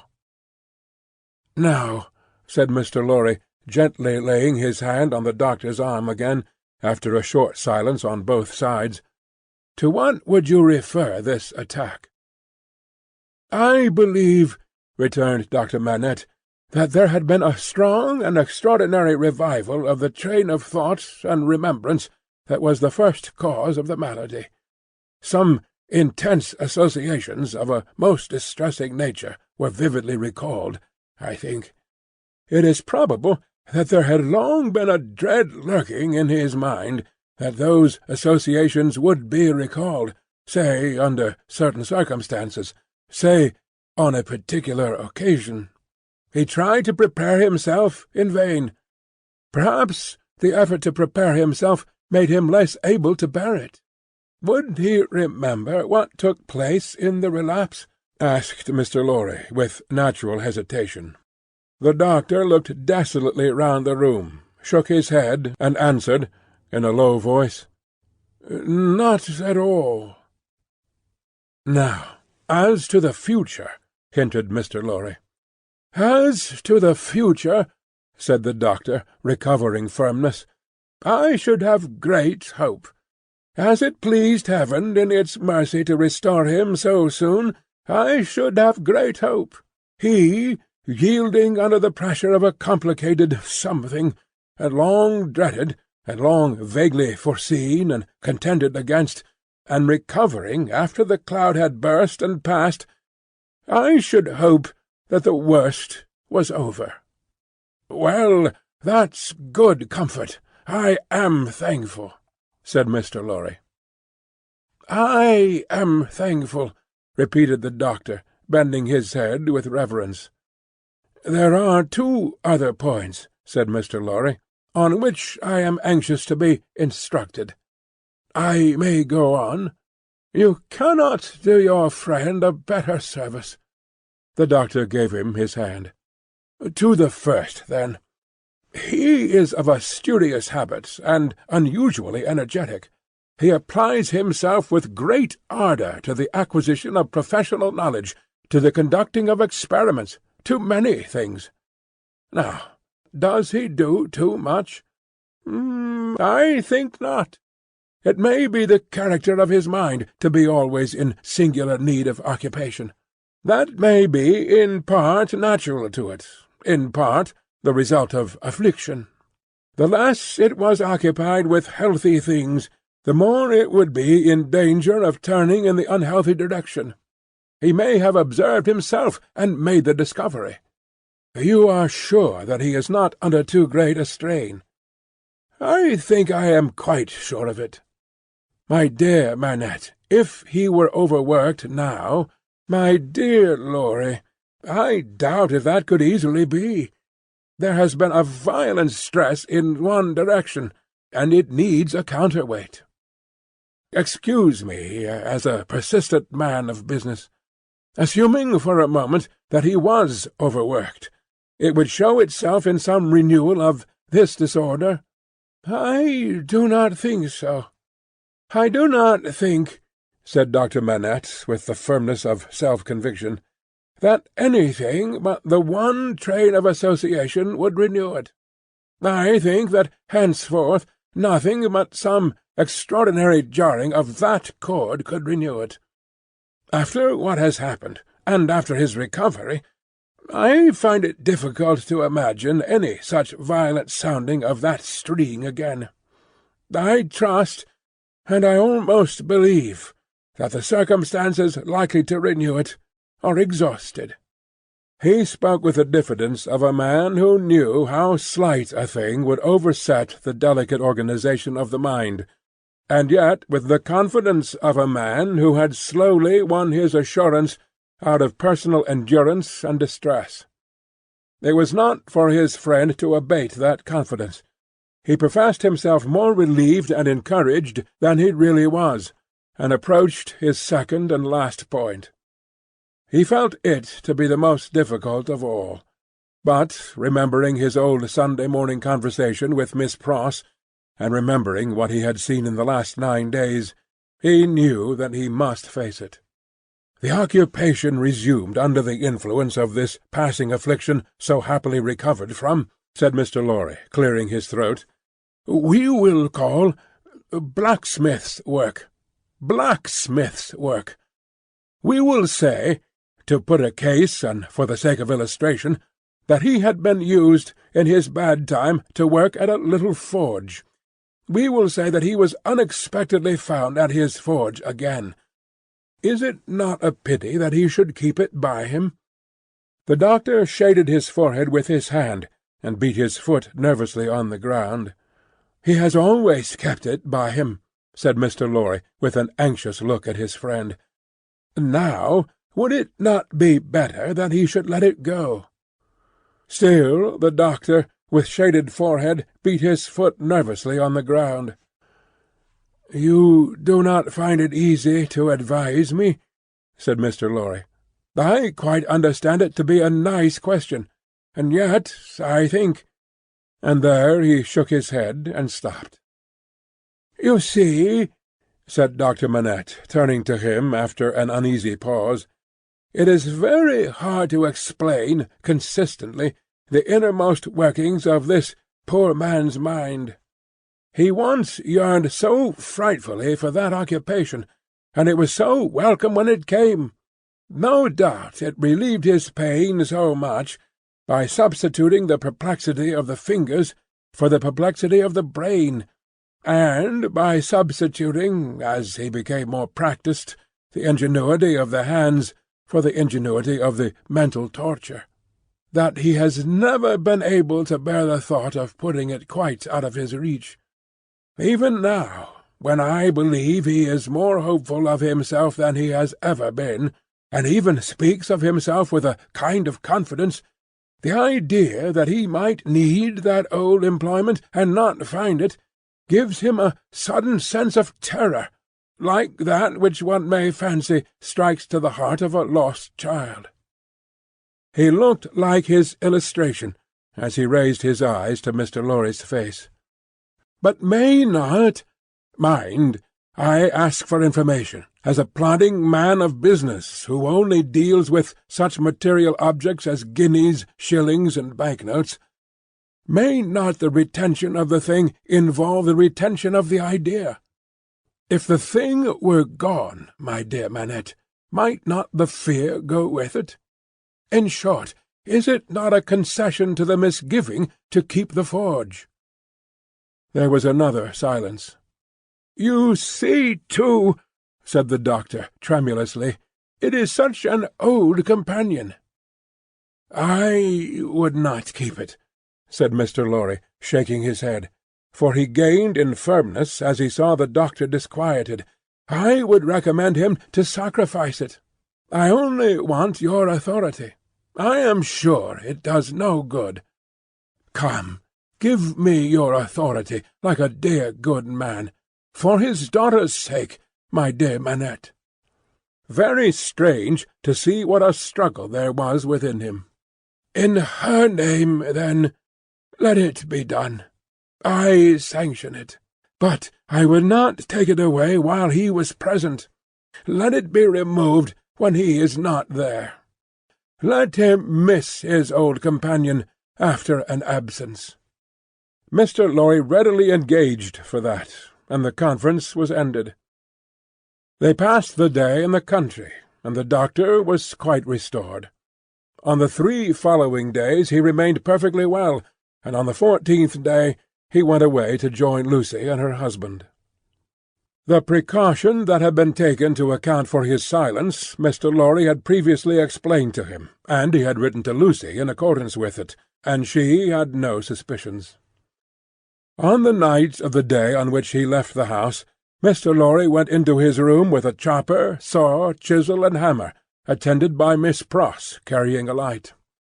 There, with closed doors, and in a mysterious and guilty manner, Mr. Lorry hacked the shoemaker's bench to pieces, while Miss Pross held the candle as if she were assisting at a murder, for which, indeed, in her grimness, she was no unsuitable figure. The burning of the body, previously reduced to pieces convenient for the purpose, was commenced without delay in the kitchen fire, and the tools, shoes, and leather were buried in the garden. So wicked do destruction and secrecy appear to honest minds, that Mr. Lorry and Miss Pross, while engaged in the commission of their deed and in the removal of its traces, almost felt, and almost looked, like accomplices in a horrible crime. Chapter 20. A Plea. When the newly married pair came home, the first person who appeared to offer his congratulations was Sidney Carton. They had not been at home many hours when he presented himself. He was not improved in habits, or in looks, or in manners, but there was a certain rugged air of fidelity about him which was new to the observation of Charles Darnay. He watched his opportunity of taking Darnay aside into a window, and of speaking to him when no one overheard. "Mr. Darnay," said Carton, "I wish we might be friends. We are already friends, I hope. You are good enough to say so as a fashion of speech, but I don't mean any fashion of speech. Indeed, when I say I wish we might be friends, I scarcely mean quite that either." Charles Darnay, as was natural, asked him, in all good humour and good fellowship, what he did mean. "Upon my life," said Carton, smiling, "I find that easier to comprehend in my own mind than to convey to yours. However, let me try. You remember a certain famous occasion when I was more drunk than usual?" "I remember a certain famous occasion when you forced me to confess that you had been drinking." "I remember it too. The course of those occasions is heavy upon me, for I always remember them. I hope it may be taken into account one day, when all days are at an end for me. Don't be alarmed. I am not going to preach. I am not at all alarmed. Earnestness in you is anything but alarming to me." "Ah," said Carton, with a careless wave of his hand, as if he waved that away. "On the drunken occasion in question, one of a large number, as you know, I was insufferable about liking you and not liking you. I wish you would forget it. I forgot it long ago. Fashion of speech again. But, Mr. Darnay, oblivion is not so easy to me as you represent it to be to you. I have by no means forgotten it, and a light answer does not help me to forget it." "If it was a light answer," returned Darnay, "I beg your forgiveness for it. I had no other object than to turn a slight thing, which, to my surprise, seems to trouble you too much, aside. I declare to you, on the faith of a gentleman, that I have long dismissed it from my mind." "Good heaven! What was there to dismiss? Have I had nothing more important to remember in the great service you rendered me that day?" "As to the great service," said Carton, "I am bound to avow to you, when you speak of it in that way, that it was mere professional claptrap. I don't know that I cared what became of you when I rendered it. Mind, I say when I rendered it. I am speaking of the past." "You make light of the obligation," returned Darnay, "but I will not quarrel with your light answer.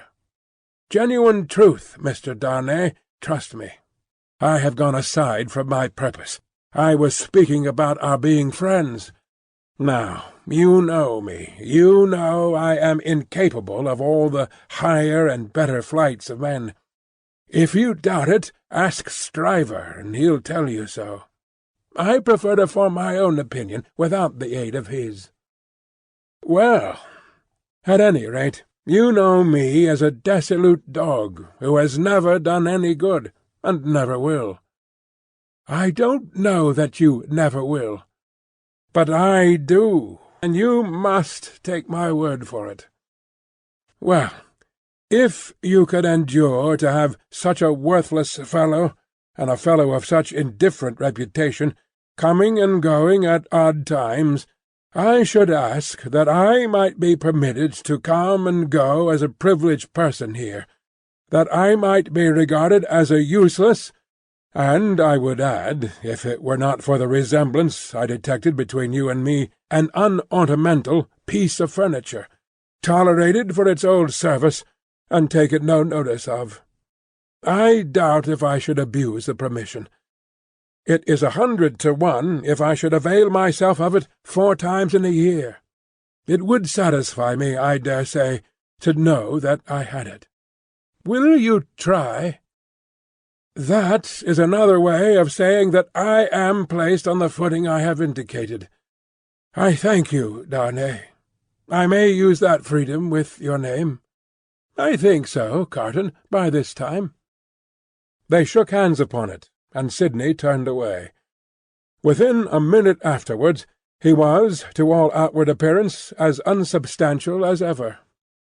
When he was gone, and in the course of an evening passed with Miss Pross, the doctor, and Mr. Lorry, Charles Darnay made some mention of this conversation in general terms, and spoke of Sidney Carton as a problem of carelessness and recklessness.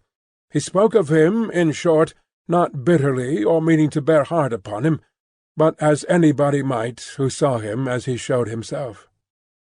He had no idea that this could dwell in the thoughts of his fair young wife. But when he afterwards joined her in their own rooms, he found her waiting for him, with the old pretty lifting of the forehead strongly marked. "We are thoughtful to-night," said Darnay, drawing his arm about her. "Yes, dearest Charles," with her hands on his breast, and the inquiring and attentive expression fixed upon him. "We are rather thoughtful to-night, for we have something on our mind to-night." "What is it, my Lucy?" "Will you promise not to press one question on me, if I beg you not to ask it?" "Will I promise? What will I not promise to my love? What, indeed, with his hand putting aside the golden hair from the cheek, and his other hand against the heart that beat for him. I think, Charles, poor Mr. Carton deserves more consideration and respect than you expressed for him tonight. Indeed, my own. Why so? That is what you are not to ask me. But I think, I know, he does. If you know it, it is enough. What would you have me do, my life? I would ask you, dearest, to be very generous with him always, and very lenient on his faults when he is not by. I would ask you to believe that he has a heart he very, very seldom reveals, and that there are deep wounds in it. My dear, I have seen it bleeding. It is a painful reflection to me, said Charles Darnay, quite astounded, that I should have done him any wrong. I never thought this of him. My husband? It is so. I fear he is not to be reclaimed. There is scarcely a hope that anything in his character or fortunes is reparable now. But I am sure that he is capable of good things, gentle things, even magnanimous things. She looked so beautiful in the purity of her faith in this lost man that her husband could have looked at her as she was for hours. "And, oh, my dearest love," she urged, clinging nearer to him, laying her head upon his breast and raising her eyes to his, "remember how strong we are in our happiness, and how weak he is in his misery." The supplication touched him home. "I will always remember it, dear heart. I will remember it as long as I live." He bent over the golden head, and put the rosy lips to his, and folded her in his arms. If one forlorn wanderer then pacing the dark streets could have heard her innocent disclosure, and could have seen the drops of pity kissed away by her husband from the soft blue eyes so loving of that husband, he might have cried to the night, and the words would not have parted from his lips for the first time, "God bless her for her sweet compassion." Chapter 21. Echoing Footsteps. A wonderful corner for echoes, it has been remarked, that corner where the doctor lived. Ever busily winding the golden thread which bound her husband and her father and herself and her old directress and companion in a life of quiet bliss, Lucy sat in the still house in the tranquilly resounding corner, listening to the echoing footsteps of years. At first there were times, though she was a perfectly happy young wife, when her work would slowly fall from her hands, and her eyes would be dimmed. For there was something coming in the echoes, something light, afar off, and scarcely audible yet, that stirred her heart too much. Fluttering hopes and doubts, hopes of a love as yet unknown to her, doubts of her remaining upon earth to enjoy that new delight, divided her breast. Among the echoes, then, there would arise the sound of footsteps at her own early grave, and thoughts of the husband who would be left so desolate, and who would mourn for her so much, swelled to her eyes, and broke like waves. That time passed, and her little Lucy lay on her bosom. Then, among the advancing echoes, there was the tread of her tiny feet and the sound of her prattling words. Let greater echoes resound as they would, the young mother at the cradle-side could always hear those coming. They came, and the shadow-house was sunny with a child's laugh, and the divine friend of children, to whom in her trouble she had confided hers, seemed to take her child in his arms as he took the child of old, and made it a sacred joy to her.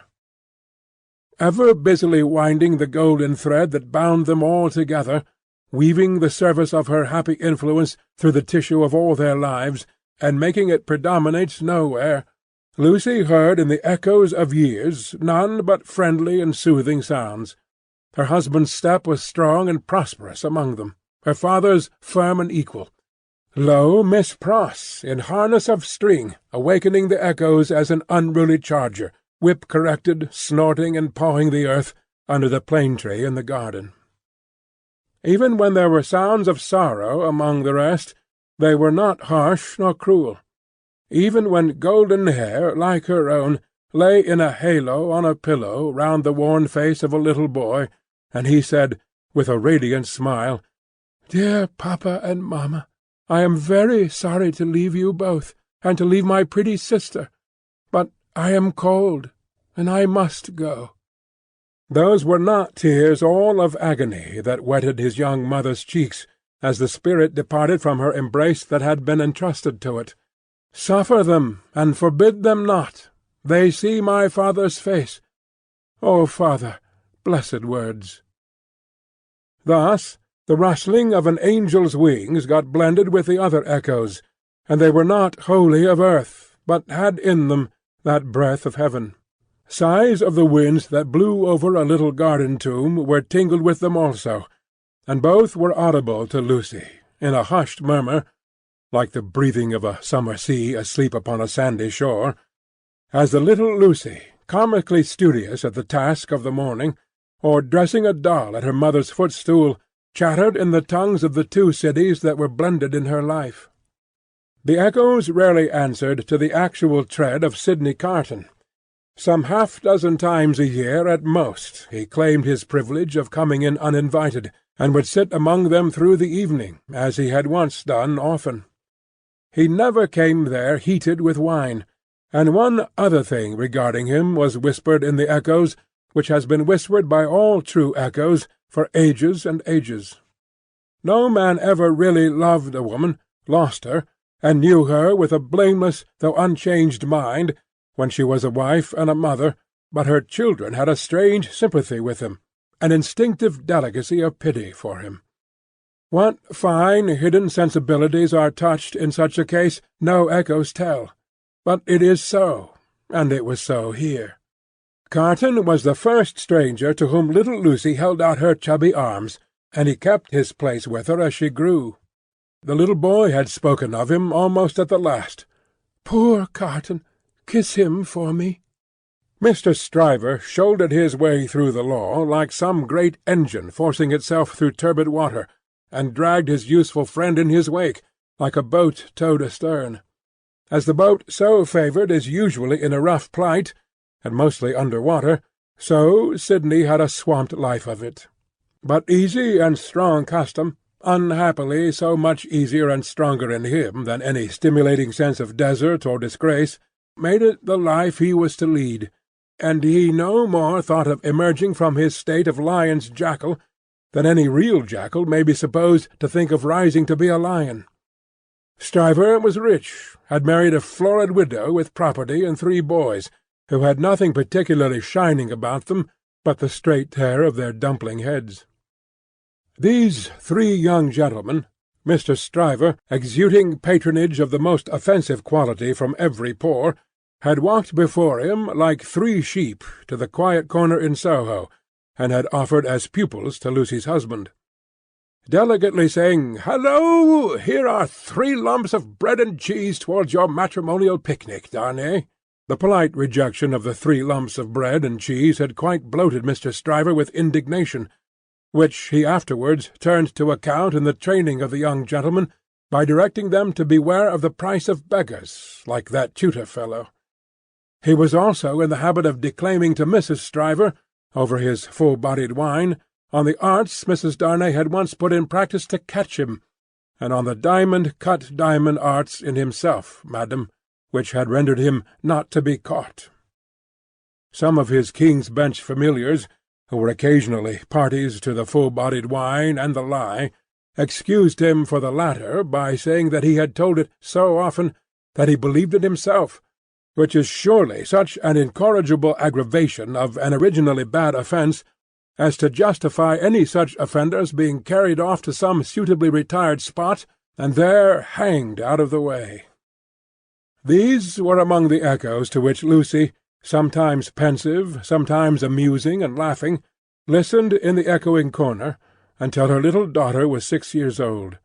How near to her heart the echoes of her child's tread came, and those of her own father's, always active and self-possessed, and those of her dear husband's, need not be told, nor how the lightest echo of their united home, directed by herself with such a wise and elegant thrift that it was more abundant than any waste, was music to her, nor how there were echoes all about her, sweet in her ears, of the many times her father had told her that he found her more devoted to him married, if that could be, than single, and of the many times her husband had said to her that no cares and duties seemed to divide her love for him or her help to him, and asked her, "What is the magic secret, my darling, of your being everything to all of us, as if there were only one of us, yet never seeming to be hurried or to have too much to do?"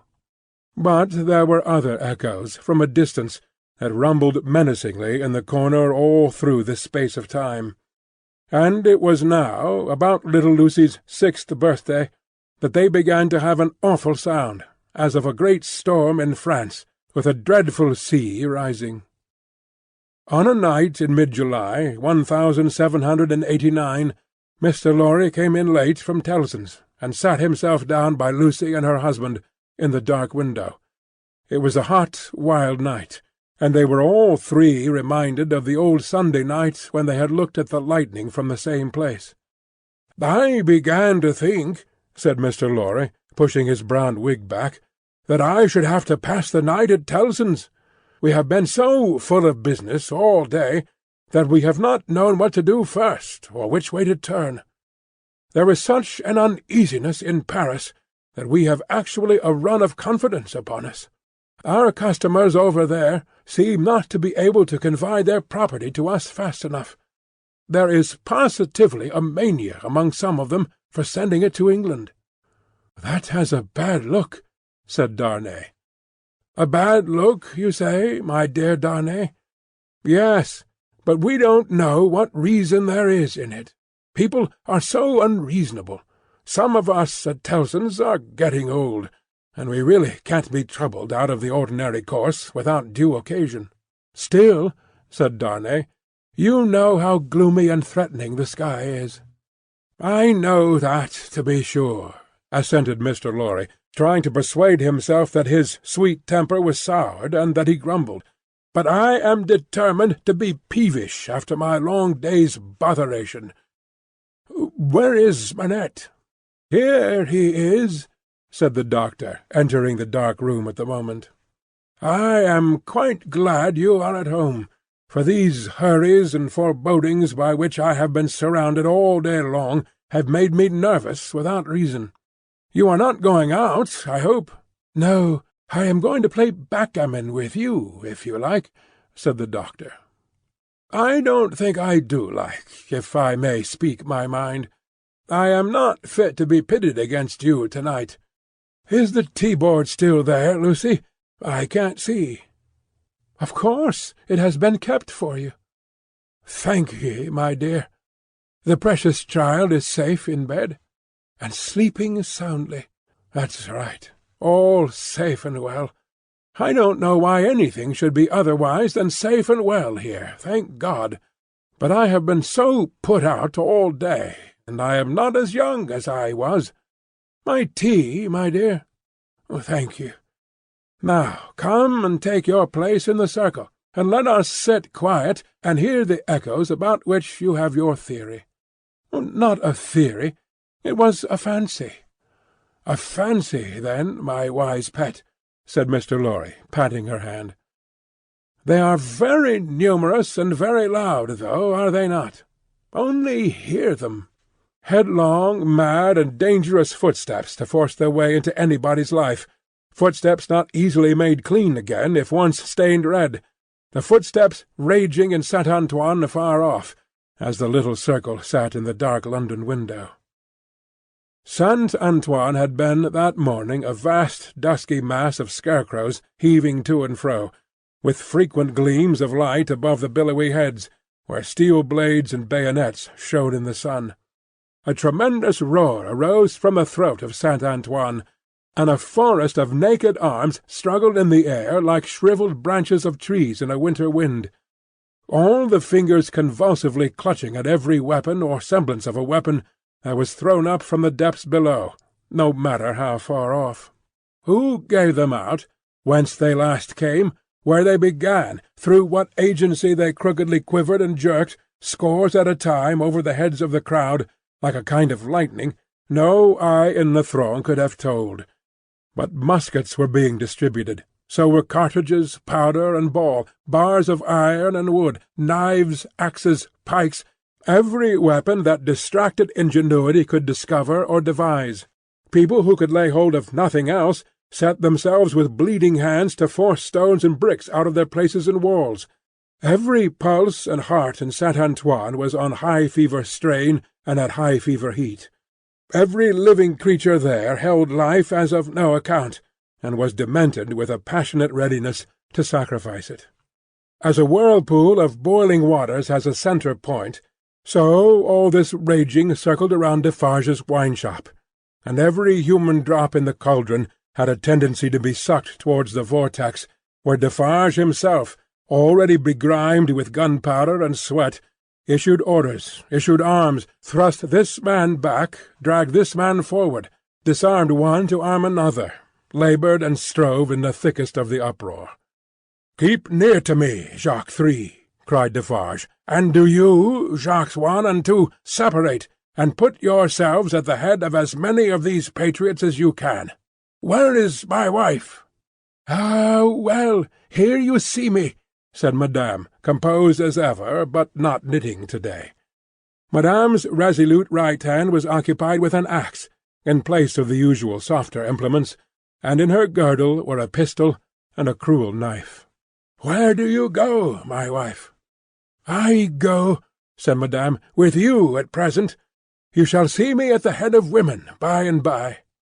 "Come, then," cried Defarge in a resounding voice. "Patriots and friends, we are ready.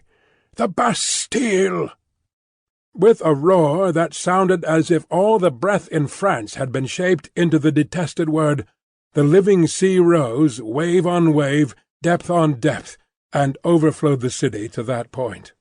Alarm bells ringing, drums beating, the sea raging and thundering on its new beach, the attack began. Deep ditches, double drawbridge, massive stone walls, 8 great towers, cannon, muskets, fire and smoke. Through the fire and through the smoke, in the fire and in the smoke, for the sea cast him up against a cannon, and on the instant he became a cannoneer, Defarge of the wine-shop worked like a manful soldier, 2 fierce hours. Deep ditch, single drawbridge, massive stone walls, 8 great towers, cannon, muskets, fire and smoke. 1 drawbridge down.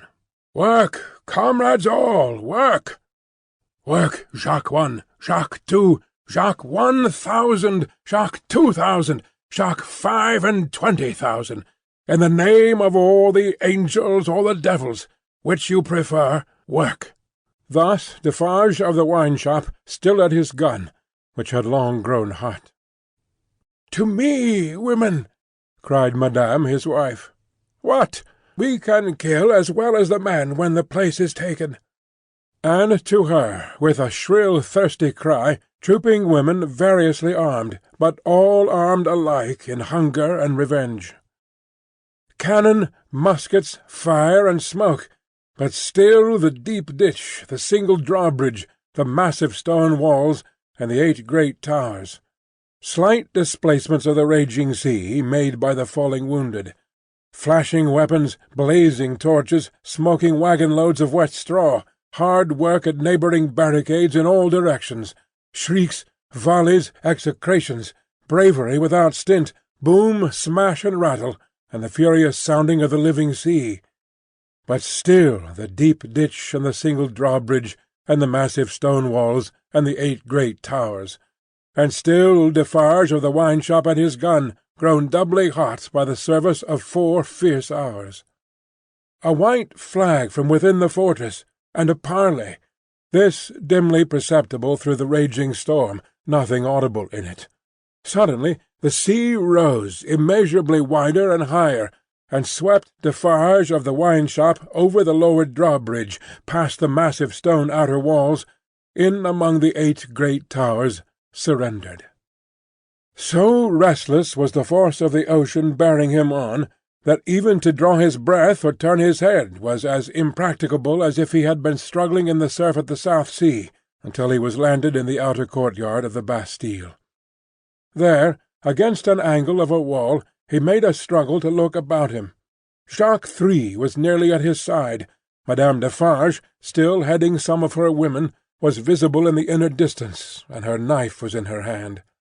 Everywhere was tumult, exultation, deafening and maniacal bewilderment, astounding noise, yet furious dumb-show. The prisoners! The records! The secret cells! The instruments of torture! The prisoners! Of all these cries and 10,000 incoherences, the prisoners was the cry most taken up by the sea that rushed in, as if there was an eternity of people, as well as of time and space. When the foremost billows rolled past, bearing the prison officers with them, and threatening them all with instant death if any secret nook remained undisclosed, Defarge laid his strong hand on the breast of one of these men, a man with a grey head, who had a lighted torch in his hand, separated him from the rest, and got him between himself and the wall. "Show me the North Tower," said Defarge. "Quick!" "I will faithfully," replied the man, "if you will come with me. But there is no one there." "What is the meaning of 105 North Tower?" asked Defarge. "Quick!" "The meaning, monsieur? Does it mean a captive, or a place of captivity? Or do you mean that I shall strike you dead?" "Kill him!" croaked Jacques III, who had him close up. "Monsieur, it is a cell." "Show it to me." "Pass this way, then." Jacques III, with his usual craving on him, and evidently disappointed by the dialogue taking a turn that did not seem to promise bloodshed, held by Defarge's arm as he held by the turnkey's. Their three heads had been close together during this brief discourse, and it had been as much as they could do to hear one another even then, so tremendous was the noise of the living ocean in its irruption into the fortress, and its inundation of the courts and passages and staircases. All around outside, too, it beat the walls with a deep hoarse roar, from which, occasionally, some partial shouts of tumult broke and leaped into the air like spray. Through gloomy vaults, where the light of day had never shone, past hideous doors of dark dens and cages, down cavernous flights of steps, and again up steep rugged ascents of stone and brick, more like dry waterfalls than staircases, Defarge, the turnkey, and Jacques III, linked hand and arm, went with all the speed they could make. Here and there, especially at first, the inundation started on them and swept by. But when they had done descending, and were winding and climbing up a tower, they were alone. Hemmed in here by the massive thickness of walls and arches, the storm within the fortress and without was only audible to them in a dull subdued way, as if the noise out of which they had come had almost destroyed their sense of hearing. The turnkey stopped at a low door, put a key in the clashing lock, swung the door slowly open, and said, as they all bent their heads and passed in, 105, North Tower. There was a small, heavily grated unglazed window high in the wall, with a stone screen before it, so that the sky could be only seen by stooping low and looking up. There was a small chimney, heavily barred across, a few feet within. There was a heap of old feathery wood ashes on the hearth. There was a stool and table and a straw bed. There were the 3 blackened walls, and a rusted iron ring in one of them. "Pass that torch slowly along these walls, that I may see them," said Defarge to the turnkey. The man obeyed, and Defarge followed the light closely with his eyes. "Stop! Look here, Jacques." "A.M.," croaked Jacques III, as he read greedily. "Alexandre Manette," said Defarge in his ear, following the letters of his swart forefinger, deeply ingrained with gunpowder. "And here he wrote, 'A poor physician,' and it was he, without doubt, who scratched a calendar on this stone. What is that in your hand? A crowbar? Give it me." He had still the linnock of his gun in his own hand, he made a sudden exchange of the two instruments, and turning on the worm-eaten stool and table, beat them to pieces in a few blows. "Hold the light higher," he said wrathfully to the turnkey.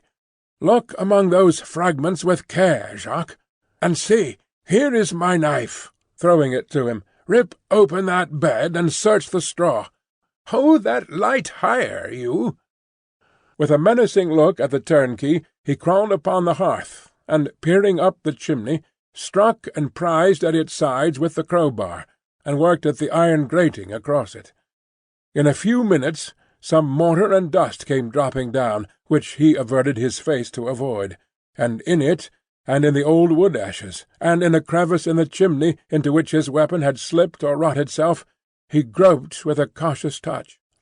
"Nothing in the wood, and nothing in the straw, Jacques?" "Nothing." "Let us collect them together in the middle of the cell. So. Light them, you." The turnkey fired the little pile, which blazed high and hot. Stooping again to come out at the low-arched door, they left it burning, and retraced their way to the courtyard, seeming to recover their sense of hearing as they came down, until they were in the raging flood once more. They found it surging and tossing, in quest of Defarge himself. Saint-Antoine was clamorous to have its wine-shop keeper foremost in the guard upon the governor, who had defended the Bastille and shot the people. Otherwise the governor would not be marched to the Hôtel de Ville for judgment. Otherwise the governor would escape, and the people's blood, suddenly of some value after many years of worthlessness, be unavenged. In the howling universe of passion and contention that seemed to encompass this grim old officer, conspicuous in his grey coat and red decoration, there was but one quite steady figure, and that was a woman's. "See, there is my husband," she cried, pointing him out. "See Defarge." She stood immovable close to the grim old officer, and remained immovable close to him. Remained immovable close to him through the streets, as Defarge and the rest bore him along. Remained immovable close to him when he was got near his destination, and began to be struck at from behind. Remained immovable close to him when the long-gathering rain of stabs and blows fell heavy, was so close to him when he dropped dead under it, that, suddenly animated, she put her foot upon his neck, and with her cruel knife, long ready, hewed off his head. The hour was come when Saint-Antoine was to execute his horrible idea of hoisting up men for lamps to show what he could be and do. Saint-Antoine's blood was up, and the blood of tyranny and domination by the iron hand was down on the steps of the Hôtel de Ville where the governor's body lay, down on the sole of the shoe of Madame Defarge, where she had trodden on the body to steady it for mutilation. "Lower the lamp yonder," cried Saint-Antoine, after glaring round for a means of death. "Here is one of his soldiers to be left on guard." The swinging sentinel was posted, and the sea rushed on. The sea of black and threatening waters, and of destructive upheaving of wave against wave, whose depths were yet unfathomed, and whose forces were yet unknown. The remorseless sea of turbulently swaying shapes, voices of vengeance, and faces hardened in the furnaces of suffering until the touch of pity could make no mark on them. But in the ocean of faces where every fierce and furious expression was in vivid life, there were two groups of faces, each 7 in number, so fixedly contrasting with the rest that never did sea roll which bore more memorable wrecks with it. 7 faces of prisoners, suddenly released by the storm that had burst their tomb, were carried high overhead, all scared, all lost, all wondering and amazed, as if the last day were come, and those who rejoiced around them were lost spirits. Other 7 faces there were, carried higher, 7 dead faces, whose drooping eyelids and half-seen eyes awaited the last day. Impassive faces, yet with a suspended, not an abolished expression on them.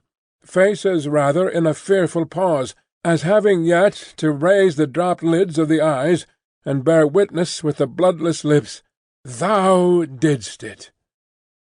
7 prisoners released, 7 gory heads on pikes, the keys of the accursed fortress of the 8 strong towers, some discovered letters and other memorials of prisoners of old time, long dead of broken hearts, such and such, like the loudly echoing footsteps of Saint Antoine, escort through the Paris streets in mid-July 1789. Now, heaven defeat the fancy of Lucy Darnay, and keep those feet far out of her life, for they are headlong, mad, and dangerous, and in the years so long after the breaking of the cask at Defarge's wine-shop door, they are not easily purified when once stained red. Chapter 22. The Sea Still Rises. Haggard Saint Antoine had had only one exultant week, in which to soften his modicum of hard and bitter bread to such an extent as he could, with the relish of fraternal embraces and congratulations, when Madame Defarge sat at her counter, as usual, presiding over the customers. Madame Defarge wore no rose in her head, for the great brotherhood of spies had become, even in one short week, extremely chary of trusting themselves to the saint's mercies. The lamps across his streets had a portentously elastic swing with them. Madame Defarge, with her arms folded, sat in the morning light and heat, contemplating the wine-shop and the street. In both there were several knots of loungers, squalid and miserable, but now with a manifest sense of power enthroned on their distress. The raggedest nightcap, awry on the wretchedest head, had this crooked significance in it: "I know how hard it has grown for me, the wearer of this, to support life in myself, but do you know how easy it has grown for me, the wearer of this, to destroy life in you?" Every lean, bare arm that had been without work before had this work always ready for it now that it could strike. The fingers of the knitting women were vicious, with the experience that they could tear. There was a change in the appearance of Saint Antoine. The image had been hammering into this for hundreds of years, and the last finishing blows had told mightily on the expression. Madame Defarge sat observing it with such suppressed approval as was to be desired in the leader of the Saint Antoine women. One of her sisterhood knitted beside her, the short, rather plump wife of a starved grocer, and the mother of 2 children withal. This lieutenant had already earned the complimentary name of the Vengeance. "Hark!" said the Vengeance. "Listen, then. Who comes?" As if a train of powder laid from the outermost bound of Saint Antoine Quarter to the wine-shop door had been suddenly fired, a fast-spreading murmur came rushing along. "It is Defarge," said Madame. "Silence, patriots!" Defarge came in breathless, pulled off a red cap he wore, and looked around him. "Listen, everywhere," said Madame again. "Listen to him." Defarge stood panting against a background of eager eyes and open mouths, formed outside the door. All those within the wine-shop had sprung to their feet. "Say, then, my husband, what is it?" "News from the other world." "How, then?" cried Madame contemptuously. "The other world? Does everybody here recall old Foulon, who told the famished people that they might eat grass, and who died and went to hell? Everybody, from all throats. The news is of him. He is among us." "Among us?" from the universal throat again. "And dead?" "Not dead. He feared us so much, and with reason, that he caused himself to be represented as dead, and had a grand mock funeral. But they have found him alive, hiding in the country, and have brought him in. I have seen him but now on his way to the Hôtel de Ville, a prisoner. I have said that he had reason to fear us. Say all, had he reason? Wretched old sinner of more than 80 years and 10, if he had never known it yet, he would have known it in his heart of hearts if he could have heard the answering cry. A moment of profound silence followed. Defarge and his wife looked steadfastly at one another. The Vengeance stooped, and the jar of a drum was heard as she moved it at her feet behind the counter.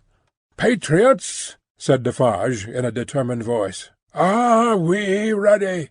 Instantly Madame Defarge's knife was in her girdle. The drum was beating in the streets, as if it and a drummer had flown together by magic.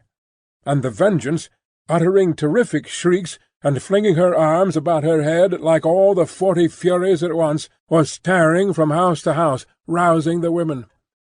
The men were terrible in the bloody-minded anger with which they looked from windows, caught up what arms they had, and came pouring down into the streets. But the women were a sight to chill the boldest. From such household occupations as their bare poverty yielded, from their children, from their aged and their sick crouching on the bare ground, famished and naked, they ran out with streaming hair, urging one another and themselves to madness with the wildest cries and actions. "Villain Foulon taken, my daughter!" Then a score of others ran into the midst of these, beating their breasts, tearing their hair, and screaming, "Foulon alive! Foulon, who told the starving people they might eat grass! Foulon, who told my old father that he might eat grass when I had no bread to give him! Foulon, who told my baby it might suck grass when these breasts were dry with want! O Mother of God, this Foulon! O Heaven, our suffering! Hear me, my dead baby and my withered father! I swear on my knees, on these stones, to avenge you on Foulon. Husbands and brothers and young men, give us the blood of Foulon. Give us the head of Foulon. Give us the heart of Foulon. Give us the body and soul of Foulon. Brand Foulon to pieces, and dig him into the ground, that grass may grow from him." With these cries, numbers of the women, lashed into blind frenzy, whirled about, striking and tearing at their own friends, until they dropped into a passionate swoon, and were only saved by the men belonging to them from being trampled underfoot. Nevertheless, not a moment was lost, not a moment. This Foulon was at the Hôtel de Ville, and might be loosed. Never, if Saint Antoine knew his own sufferings, insults, and wrongs. Armed men and women flocked out of the quarter so fast, and drew even these last dregs after them with such a force of suction, that within a quarter of an hour there was not a human creature in Saint Antoine's bosom but a few old crones and the wailing children. No, they were all by that time choking the hall of examination where this old man, ugly and wicked, was, and overflowing into the adjacent open space and streets. The Defarges, husband and wife, the Vengeance, and Jacques III were in the first press, and at no great distance from him in the hall. "See the old villain bound with ropes! That was well done to tie a bunch of grass upon his back. Ha, ha! That was well done! Let him eat it now." Madame put her knife under her arm, and clapped her hands, as at a play. The people immediately behind Madame Defarge, explaining the cause of her satisfaction to those behind them, and those again explaining to others, and those to others, the neighbouring streets resounded with the clapping of hands. Similarly, during 2 or 3 hours of drawl and the winnowing of many bushels of words, Madame Defarge's frequent expressions of impatience were taken up, with marvellous quickness, at a distance. The more readily, because certain men, who had by some wonderful exercise of agility climbed up the external architecture to look in from the windows, knew Madame Defarge well, and acted as a telegraph between her and the crowd outside the building. At length the sun rose so high that it struck a kindly ray, as of hope or protection, directly down upon the old prisoner's head. The favour was too much to bear.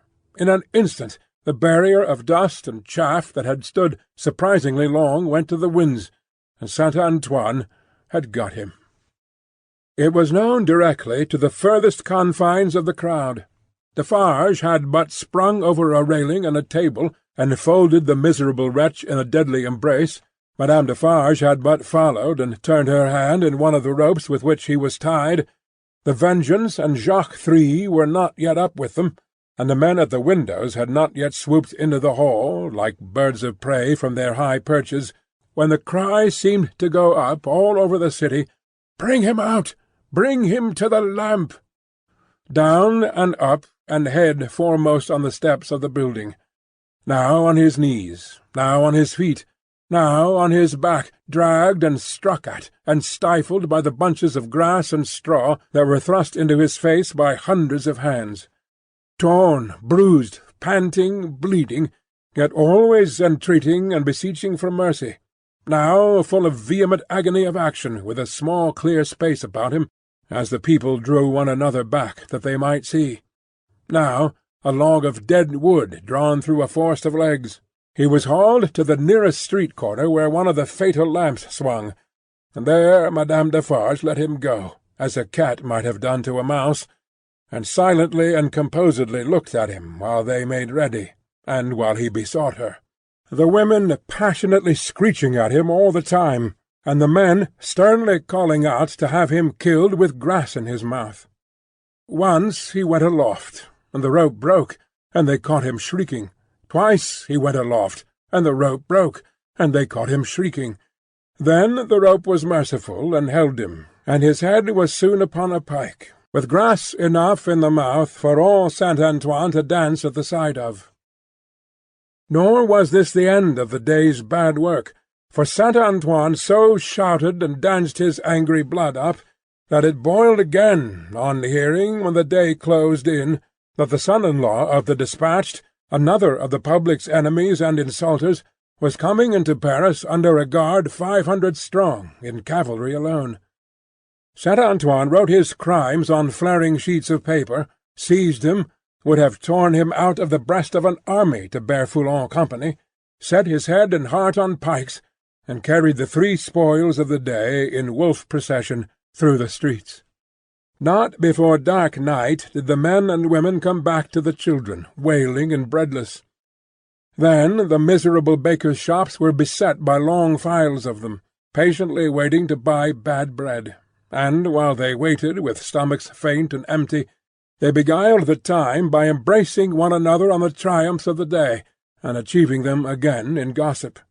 Gradually these strings of ragged people shortened and frayed away, and then poor lights began to shine in high windows, and slender fires were made in the streets, at which neighbours cooked in common, afterwards supping at their doors. Scanty and insufficient suppers those, and innocent of meat, as of most other sauce to wretched bread. Yet human fellowship infused some nourishment into the flinty viands, and struck some sparks of cheerfulness out of them. Fathers and mothers who had had their full share in the worst of the day played gently with their meagre children, and lovers, with such a world around them and before them, loved and hoped. It was almost morning when Defarge's wine-shop parted with his last knot of customers, and Monsieur Defarge said to Madame his wife, in husky tones, while fastening the door, "At last it is come, my dear." "Oh, well," returned Madame, "almost." Saint-Antoine slept, the Defarges slept, even the Vengeance slept with her starved grocer, and the drum was at rest. The drum's was the only voice in Saint-Antoine that blood and hurry had not changed. The Vengeance, as custodian of the drum, could have wakened him up and had the same speech out of him as before the Bastille fell, or old Foulon was seized. Not so with the hoarse tones of the men and women in Saint-Antoine's bosom.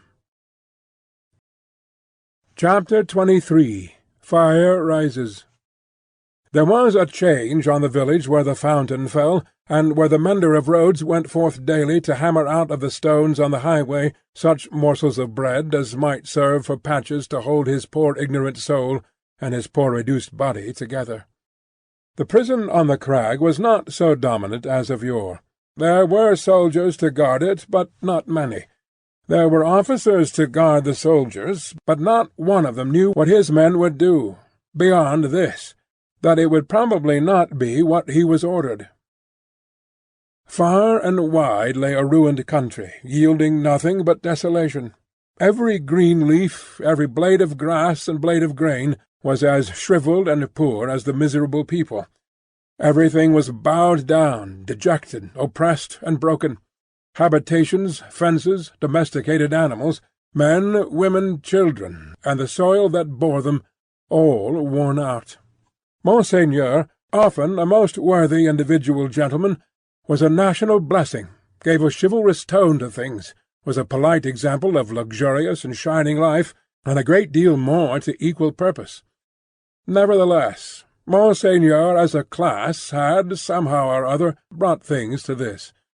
Strange that creation, designed expressly for Monseigneur, should be so soon wrung dry and squeezed out.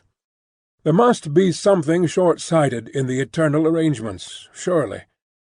Thus it was, however, and the last drop of blood having been extricated from the flints, and the last screw of the rack having been turned so often that its purchase crumbled, and it now turned and turned with nothing to bite, Monseigneur began to run away from a phenomenon so low and unaccountable.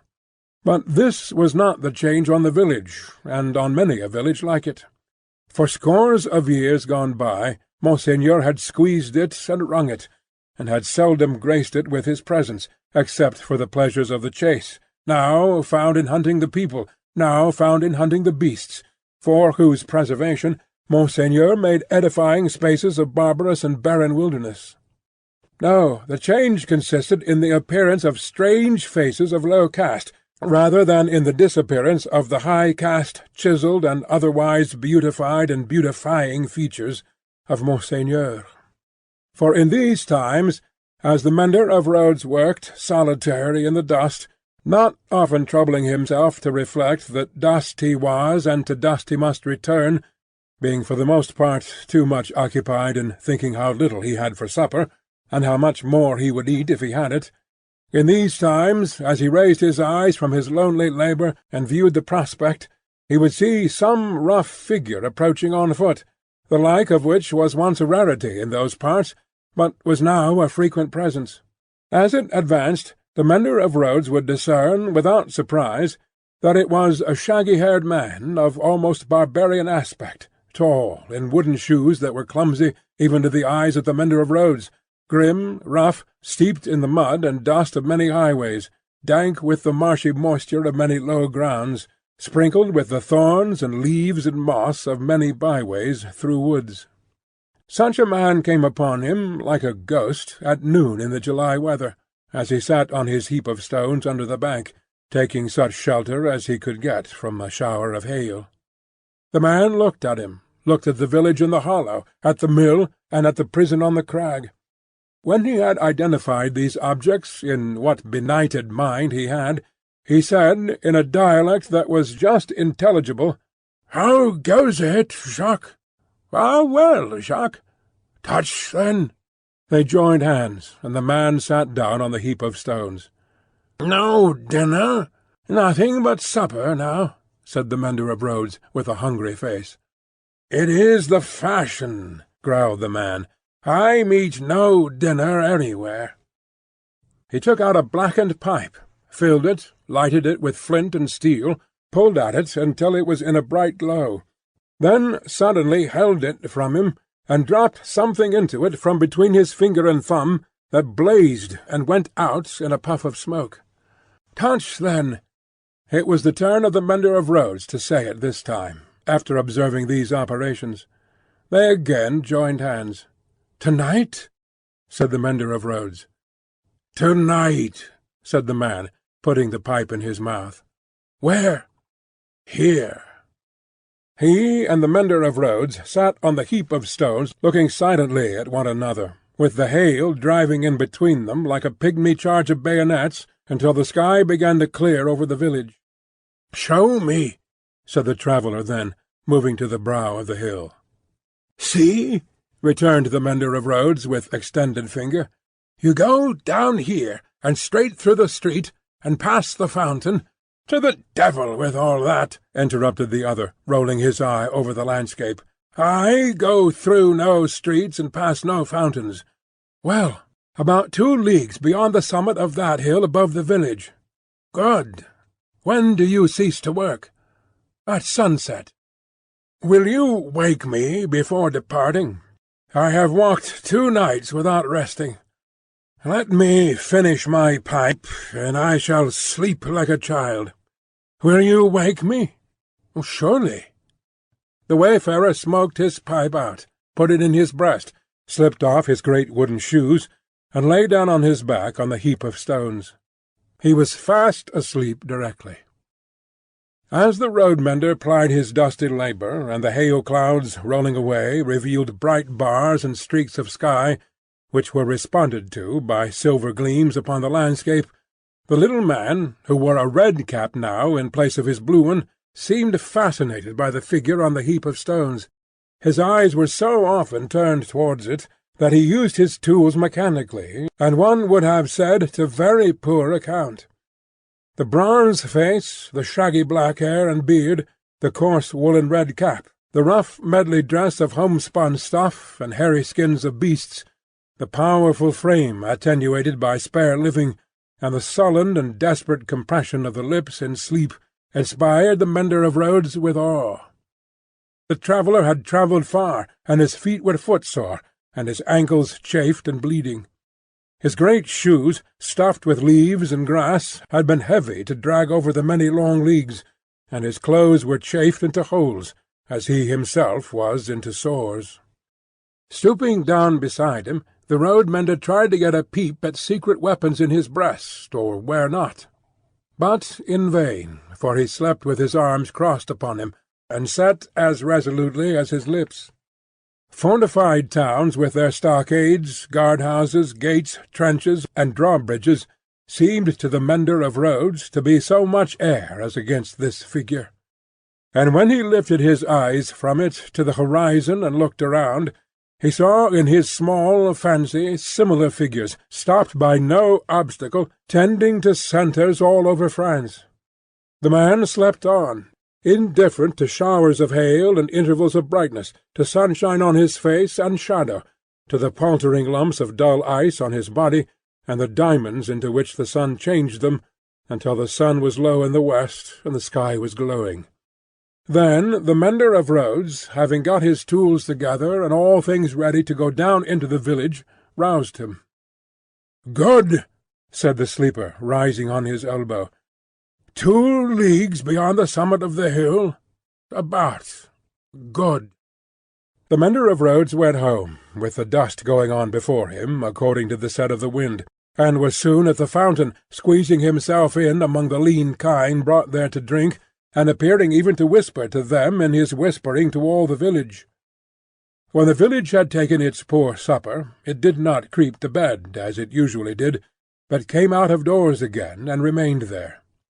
A curious contagion of whispering was upon it, and also, when it gathered together at the fountain in the dark, another curious contagion of looking expectantly at the sky in one direction only.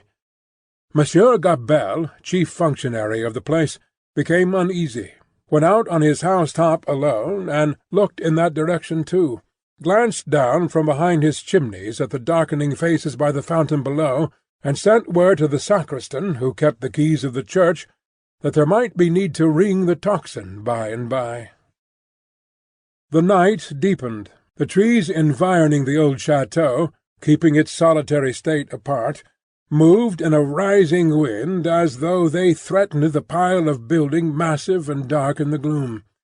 Up the 2 terrace flights of steps the rain ran wildly, and beat at the great door like a swift messenger rousing those within.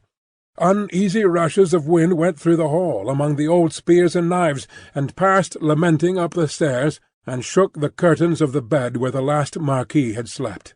East, west, north, and south, through the woods, 4 heavy-treading, unkempt figures crushed the high grass and cracked the branches, striding on cautiously to come together in the courtyard. 4 lights broke out there, and moved away in different directions, and all was black again. But not for long. Presently the château began to make itself strangely visible by some light of its own, as though it were growing luminous. Then a flickering streak played behind the architecture of the front, picking out transparent places, and showing where balustrades, arches, and windows were. Then it soared higher, and grew broader and brighter. Soon, from a score of the great windows, flames burst forth, and the stone faces, awakened, stared out of fire. A faint murmur arose about the house from the few people who were left there, and there was a saddling of a horse and riding away.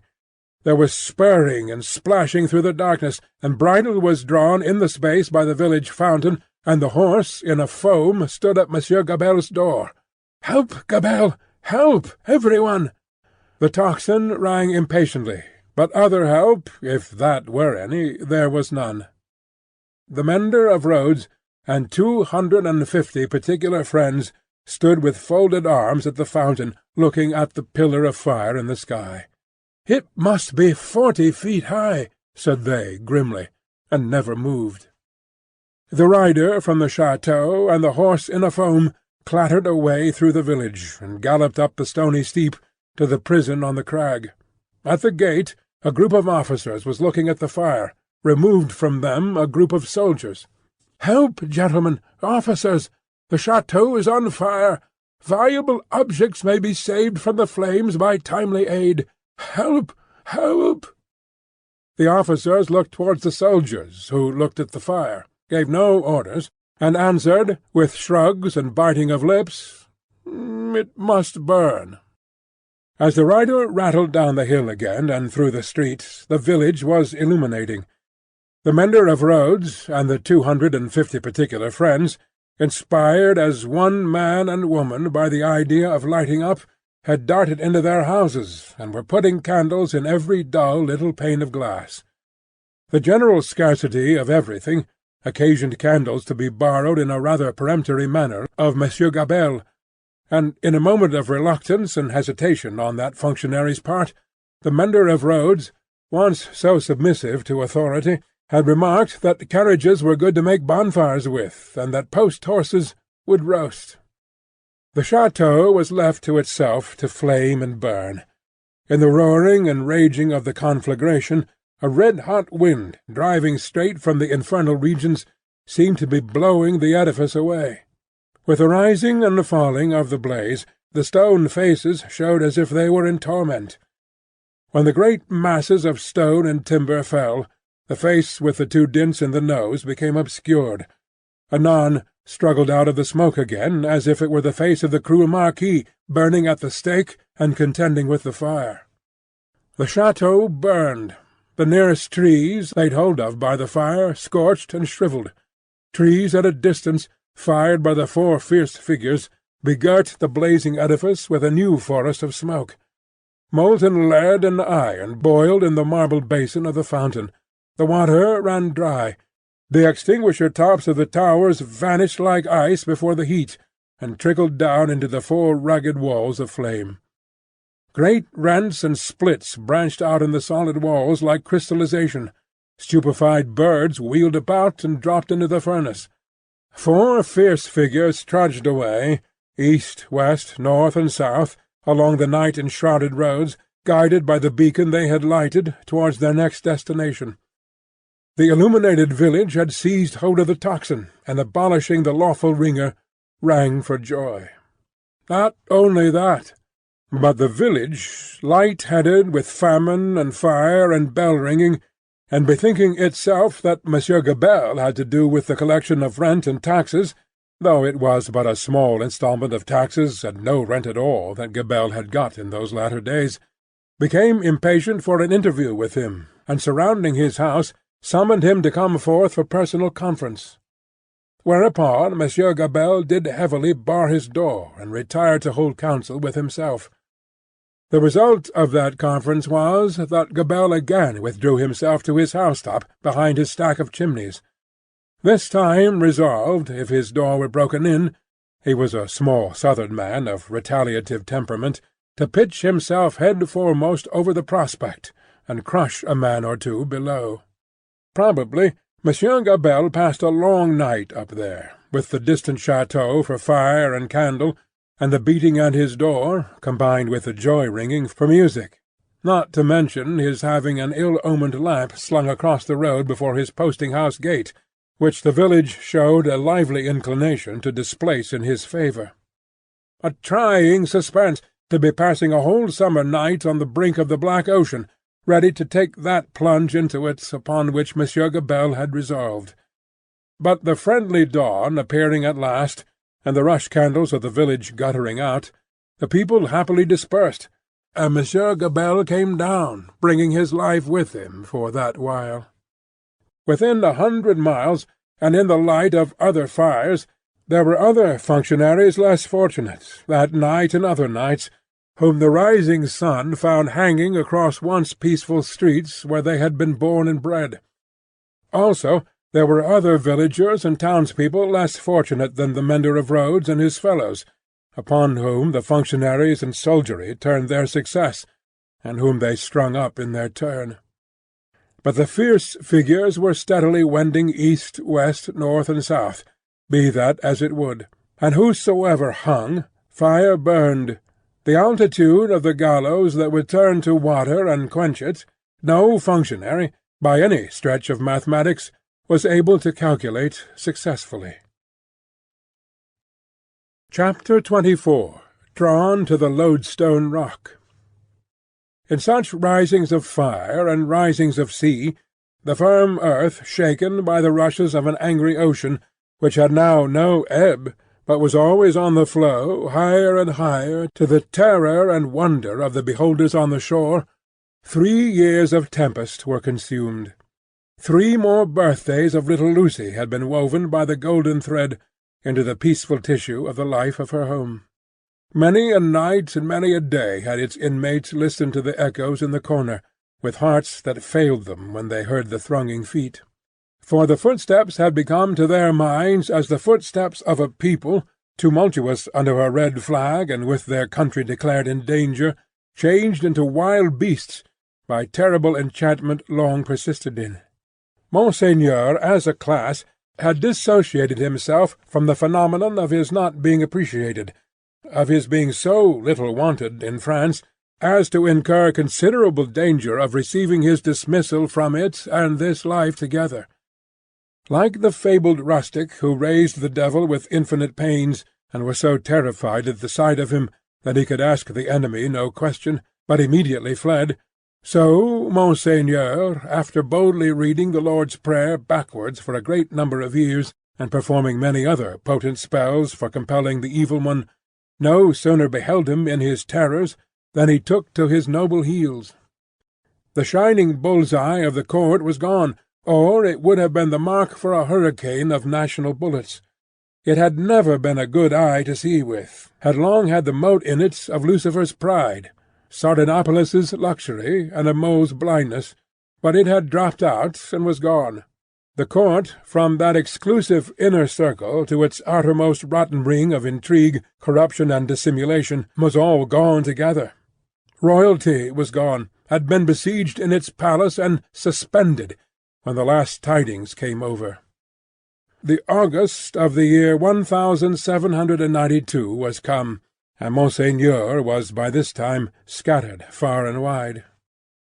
As was natural, the headquarters and great gathering-place of Monseigneur in London was Tellson's Bank. Spirits were supposed to haunt the places where their bodies most resorted, and Monseigneur without a guinea haunted the spot where his guineas used to be. Moreover, it was the spot to which such French intelligence as was most to be relied upon came quickest. Again, Tellson's was a munificent house, and extended great liberality to old customers who had fallen from their high estate. Again, those nobles who had seen the coming storm in time, and anticipating plunder or confiscation had made provident remittances to Tellson's, were always to be heard of there by their needy brethren. To which it must be added that every newcomer from France reported himself and his tidings at Tellson's, almost as a matter of course.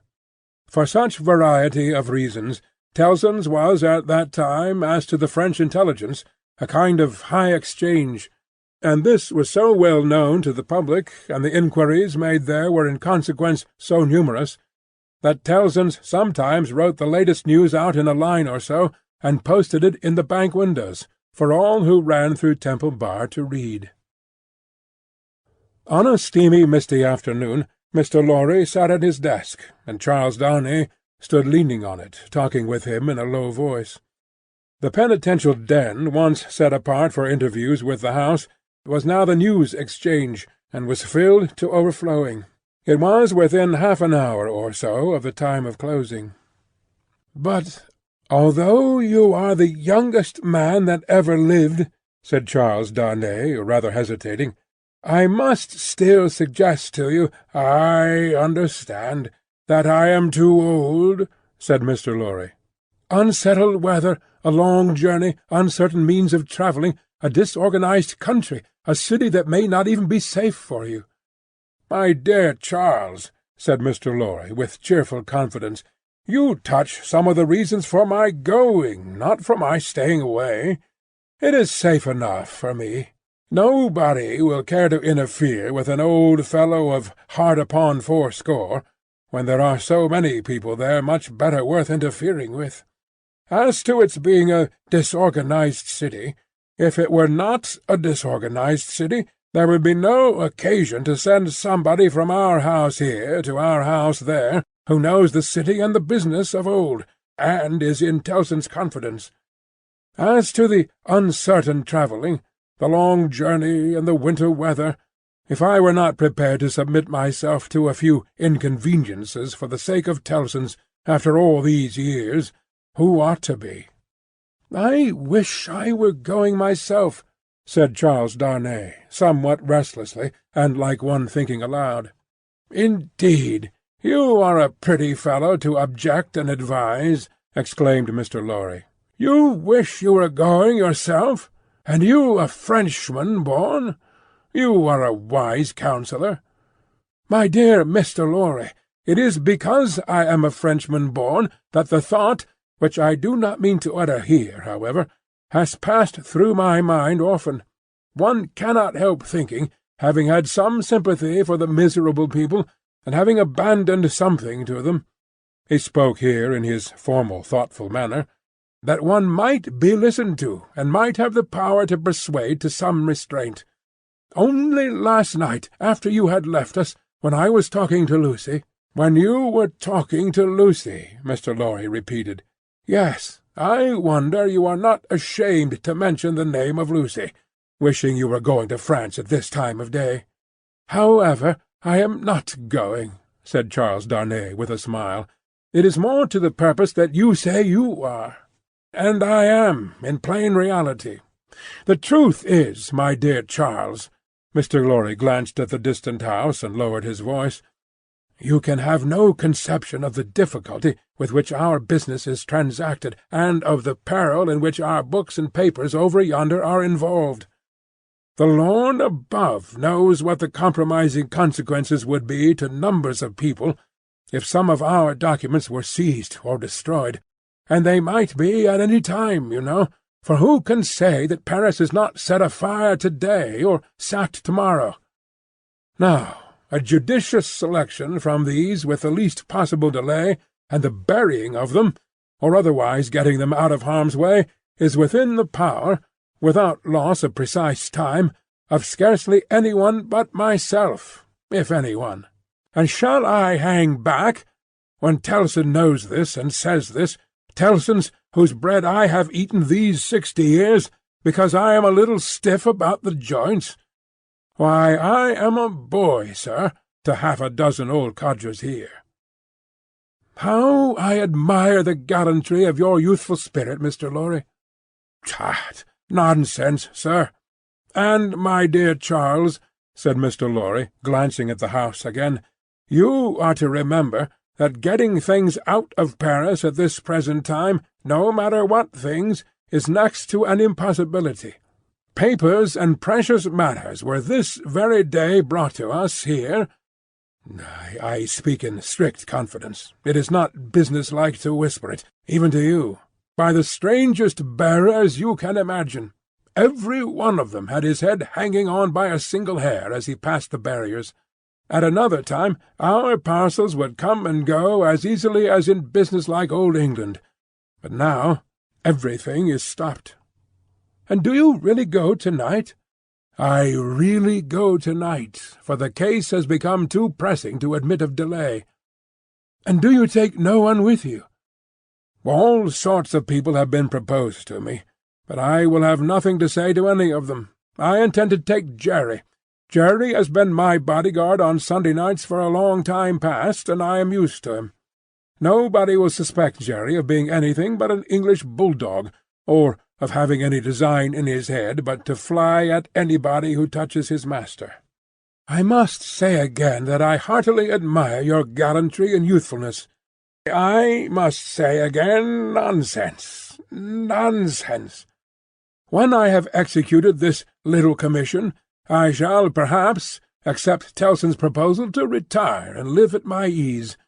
Time enough then to think about growing old." This dialogue had taken place at Mr. Lorry's usual desk, with Monseigneur swarming within a yard or two of it, boastful of what he would do to avenge himself on the rascal people before long.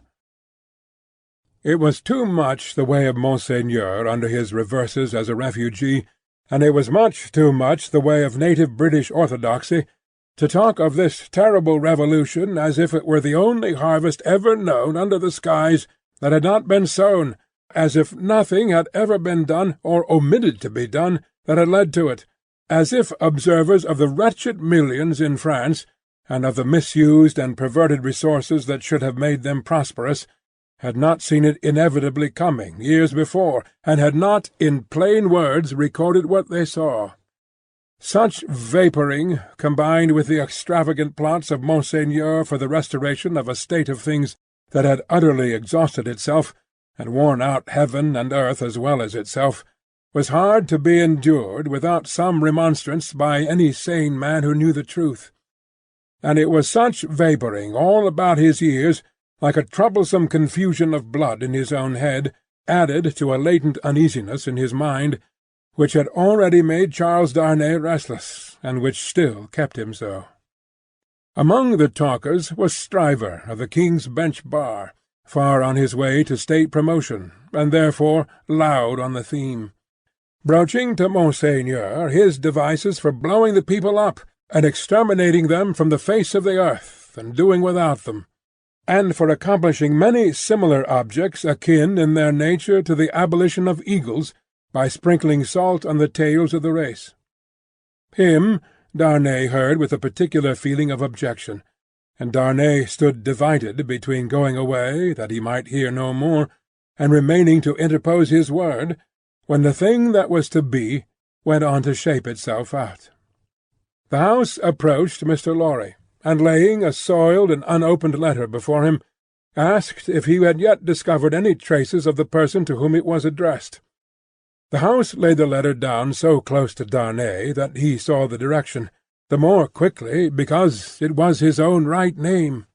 The address, turned into English, ran, "Very pressing, to Monsieur, heretofore the Marquis Saint-Evrémonde, of France, confided to the cares of Messrs. Tellson and Company, bankers, London, England." On the marriage morning, Dr. Manette had made it his one urgent and express request to Charles Darnay that the secret of this name should be, unless he, the doctor, dissolved the obligation, kept inviolate between them. Nobody else knew it to be his name. His own wife had no suspicion of the fact.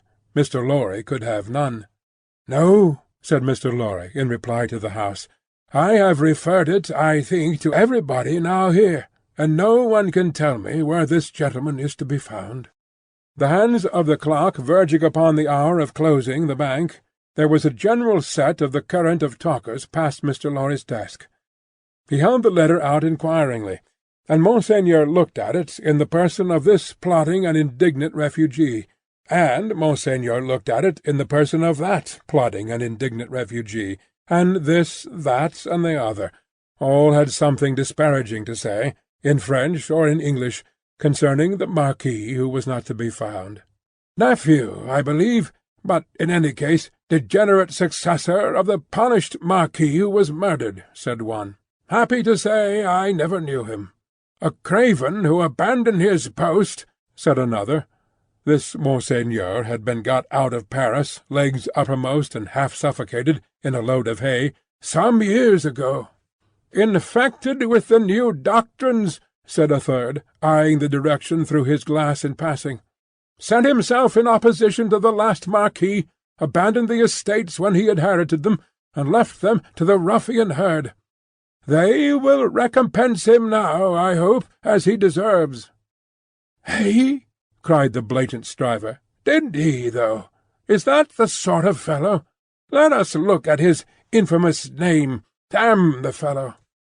Darnay, unable to restrain himself any longer, touched Mr. Stryver on the shoulder, and said, "I know the fellow." "Do you? By Jupiter," said Stryver, "I am sorry for it." "Why?" "Why, Mr. Darnay? Do you hear what he did? Don't ask why in these times." "But I do ask why." "Then I tell you again, Mr. Darnay, I am sorry for it. I am sorry to hear you putting any such extraordinary questions. Here is a fellow who, infected by the most pestilent and blasphemous code of devilry that ever was known, abandoned his property to the vilest scum of the earth that ever did murder by wholesale, and you ask me why I am sorry that a man who instructs youth knows him. Well, but I'll answer you. I am sorry because I believe there is contamination in such a scoundrel. That's why." Mindful of the secret, Darnay with great difficulty checked himself, and said, "You may not understand the gentleman." "I understand how to put you in a corner, Mr. Darnay," said bully Stryver, "and I'll do it. If this fellow is a gentleman, I don't understand him. You may tell him so, with my compliments. You may also tell him, from me, that after abandoning his worldly goods and position to this butcherly mob, I wonder he is not at the head of them. But no, gentlemen," said Stryver, looking all around and snapping his fingers, "I know something of human nature, and I tell you that you'll never find a fellow like this fellow trusting himself to the mercies of such precious protégés. No, gentlemen, he'll always show 'em a clean pair of heels very early in the scuffle, and sneak away." With those words, and a final snap of his fingers, Mr. Stryver shouldered himself into Fleet Street, amidst the general approbation of his hearers. Mr. Lorry and Charles Darnay were left alone at the desk, in the general departure from the bank. "Will you take charge of the letter?" said Mr. Lorry. "You know where to deliver it?" "I do." "Will you undertake to explain that we suppose it to have been addressed here, on the chance of our knowing where to forward it, and that it has been here some time?" "I will do so. Do you start for Paris from here?" "From here, at 8. "I will come back to see you off." Very ill at ease with himself, and with Stryver and most other men, Darnay made the best of his way into the quiet of the Temple, opened the letter, and read it. These were its contents. "Prison of the Abbaye, Paris, June 21st, 1792. Monsieur heretofore the Marquis. After having been in danger of my life at the hands of the village, I have been seized with great violence and indignity, and brought a long journey on foot to Paris. On the road I have suffered a great deal. Nor is that all. My house has been destroyed, razed to the ground. The crime for which I am imprisoned, Monsieur heretofore the Marquis, and for which I shall be summoned before the tribunal, and shall lose my life, without your so generous help, is, they tell me, treason against the majesty of the people, in that I have acted against them for an emigrant. It is in vain I represent that I have acted for them, and not against, according to your commands. It is in vain I represent that, before the sequestration of emigrant property, I had remitted the imposts they had ceased to pay, that I had collected no rent, that I had had recourse to no process. The only response is that I have acted for an emigrant. And where is that emigrant? Ah, most gracious Monsieur heretofore the Marquis, where is that emigrant? I cry in my sleep, where is he? I demand of heaven, will he not come to deliver me? No answer. Ah, Monsieur heretofore the Marquis, I send my desolate cry across the sea, hoping it may perhaps reach your ears through the great bank of Tilson, known at Paris. For the love of heaven, of justice, of generosity, of the honour of your noble name, I supplicate you, Monsieur heretofore the Marquis, to succour and release me. My fault is that I have been true to you. Oh, Monsieur heretofore the Marquis, I pray you, be you true to me. From this prison here of horror, whence I every hour tend nearer and nearer to destruction, I send you, Monsieur heretofore the Marquis, the assurance of my dolorous and unhappy service. Your afflicted Gabelle. The latent uneasiness in Darnay's mind was roused to vigorous life by this letter. The peril of an old servant and a good one, whose only crime was fidelity to himself and his family, stared him so reproachfully in the face that, as he walked to and fro in the temple considering what to do, he almost hid his face from the passers-by. He knew very well that in his horror of the deed which had culminated the bad deeds and the bad reputation of the old family house, in his resentful suspicions of his uncle, and in the aversion with which his conscience regarded the crumbling fabric that he was supposed to uphold, he had acted imperfectly. He knew very well that in his love for Lucy, his renunciation of his social place, though by no means new to his own mind, had been hurried and incomplete. He knew that he ought to have systematically worked it out and supervised it, and that he had meant to do it, and that it had never been done. The happiness of his own chosen English home, the necessity of being always actively employed, the swift changes and troubles of the time which had followed on one another so fast that the events of this week annihilated the immature plans of last week, and the events of the week following made all new again, he knew very well that to the force of these circumstances he had yielded, not without disquiet, but still without continuous and accumulating resistance. That he had watched the times for a time of action, and that they had shifted and struggled until the time had gone by, and the nobility were trooping from France by every highway and byway, and their property was in course of confiscation and destruction, and their very names were blotting out, was as well known to himself as it could be to any new authority in France that might impeach him for it.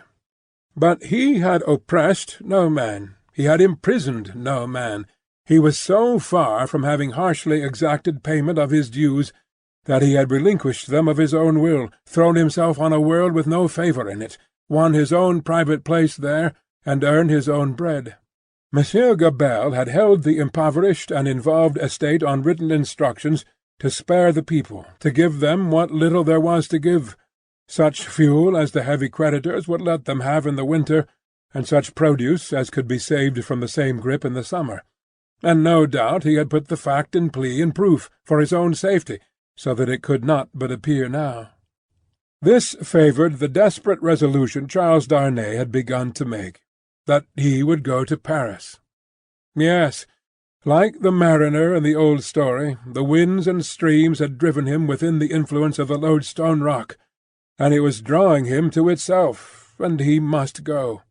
Everything that arose before his mind drifted him on, faster and faster, more and more steadily, to the terrible attraction.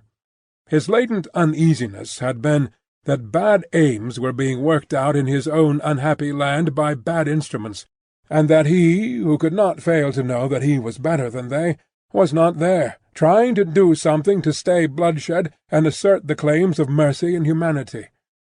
With this uneasiness half stifled and half reproaching him, he had been brought to the pointed comparison of himself with the brave old gentleman in whom duty was so strong. Upon that comparison, injurious to himself, had instantly followed the sneers of Monseigneur, which had stung him bitterly, and those of Stryver, which above all were coarse and galling for old reasons. Upon those had followed Gabelle's letter, the appeal of an innocent prisoner in danger of death to his justice, honour, and good name. His resolution was made. He must go to Paris. Yes, the Loadstone rock was drawing him, and he must sail on until he struck. He knew of no rock. He saw hardly any danger. The intention with which he had done what he had done, even although he had left it incomplete, presented it before him in an aspect that would be gratefully acknowledged in France on his presenting himself to assert it. Then that glorious vision of doing good, which is so often the sanguine mirage of so many good minds, arose before him, and he even saw himself, in the illusion, with some influence to guide this raging revolution that was running so fearfully wild. As he walked to and fro with his resolution made, he considered that neither Lucy nor her father must know of it until he was gone. Lucy should be spared the pain of separation, and her father, always reluctant to turn his thoughts towards the dangerous ground of old, should come to the knowledge of the step as a step taken, and not in the balance of suspense and doubt. How much of the incompleteness of his situation was referable to her father, through the painful anxiety to avoid reviving old associations of France in his mind, he did not discuss with himself. But that circumstance, too, had had its influence in his course. He walked to and fro, with thoughts very busy, until it was time to return to Tellson's and take leave of Mr. Lorry. As soon as he arrived in Paris he would present himself to this old friend, but he must say nothing of his intention now. A carriage with post-horses was ready at the bank door, and Jerry was booted and equipped. "I have delivered that letter," said Charles Darnay to Mr. Lorry. "I would not consent to your being charged with any written answer, but perhaps you will take a verbal one." "That I will, and readily," said Mr. Lorry, "if it is not dangerous." "Not at all, though it is to a prisoner in the Abbaye." "What is his name?" said Mr. Lorry, with his open pocket-book in his hand. "Gabelle." "Gabelle. And what is the message to the unfortunate Gabelle in prison?" "Simply that he has received the letter, and will come." "Any time mentioned?" "He will start upon his journey tomorrow night." "Any person mentioned?" "No." He helped Mr. Lorry to wrap himself in a number of coats and cloaks, and went out with him from the warm atmosphere of the old bank into the misty air of Fleet Street. "My love to Lucy and to little Lucy," said Mr. Lorry at parting, "and take precious care of them till I come back." Charles Darnay shook his head and doubtfully smiled as the carriage rolled away. That night, it was the 14th of August, he sat up late and wrote 2 fervent letters. One was to Lucy, explaining the strong obligation he was under to go to Paris, and showing her, at length, the reasons that he had for feeling confident that he could become involved in no personal danger there. The other was to the doctor, confiding Lucy and their dear child to his care, and dwelling on the same topics with the strongest assurances. To both he wrote that he would dispatch letters in proof of his safety immediately after his arrival. It was a hard day, that day of being among them, with the first reservation of their joint lives on his mind. It was a hard matter to preserve the innocent deceit of which they were profoundly unsuspicious. But an affectionate glance at his wife, so happy and busy, made him resolute not to tell her what impended. He had been half moved to do it, so strange it was to him to act in anything without her quiet aid. And the day passed quickly.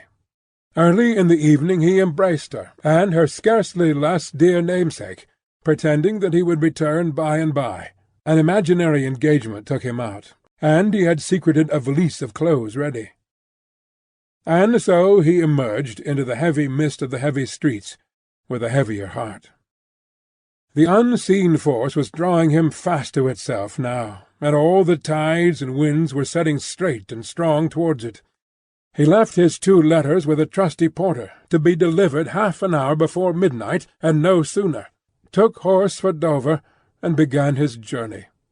"For the love of heaven, of justice, of generosity, of the honour of your noble name," was the poor prisoner's cry with which he strengthened his sinking heart, as he left all that was dear on earth behind him, and floated away for the Loadstone rock.